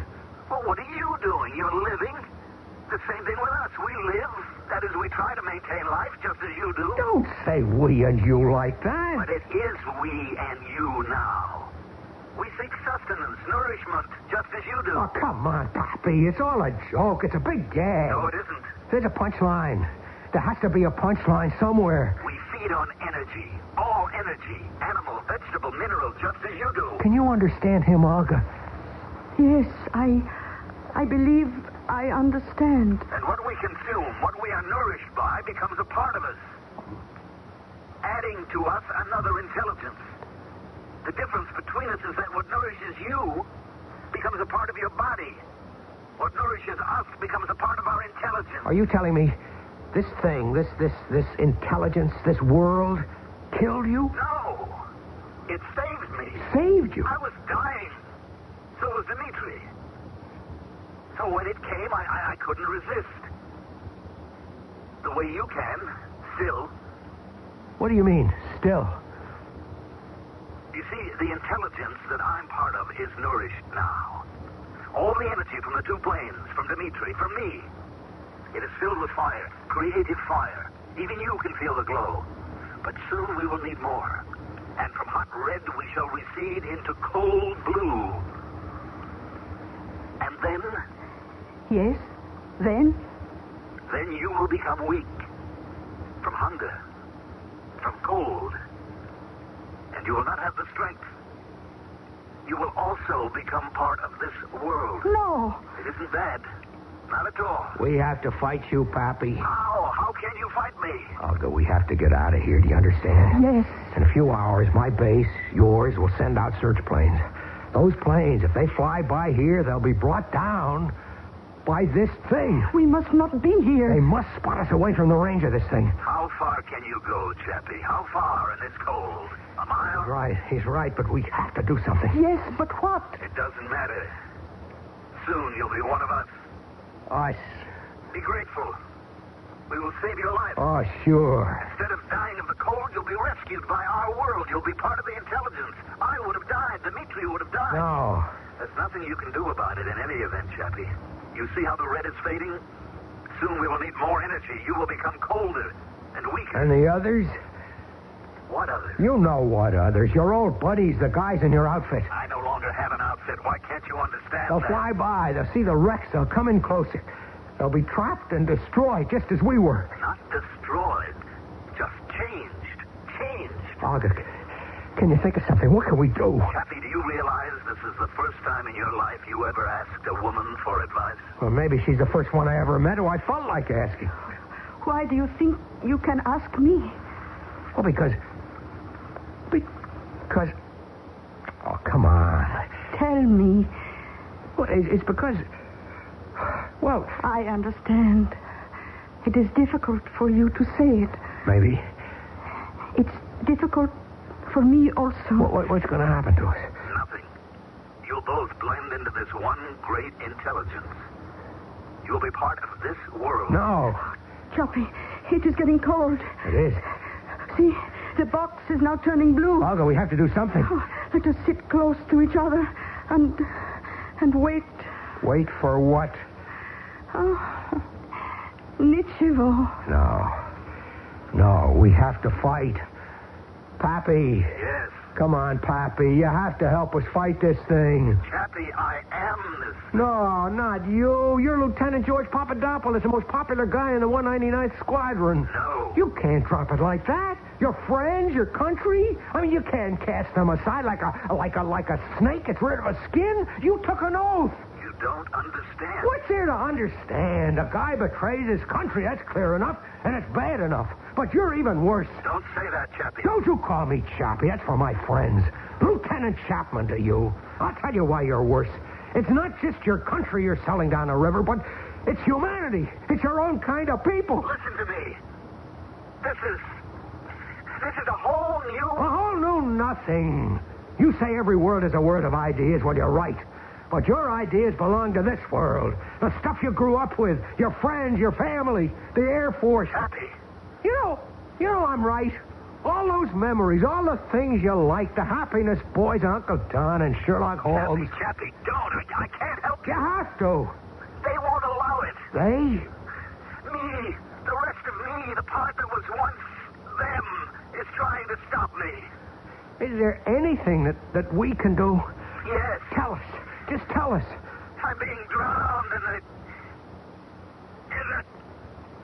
they're taking the words from me. What words? The words I can't tell you. Try, Chappie. Those words are gone. But remember the first thing I said to you. Pappy. The first thing he said to me. What was the first thing he said to me? We met at the base and he said to me, "What's your name, sport?" That's what he said. What's your name, sport? Oh, what is sport? Oh, athletic, no? That's not what he means. But it's the first thing he ever said to me. No, not the first thing he ever said, but not the first thing he said now. First thing he said, he said, don't shoot, Chappie, don't shoot. He's right. But why? Why don't shoot? Because shoot can hurt. Destroy, maybe, the bomb. Hurry, before it gets too cold to hold the guns. Hurry!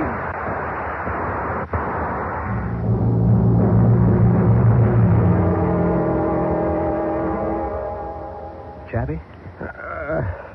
I think you're going to be all right. You were picked up before the frost could really get you. Olga. The girl? Well, actually, her outfit landed the same time we did. They took her, we took you. Listen to me. There was this thing from space somewhere. It lives on energy. It drained all the power from the engines, the radio, from everything. Uh-huh. Don't look at me like that. That's why we crashed. You crashed because you had a power failure. How do you account for Ivan? Well, I guess he must have had one, too. Isn't that maybe just too much of a coincidence? Life's made up of coincidences. Okay. Pappy. Why couldn't you find Pappy? Well, he must have wandered off. And Ivan, what was his name? Dmitri. Did he wander off, too? It's the only explanation. Look, I am trying to give you the real explanation. Did you find a blue box? Sure. It was a broken old computer housing from a space satellite. Listen, I am trying to explain to you. And Chappie, I'm trying to explain to you. Leave well enough alone.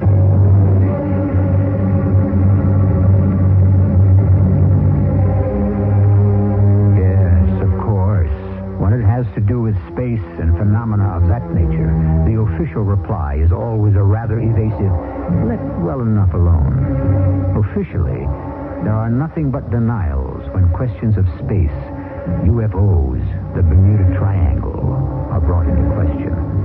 The powers that be seem to ascribe them all to the imaginings of well-meaning but deluded folk, like you and me. I'll be back shortly.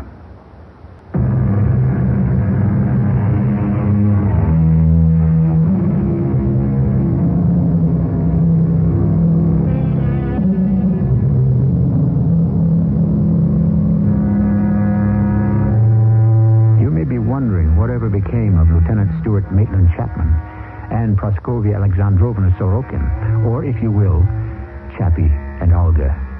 You can understand how difficult it would be for them even to encounter each other again, much less engage in a courtship.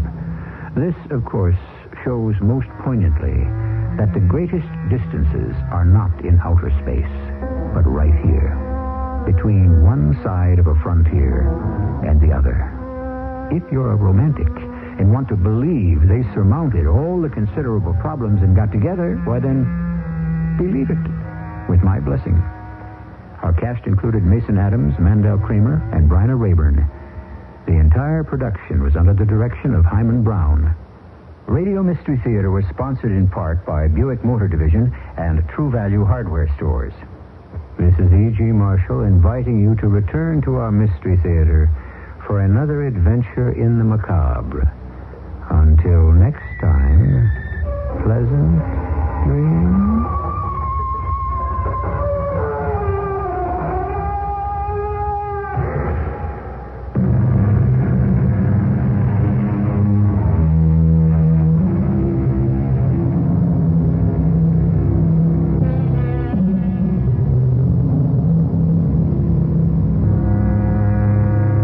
The CBS Radio Mystery Theater presents...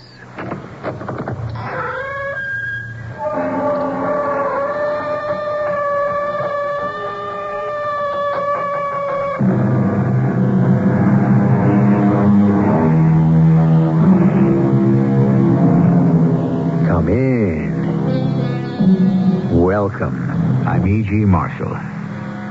So often we take the course of our daily lives for granted. So many of us live in a routine world, knowing pretty much one day what we'll be doing the next. And this isn't bad, mind you. But every now and then, something stops us short. Witnessing a dramatic auto accident. Seeing a building collapse in flames. Well, our story isn't about such disasters, but Doug Watson, our hero, is in for what we might call the shock of his life. Doug, you'll undoubtedly be back with your wife again, as soon as we rejoin the outside world. And when will that be? I don't know. As soon as you help us to do so. And just how am I supposed to do that? Well, I assume you know. You came to us through this terrible invisible curtain that shrouds us. We're expecting you to lead us out.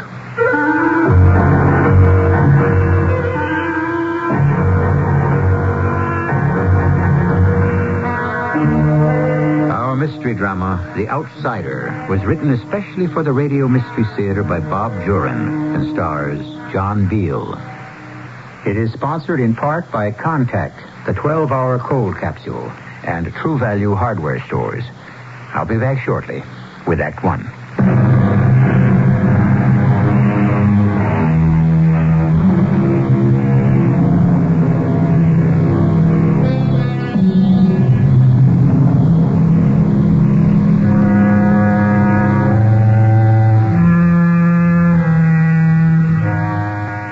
Reality is a curious thing. It's so relative. To a child alone in bed at night, moving shadows can be real monsters, very real. Dreams are real until we wake up. What we experience is real to us. And to Doug Watson, his experience was real. It could have been a dream, but Doug doesn't think so. In fact, he knows differently.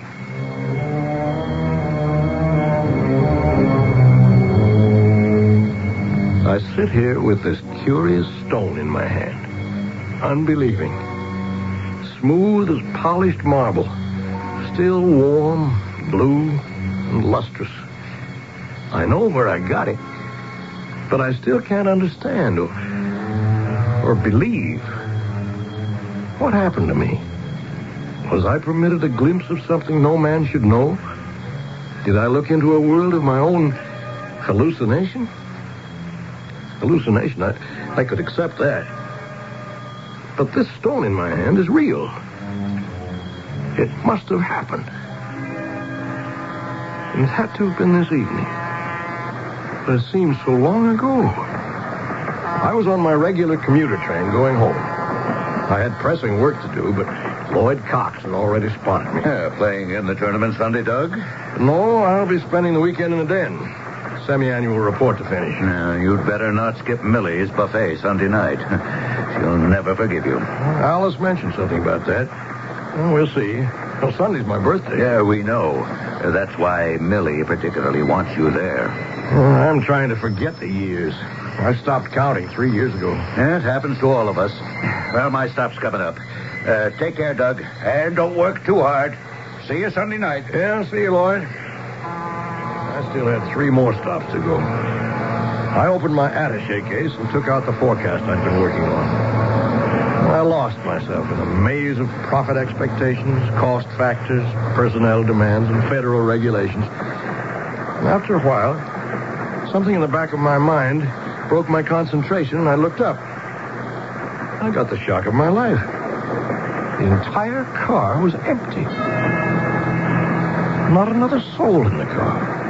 Ordinarily, 20 or so people are still on the train when I get off. How far had I come? I slammed my case shut and ran to the front of the car. Looking through the door into the next car gave me the next shock. It was empty, too. The entire train was empty. There wasn't even a conductor on it.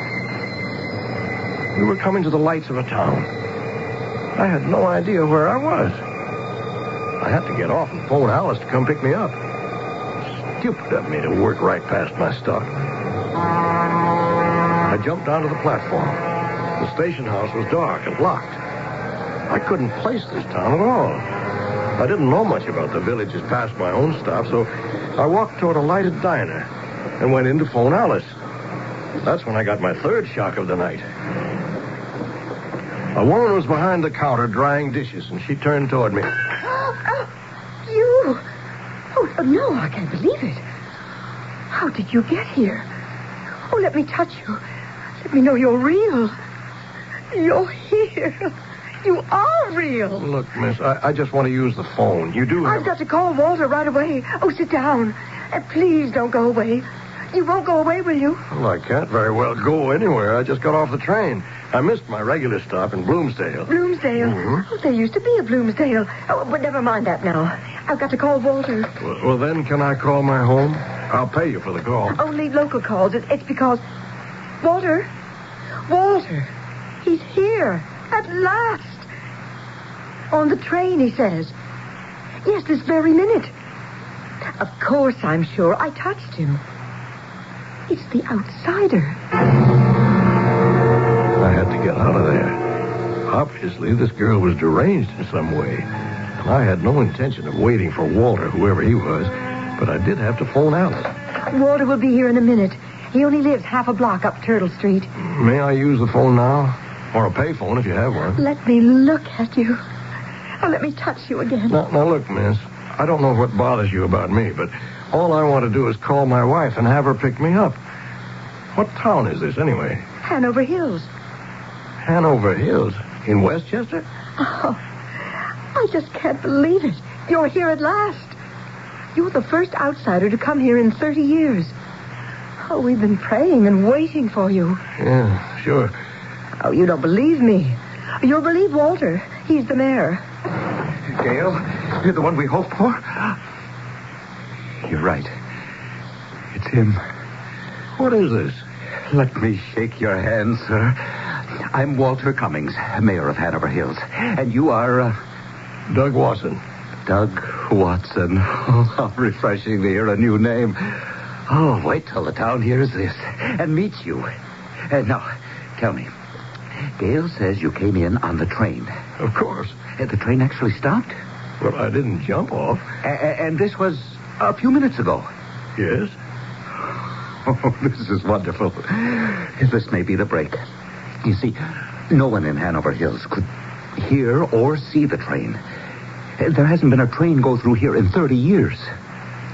You, Doug Watson, are our savior. I was now convinced that I'd met up with two genuine lunatics. I started edging for the door, thinking I could either find the police station and some real help or at least get away. Oh, no, you cannot go, sir. You will accept my hospitality and come home with me for a celebration. Gail, close up and spread the word. Well, thank you very much for your kind invitation, but I really have to get home. I've work to do, and it's getting late. My wife's going to be worried. Oh, yes. Yes, by all means, call your wife. Let's see if it works. Gail, this will be the first test of the outsider's power. Here, sir. Call your wife. Thank you. At last. I can dial Bloomsdale, can't I? Try it. Keep the fingers crossed. Is it ringing? No. Nothing. Oh. Like a dead line. Okay, you win. Tell me what this is all about. Am I a prisoner? We're all prisoners here, Mr. Watson. And we believe you've come here to save us. Come home with me now. You can't go anywhere else. Curiously, now I didn't feel menaced. I had a slow, creeping sensation that these people were serious and sincere, and that I had stumbled into something totally incredible. It hadn't occurred to me before how old-fashioned the lunch counter and counter stools in this diner were. Not one item smack to the 1970s or 80s. We'll have a bite of dinner before the others arrive, and I'll tell you why we have such hopes for you. And what we expect of you. More coffee? Oh, thanks. You see, Doug, for 30 years, not a living soul, not a car, truck, train, or bus has arrived in Hanover Hills. No one has grown a day older. No one's died. Not a single child has been born. I just can't figure you or this whole thing. How can you expect me to believe what you just said? We found it hard to believe ourselves when it happened. In fact, we didn't realize that anything had happened. Well, what was it that happened, as you say?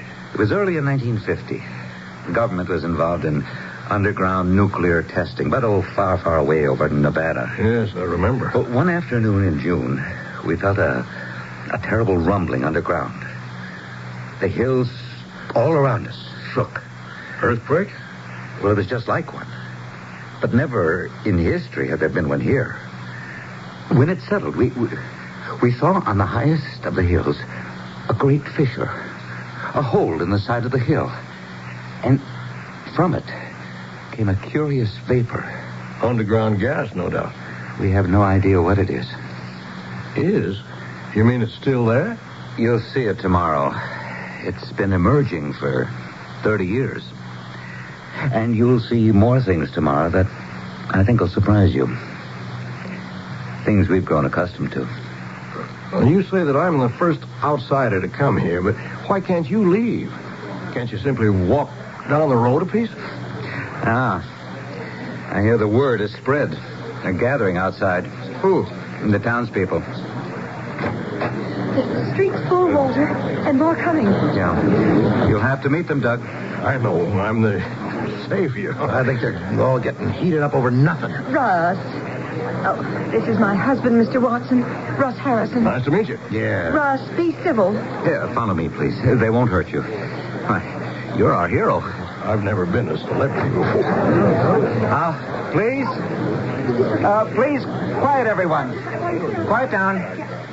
Now, I know you've come to see the outsider, and, well, here he is, in the flesh. Real. His name is Douglas Watson. His arrival may mean we're returning to the world. Now, I say may because we must not get up false hopes. He's the first outsider, isn't he? It means we're finished with this thing? Well, that's possible. And we all want to believe it. But we'll just have to see what happens. How about a word from you, Mr. Watson? Yes, speak to them, please. Well, I don't know what to tell any of you. I don't understand this any more than you do. Maybe a lot less. I got off a train, and here I am. Your mayor here, Walter, was explaining something to me earlier, but I don't know the whole story. Well, that's about all I can say. All right, friends. You can go home now. Mr. Watson and I have some work to do, but as soon as we see positive results, you'll all know it. You'll see it and feel it.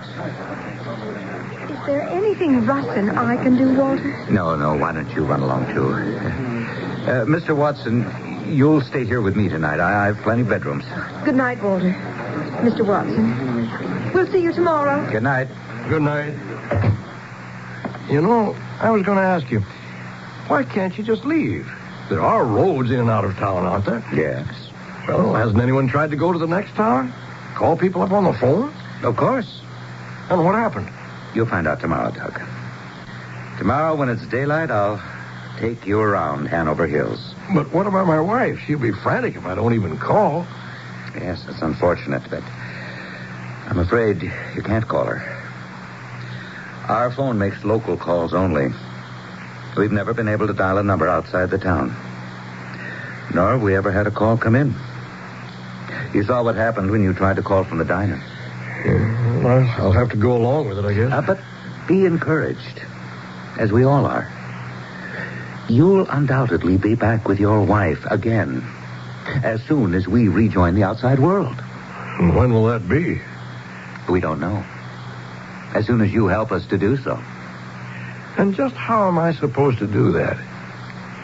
Well, we assume you know. You came to us through this terrible invisible curtain that surrounds us. We're expecting you to lead us out.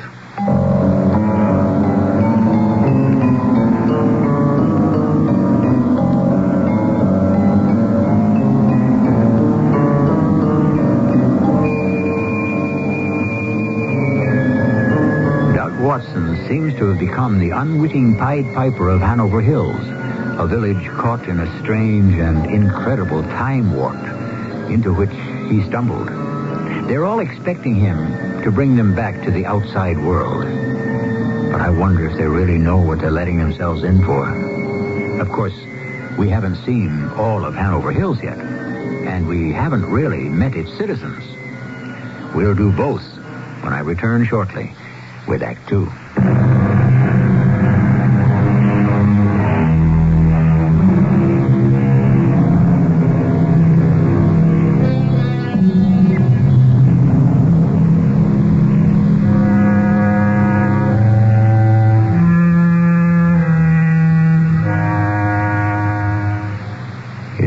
Now to return to Hanover Hills, that curious town that claims to have lived in suspended animation for 30 years.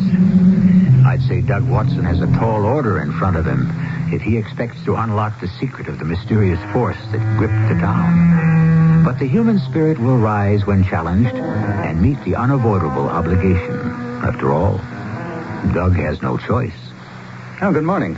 Trust you slept well? Yeah. Much to my surprise, with all this on my mind. It's a beautiful day. Perfect for showing you Hanover Hills. Well, I'll have to admit I am curious.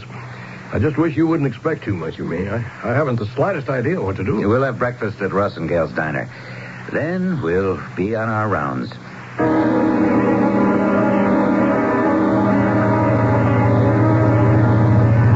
Your car's in fantastic shape for a 49. How do you do it? It's never changed.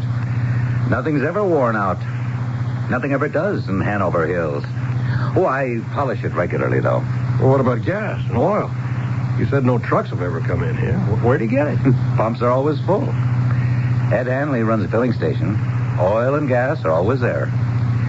We gave up questioning it long ago. And electricity and water. Abundant supply. Well, what about food? Fields are always full of fresh vegetables. In summer, of course. The shelves of the supermarket never go empty. Nor the meat freezers. And you want to change all this? It's utopia.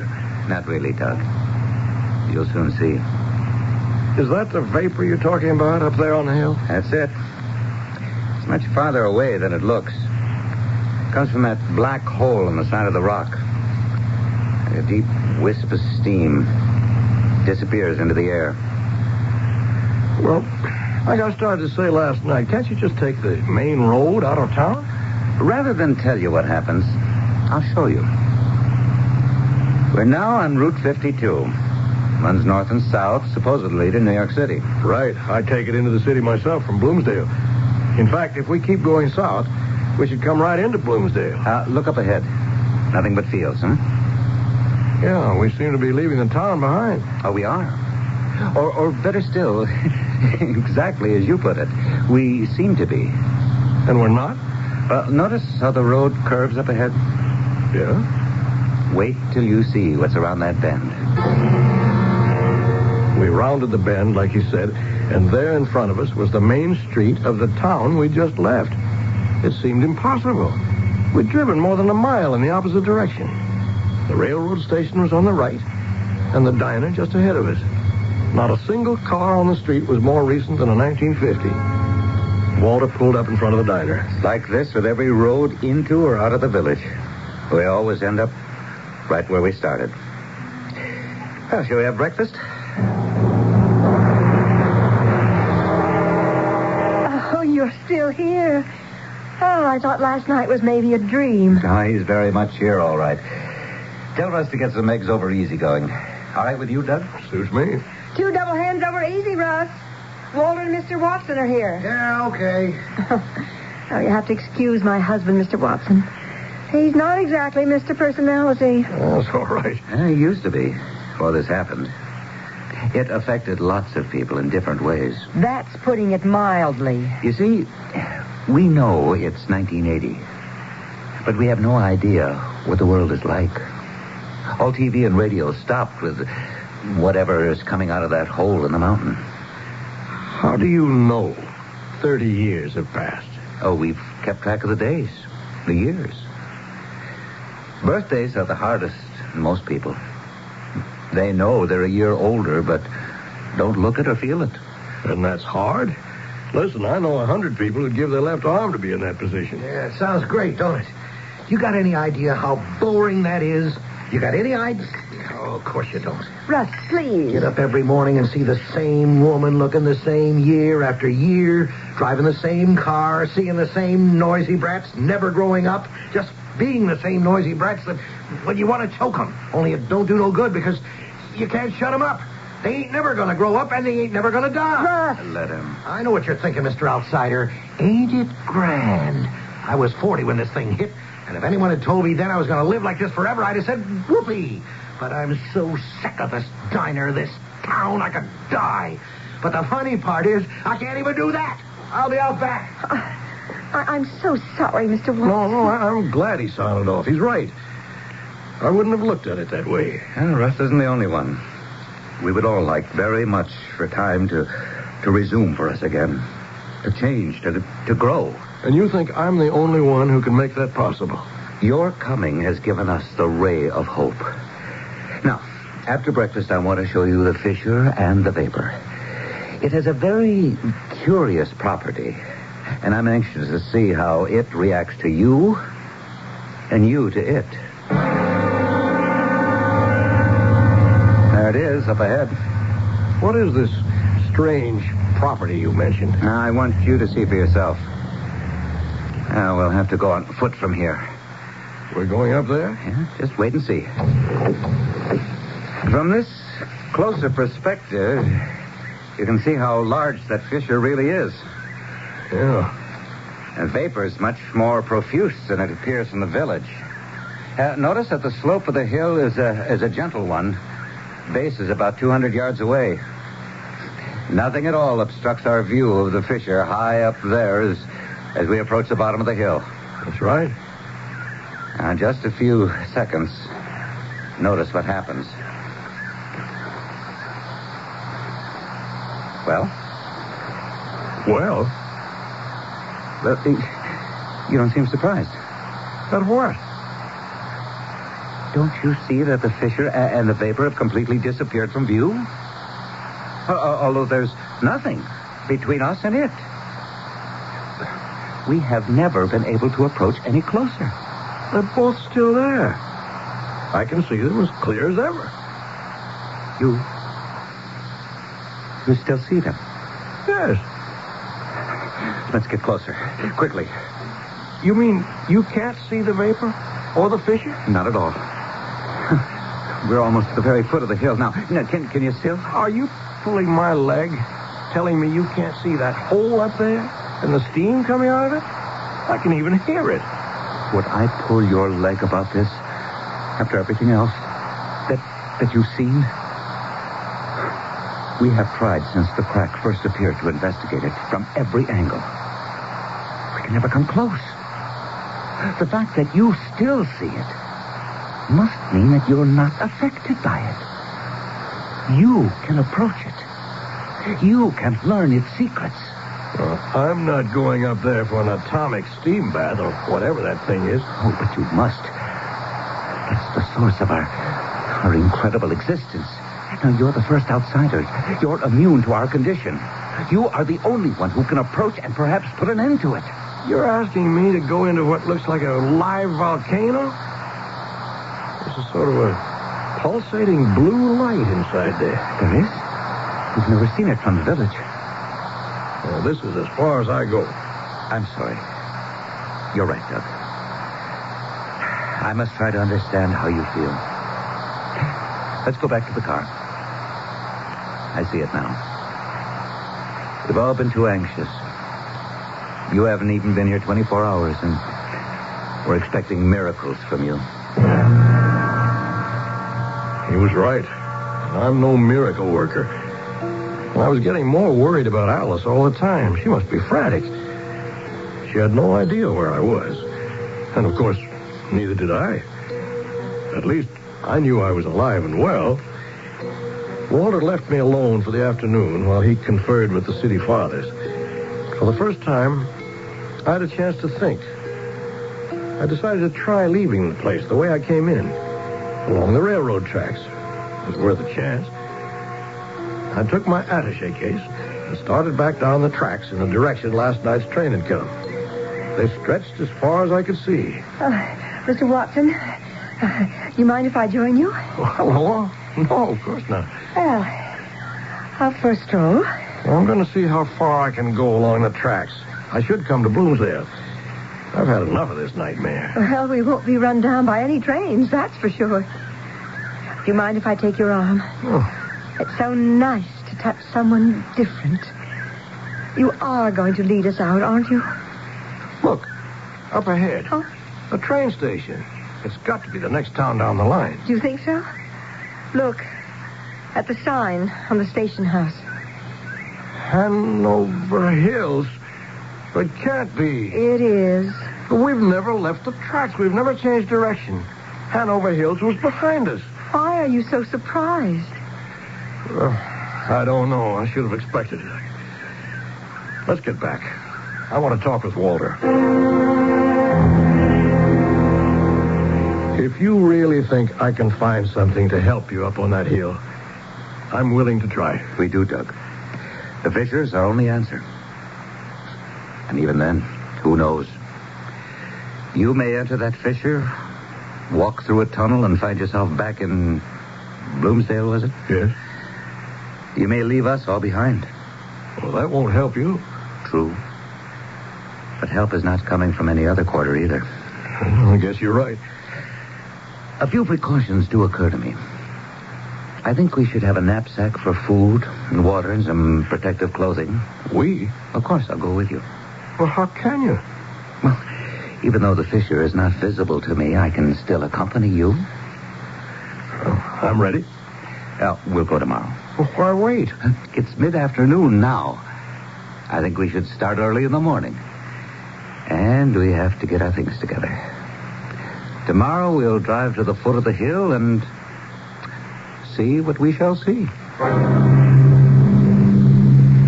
In the early evening, just before twilight, I walked alone along the road that led toward the hillside, where the vapor rose silently into the sky.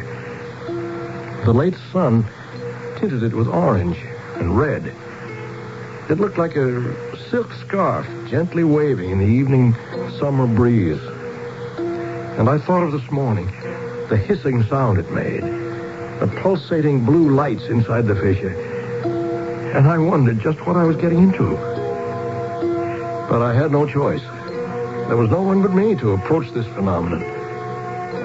And tomorrow, I would do so.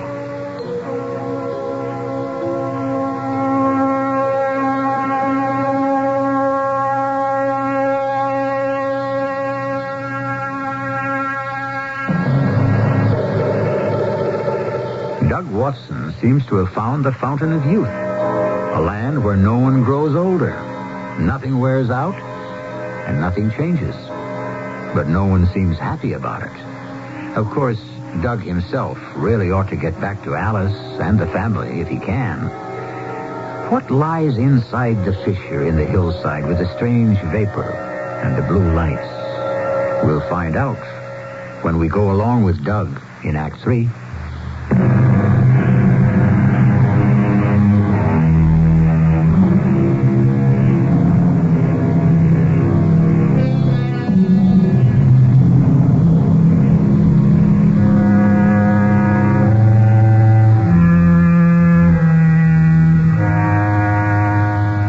The morning has dawned bright and pleasant in Hanover Hills.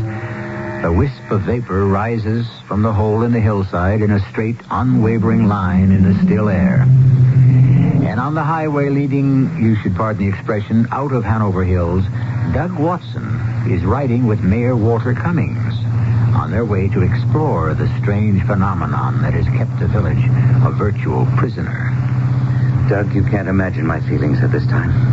We're on the threshold of an answer. You hope. I know that something will change when you explore that fissure.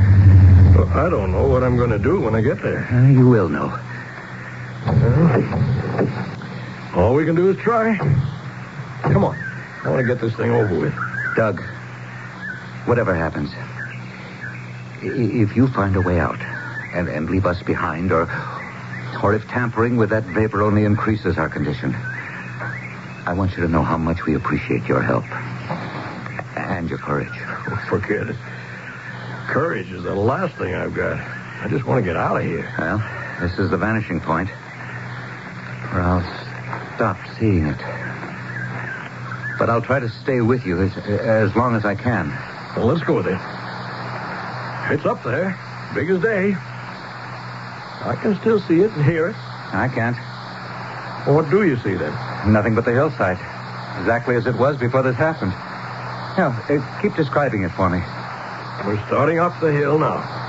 I'm right behind you. I can see the blue lights now. They're much brighter as we get closer. The opening is larger than it looks from down below. It's weird. It doesn't seem threatening. It's almost inviting. It's a shame you can't see it, Walter. Is there any heat from the vapor? No. The lights pulsate with a definite rhythm. Well, how close are you? A few yards from the entrance. Looks like a cave. Big enough to stand up in. I'm going in. No turning back now. Walter?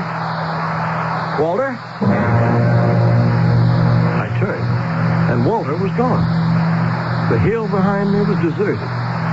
And before me, the entrance to this fantastic opening in the hillside. I stepped inside the entrance. And it was like a disco. Hypnotizing, fantastic, fascinating. The walls and ceiling flashed with the pulsating blue and white light. The vapor swirled and danced inside the cave until it swept out the front of the fissure. I felt nothing. No heat, no choking sensation. Nothing but a force urging me deeper into the recess. And then I saw it. On the ground, resting in a shallow hole. A small blue stone, like polished marble. And from this jewel surged the light and vapor. This was the source of Hanover Hill's predicament. But where had it come from? The earth obviously upheaved it during the quake Walter had described. Hypnotized, I was drawn closer. The force was irresistible. I was completely in its spell. I knelt beside the hole and reached forward slowly.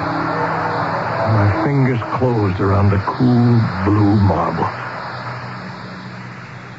I knelt alone in darkness, stillness. In an instant, the lights and the vapor had stopped. And ahead of me, I could see the daylight at the opening. I hurried outside. The morning seemed just as I'd left it, bright and beautiful. The hillside and the road below were empty. Walter was nowhere in sight. I started down toward the road and looked back. There wasn't a trace of the fissure I had so recently explored. The hillside was as unscarred as it had been for centuries. I scrambled the rest of the way down to the road. I heard it before I saw it. Coming from the south toward Hanover Hills was a small delivery truck. I waved and shouted, and the driver pulled to a stop. Hop in. How far are you going? Into town. Your lucky day. I got a couple of deliveries there. Yeah? Baked goods, I see. You know this Hanover Hills pretty good? A little. Why? Never been there before. You know where the diner is? That's my first stop. Yes, I think I can show you where it is. But right now, I'm not too sure. Town ain't all that big, is it? No, it's not. So where are you coming from? I'm up the line. Bakery's in Mount Vernon, but I deliver all over the county. You sure you got a delivery in Hanover Hills? What's the matter with you? Would I be asking if I didn't? Right there in the dash. See them slips? Top one says Hanover Hills, diner, handy food store, and landmark hotel. How come you never delivered there before? Never had an order that I know of. I only been working for the bakery a couple of months. Hey, we're coming into town. Which way do I go? Straight ahead. I'll tell you where to turn. It's right across from the railroad station. Holy Moses. You sure there's anyone living in this place? He had a point. The place was the most run-down-looking town I'd ever seen. The nice row of houses that only yesterday were so clean and neat were in complete disrepair. Paint peelings, vines all over. The street was cracked and broken. The gas station was deserted. The roof sagged and the glass on those old-fashioned pumps was broken. We parked in front of the diner, and I held my breath as we got out of the truck. First-rate bakery. Anybody here? Hello? Anybody here? Yes? I'll take it. Oh, thanks, ma'am. Just sign here. Say, how do I get to the handy food store? Just 2 blocks down the main street. You can't miss it. It's half gray and half fresh painted white. Oh, okay. Thanks, ma'am. See you again on the next order. So long, buddy. Good luck. Doug! Why, I didn't see you standing there. You came back. We were wondering. Gail? Oh, what's happened? You've aged so. What happened to the village? Well, we caught up with 30 years. You did it, Doug. You did it. Doug, you're back safe. I saw you get off the truck. Waldo, you're all taking so offhand. Don't you know what's happened to you? Well, of course. Just what we hoped for. And wait till you see this town a year from now. Old Martin Briggs has a run on paint and lumber and nails like he'd never had before. We've got a town to fix up. Thanks to you, Doug. Thanks to you, we got a reason to get up in the morning. Oh, and we were so hoping we'd see you again, too. We thought perhaps you'd gone home through. We owe you a lot, Doug. I'm glad you got back. I've still got your briefcase for you. I kept it safe. But it was only this morning, wasn't it? Less than an hour ago. Doug, we've been dying to know. What did you find up there? Only then did I realize that I still held the smooth blue stone in my hand. I opened my fingers, and it lay in my palm, cool and lustrous. I picked this up inside the cave, and everything stopped. And for us, everything moved forward. How long are you staying, Doug? I can put you up again tonight. I want to get home as fast as I can. Well, trains are running now. You can get the southbound 607 into the city. It stops at Bloomsdale. And that's what I'll do. Oh, brother, will I ever. Here she comes, Doug. And remember, we're just up the line. Come see us again. Oh, please do. Dinner's always on the house. We've been through something together. There's a bond between us now, Doug. You and Hanover Hills. I know I told you yesterday, I think it was yesterday, how much I liked you all. And I'll still be saying it 10 years from now. So long, friends. So long. Doug, thank heaven you're home. I was so worried. What happened to you? I missed my stop and ended up Where, for heaven's sake? Hanover Hills. Where? I never heard of it. Well, why didn't you call? I'm sorry. I didn't seem to be able to. Here, let me take your coat. Oh, dinner's a little dried up, but I can freshen it. That's okay, honey. Darling, you look tired. You have been working too hard. Oh, what's this? It fell out of your pocket. It can't be. Some sort of blue stone. Oh, it's beautiful. What is it, Doug? Alice, this is still Thursday night, isn't it? Of course. But what is this? Oh, it's so smooth and cool. Doug, where did you get it? I sit here with this curious stone in my hand, unbelieving. I know where I got it, but I don't understand. And Alice most certainly never would. What happened to me? Did I look into a world of my own hallucination? No. This stone in my hand is real. I'll keep it. Always. And when my spirit wearies, I'll remember. I'll remember. And I'll love life more.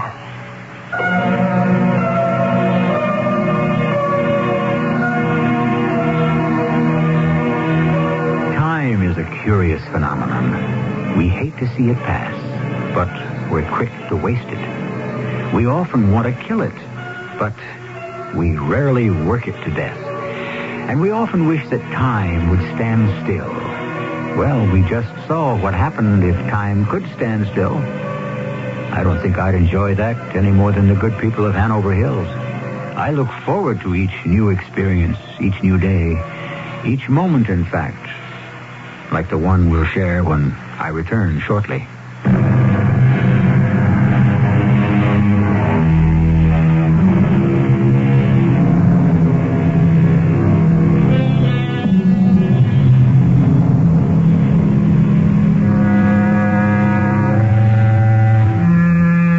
Tomorrow brings something new and exciting into your life.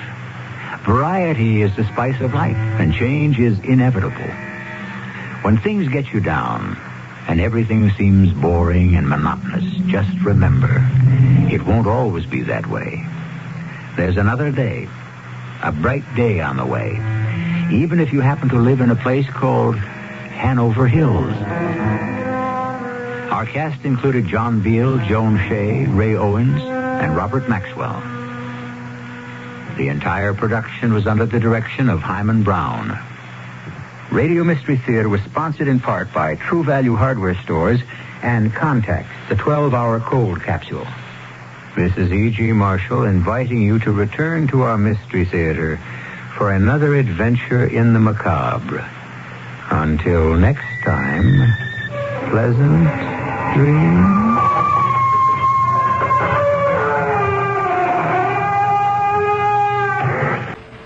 The CBS Radio Mystery Theater presents...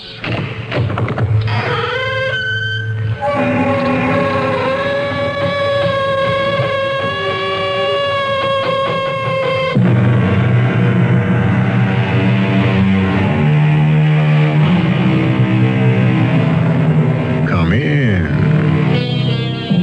Welcome. I'm E.G. Marshall. It seems to me, said Mr. White, that the future is not a unified dream, but a miracle pie, long in the baking, never quite done. It does seem that way, doesn't it? But we all know that eventually the pie will have to be done. Not necessarily because it's ready, but quite simply because the oven shall have burned out. The Council of Elders has been forced to make a decision. We must commit murder. Murder? What is that? We must end a life. But a life can only end when the time comes. Life can be taken from the body. Who? Who among us could take life from a body? You. Never. Not now. But you could be programmed. Please. Why me? You have been chosen by the computer.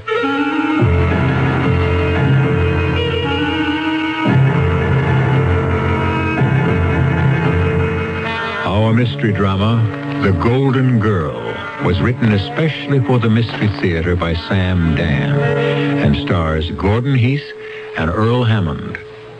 It is sponsored in part by True Value Hardware Stores and ARM, Allergy Relief Medicine.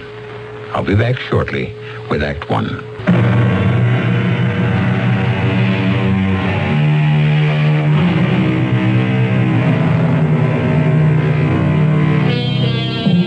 The future is shaped by the thoughts and the deeds of every single human being. Everything becomes part of the unfolding design. The feathered wings of the ancient Greek inventor Daedalus evolve into the space capsule of the modern astronaut. Well, our story today begins in a large and crowded auditorium. A tall, dynamic, middle-aged man is holding his audience spellbound. Yes, I am the messenger Lawrence. And you may ask, the messenger from whom? I reply, I am the messenger from the power. The power that has created this universe. The power that rules this universe. Speak the message! The message! You have fallen into sloth and sin. Oh, speak the message! Abomination and error. Yes, we have, yes. Therefore, you will listen to my message. Yes. Oh, speak it. There must be order. Order. There must be discipline. Discipline. There must be obedience.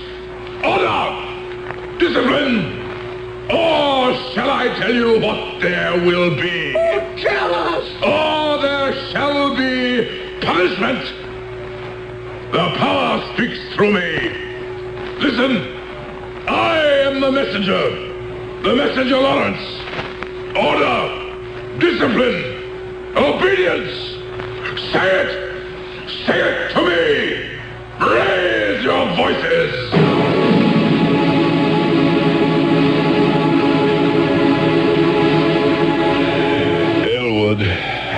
Yes, messenger. Did I reach the people? You were magnificent. No, Elwood, I was not magnificent.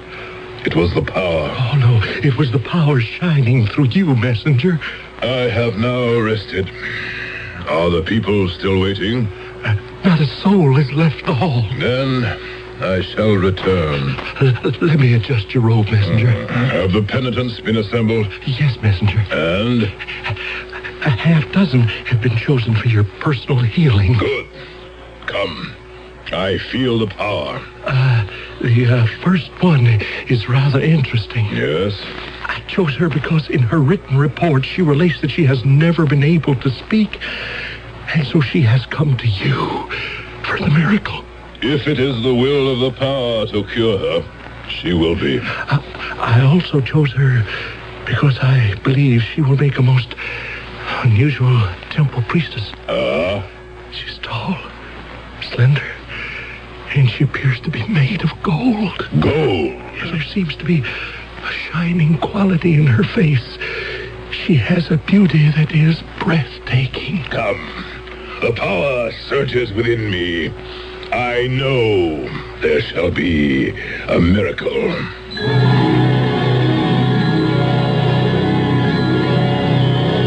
My people, it is time for the healing.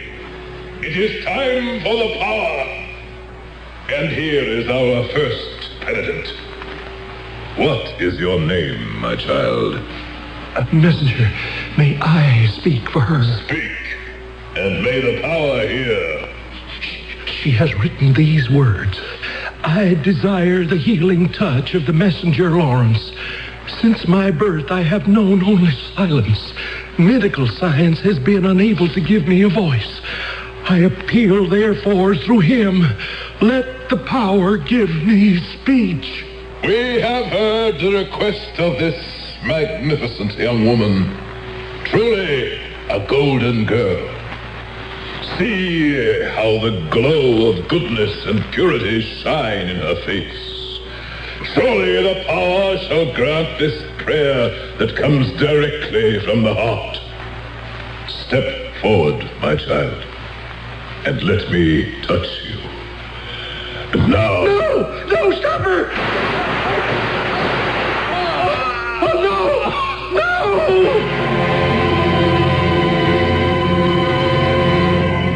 This is an up-to-the-minute recap of today's unbelievable story. The messenger Lawrence was shot and killed just a few minutes ago in the Temple of the Power by an unknown woman. It happened suddenly, before several thousands of his devoted followers. At this point, nothing is known of the woman who killed him, except that she posed as a penitent and that she is described as spectacularly beautiful. She is now in police custody. Thus, abruptly, ends the career of this charismatic but controversial figure.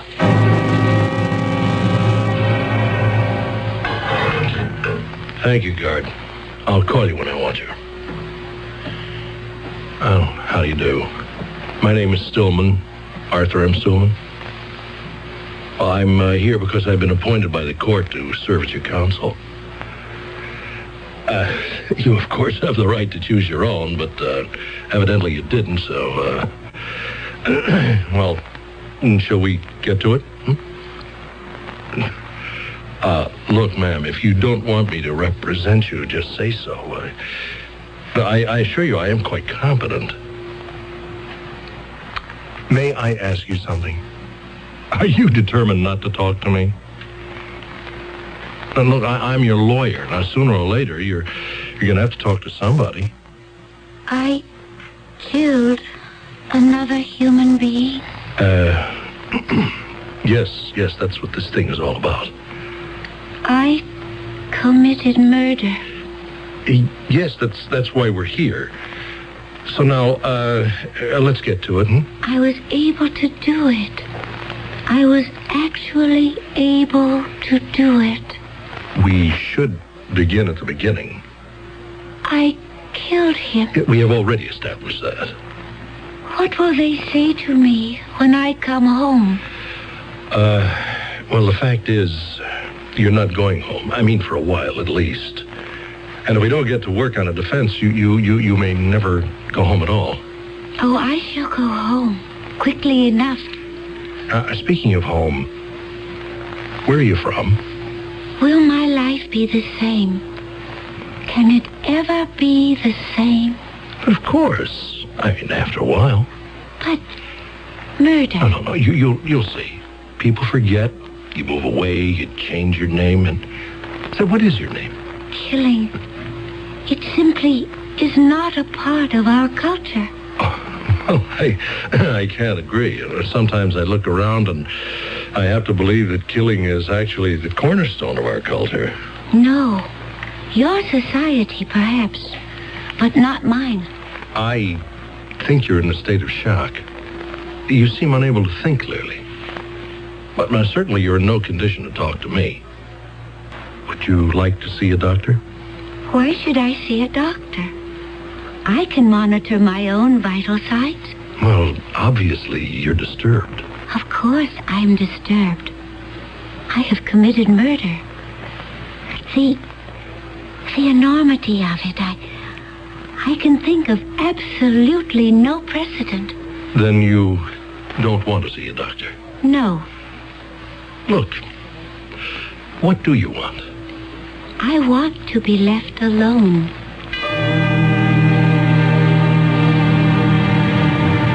This is your late afternoon news roundup. Here we are, live, outside the House of Detention on Sycamore Street. Here is where the killer of the messenger Lawrence is being held. Who is she? Where does she come from? Why did she do it? Everything about her is shrouded in mystery. All we know is that she has a kind of radiant beauty. She is like a golden statue. Hold it. Here's the man we've been waiting for. Her attorney, Arthur M. Stillman. Mr. Stillman, could we talk to you for a few seconds? Yes.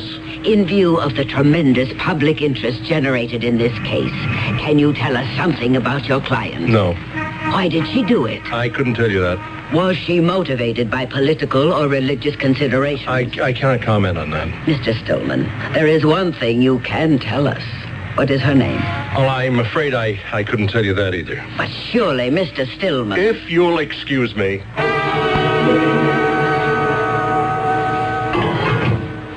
Good morning. Oh, yes. Yes. Good morning. Good morning. Well, you seem to be in so much better spirits today. Of course. I shall be leaving soon. Leaving? For where? Home. Home? You don't believe it? You just simply refuse to accept reality. Why must I accept your reality? Oh, you mean there's more than one? Oh, my dear. There are any number. Now, look, you simply must talk to me. You're very unhappy, aren't you? Unhappy isn't the point. I'm charged with preparing your defense. You must not worry about it. Do you realize that you'll have to fight for your life? At the very least, your liberty.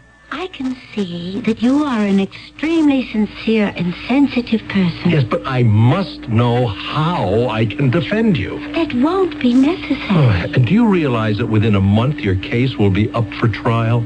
But in a month, I shall not be here. Oh, please. I am quite disturbed by the fact that you're so unhappy. But you can fix that. Tell me how. Just tell me who you are and why you killed him. See, that'll make me happy. No. If I told you those things, it would make you even more unhappy. How did we get off on this happiness kick? Happiness. Why, that's the most important thing in all the universe. Happiness? Happiness. Meaning harmony. Meaning peace. All right. Now, why do you keep insisting you will not be here? Because it's true. Does that mean you plan to, To what? To commit suicide? Oh, no. Never. But you imply that you intend to escape. And when there's no other way... Suicide? What a notion. Well, I can't see any other way you could get out of here unless... I shudder to think of such a thing. Unless you're part of an organized effort. Is that it? Do you have Confederates? Do they have a plan to get you out of here? You must understand. Suicide is murder. And I can tell you this. Never again could I be programmed to commit murder. Never. Wait a minute. What did you just say? I said I could never again commit murder. No, that's not how you said it. Well, how did I say it? You said, and I heard it distinctly, you said never again could I be programmed to commit murder. Of course. That's exactly what I said. But programmed? Certainly. I'm not sure that I understand. Come now. How could you possibly commit murder unless you are programmed for it? What do you mean, programmed?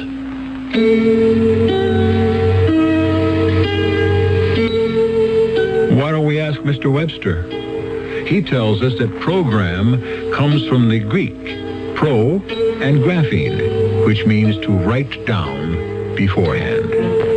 We also note that the word program, which commonly referred to a schedule of events, has now been given new scope by the introduction of computers. Isn't it odd how one of the oldest words in the world has become the mainstay of one of the newest sciences? But what has this to do with our story? The second act tells the tale.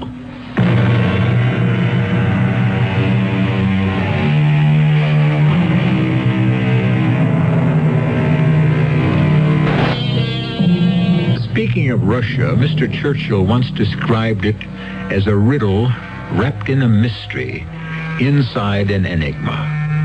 Speaking of the lady who is at the center of our story, how could we describe her? Certainly she's a riddle, a mystery, and an enigma, and we can also add a puzzle and a paradox.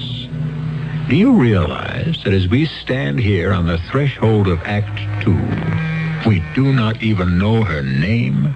What do you mean, program? Mr. Stillman, the best thing for you would be to call the guard, leave this place, and never return. Do you mean you're discharging me as your attorney? I should. But you haven't given me a chance to do anything for you. There's nothing you can do for me. Well, I don't understand. You don't tell me anything, and then when you do talk to me, it's all in riddle. I shall bring you nothing but trouble. Oh, what kind of trouble? You're in love with me. How can you say that? Do you deny it? But I don't even know you. I can tell by the way you look at me. The way I look at you? You keep looking and looking and looking. We are sitting in a rather small cell. How can I not look at you? It's the way you look at me. Now, wait. Just hold it right here. You keep getting off the subject. You come up with a provocative statement, and before we can get into it, you say something else. You may not be aware of the fact that you're in love with me. Just yet. All right. I admit I can't take my eyes off you. You are the most beautiful woman I have ever seen in my life. Is that why you volunteered to defend me? No, that has nothing to do with it. You're a man with a kind heart. But there can never be anything between us. Well, who said that? There is too great a distance. Our worlds are too far apart. What worlds? Do you know how far my world is from here? Well, it's not even part of this solar system. What are you trying to tell me? Isn't it obvious? We could perhaps bridge the gap in space, but what about the distance in time? Now I know the defense. Why, there can't be any other. Insanity.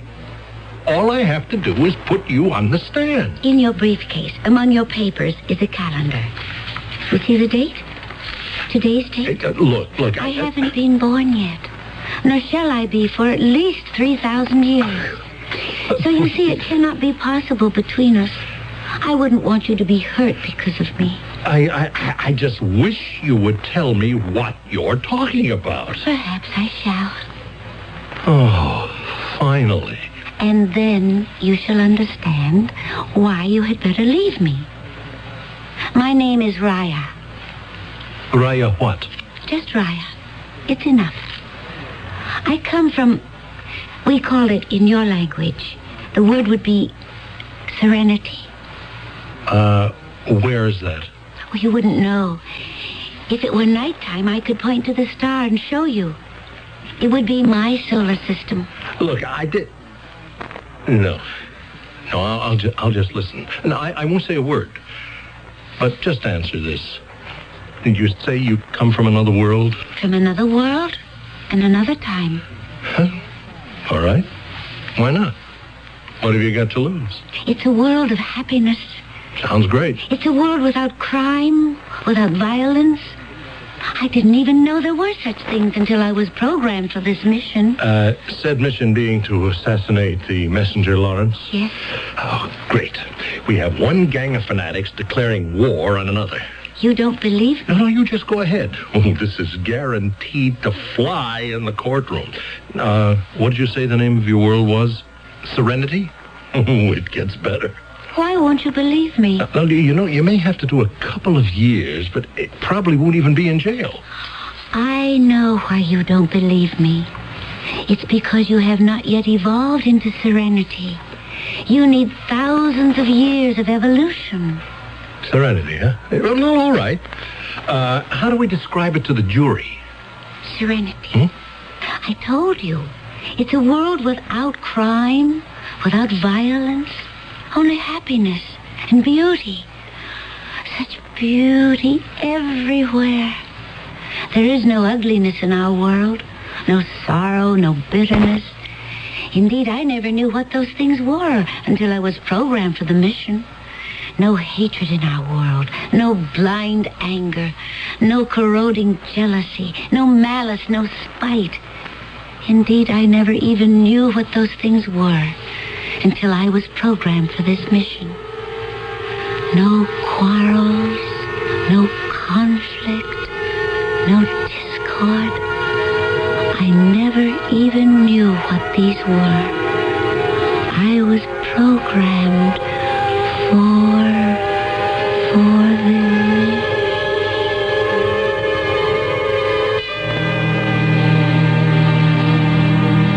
Your name is Raya. Yes, Elder? Do you know why you were asked to come here? No, Elder. To save the world. Save the world? What could possibly happen to the world, Elder? Listen. Order! Discipline! Obedience! What is that, Elder? Order! Discipline! Obedience! What is he saying? Order! Discipline! Obedience! What do those words mean? What do you think they mean, Raya? I don't know. Yes? Oh, they frighten me. Listen. There must be order, discipline, obedience. Or shall I tell you what there will be? Elder, I feel ill.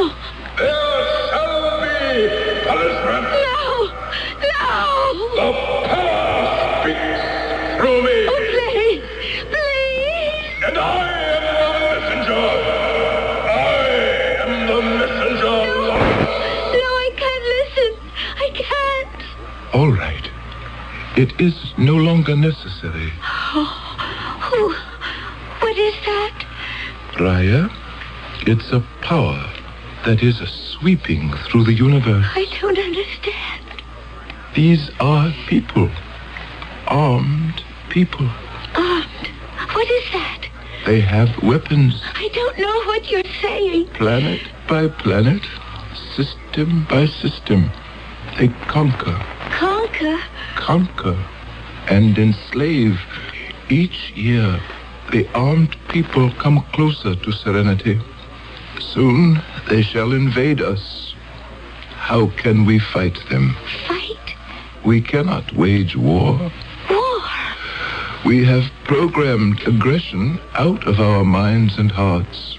We cannot defend ourselves. Defend? See? You cannot even conceive of it. But what do they want? These armed people. He is spreading the gospel, I suppose you could call it that, of an ancient leader, this messenger Lawrence. But what gospel? Power. Why is it so difficult for me to understand? Because we are different. Over the centuries, all the emotions, the urges, the drives that distort or destroy Serenity have been programmed out of our hearts and minds.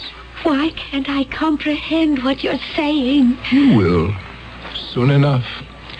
You have been chosen to perform a mission. What is a mission? The elders of our world have been forced to make a terrible decision. We must commit murder. Murder? We must end a life.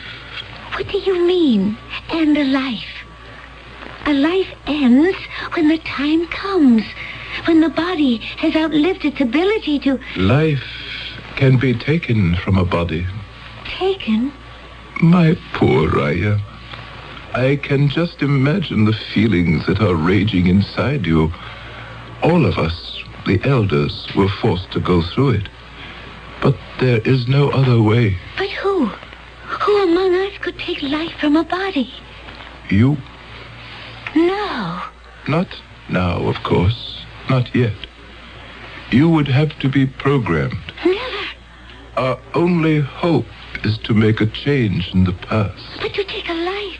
To make sure that something evil, loathsome, a seed of eventual destruction would not be planted. But to kill. Yes, we must kill the messenger Lawrence.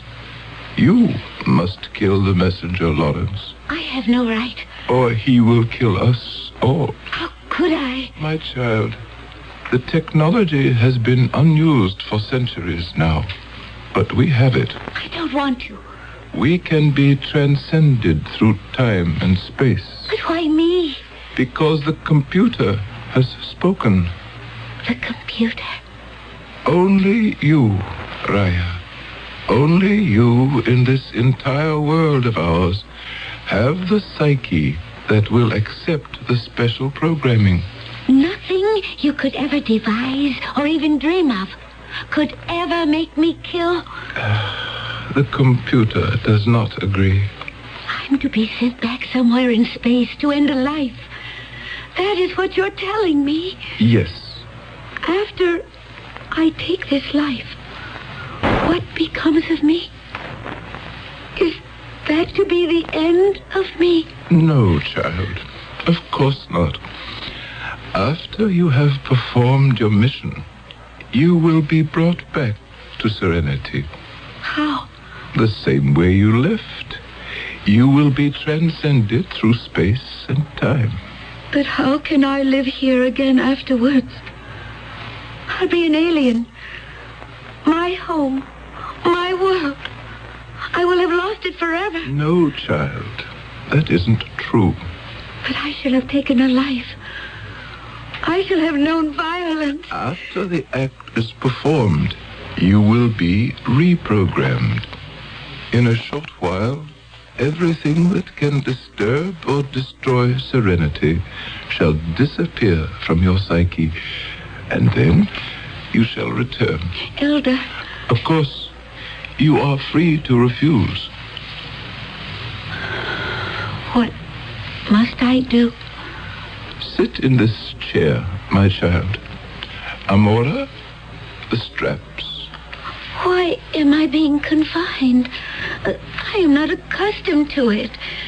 Look at the wall in front of you. What do you see? A man's face. Look at his face. How does he make you feel? I don't know. Listen to his voice. I am the messenger, Lawrence. I am the messenger from the past. How does he make you feel? Frightened. Look at his face. You fear him. Yes. There must be order. You hate him. I don't know. You could kill him. No. No. Order. Discipline. Obedience. You fear him. Yes. You hate him. I'm not sure. You could kill him. No. No. I don't want to.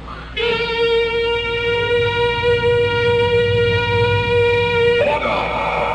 Discipline. Obedience.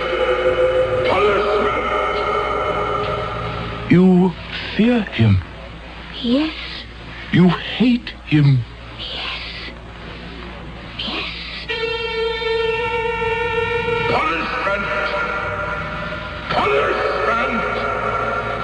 You hate him. Yes. Fear him. Yes. Then kill him. Yes. Hate him. Fear him. Kill him. Hate him. Fear him. Kill him. Again. Hate him. Fear him. Kill him.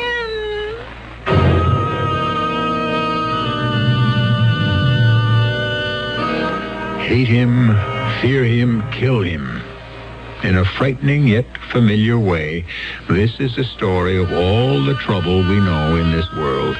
All the trouble, all the problems, all the stresses and strains, the feuds, the fights. Without thought, we fear. Without reason, we hate. Without mercy, we kill. I shall return shortly with Act 3.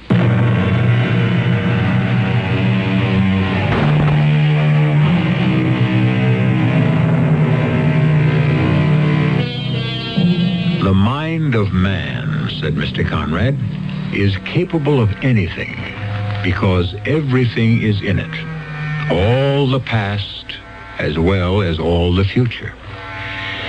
Yes, everything is in the human mind because everything can be put into the human mind. Everything that's good as well as everything that's evil. And who we are, what we are, depends on how we control the mixture. Which is why some of us are saints and some of us are sinners.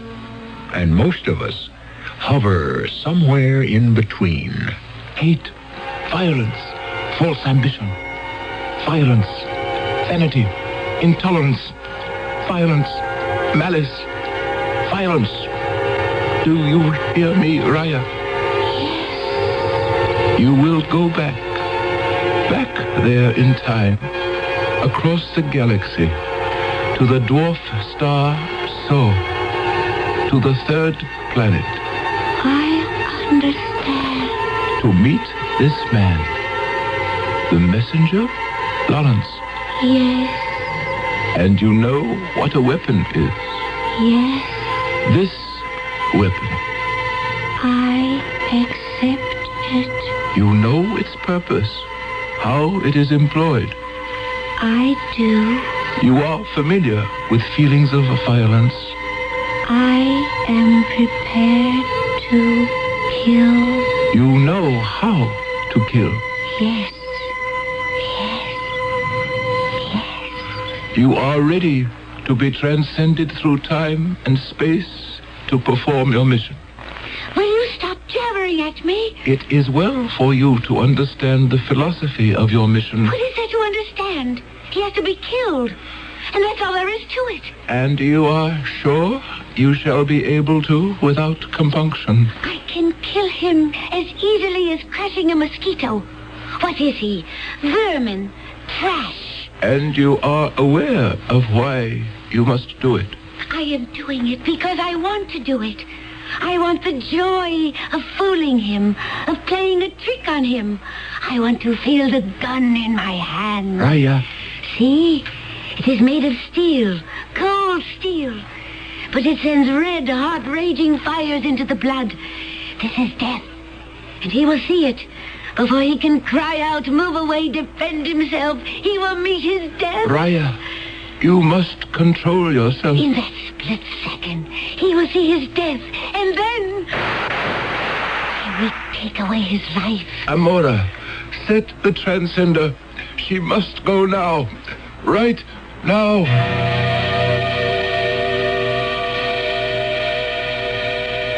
Yes. I was programmed. Do you understand? Yes, of course I do. My mind was seething, raging, all through the transcending. You can understand. Yes, of course. But then, in order to get into the temple of the power, it was required of me to perform another evil. Deceit. There were thousands assembled. Hundreds clamored for his attention. And I used my body. What? The promise. The implied promise of my body to seduce him. I was trembling with fear, hate, violence, as I was brought before the messenger. And then he touched me. And I looked into his eyes. My heart almost stopped beating. In his eyes was all the hate and violence that had been programmed into me. The gun was in my hand. The fire was in my blood. And there had to be the inevitable climax of death. I understand. Afterwards, I was empty of all feeling, of all thought. Like a machine that has no more fuel. Oh, big casino. What does that mean? It means there won't be a dry eye in the house. What are you saying? That is our story. That is our defense. A visitor from another world. It's true. Okay, yes, it could be true. You know, you look as if you could be from somewhere else. Yeah, they'll even half believe it. But I am from somewhere else. Yeah, sure. Okay, now, let's get to work. Now, you must really tell me where you come from. But I have told you. Look, we start all over again.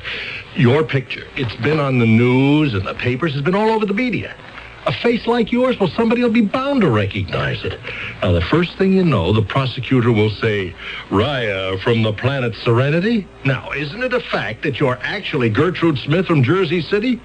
Now, look, I have to be ready for that. But I am Raya from Serenity. Yes, but what if you are Gertrude Smith or Judy O'Grady? But I am not. Well, what if he has the documents to prove you are? There are no documents. Well, there has to be a social security number. What is that? You mean you've never had a job? A job? Oh, let us get elementary. There has to be a birth certificate. No. Wait, are you telling me you were never born? We must not do this. Do what? Fight. This isn't a fight. We're having a discussion. But there's violence in it. We only want to arrive at a meeting of the mind. There's violence and anger. Look, now, there is nothing personal. This is how I was programmed. Oh, come on now, will you? From anger to violence to murder. Listen. The steps are logical. Simmer down. The way is programmed. Don't let me take it again. I can kill. I killed once. I can kill again. Right now. Right here. I can kill. No. It's all right. It's all right. No one's fighting with you. Everything is all right. It's just fine. You'll see. I don't know what's the matter with me. I don't know. The elder said I would be reprogrammed, brought back home. When are they going to do it? When? The elder wouldn't lie to me. Oh, no, of course not. He wouldn't break his promise. No, never. Oh, maybe he can't keep it. This kind of thing, it's never been done before. Maybe they don't know how to reprogram. Look, I'll take care of you. I want to go home. Make the best of it. You're home now.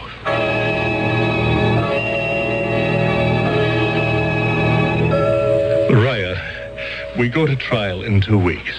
If I play this right, half the jury will actually think you come from another planet, and the other half will think you're a nut. But nobody will vote to find you guilty. Oh, what a trial that's going to be. There isn't going to be a trial. I'm leaving. Oh, now don't start that again. Last night, it happened. What happened? The reprogramming. Finally. And now I can go home any time I like. Finally, I am Raya again.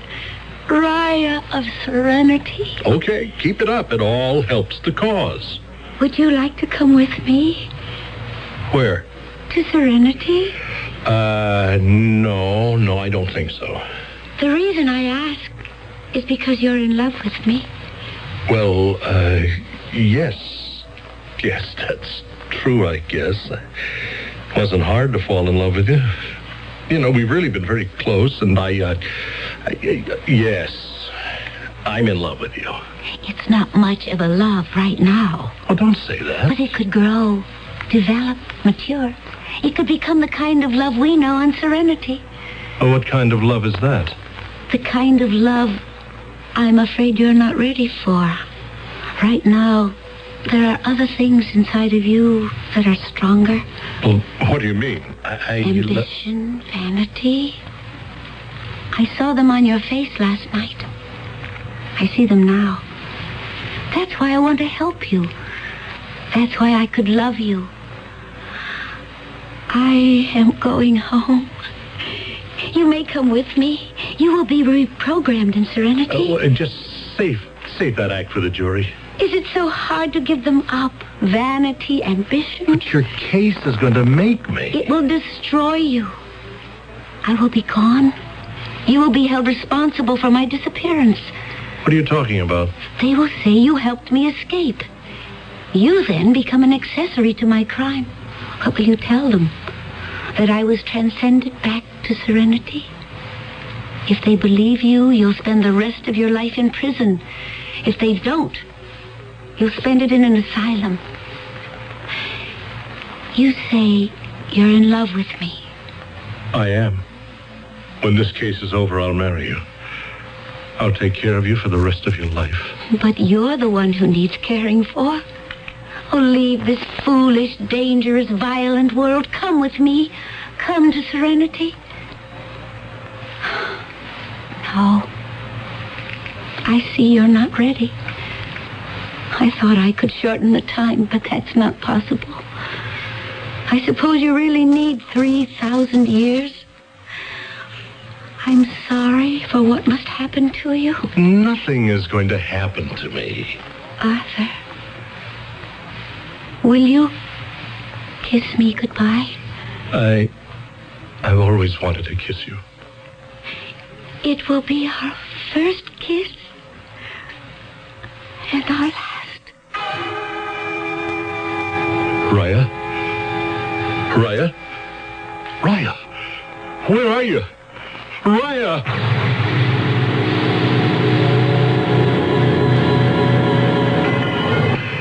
I'll call you, guard, when I want you. Mr. Stillman, can we talk this morning? About what, Lieutenant? Why don't you make it easy on yourself? The fact is, you did help her to escape. The fact? Well, the guard, Jerry, right down the corridor, he heard her say, "Will you kiss me goodbye?" Well, all right. Why should you believe me? After all, I refuse to believe her. Do you want to give up everything? She asked me to, and I said no. And in the end, I had to give it up anyway. And for nothing. Doesn't have to be for nothing. You're a lawyer. You know how things go. One hand washes the other. You give, you get. How did she escape? Where'd she go? She returned to serenity. Yeah. Jerry, I'll come back later. Meanwhile, Mr. Stillman, you just think about it. I mean, really think about it.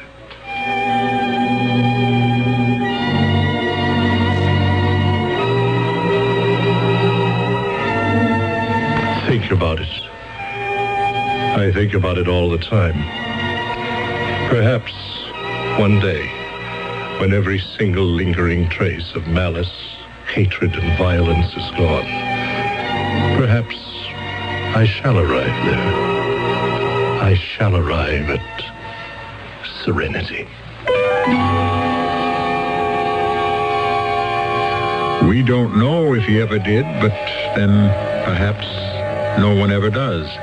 It could very well be that serenity is not a place, but an idea, a challenge, a way of life. I hope things remain serene until I return in just a few minutes.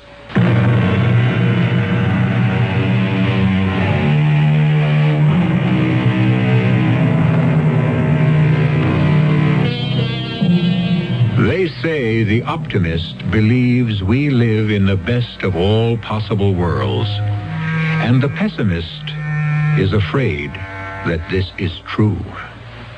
But that's only if we assume that the world we know is the only world there is. Is there another one? Somewhere out there? Revolving around a star, just as we revolve around our own? And if so, could it be better? Worse? About the same? Probably. Our cast included Earl Hammond, Gordon Heath, and E.V. Juster. The entire production was under the direction of Hyman Brown. Radio Mystery Theater was sponsored in part by ARM, Allergy Relief Medicine, and True Value Hardware Stores. This is E.G. Marshall inviting you to return to our Mystery Theater for another adventure in the macabre. Until next time, pleasant dreams. The CBS Radio Mystery Theater presents...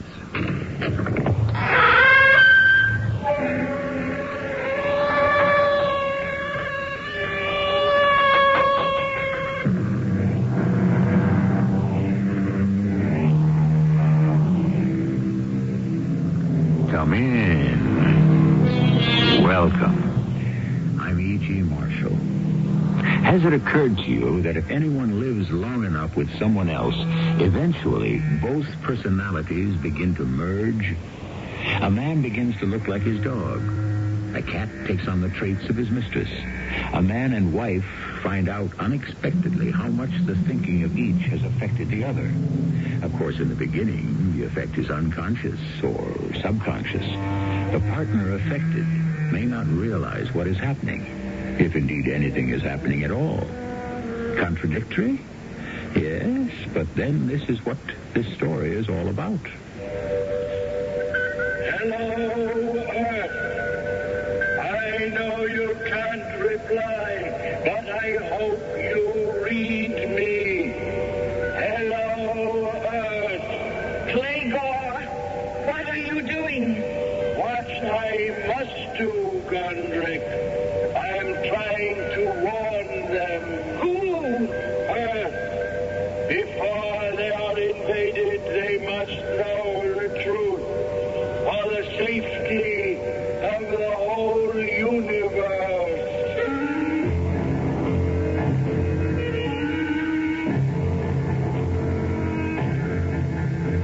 Our mystery drama, Look Who's Coming, was written especially for the Mystery Theater by Ian Martin and stars Terry Keane and Joe Silver.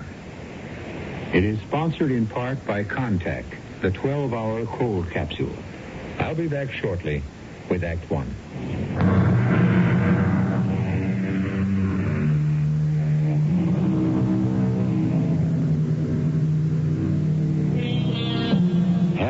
Flo Betts have been married for 23 years. Harry and Flo have argued for 23 years.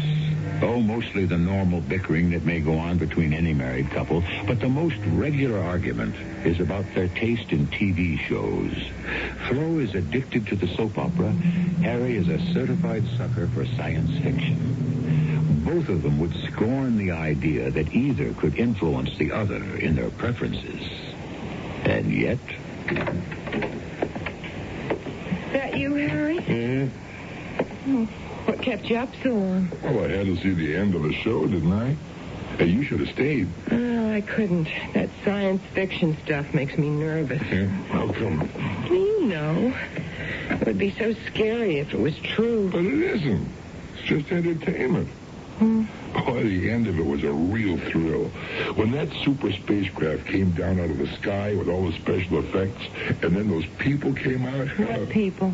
The planet people. You know, the ones from a different dimension. It was really mind-blowing. They didn't mean any harm? No. They always come in peace. Well, they scare me. I mean, the whole space thing scares me silly. All those funny people with their machines, and we're helpless to do anything about it. I mean, you know, they could take over the world tomorrow and pour it down the drain. Yeah, go. Shove over, will you? Let me sit down here next to you. Look, it's only a pretend world, Flo. Not the way you take it, Harry. It's very real to you, and you make it awfully real to me. You don't believe that I really go for all this sci-fi stuff. What are you talking about? You eat it up. Yes, entertainment, sure. Harry, you're trying to tell me that you don't believe there are all kinds of little men and things floating out in space who are ready to take over the world and destroy it, huh? Flo, I just enjoy the shows, that's all. Well, you wouldn't if you didn't think that's how it really is. Ah, that's silly. You like the stories in the afternoon, right? Yes. Well, you're not about to tell me that's the way life really is. I mean, the way it's lived on the average daytime serial. I think they are very true to life. Oh, come on. By and large. By and large? How about this dame on your favorite? Married 3 times, widowed once, divorced twice, 3 children, 1 illegitimate. That isn't true. She thought she was married to Drake, but her former husband was supposed to have died in Brazil, only he didn't. And that was how Margaret came to marry Drake, thinking her husband was dead when all the time he wasn't. Well, the point I'm trying to make is you watch the serials, I watch science fiction. Well... It doesn't mean either one of us has to swallow it all whole. Come on, Flo. They're shows, not life. There's a lot of difference. Okay, if you want to think so. Well, Harry, you've got to see it. Yeah, maybe I do. Maybe I do. You hammer away at me hard enough telling me all these crazy plots till maybe I think I'm wrong. Maybe that's the way life really is. It is. I mean, the soaps are true to life. Okay, Flo. Okay. You win. I'm too tired to argue. I gotta turn in. Okay, honey, you do that. You need your sleep. Oh, what time do you have to be up in the morning? Same old drag. 6:30. What train are you catching? I'm out. I'm riding with Mark tomorrow in his car. Oh, Dr. Tolley? Yeah. Well, you're getting to be quite good friends since he moved up here. He's a good guy for a shrink. Well, these days you can never tell when a psychiatrist might come in handy. What is that supposed to mean? Oh, nothing. It's just a bum joke. Good night, Phil. Can we catch some shut-eye? All right, Harry. Shall I turn out the light? Oh, please. Night. Harry? How did the show turn out? Did those, robot things come back and plant that green, slimy vine that smothered everybody? Oh, Flo. What's the difference? It's only a story. What do you care? Will you let me sleep? All right, I'm sorry, darling. I know you need it. Will you stop fussing over me like I was a mental case or something? We both need it. Yeah, of course we do. Well, for Pete's sake, we say goodnight. All right, I won't say another word. You just rest. And relax. And stop worrying. Just like she knows exactly what to say so I can't relax. That sticky, patronizing, understanding tone of voice that makes me grind my teeth and think of murder.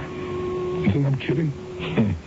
But it's a situation that recalls all sorts of parts of the mixed-up plots Florence is forever telling me from her daily shows. I mean, I'm 45 years old and entering what everyone wants to tell me is the dangerous age, you know. You know, in all the soaps, the men start chasing young women, the marriages break up.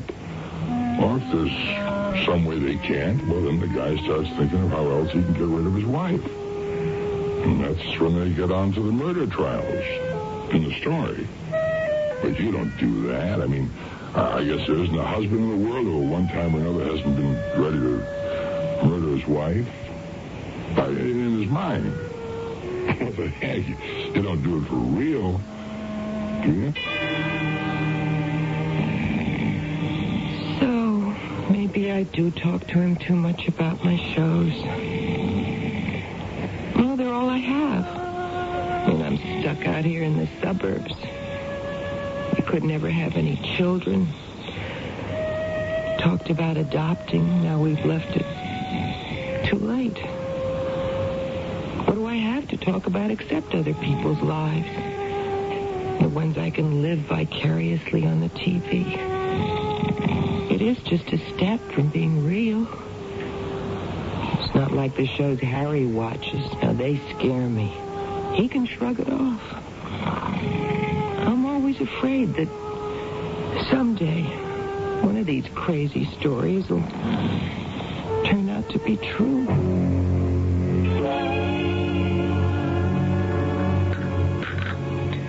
More coffee, Harry? No, thanks, Flo. I gotta get moving. Will you be home on the regular train? No, I guess not. We're doing the Heminger trust books today.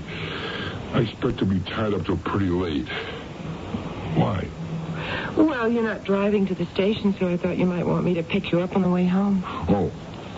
No, I'll probably be real late. I'll grab a cab. What's your day like? Oh, I don't know. I'll call Grace Tully, I guess, see if she wants to watch the shows with me. It's a big day. What is? The daytime serials. Friday. Murder and mayhem, huh? Some. Others are more intellectual. Yeah. Like Audrey Gray is having the brain operation, and poor little Mary still hasn't been told that Sam is dead. Oh, boy. But 5 in the family is the most important. Yeah? How's that? Well, today is the day Drake finds out Margaret and he aren't really married and that his son is born out of wedlock. Oh, boy, that ought to rock him. Listen, with his New England background, he'll never understand, and he has such a violent temper. Spare me the details. Dr. Tully just drove up. Harry? Yeah? Aren't you going to kiss me goodbye? Oh, yeah, sure. What did you do for dinner? I don't know, maybe I'll have it over at Tully's with Grace. Maybe I'll just have it alone. Alone? Who else would I have it with? Yeah. Who else? Oh, look, let's make it definite. I won't be home till around midnight, so you're on your own.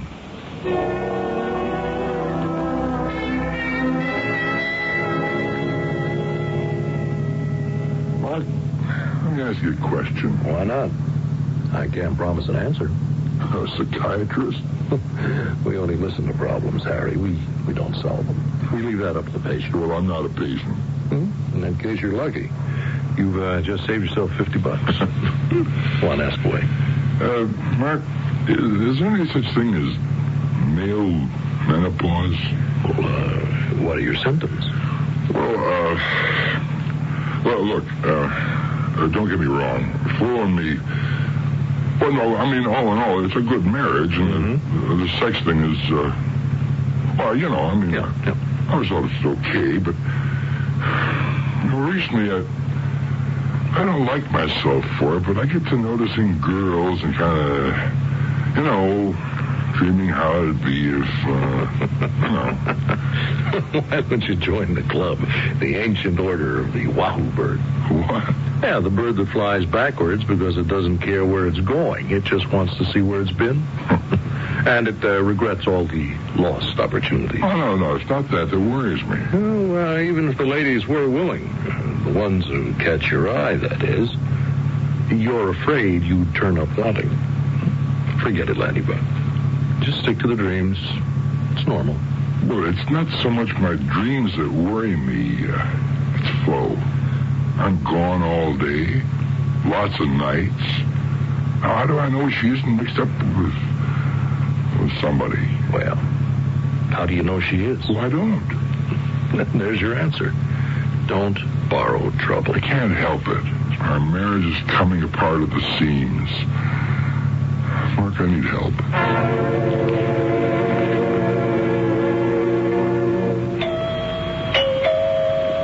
Coming. Hi, Flo. Oh, Grace, you're early. Come on in. Only for a sec, honey. I've got to cancel our date for today. Oh, you mean we can't watch the soaps together? Not today, Flo. But, Grace, today's the big day. Don't you want to know if Drake's violent temper will push him as far as murder? Oh, they'll probably hold that out till Monday. Anyways, you can always fill me in. Yeah, but that isn't the same as living through it. Well, I've got something else to live through. Tommy went on strike, and the principal is fit to be tied. He's making noises about expelling him. A 10-year-old? What's he got to go on strike about? Something about a substitute teacher who doesn't know how to handle the class. Tommy and 5 other kids walked out and locked themselves in the second-floor storeroom. What did they do that for? They issued an ultimatum that unless they get their regular teacher back, they won't go back to the classroom. And you think soap opera heroines have got trouble. Well, I'm on my way to the school now as an arbitration committee of 1. Oh, kids. Well, listen, it shouldn't take you long, should it? Who knows? But the sooner I get there, the sooner I find out. Well, if you can, get back. I'll try, but don't count on it, honey. Oh, hey, your program's on now. You better make tracks. Oh, okay, I will. Bye, Grace. Where does the time go? Already nearly 5 after. Oh, no. Don't tell me the TV's going to break down. Let me see. I have the right channel? Yeah. 2. Oh, please, don't go out on me now, TV set. Darn it, I could just stop it. Hello, Earth. I know you can't reply, but I hope you read me. Hello, Earth. Playgor, what are you doing? What I must do, Gondrick. I am trying to warn them. Who? Earth.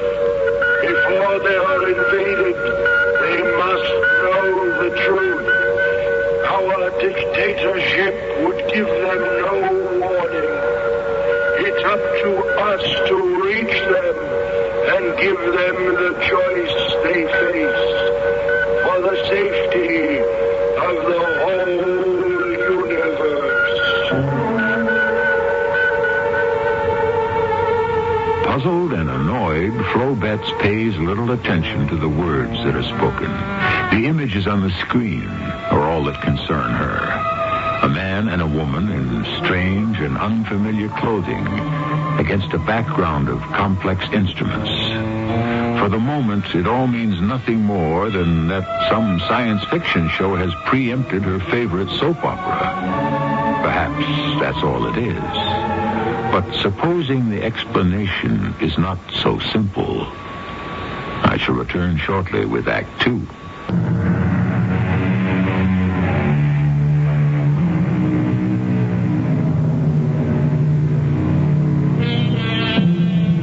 We left Flo Betts tuned in to her favorite soap opera, staring at 2 unfamiliar figures. Not human, but humanoid. One a female by the sound of her voice, the other a male. They are clothed in indeterminate garments of gray, and they seem to be in some sort of laboratory or electronic workshop. Flo might be listening in fascination to what they have to say, except that she is annoyed at being deprived of the show she wanted to see. Her first reaction has been to call the offending network station. Yes, operator, I am still waiting. Thank you. Hello? Yes, that's right. I sure do wish to make a complaint. Oh, they told you what it is. Well, what is the explanation? Well, that's impossible. I'm looking at what you're broadcasting right now, and it certainly isn't Five in the Family. It's some sort of science fiction show. Yes, there are two people, a man and a woman, I guess. I don't know, you can't tell from the way they're dressed. And then they're in some sort of laboratory. And...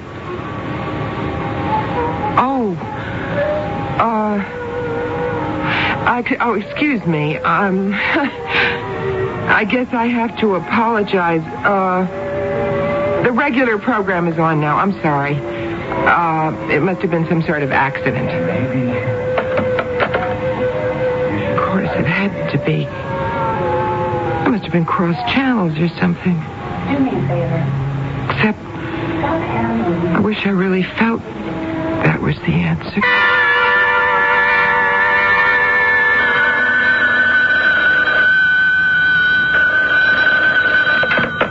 Hello? Grace, it's Flo. Oh, hi, Flo. You just caught me coming in. Yeah, everything all right at school? All is tranquil. Big peace pipe has been smoked. Tommy's not going to be expelled. No, the axe has been lifted. He's on sort of probation for the moment. Everything's hunky-dory now. Till the next crisis. Well, I'm so glad.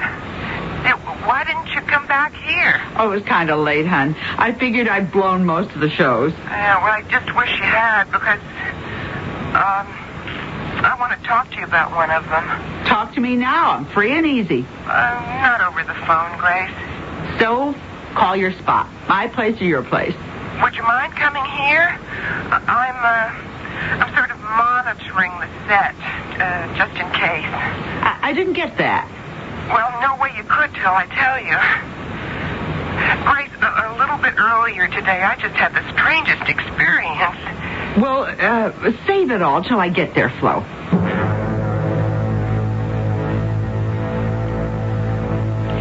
You're sure you saw these gray people or whatever they were? Of course. And the station didn't know about broadcasting any other program? No.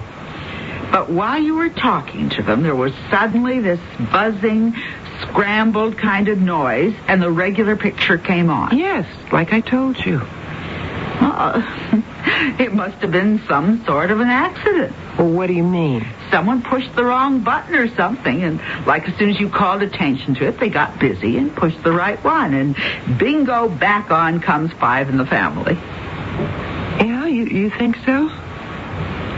But what was this other show? Who knows? Ask Harry. He's the big science fiction bug. Maybe he knows. No, I don't want to ask Harry. Why not? Oh, Grace, Harry and me, I don't know, all of a sudden everything's like, it's just like crumbling. We're like two people who don't know each other anymore. I don't know where we're going. Oh, no. Oh, come on, Flo. Don't let it get to you. That kind of thing happens now and then. Everyone quarrels. No, it isn't a quarrel.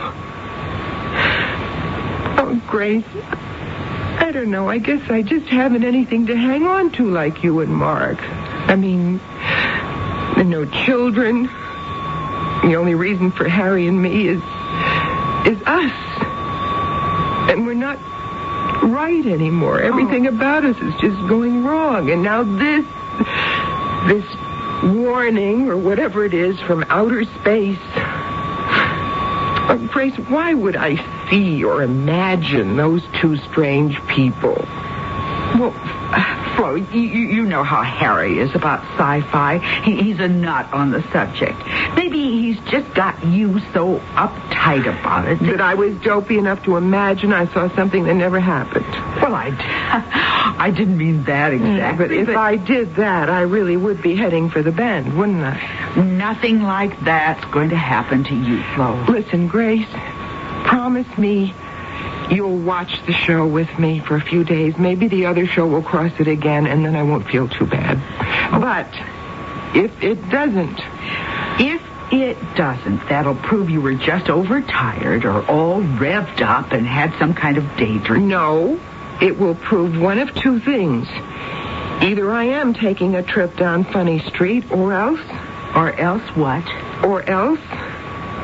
there actually is someone out there who's trying to get in touch. And for some reason or other, they've selected me.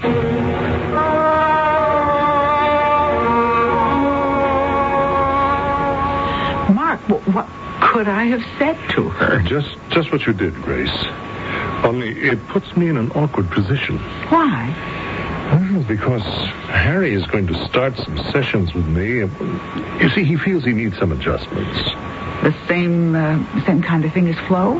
No, nothing like that. Just the run-of-the-mill anxieties at his age. Well, is that what's the matter with Florence?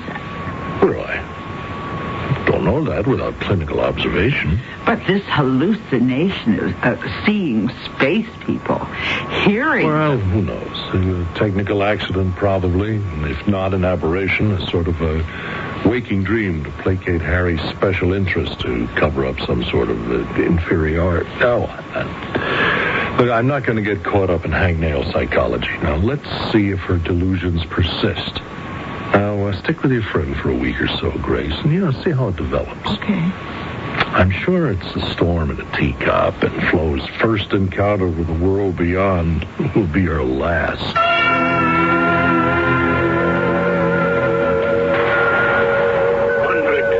What are you doing here? You're still trying to reach them, Claygo? Of course. You know what you're risking. Suspended animation at best, or probably total disintegration. Why, Claygo, why? You know as well as I do, Gundrick. The threat of attack from Betelgeuse cluster. We must engage a minor little planet like Earth to protect our flank. Why do you risk your life for a tiny planet like Earth? Because they are innocent in this, and they should be warned. How can they stand against our arms? One mother ship could wipe out all resistance. If they try to resist, but if they welcome us as friends and allies, we still could coexist together in peace. We must warn them not to resist. But how can you reach them, Claygo? They don't speak like us, even think like us. The same way we reach all other units, through the linguistic transcomputer. Where did you get the infinite box? This one I built for myself over a long period of time. If I can only adjust the circuits and the frequencies without the master equation log, I should be able to reach them before it is too late. Who is it? You just come in. It's Grace. I can't. The door's locked. Oh, just a minute. Sorry, I'm late. Never mind that. Come in. Quick. You can see. See what? The outer space people. They are on now. Quick. I don't know what you're talking about, Flo. But that's Margaret from Five in the Family. She's going upstairs to her bedroom. I recognize the house. It's the Graves' house. No. It can't be. They were there. Clegor and Gundrick. Who? The ones who want to help, to warn us. Funny names. What are they? New characters in the show? No. They're space people from some... Grace, they were there. And now they're not. No. Grace, hold on to me. I think I must be going crazy. Oh.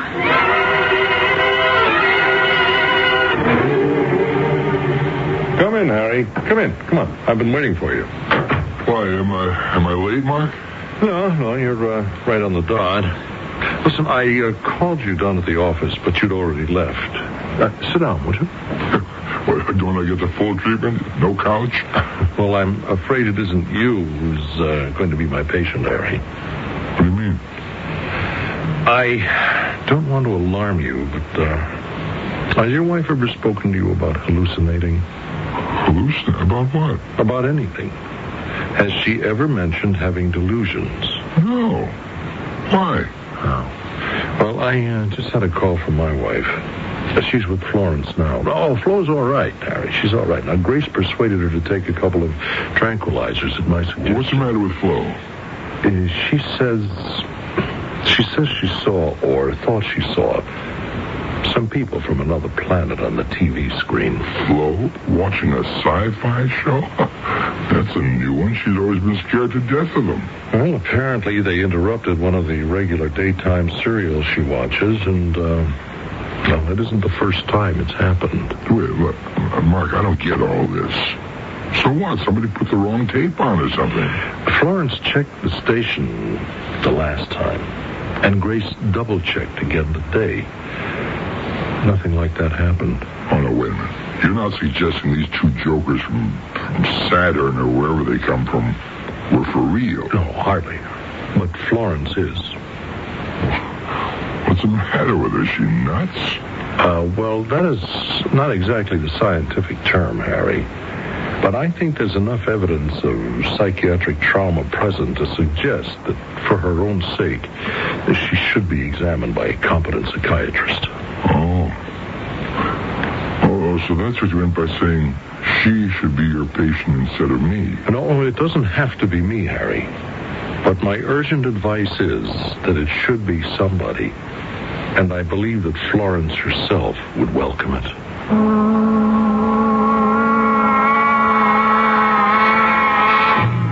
There you have it.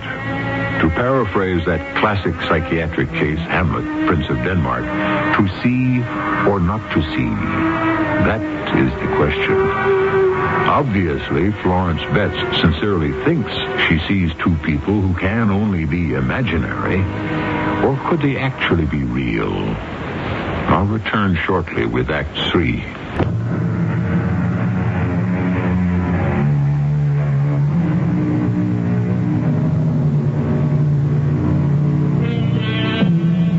There is probably nothing in the range of human behavior or beliefs that could shock or surprise a psychiatrist.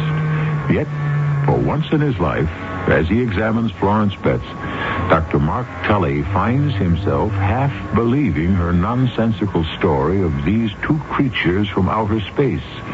And since all the evidence of his trained mind has to reject the story and probe for the roots of her delusion, he finds himself involved against his will in trying to talk her out of it, rather than permitting her to argue it out for herself. You realize that these two people must be fantasies, Florence. I realize no such thing, Dr. Tully. They are very real to me. Yes, but most fantasies are. These are not fantasies. All right, Florence, all right. Prove it to me. I can't, and you know I can't. Well, why do they appear to you alone? Why doesn't anybody else see them? I don't know. They appear to you on a medium that millions of people watch, Florence. Now, does it make any sense that you are the only one that they reveal themselves to? Well, of course it doesn't. Helen, can we face the fact together that they are some sort of delusion? No. Well, why not? If you want to be so darn reasonable, why? I beg your pardon? Why would I conjure up something like this? I mean, watching my favorite show, concentrating on characters that I know are not really real, but that seems that way to me. Why would I dream up two people so foreign and so alien to anything in my own experience? Well, perhaps they're not so alien after all. And what does that mean? Well, perhaps they're an unconscious, a subconscious reaching for someone who is the antithesis of them, but someone from whom you become estranged. Someone you want to call back to you? Well, I don't follow all that. Well, think it through with me, Florence. Now, how long have you and Harry been married? Ask me straight out like that, and I have to think. 22 years. No children? No. Why? I don't want to talk about that. Why? It's something that hurts. Why? Because it's my fault. There are physical reasons I can't. Then why not adopt? We talked about it so many times, but it wasn't all that important to Harry. He was happy the way it was. And you? Oh, I would have liked... Since it wasn't possible... I don't know. I suppose it was all right with me, too. Well, then why the guilt? What guilt? Well, you seem to feel you let Harry down. Well, I guess I let him down in a lot of ways. Is that why you dreamed up this Gundrick and this Claygore? I did not dream them up. They seem to be here. Why would I dream them up? Well, it's Harry's hobby, isn't it? Science fiction? Something else you couldn't share? Well, it's not that I don't want to. I'm just scared of it. Why? It seems too real to me. I mean, Harry can take it or leave it alone. Somehow with me, it's just too real. Well, I wonder why. I don't know. Could it be maybe because it's an area where you can create a sort of children, a family of your own? You know, just like the serials, the soap operas? Well, now, isn't that silly? Why would I dream up something like that? Well, maybe to get your husband's attention. If I want to get my husband's attention, I can think of a lot more direct ways to get it. Now, face the fact, Florence, it isn't that way at all. Haven't you been having some marital problems lately? That is really none of your business. Well, it is if it has any bearing on these hallucinations you've been having recently. I keep telling you, it's not a hallucination. Florence, two people from outer space interfering with the daily soap opera. Now, does that make any rational sense? Maybe not, but I know that if you're not fantasizing, then what other explanation is there? The truth. What none of you will admit to, what none of you will listen to. That they are there. That they're real. That they exist.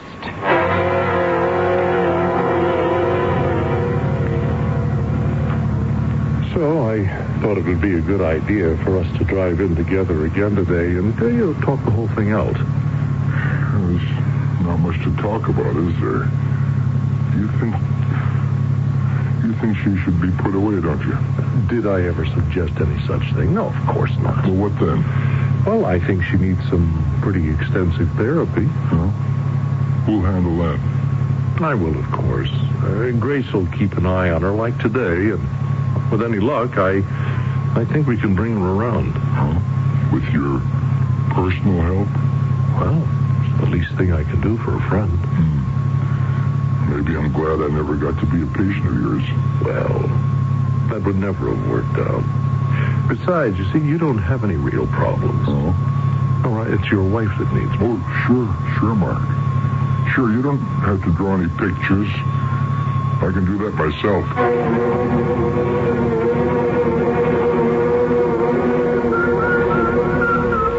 Claygore, I beg you. It's too dangerous for you. Give it up. I can't. Not now. Now that I found her. Found who?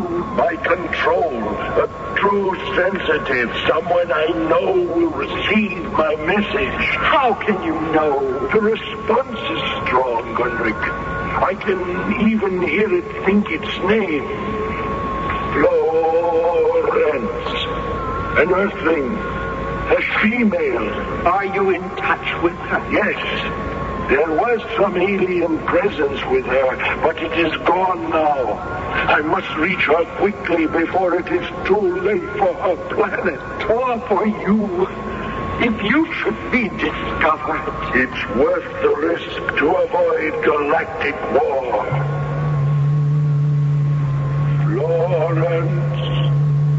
Florence, can you hear me? Yes, I hear you. I am Gregor from the planet Argus. I bring you an urgent message. One of our mother spaceships is about to violate your airspace. Do not treat it as an enemy, or you will start galactic Armageddon. Treat it as a friend, and we can make a contact to preserve the universe. Go to your leaders. Keep them from taking action against us as an enemy craft, and we can have peace. I can only hope you read me, for if you don't, the peace of all the universe I made us a nice cup of coffee to have while we're watching. Oh, you have the show on already. The ending of the first act, huh? What happened? I don't know. I didn't see 5 in the family. You don't mean you thought you saw... Oh, now, wait a minute. Don't turn the set off, Grace. Flo, it isn't good for you to watch. You thought you saw those creatures again, didn't you? I didn't think I did see them, and you must have seen them, too, when you came in. All I saw was Drake storming out of the room, and then a big close-up of Margaret crying with the music. You didn't see, didn't you hear? Hear what? The warning. What warning? From Playgore about the mothership.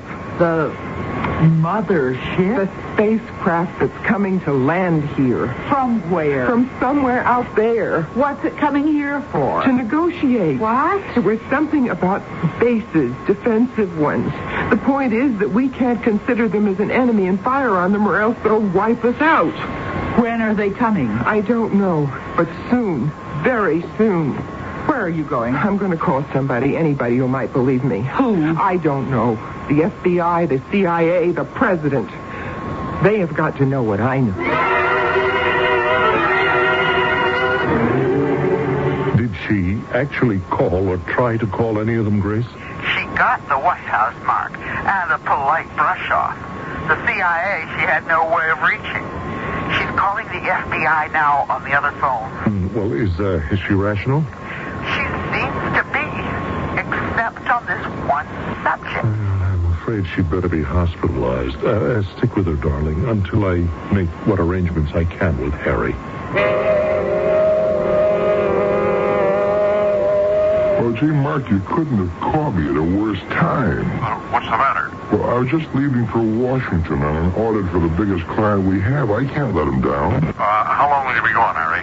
Well, tomorrow and maybe the following day. 3 days at the most. Well, all right. Look, don't worry. I'll handle things. Will you hospitalize her? Well, that might be a little difficult unless it's a real emergency. But Grace will be with her. We'll look out for her. I'm going to thank you, Mark. Let's hope by the time I get back from Washington, I'll have my head screwed on again, and that Flo will, too.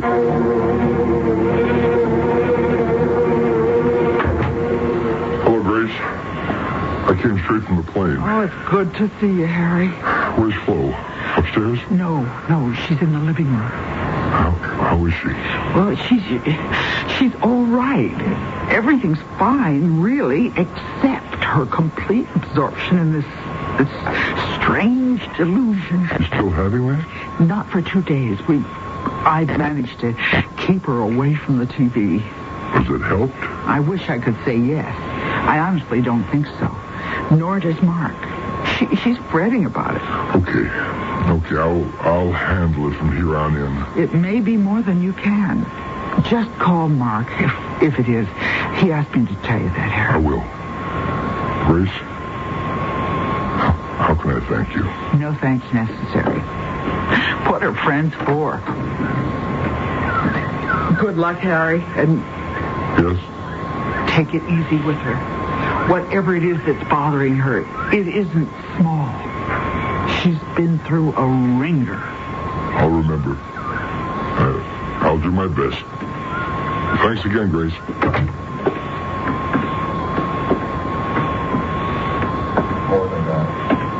Hello, Flo. Oh, Harry. How are you? Oh, Harry, we don't matter very much. There's something a lot bigger going on. Honey, Mark and Grace told me about... About my hallucinations. Yes, I know. No one believes in them, not even you.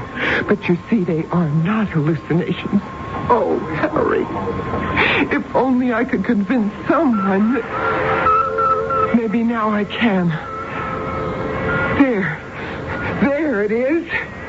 It's coming at last. What? Can't you see it on the screen? The mothership from outer space. Can't you see it? Sure, I can see it. Just another program, Flo. Yeah, it's a darn good effect. It always looks real. Harry, don't you understand? It's what I've been begging you to understand.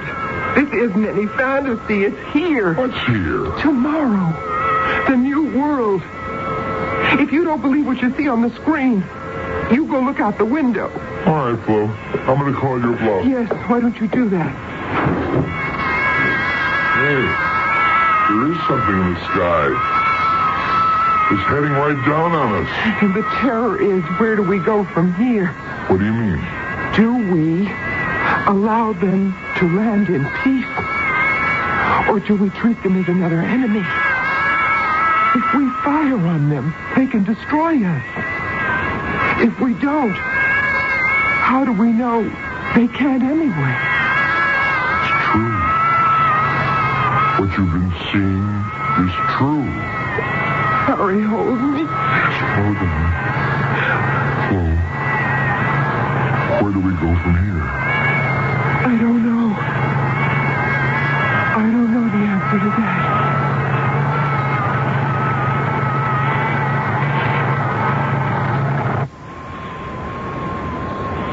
Mystery Theater is a theater of the imagination. Could this happen in your lifetime, or in mine, or ever? I don't suppose it matters. We only hope to bend the mind, not shape it. But never forget how far we stretch it. That the tantalizing possibility in every story we bring you is always there. It may not have occurred yet, but the possibility never fails to exist. That is... CBS Radio Mystery Theater presents...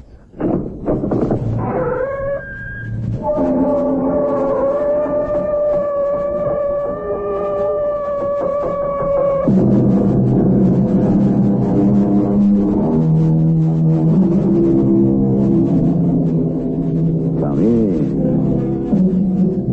Welcome. I'm your host, E.G. Marshall. Ahead of us, walking uncertainly, is a person groping for the explanation to a vivid encounter with an apparition, or to precognition, ESP. The winter wind sweeps across the snow-covered Iowa prairies. Sergeant Small and Private Denny Malloy are on patrol a few miles from their Army base. Ben, look, a barn. Well, let's get out of this wind before we freeze to death. My hands are numb. Yeah, mine too. Anyway, that thing's probably buried in the snow. Yeah. Push the side door. Okay. Oh, man. We could have died out there. Drop your rifle. Oh, no way. The guy from space.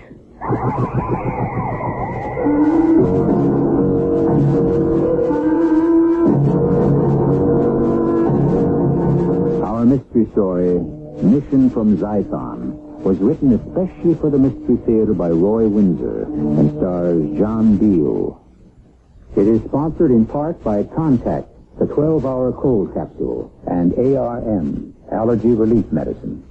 I'll be back shortly with Act One.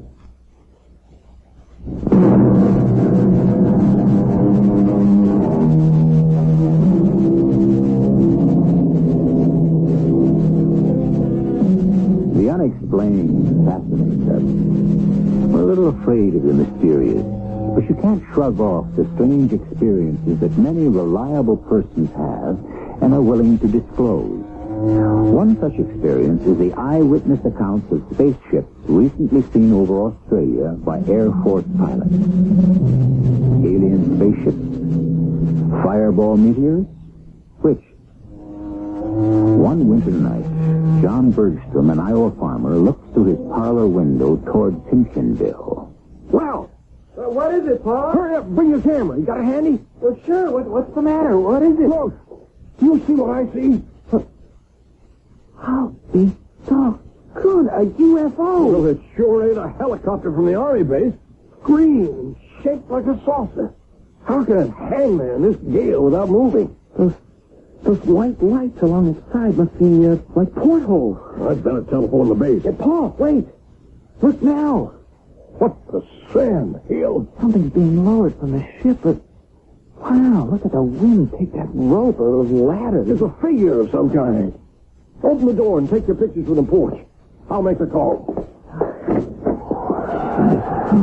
as a knife. And stop. Focus. Infinity.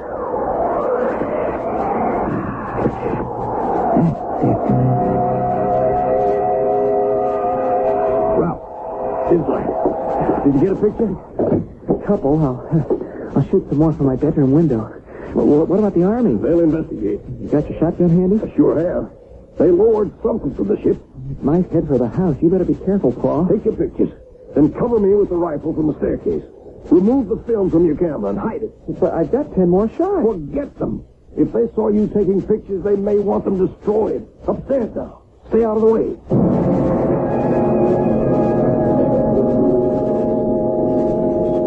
Hey, Sarge. Yeah, what is it, kid? Look at this radar screen. Huh? Oh, yeah. It's been clear since I came on duty. Nothing. Nothing's flying in this weather. Blizzard conditions. And then this. It looks like a donut. Yeah. But what about the television monitors? Clear.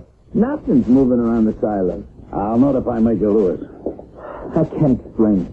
That circular thing just hangs there in that one spot. Huh? Where is it? The scanning beam establishes the spot at 100 feet above Timpkinville.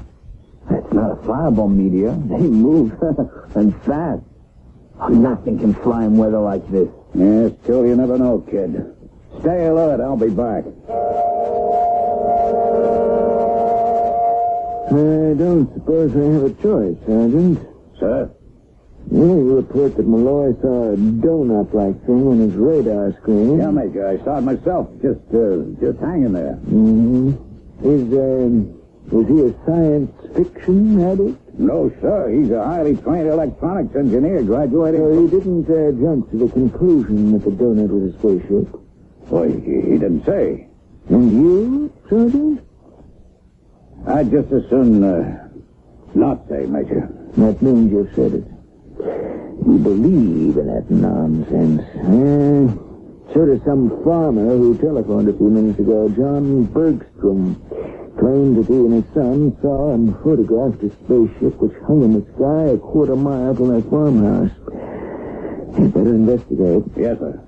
I'll take Private Malloy with me, if that's okay. Yeah, ask Simpkins to replace him in control. Return with the film. Why me? The fresh air will do you good. Oh, I'll freeze to death. I'm a Florida boy. Winter in Iowa is my idea of the pit. Oh, this is unreal, Sarge. Spaceship? Why not, kid? It could be. Could not be. Where are we going? Some farmer named Bergstrom, not far from Timpkinville.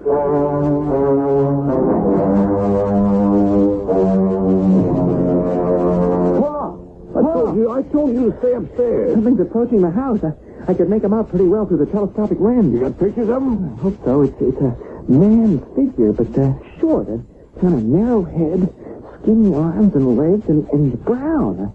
I don't think he wears any clothing. Big eyes, and they kind of glow around the edges. Go back upstairs and unload your camera. Go on now. Okay. I have my rifle at the ready. Just keep me covered. If he makes a move toward me, I'll fire. Ah! He's reached the porch. Switch on the light and let him in. Might as well.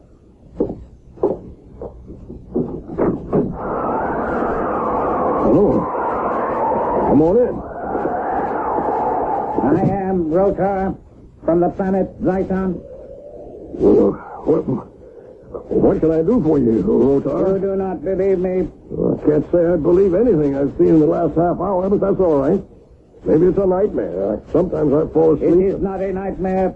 It is real.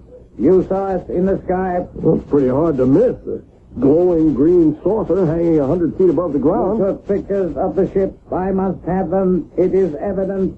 We saw you pointing the camera at us. Evidence of what? My mission, it is secret. It must be carried out. Well, that depends on what the mission is. I don't know if you come in peace or if you're here to destroy. It makes no difference. The people of Earth will soon find out. I will have the camera now. This is a shotgun, Rotar. If I press the trigger ever so gently, I can blow you to smithereens. You are wrong. The people of Zyton can withstand gunfire, heat, and cold. We are indestructible. You will give me the camera, or I will attack. With what? With this.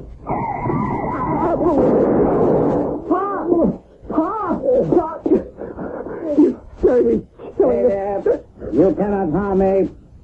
Zyton can generate an energy of high voltage enough to kill. This man will recover. I have come for the camera. Bring it to me. Do what he says, Ralph. That's a clever trick, Rotar. You paralyzed me. A warning shot. I could have killed you. We are a peaceful people. We do not harm unless we are threatened. Here's the camera. Thank you. Where are you going now? To carry out my mission.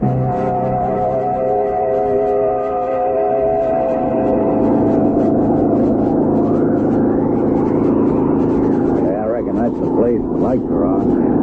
I'm blowing 50 miles an hour. Yeah. Okay. Hop out, Johnny. Ooh, that wind. Stay close. Put your head down. Oh, the Major ought to be reported for sending us out this kind of weather. All right, top belly again. Watch those hooks on the porch. Come in. Come in. Oh, feels good in here. Hi. I'm Sergeant Small. This is Private Malloy. Oh, I'll boil some water for tea. Thanks for coming over, Sergeant. You reported to Major Lewis that you saw a spaceship hovering overhead? We saw more than that. You missed him by 10 minutes. Him? Yeah, a spaceman named Rotar. They lowered him from the ship. He came here. On the level? Word of honor. Brown man, all skin, no clothes. Paul had a shotgun ready, but when he started to raise it... This creature mowed me down. With what? Oh, some kind of electric charge. In an instant, his eyes glowed, and there was a buzzing sound, and I toppled over. I still feel kind of funny from it. Yeah, then what? You believe that, Sarge? Go on, Mr. Perks. Well, then he left to carry out his mission. He just walked out into the night. Well, he's got to be dead. It's way below zero out there, and you can't see 50 feet. And he was naked? That's right. You said your son took pictures of this spaceship? Yeah, I did. Let me get them for you. That's what the little man wanted, the pictures. I told Ralph to unload the camera and hide the film, but Rotar walked off with the camera. What's bugging me is this Rotar's mission. Project Counter-Strike is one of the highest security bases, the silos and their atomic warheads. Hey, I'd better telephone the Major. Phone's next to that easy chair. Yeah, I see it. Give tough winters out of you, Mr. Bergstrom. You get used to them. And the snow is nature's fertilizer. Warming up, Mr. Malloy? I'm Ralph. I'll live. Thank you, Ralph. Here's the film. I'll give it to the sergeant when he's off the phone. You know, I never believed in UFOs. Well, neither have I, but Ralph does. And after tonight, I'm convinced. You really saw a flying saucer? And a creature named Rotar came to the house and was right in his room? Yeah. You explain it. We can't. The major says we have to report in, Denny. Well, here's the film, Sergeant. I shot about 10 exposures. I think you'll get a few good prints. Rodar swiped the camera. Well, we'll replace it, I promise. Okay, Denny, back to the Jeep.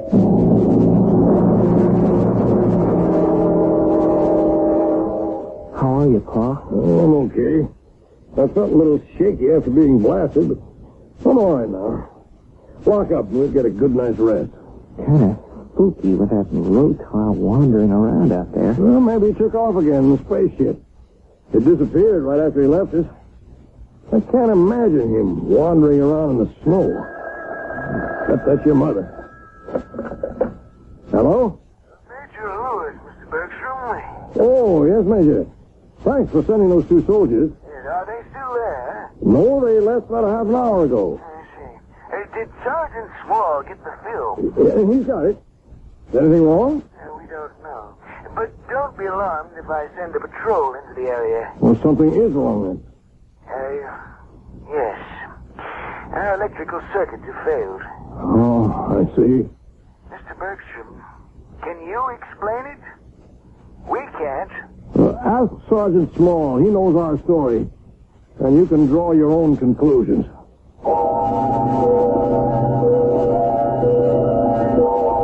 About 5 years ago, something from outer space buzzed an Army helicopter and nearly caused the death of 4 crewmen. It happened over Mansfield, Ohio. The pilot noticed a strange red light to his east. It approached with great speed. The pilot put his plane into a dive. The UFO stopped overhead and bathed the plane in green light. Then the spaceship sped away. The helicopter's instruments malfunctioned. The radio went dead. And the craft was trapped in an anti-gravity vortex and rose thousands of feet into the sky. All this was attested to by the crew. Fiction? I'll continue shortly with Act 2.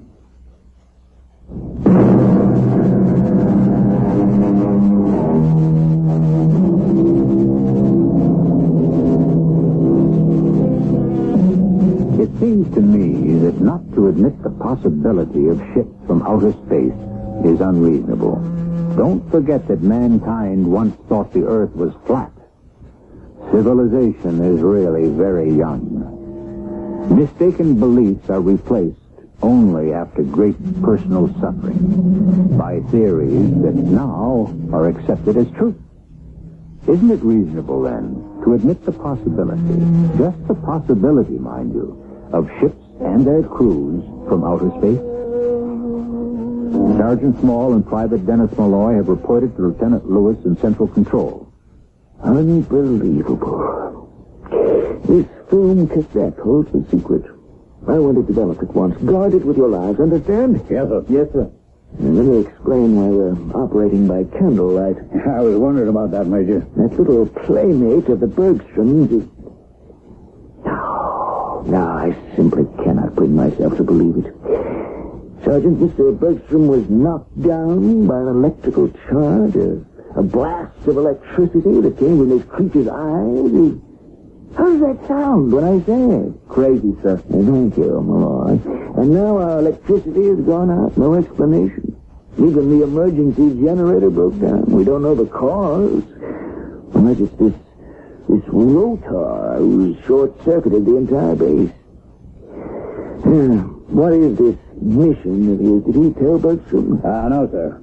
Only that his people on the Zython are peaceable and don't use force unless they're threatened. Well, who's threatening them? Not us. We don't even know who they are, if they exist. And they're on alert. General Hall has ordered patrols for the countryside within a 10-mile radius. They're on their way. Sergeant, I want you and Malloy to return to the Bergstroms. Yes, sir. This Rotar might return to the farmhouse when he discovers that we have the film. If he does, capture him. But guns don't. I realize that. Wear your insulated suits and helmets. They deflect electricity. Then, overpower the devil. Clear? Yes, sir. Well, at least the walkie-talkie still works. Lewis, go ahead. Colonel Dawson, Major. Get a message through to Washington immediately. I know our power is gone. I don't know how far the cutoff extends. Stay case, matey. Send a plane and order the pilot to get the message through. This is an emergency. The guards in our underground installations were knocked out. I don't know how. And our manuals and diagrammatics have been stolen. Act at once. Acknowledge. Yes, Colonel, I'm on the double. Over. Catastrophe. On your way, Sergeant. It's that little monster. I want him captured and destroyed.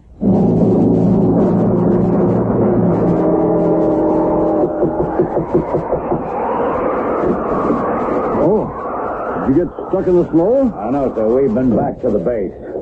When did you lose your electricity? Half an hour ago. But we always have a supply of candles. What's going on, Sergeant? Wires down? I don't think so. It's more serious than that. Your visitors zonked the guards in our underground installation. What?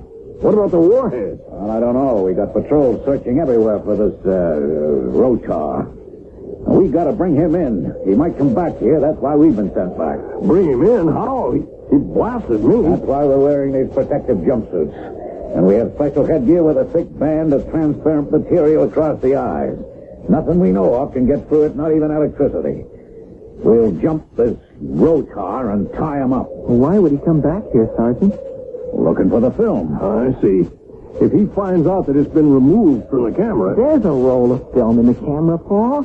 After I hid the roll I shot, I loaded the camera again. Smart, good boy. We are in danger. I think we ought to get out of here and go to the Army base. No, you can't make it, Mr. Bergstrom. It's a howling mess outside. Oh, the snowmobile will get us there. When I did... No, you worry about this nut from space. Let us worry about the snow. Where's your sidekick? In the Jeep, keeping his eyes open.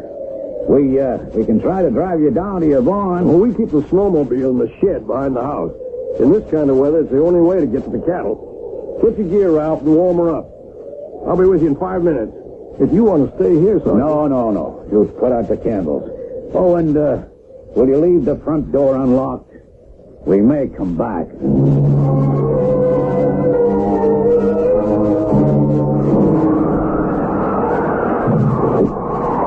Okay inside? Yeah, they're leaving for the base. How? They got wings? Snowmobile. Sergeant Small to base. Message for Major Lewis. Get this now. Bergstrom and his son are heading for the base. They're on a snowmobile. I'll explain later. That's all. Well, now what, Sarge? Do we stay here? If we do, let's go inside the house. Why freeze to death in the Jeep? Wait a minute.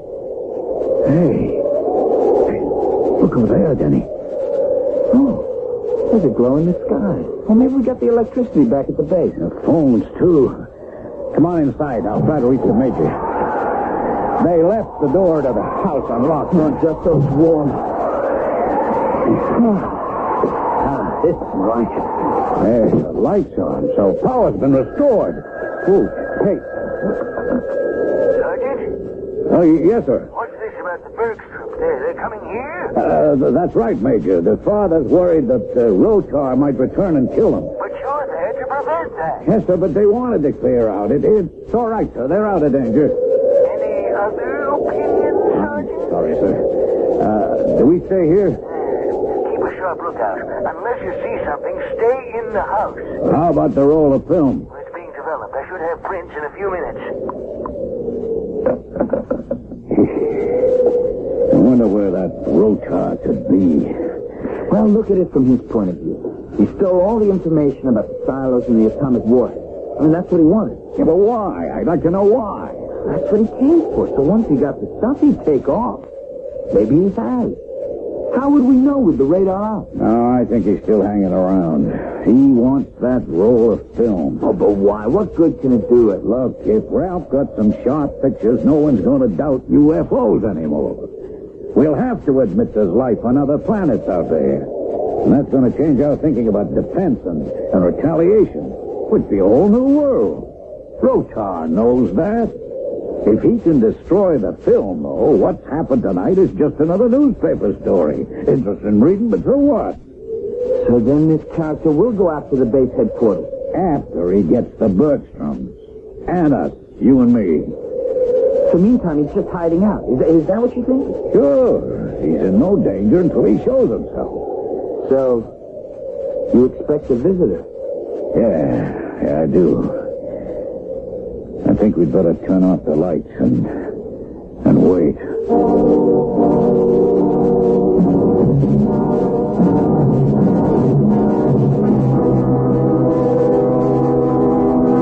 You're Bergstrom? Come in. I'm John Bergstrom. My son, Ralph. I gave orders for you to stay in your house. No one orders me around, Major. If you're going to take that tone with me, we'll move on to a friend's house. Calm down, Mr. Bergstrom. I'm on edge. I'm sorry. This has been a catastrophe. You're dealing with an unknown force. I didn't believe there was such a thing as a UFO, but I do now. The pictures will prove it. Have they been developed? Yeah. I received them just before you came in. Take a look. Excellent. Look at this one. The spaceship and Rotar at the end of the ladder. Oh, the color's fine, Ralph. Yeah, those slanted streaks are snow lines. Oh, this one's marvelous.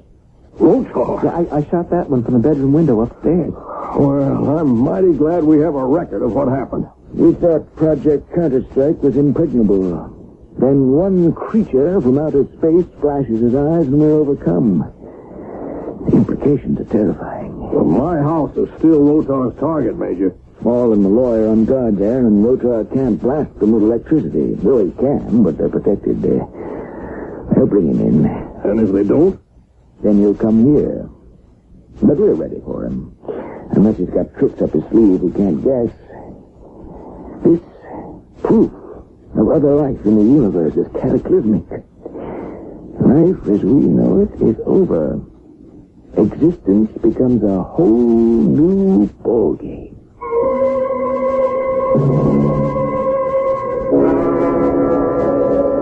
What did Lewis have to report, Sarge? The pictures Ralph took confirm what the Bergstrom saw. Great pictures. Oh, and the Major said there's a blip on the radar screen. The UFO? Might be. We better get outside. Maybe the ship is coming to pick up Rotar. I'd say that was a good guess. Come on, kid.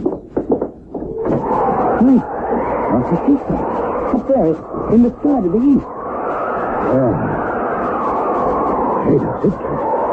Just the way Bergstrom described it, like a saucer, green and glowing. Yeah. Hey, it's coming closer. About a mile away and still coming. Coming toward the house. Look at that cone of white light shining on the bar. Well, let's get down there, Danny. Run! Come on. The thing's just hovering up there. Not more than 100 feet above the ground. Yeah, like something's being lowered. Oh, what is it, a rope or a ladder? It is a rescue ship. Hey, they're shooting us. You okay, kid? Yeah, I'm okay. Oh, I hope our ship protects us. Come on, we're almost there. I can't run much farther, Sarge. Come on. Get the door. Hang in there, kid. He must be in here, Sarge. Yeah. Now to find him. He could set the barn on fire, you know. Hold it now. Just let's catch our breath. Yeah. Get the flashlight. Yeah. You want me to try the loft? No, we stay together. Now look, those are milking stalls. He might be in one of them. How would he get out, Sarge? I mean, you're a country boy. There's a number of ways. The barn doors, the side door, from the hayloft. Just keep your flashlight on the barn door. I'm going up into that loft. Well, you said we stick together. No, good. We double our chances if we separate. We're not that far apart. Just shoot your light at the doors, back and forth. But he might be armed, Sarge. The gear's no good against the pitchfork. Right. Now, where are you, friend Rotar? Hey! He's here, Daddy! Come on up! Oh, fine! You all right, Sarge? Yeah, so far. Come here, you little monster. You will force me to kill you by fire. Oh, no, you won't. Rotar! I got him! All right, I'll cover his eyes with my arm. Here, he's strong. Hold him on the head. I'll turn him over. Oh, there. He's on his stomach. Okay, I can hold him down alone. Look for some rope, Jenny, down below. There's some there behind the hay. Okay, get it. We'll tie him up. What we got to worry about are his eyes. Look, take off your jacket and tie it around his head. Good idea. That should take care of the electricity. Hey, Sarge, he's saying something. I don't want to hear it. We got him. Now, let's lower him to the barn floor, and then I'll notify the major.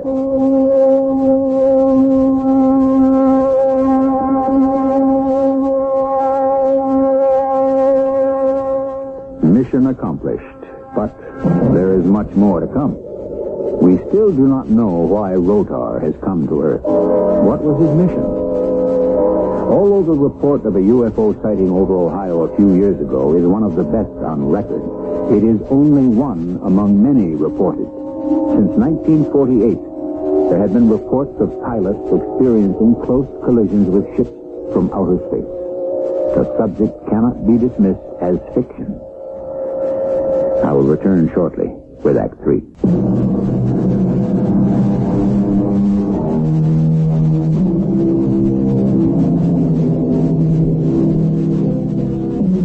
There's a priest in Canada who's an expert in computers and communications. He argues that we face a cultural shock when human beings first encounter the mathematically certain existence of extraterrestrials.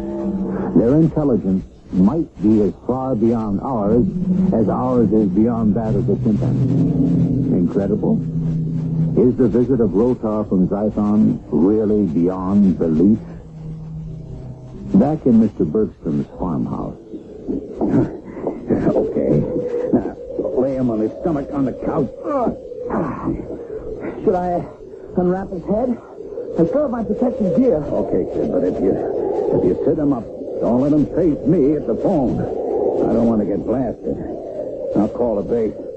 Check those bindings. We don't want him to get loose. How's that, spaceman? Thank you. You may remove your helmet. Oh, no, I don't think so. You know, you got the entire government in turmoil. Unless you release me, your government will be destroyed. Uh-huh. We did not anticipate insulation. Without it, you would be vulnerable.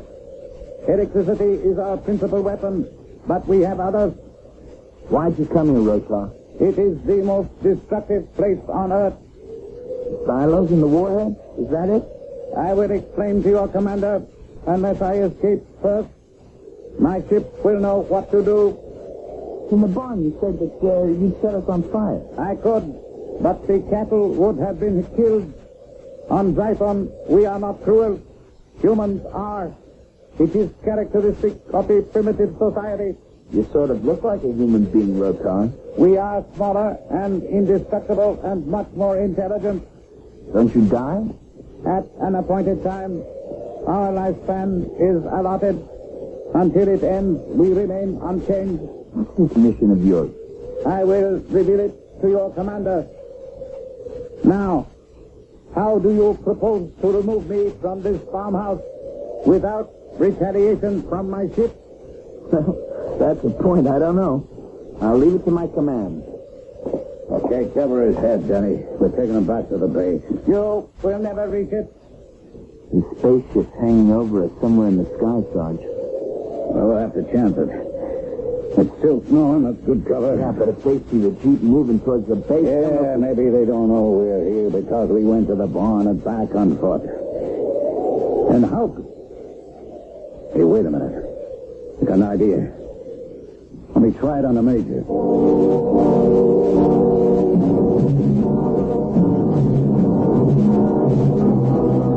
You're welcome to spend the night here on base, Mr. Bergstrom. Oh, thank you, mister. We have to get home to the cattle. The cows can't milk themselves.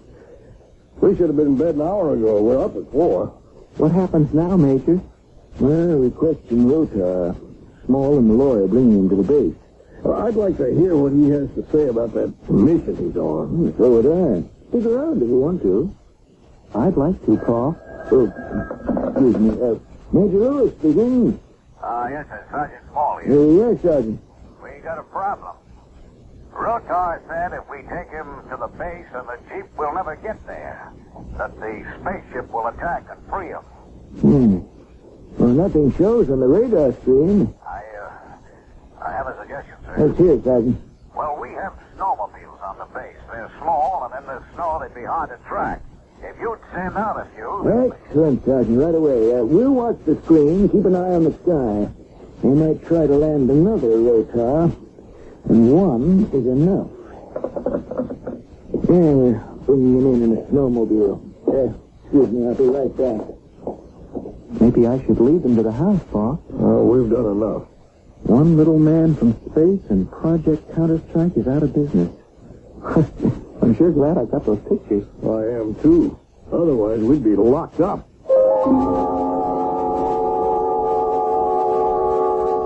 Yeah.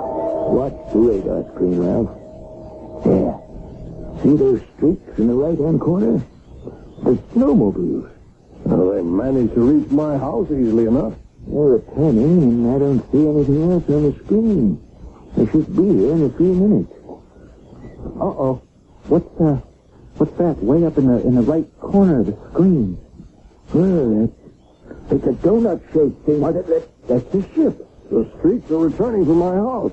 The ship's just standing still. I don't think it's seen the snowmobile. What's that cone of light in the center of the screen? Well, that's the beam we saw, Pa. It lighted up half an acre. The snowmobiles have reached the base. What are you doing, Major? I'm putting on my inflated gear and helmet. You better do the same. Rotar won't harm us. We're no threat to him. You are. Yeah, have it your own way. I warned you, Mr. Bergstrom. Well? No, Pa's right. No, thank you. I'll stay the way I am. How we made it, Major? Bring him here into the ready room. Yeah. Put him down. Good work, gentlemen. Yeah, want me to remove the ropes? I see you lock the door. Hey, Ralph, put on the insulated gear. Oh, Rotar won't harm us, Danny. You are right, young man. I will not harm anyone now. You will hear about my mission. Then you will release me. If you do not release me, Earth will be devastated. Are you the commander? I'm in charge of security, or my responsibility. You know who I am. I am Rotar from the planet Zyton. And where is that? It is an island universe like Earth, and within the Milky Way. Mm-hmm. You expect me to believe that? Then explain to me your own way. And you came here in a spaceship? You have pictures to prove it. I have been trying to recover the film. Why? To keep you in ignorance of the existence of the many worlds around you. We live in peace. You are warlike. We do not want you interfering in space. That would be disruptive. We would have to destroy your planet. And your mission was to be a warning? You have seen how easily I penetrated your high security base.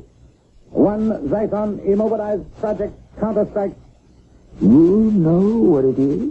The underground silos hold atomic warheads. Yes, it's a deterrent to an atomic attack. Which would destroy your civilization.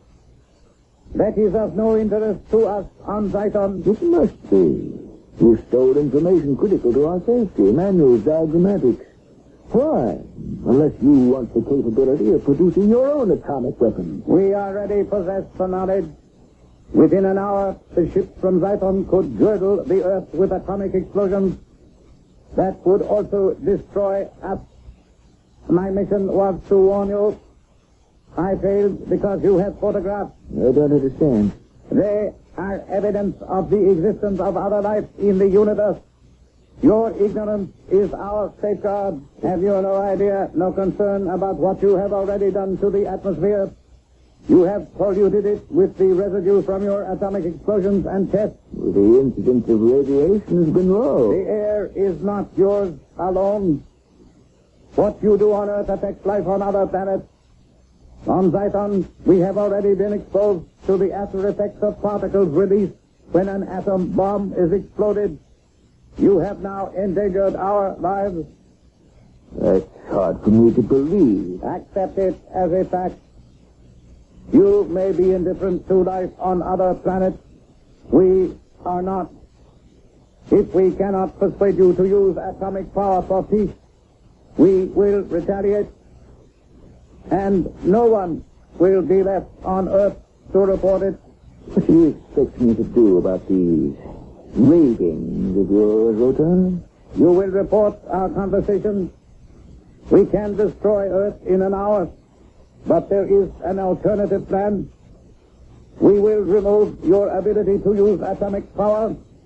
No, I really don't believe you. Must you be convinced? Yes. Everything we have said to each other has been heard on my spaceship. Now it will strike. Inspect your radar screen.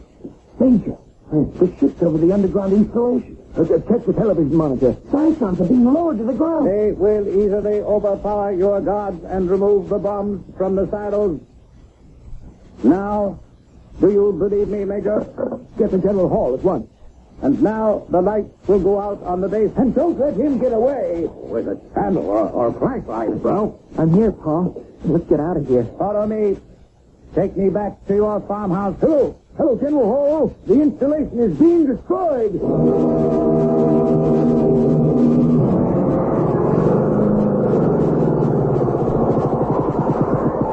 I thank you. You will not be harmed. Light the candles, Ralph. Come in, Rosa. I have placed you in danger. I believed everything you said. Then perhaps there is still hope that mankind will comprehend and not invite his own destruction. I see through the window that my troops have accomplished their objective. Are they hearing our conversation? You told the Major. Yes. No one will be harmed. We will carry away the atomic warheads and dismantle them. Will the leaders of your nation heed this warning? I should hope so. But I don't know. It's going to take a while before they accept the truth of what's happened tonight. You've projected us into a new world, Rotar. That was not my intention. Let the pictures be circulated. Your people on Earth must see them, and they must be told what happened to the underground installation. Then they will believe what I have said. I will leave you now. I wish you well. I hope that's the end of it. It won't be, Pa. Major Lewis won't let it go. I don't care. We couldn't prevent Wotar from escaping. But we helped him. Or he would have blasted us. Remember that? Oh, I don't think so. But I don't care. I'm glad he's gone. He made his point. He sure did. Oh, this is the wildest night I ever experienced. It was fantastic. That's the right word for what happened. I wonder if there'll be a report in the papers. Oh, well, there'll be something. Power outage caused by the blizzard. Project Counter-Strike put out of commission, that kind of stuff. Nothing about the spaceship or the little man from Zython. Panic stuff. I sure hope we get a set of pictures. I don't think you will, Ralph. They're top security. They'll go to Washington. Well, then what? They've got to take this seriously, Pa. They should. But I doubt it. They'll listen to the Major and thank him. Maybe he'll be reassigned. In 6 months, he won't believe what happened. But it did. Sure.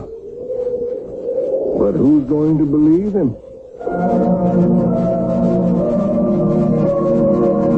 Who indeed? Would you?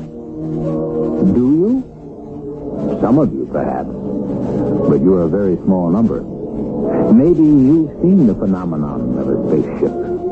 There's one couple that even claims to have had a ride in one. Most of us, however, smile at such stories, just as we take the Loch Ness Monster with a grain of salt. But what is under the ocean, and what is out there in space, still is a mystery. I'll be back shortly.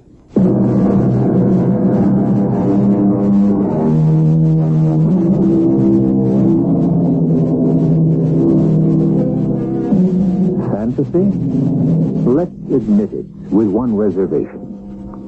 No silos have been raided, and no atomic warheads have been stolen. The reservation is this. is fiction based on imagination which has been nourished by suspected facts just fiction? Or does it contain some element of truth? Extraterrestrial? Look up on a clear night and wonder. Our cast included John Beale, Russell Horton, Christopher Tabori, and Ian Martin. The entire production was under the direction of Hyman Brown. Radio Mystery Theater was sponsored in part by ARM, Allergy Relief Medicine, and Contact, the 12-hour cold capsule. This is E.G. Marshall inviting you to return to our Mystery Theater for another adventure in the macabre. Until next time, pleasant dreams.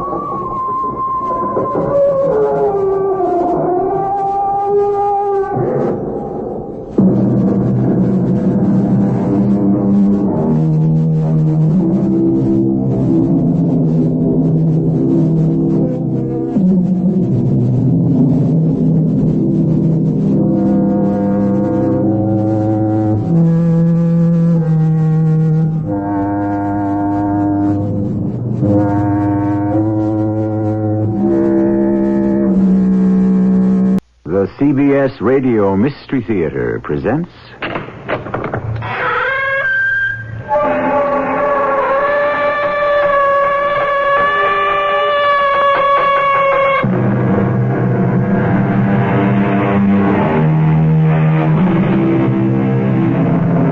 Come in. Welcome. I'm E.G. Marshall. Above our heads, a myriad of airplanes trace their contrail patterns in the sky. Beyond them and the stratosphere, countless satellites ride their fixed orbits. We have conquered the air. We are reaching towards space. But on a globe, 4/5 of which is covered by water, beneath the surface of the restless sea lies the real unknown. This story will take us there. I've made up my mind, Steve. It's up to you to decide. What's to decide? Count me in, Mr. Hunter. That's what I need to hear. Oh, one more thing. The name is J.C. Partners. Can't be strangers. We live through this one, we won't be. Anything this big, one way or another, none of us will ever be quite the same.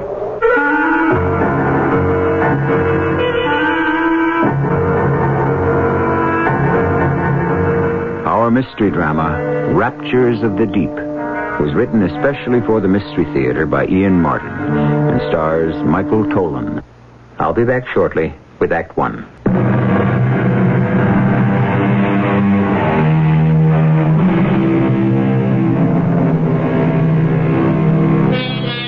There is a vast difference between the mysteries of the sea and those of the infinite space beyond the envelope of air that surrounds us. In space, man must cover vast distances by machine to delve into the unknown.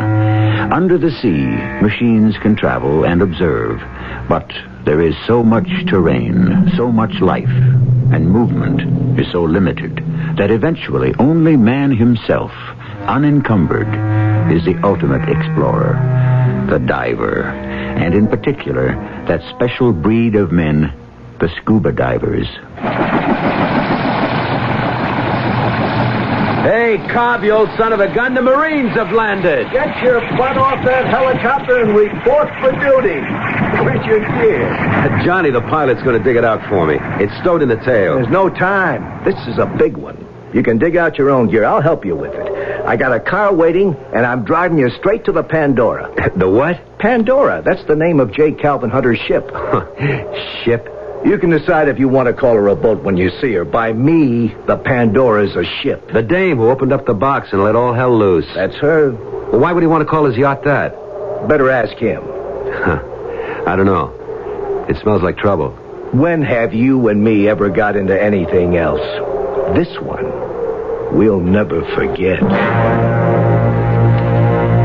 The name is Steve Carr, but it didn't start out that way. The real name, the ethnic one, is Stefanos Karalis. Both my mom and dad are from Greece, and I still speak Greek as well as I do English. Me and Cobb Straker were in the Navy together. Frogmen. And after we got out, we went into the salvage business. What I mean is, we handled a lot of jobs, but only on the number one jobs did we work together. Matter of fact, we hadn't seen each other in 6 months. I'd been working on some offshore oil rigs around Galveston, while Cobb had been keeping a finger on the pulse of what we really care about. Buried treasure. He stayed with the firm's base in Freeport, Bahamas. We had a lot to catch up on in the car. So Galveston worked out? Yeah, finally. What happened to your cake? Oh, we found the Estrelita okay, in about 40 fathoms. And? Just the ribs, and pretty well broken up. The keel was still there, and enough of the stern to identify her. 2 cannons, one eaten away so badly it was scarcely worth raising. The other in fair condition. But the treasure? Who knows, buddy boy? You fish around the Bahamas, the Caribbean. A lot of folks might have been there first.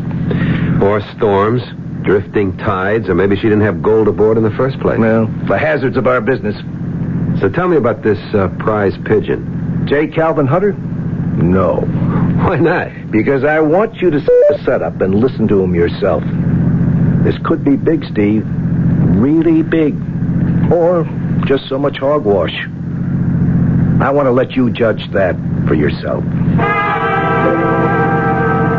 We hadn't far to go to the wharf where the Pandora was moored. Cobb was right. This was a ship in every sense of the word. She was almost 200 feet overall, beamy, and for sure well over 2,000 tons. One glance at her silhouette told me she had every kind of device to handle deep diving, and the equipment to go with it. I felt a tingling anticipation. I could sniff an explosive future. We parked the wagon and unloaded my gear. Mr. Hunter was waiting for us on the fantail. He was taller even than Cobb, but thin, all whipcord and steel.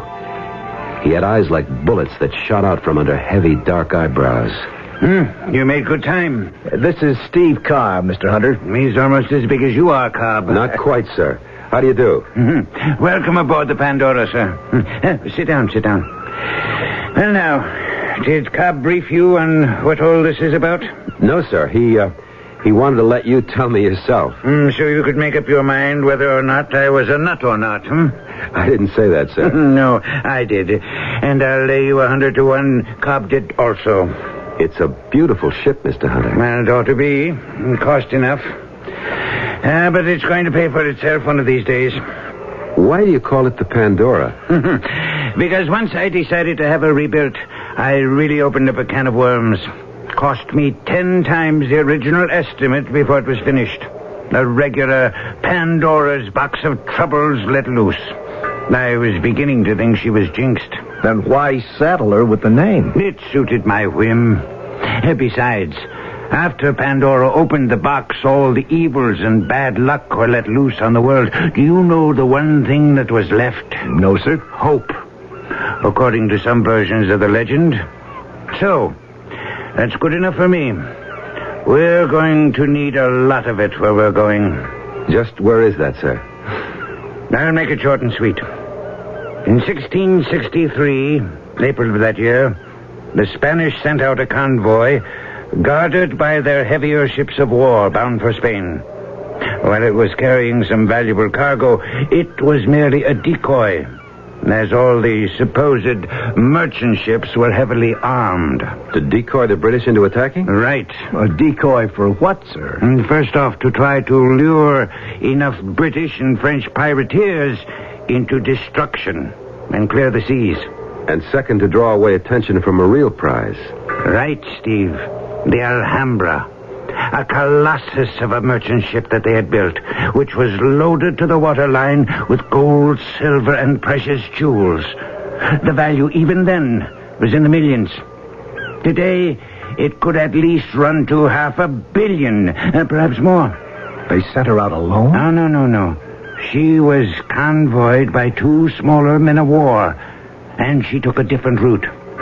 But either the British and French weren't fooled, or enough of them were smart enough to smell a rat. No, they were fooled. Most of them. But not 3 heavily gunned British privateers who were lying in wait for them. The weather was lucky for the British. They came out of a fog bank and sank the first man of war without taking a broadside in return. Then they turned their attention to the second. and with a bit more trouble, sank her. But when they turned to take their prize, they had a blow. She'd slipped away in the fog? No. She was too big and lumbering to elude them. So instead, the captain, following his sealed orders, commanded everyone into the boats and lit a fuse to gunpowder charges that had been set for just such an eventuality. He blew his ship out of the water? Not quite. He blew the keel and half the bottom out of her, and she foundered and sank like a stone. Huh. Right off the coast here somewhere. That's my secret. I have a lot of them, because I have to be careful, gentlemen. My captain, for example, has his coordinates. He knows where to sail, but not why. You boys know why, but not where. And nobody but us three knows what I'm after. How do you know all this, Mr. Hunter? Money. Beg pardon? It buys a lot of information. A little here, a little there, till finally I could put it all together. But how can you be sure the information is legit? The captain of one of the British ships was one of my more colorful ancestors. He kept a very full and detailed log, which has been preserved as a family curiosity for the 10 generations since it was written. You know where the ship went down? Exactly. 300 years ago. And at what depth? That I don't know. With luck, it could be one side or the other of the trough. Which trough? That would be the start of telling, wouldn't it? Until I know you're committed. Well, what do you say, buddy? Heard enough? No. How do we split? And that's simple. Since I'm paying you your regular salvage rates, I carry all the financial risks. But I'm not greedy. 60% for me. You split the other 40 as you will. If there's anything to split. That's very generous, Mr. Hunter. Well, it's worth it for the very best. The tide is turning. We should sail with it, if we can. Have you heard enough to decide? Well, I've made up my mind. Up to you, Steve. What's to decide? Count me in, Mr. Hunter. That's all I need to hear. Oh, one more thing. The name is J.C. Partners can't be strangers.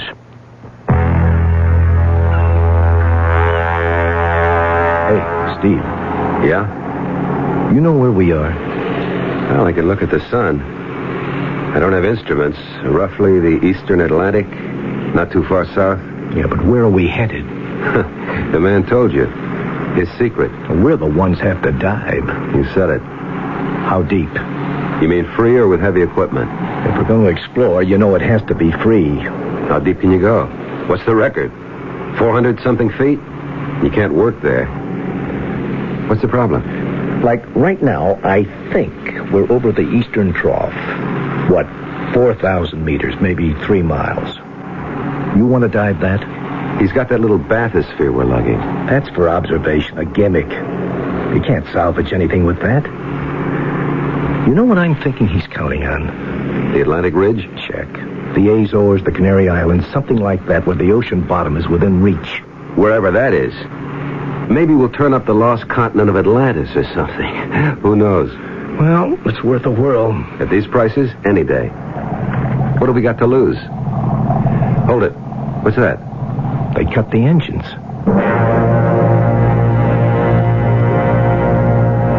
We had dropped anchor in 25 fathoms. That's a long way down. 6 feet to a fathom, 150 feet. Everyone was out on deck when we got there. It was just at sunrise, maybe 4:20 in the morning. J.C. signaled us. He wanted us down in his quarters. There was coffee there, and a large chart on a table marked out in a grid. He pointed to a dot in the middle. This is our position right here. You and Cobb will take sectors and scout them. We'll use marker buoys to indicate what has been searched. Blue. With the red one, in case we turn up what we're looking for. Now, when do we start? How about this morning? Just what I wanted to hear. Suit up. Let's get going. You going over with us, JC? No. I'm a little old for these depths. Well, maybe we all are. Now, look. We have a decompression chamber. I want you to take the least amount of time on the bottom that's safe. If it's too deep, we'll helmet you and put you on the air compressors. It's deep, all right. How long will you be down? Oh, something like an hour and a half, figuring we spend 30 minutes maximum at 160 feet odd. Well, it'll take 45 minutes staging out on the way up to beat the bends. Okay, don't push anything. We've got all the time and most of the money in the world. I have a syndicate backing me. Now, be careful. Our middle names. Ready to go, Cobb?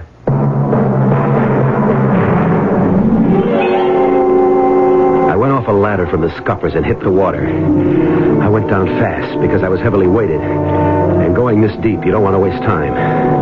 I used the knotted guideline to help pull me down. The line was 175 feet long. It didn't reach all the way to the bottom.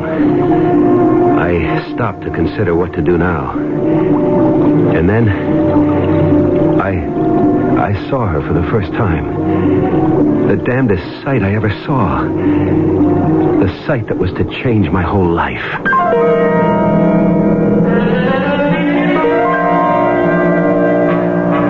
What does a young man see in the ocean at nearly 30 fathoms deep that will change his life? And whatever it was, what does the term her mean? A female of some species? Or a female of the species? A woman?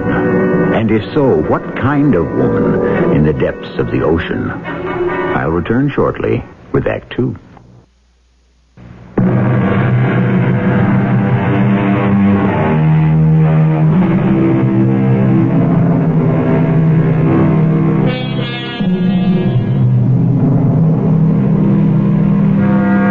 Steve Carr has encountered whatever strange phenomenon has swum into his view far beneath the surface.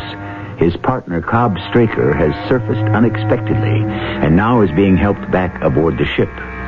His relatively sudden reappearance has been a surprise to everyone aboard, and J.C. Hunter is the first to lend him a helping hand, reaching to take his fins as he shucks them in order to climb the ladder back aboard. You all right? Sure.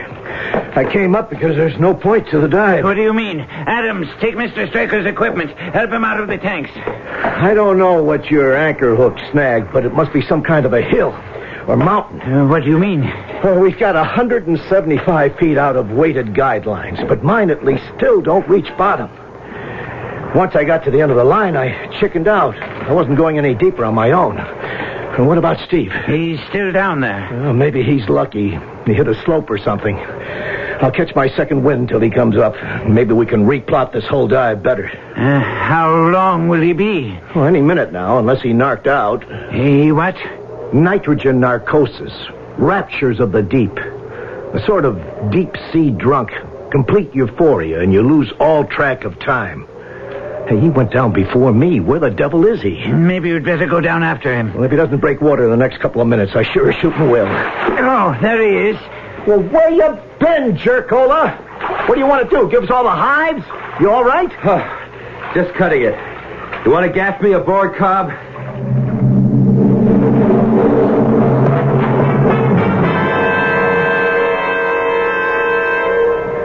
Cobb, did you go all the way down? Right to the end of the line.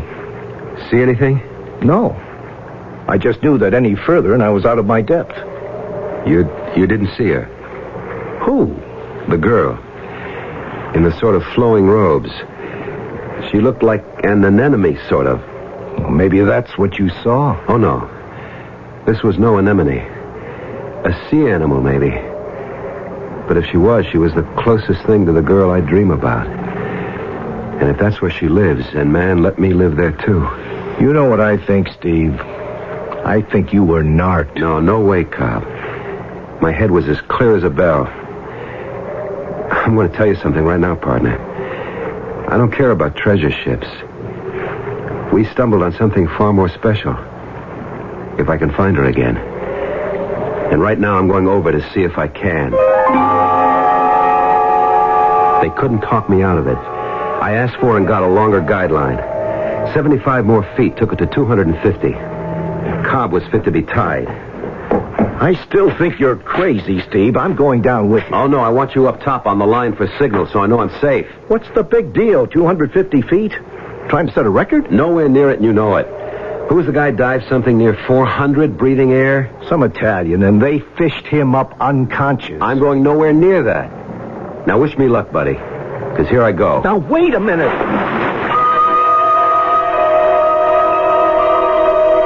I went down the guideline, hand over hand, like a circus flyer climbs to the trapeze platform. I wanted every minute I could have on the bottom, if I ever got there, or wherever I ran into her again, if I ever did.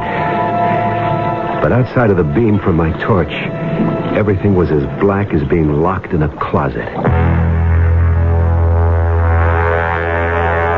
Where is he, Cobb? Last signal he gave me was at 225. Fruithead, it's too deep for free diving. Signal him to come up. Well, what do you think I've been doing? Hold it. He just reached the end of the line. Well, at least he ain't going no further. I don't know how long I hung there, but at last I gave up. It was too dark to think of leaving the line, not without some ground underneath to read. I signaled I was on my way up. But before I could even start, they swam into the range of my light. I never saw anything like that. Man-shaped. Only they were scaled all over like fish. Not only did they wear foot fins, but their hands were the same. Their heads looked something like birds, with a sort of beak and the face scaly, too. There were too many to count, and they swam as swiftly as dolphins. And in back of them was the girl I'd seen before, in the flowing robe and the swirling hair. I had time only to send an urgent signal up the line before they swarmed over me. What is it, Cobb? I don't know. Alarm signal. Something's wrong. I'm going over and down there. Stand by the line. Keep your hand on it. One jerk means everything's Jake. 2 steady jerks, repeated, means we're on our way up by stages. 3 sharp jerks, repeat it or not, means you better have the decompression tank ready when we pop out like corks. You got it? I have it. What do you suppose he's run into down there? JC, there are so many mysteries in the black beneath that green cover. Who could even attempt to guess? 2 of the scaly porpoise things grabbed me by the arms and tore me away from the line. They were incredibly powerful, and I was helpless to resist. They started on a plunge deeper into the ocean on the command of one of them who seemed to be in charge. It was then my guardian angel acted, stopping them imperiously. Suddenly, in my confused state, I realized they were speaking to each other, quite freely. I could hear the sound of their voices and the words. But even more unbelievable, I could half understand them. They were speaking a strange, old-fashioned kind of Greek. No, Stanislas, you cannot take him deeper. He has invaded our territory. He must be brought to mine, Nucleus. These are my orders. Not as he is. He cannot stand the pressures. We must have an air tank. It will meet us on the way. I hope it's not too late. I don't think he has much air left. He'll manage. He'll have to. Couldn't we wait for the tank? I tell you, he may die. Let him. He is the enemy. If we can take them alive, very well. If dead, what's the difference? At least let me escort him. I order you, let him go. He is my prisoner. I was in a daze. My mind suspended in shock as my body tried to take these huge depths. How was it possible these strange entities could speak to each other freely? Then I thought of fish. And more than that, dolphins and whales who communicate without problem. I wanted to pull the mouthpiece out and try to speak myself, but I knew I was not adapted for that. But most of all, I was amazed that by the accident of birth, I had the ability to understand these creatures and the arcane Greek that they spoke. The only terror was that I could tell the air in my tanks was running out. What happened, Cobb? Search me. He's gone. There's no sign of him. Gone where? I don't know. Narked, I guess. Raptures of the deep. We've got to fight it all the time we go deep enough. Oh, you think we've lost him? No, not in my book. I wouldn't have come up except I ran out of air. Get me in the tank. Decompress me. I came up too fast, but I'm going down again first chance I get. I don't want to lose you too, Cobb. We haven't lost anyone. My buddy Steve is down there. All he needs is help. We were going deeper and deeper, and I could feel the terrible pressure of the water. I wanted to scream out my protest to the lovely woman who swam, if that's what we were doing beside me. But to relinquish my mouthpiece would have meant instant drowning, which suddenly I faced. With the slightest of gurgles, my tanks were exhausted, and I spat out the mouthpiece and tried to say help. It was as if my word had been articulated, for in a moment her mouth was on mine, and she was breathing pure oxygen into my lungs. And in that moment, I saw some of the fish people swimming up towards me with a cylindrical tank just before I blacked out.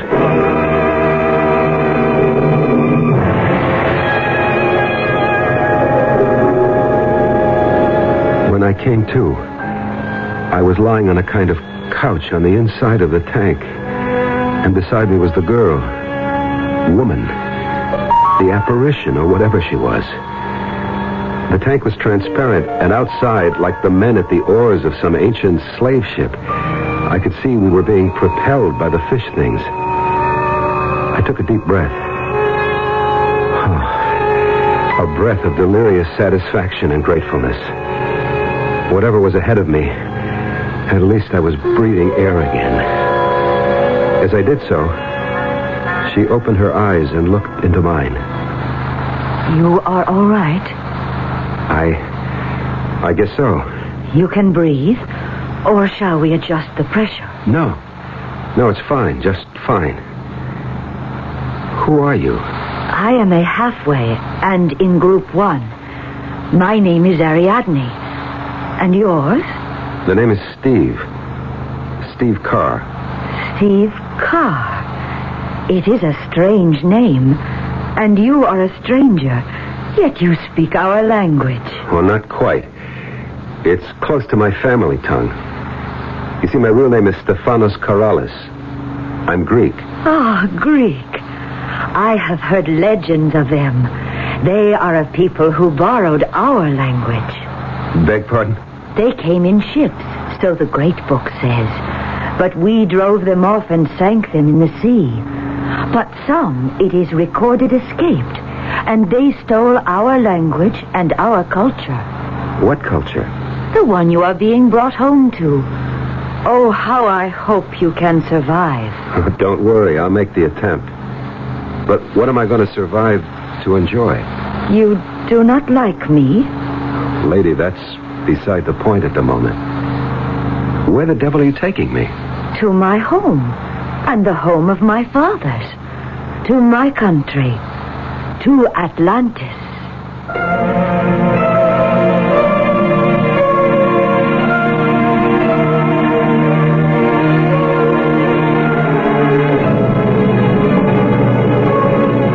One of the world's prime mysteries.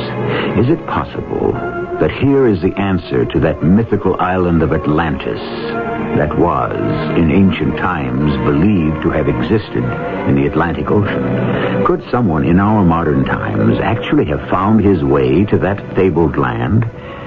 I shall return shortly with Act 3.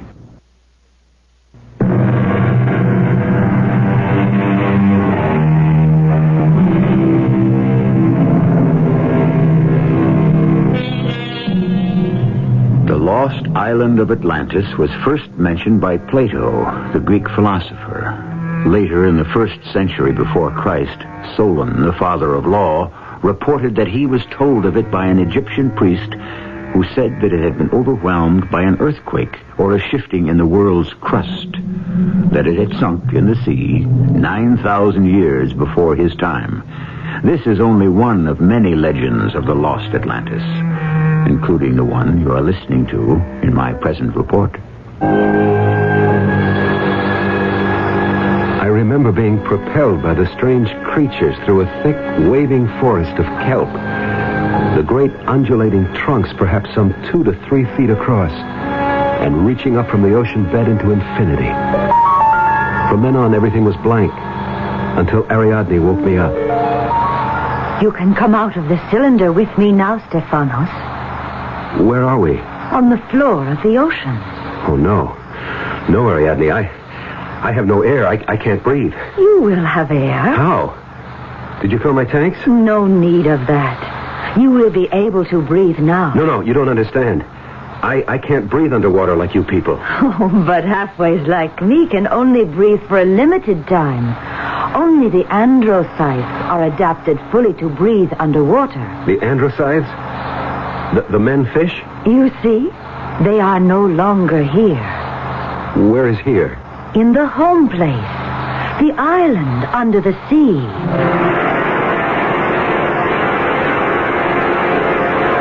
I looked through the transparent sides of the cylinder, and I couldn't believe it. A whole city covered the top of this giant floating island on the floor of the ocean. People were walking freely, chatting. The women dressed in flowing garments. The men in kilted skirts, their feet in sandals. I was back in the midst of a civilization older than Christianity and the Romans. Heaven only knows how many thousands of feet below the surface of the Atlantic. Ariadne now took me by the hand, and together we slipped out of the door that served as entrance or egress from the cylinder. Don't look so terrified, Stephanos. There's plenty of oxygen. Try. Hey. Well, all right. That's beautiful, but where does it come from? I will let Minocles give what answers he deems proper to your questions. Who is Minocles? He is the ruler, the autocrat, the only one of which there is but one. Come, we must make haste. It is not good to keep him waiting.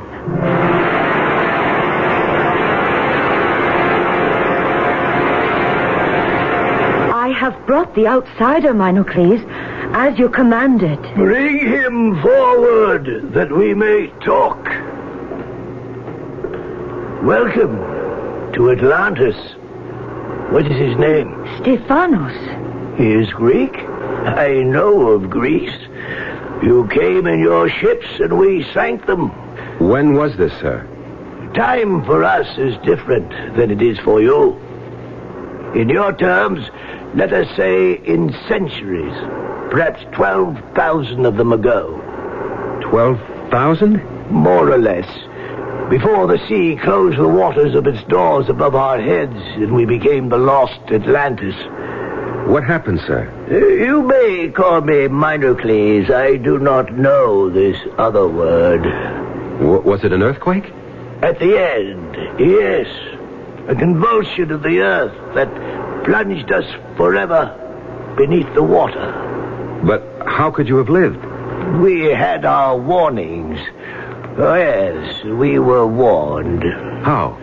In the second passage of the seasons after I was named as autocrat, 2 significant discoveries were made which were to preserve us even in the face of disaster.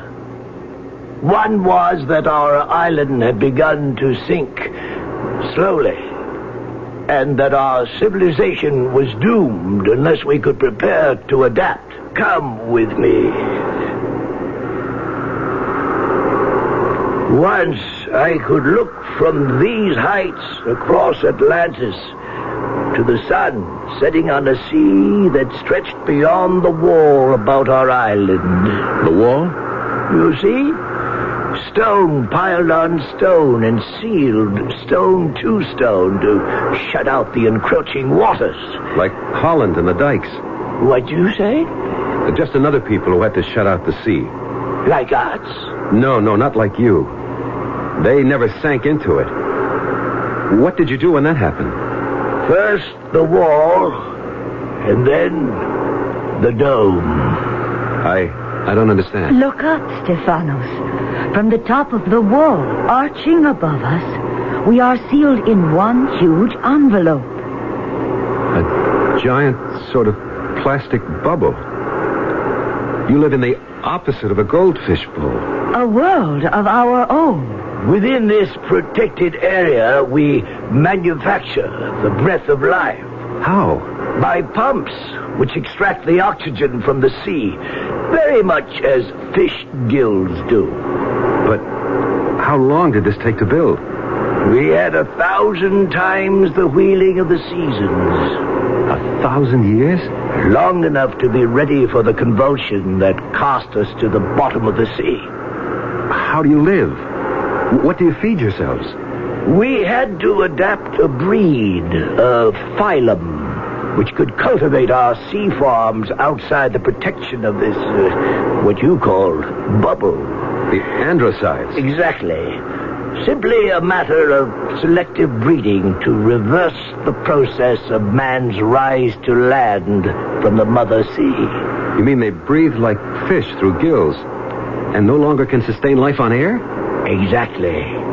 But why would they work for you? Couldn't they abandon you and make their own state? No. Why? Because they cannot reproduce. The secret of parthenogenesis. No man or woman or creature that you have encountered in our society was born. He, she, it was created spontaneously. The fabric built from some living cell taken from another.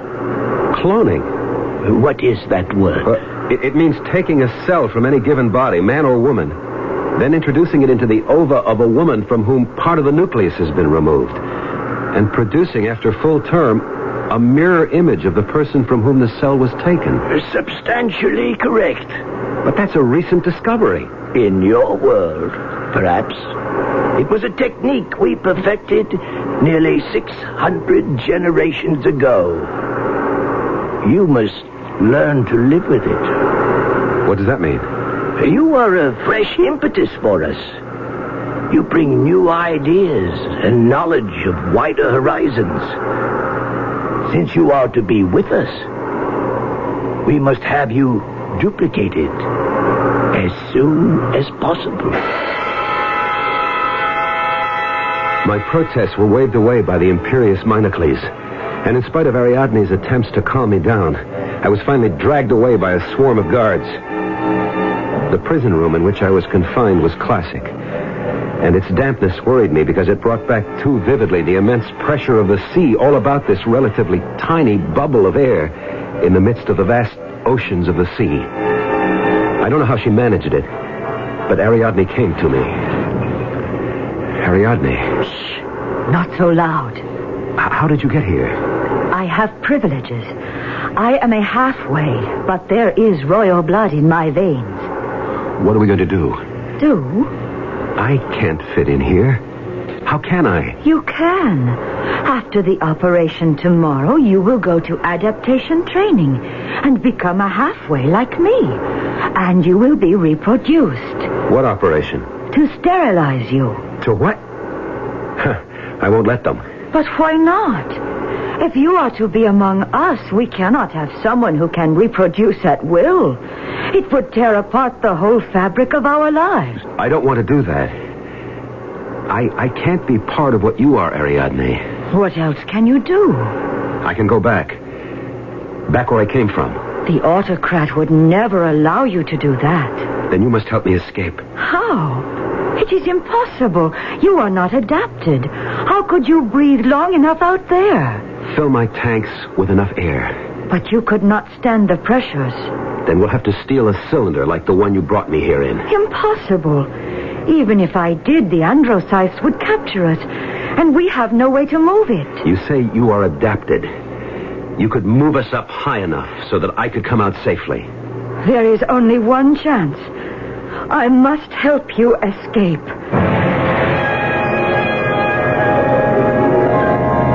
The details of the escape don't matter. Somehow we got away and started up towards the surface. And we're lucky enough, or Ariadne was smart enough, that we didn't encounter any of the fishmen. Unerringly, she led me back to the spot I had left. How long ago? And there was my weighted rope, its knots climbing towards the surface and my world. I had my arm about her waist, but suddenly she squirmed free, and she spoke to me, while I was helpless to answer. Goodbye, Stephanos. I wish I had been born as you were. But we are from different worlds, and there is no bridge between them. Only let me say one thing. I have something to take away with me which makes me different. Makes me an individual in a world where such a thing does not exist.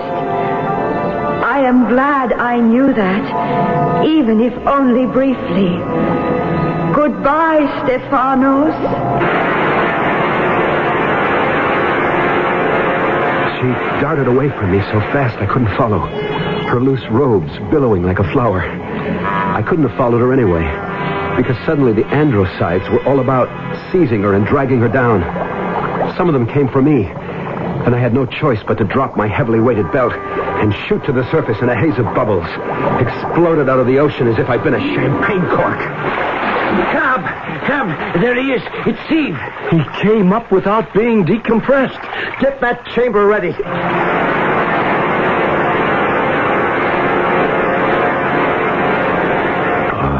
Okay. Okay, Steve.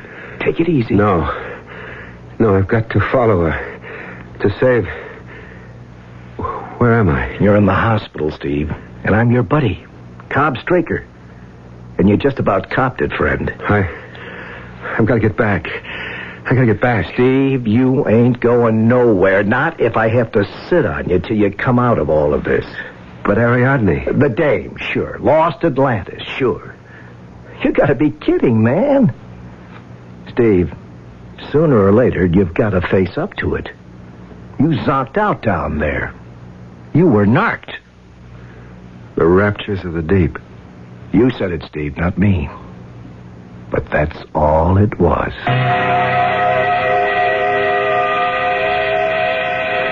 It's what I've had to settle for. Leave it at that or end in a funny farm. But the memory of it, and of a girl named Ariadne, her hair and her loose garments stirred by the water as if they were the petals of a sea flower, will haunt me all my life. We never did find J. Calvin Hunter's treasure, but I found my own. I only wish I could have kept it.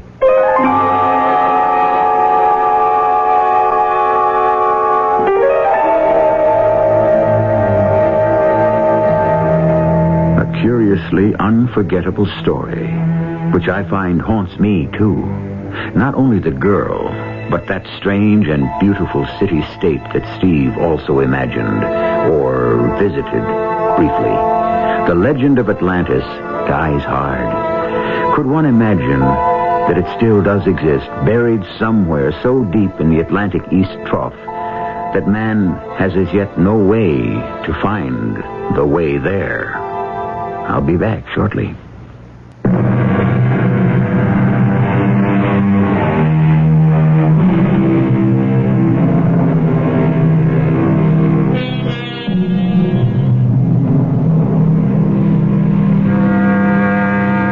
Recently, I read that Steve and Cobb had traced the drifting of a long-sunk Spanish galleon, and that all along the path had come up with gold and artifacts worth a king's ransom.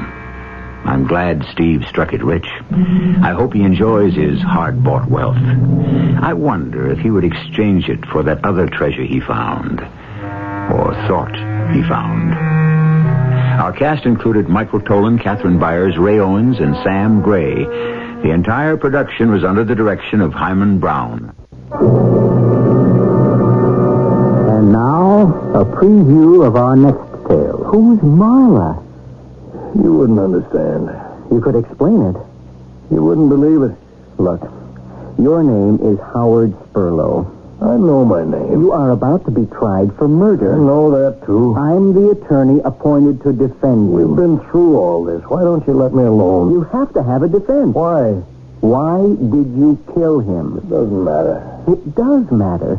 Premeditated murder, first degree, puts you in jail for life. I don't care. You don't care now. Wait. This state of shock you're in will wear off. You'll care. I wish you'd let me alone. On the other hand, second degree or manslaughter or lesser charges, you could get a maximum of 10 years. Maybe as low as 3 or 4. Tell me, why did you kill him? Why don't you let me alone? This is E.G. Marshall inviting you to return to our Mystery Theater for another adventure in the macabre. Until next time, pleasant dreams.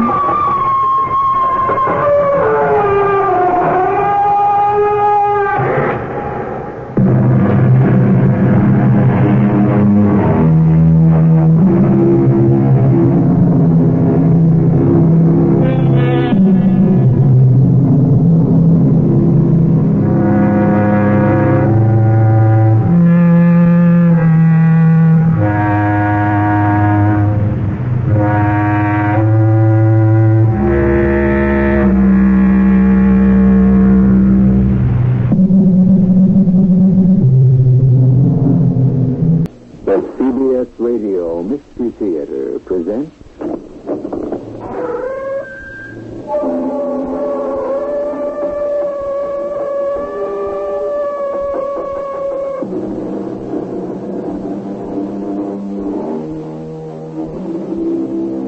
Come in. Welcome. I'm E.G. Marshall. Since time immemorial, stories have begun with the classic phrase, once upon a time. Then, to the avid and eager listener would come a history of love, hate, adventure, mystery, horror, or whatever emotion the teller wanted to convey. But history, like all words, is not necessarily what we think it means. Its basic definition is a narrative of events connected with a real or imaginary object, person, or career. Note that it does not confine it to the past. So, here is a history of the future, the kind that begins, supposing if... We recognize your presence, daughter. What is your desire? Not mine, but the Earth creatures. He demands an audience with you. Demands? He says that if he is not returned immediately, his people will send their ships against us and shoot the mothership out of the sky.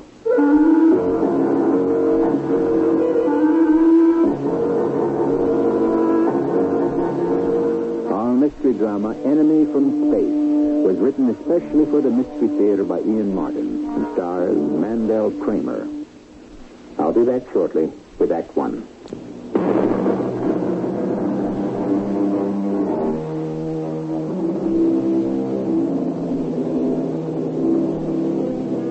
It is the year 2029. President Winston Alexander is midway through his second term in office, a commanding figure on the world stage, who has brought a revitalized America to a new surge of leadership.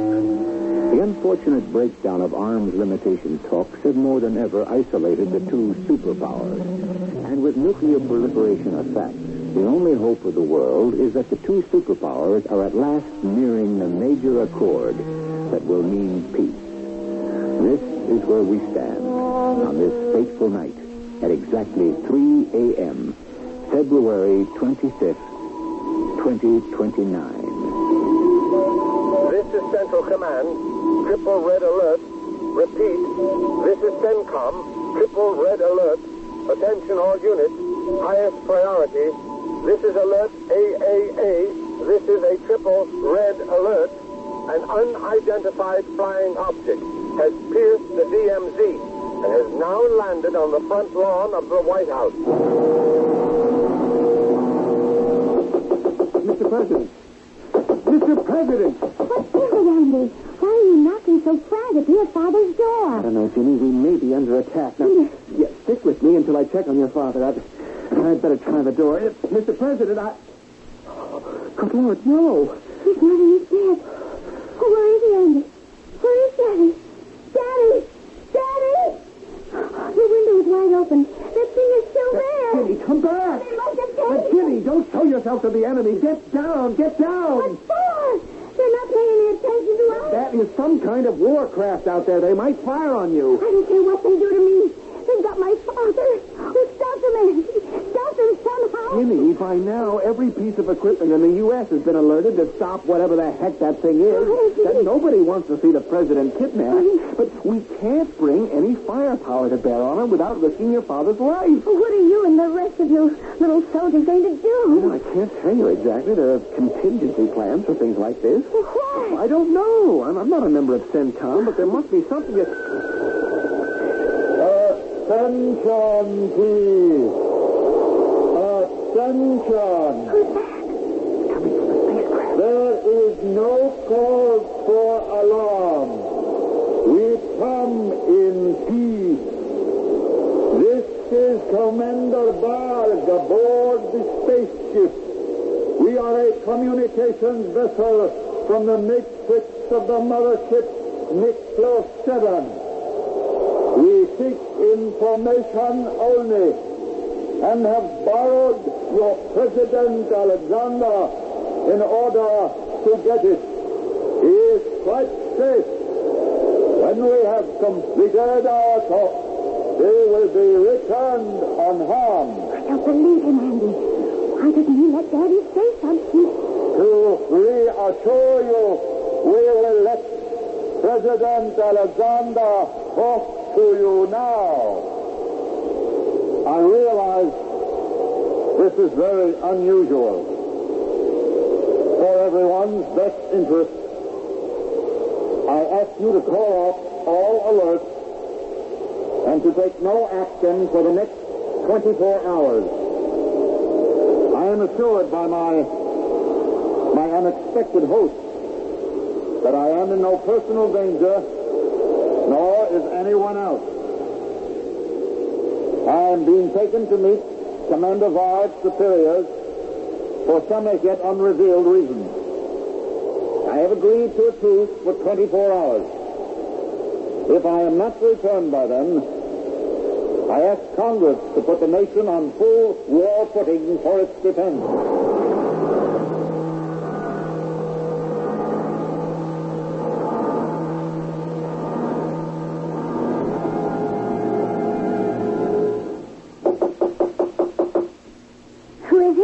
Colonel Harris, Miss Alexander. Oh, just a sec. Oh, come in, Andy. Any news? No, not yet. Oh, do I have to be cooped up here like this? Jenny, do I even have to answer that? You know what it's like out there? Panicsville. Oh, what do you think it's like in here? Inside me? Oh, hold me, Andy. Yeah, I got you, Slugger. Oh. Now, hang in. What's happening to us, Andy? To the whole world? Who are they? I don't know, Jenny. Nobody knows yet. Where are they taking Dad and why? Don't you think I'd give my eye teeth to be able to answer those questions? Oh, never mind you. What about all those fancy tracking systems?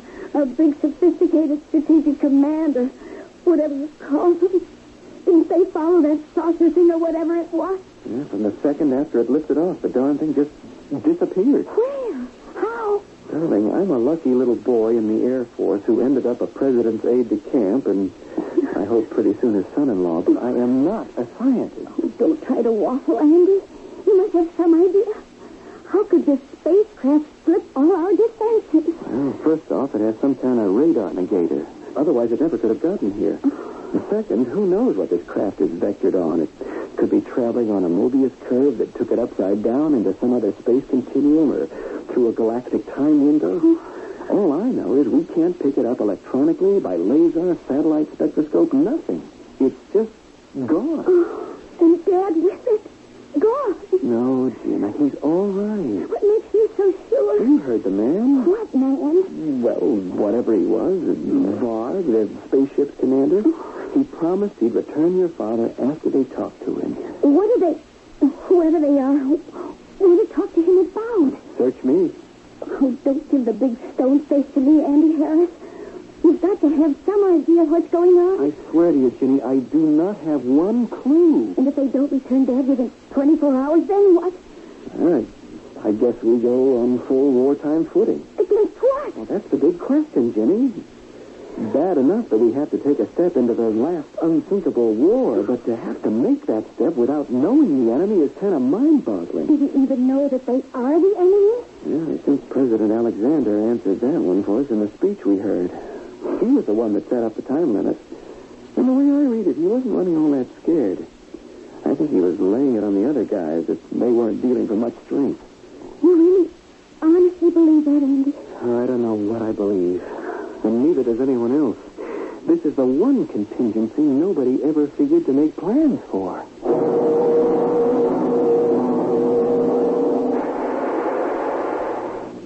Welcome, Varg. You were successful, I fear. I am always successful. It's nice to know someone has a good opinion of you. Someday I will make you sorry for your contempt for me. It isn't contempt, Varg. You're beneath that. Do not give yourself airs, Zeta, because you are half borrowed from the life stream. These modules are just as good as you. I don't intend to argue with you. Have you brought our hostage? He is just beyond the door. Can we get on with the business at hand before the Supreme One questions the delay? Oh, one of these days, Zeta. Open. You may come in, Mr. President. Thank you. This is Dr. Zeta. You will be in her control now. May I ask why I've been brought here, wherever I am? My instructions do not permit me to do so. Then I demand to be taken before this Supreme One. What is it you want of me? My desires are simple and quite practical, Mr. President. I am a doctor. A medical doctor? Yes. May I ask your name? Zeta. That's all? Dr. Zeta? Won't that serve? It's only identification, after all. Why am I here? As far as it concerns me, for a basic series of tests. Medical. I'm not applying to be a citizen of whatever state you represent. You have joined Mr. 7 as a passenger. It is routine for you to be quarantined until we can determine that you are properly immunized. There isn't time for that. I thought I had made it quite clear to your Commander Varg that if I am not returned to Earth, or am not in contact with it within 24 hours, a state of war will exist between us and your country, whatever it's called. We have no country. I beg your pardon? We are survivors, limited to the travelers on this spaceship. Oh, this is a large cosmos in itself. We are not inconsequential, but we are a culture in search of a home. I don't understand exactly why I have been... Well, why mince words? Why I have been kidnapped. What function can I serve for you? I am not quite sure of that myself. It is something you will have to discuss with the Supreme One after I have finished my test. Give me your arm, please. What for? I wish to take a blood sample. If you don't get me in to see your precious Supreme One, Dr. Zeta, you will have a bath of blood. My country, for its own protection, will throw all our might against you and blow you and your mother ship out of the sky. Not while you are hostage. Oh, yes. I would disappear with you. I am, after all, not indispensable. You mean you would permit your people to destroy you? I would expect them to if you were the enemy. Are you? First of all, I must carry out my test. And then I will seek an audience with the Supreme One and tell him you wish to appear before him.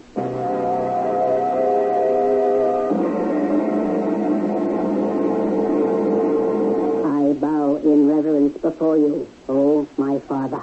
We recognize your presence, daughter. What is your desire? Not mine, but the Earth's creatures. He demands an audience with you. Demands? He says that if he is not returned immediately, his people will send their ships against us and shoot the mothership out of the sky. Fortunately, since we are in another time continuum, they cannot find us unless we choose to show ourselves. His threat and his demands are useless.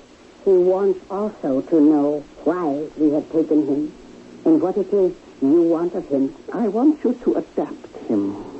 Wash his brain clean so that we can send him back to fulfill our purpose. I don't think I can do that, Father. He is too strong. Then you must change him, make him completely one of us. I don't know if that is possible. All things are possible. Did you not become completely one of us? Yes. So then shall he. But I can't do that without killing his... It is hard for me to describe to you, Omen, my father, because we are different. It is you who are different. Do not fill me with old anger. Are you still prattling about the non-existent, what you call the soul? Did we not stamp that out of you? Yes, Father. Then, should we hesitate to destroy it in a stranger? I am not interested in President Winston Alexander, the Earthling, except as he shall serve our needs. However you achieve the result, I want him fully conditioned to carry out those needs and our commands.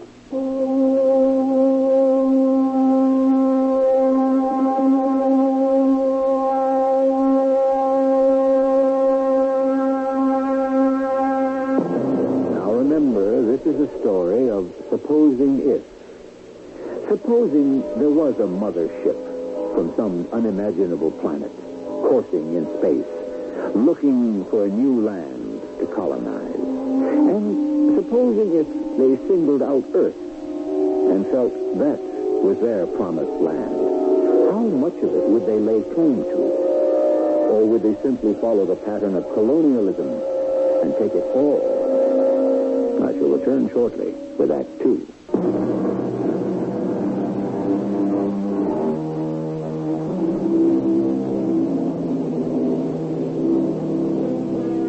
The United States of America, since its birth, has traditionally been a haven for all displaced persons who seek a new chance at life.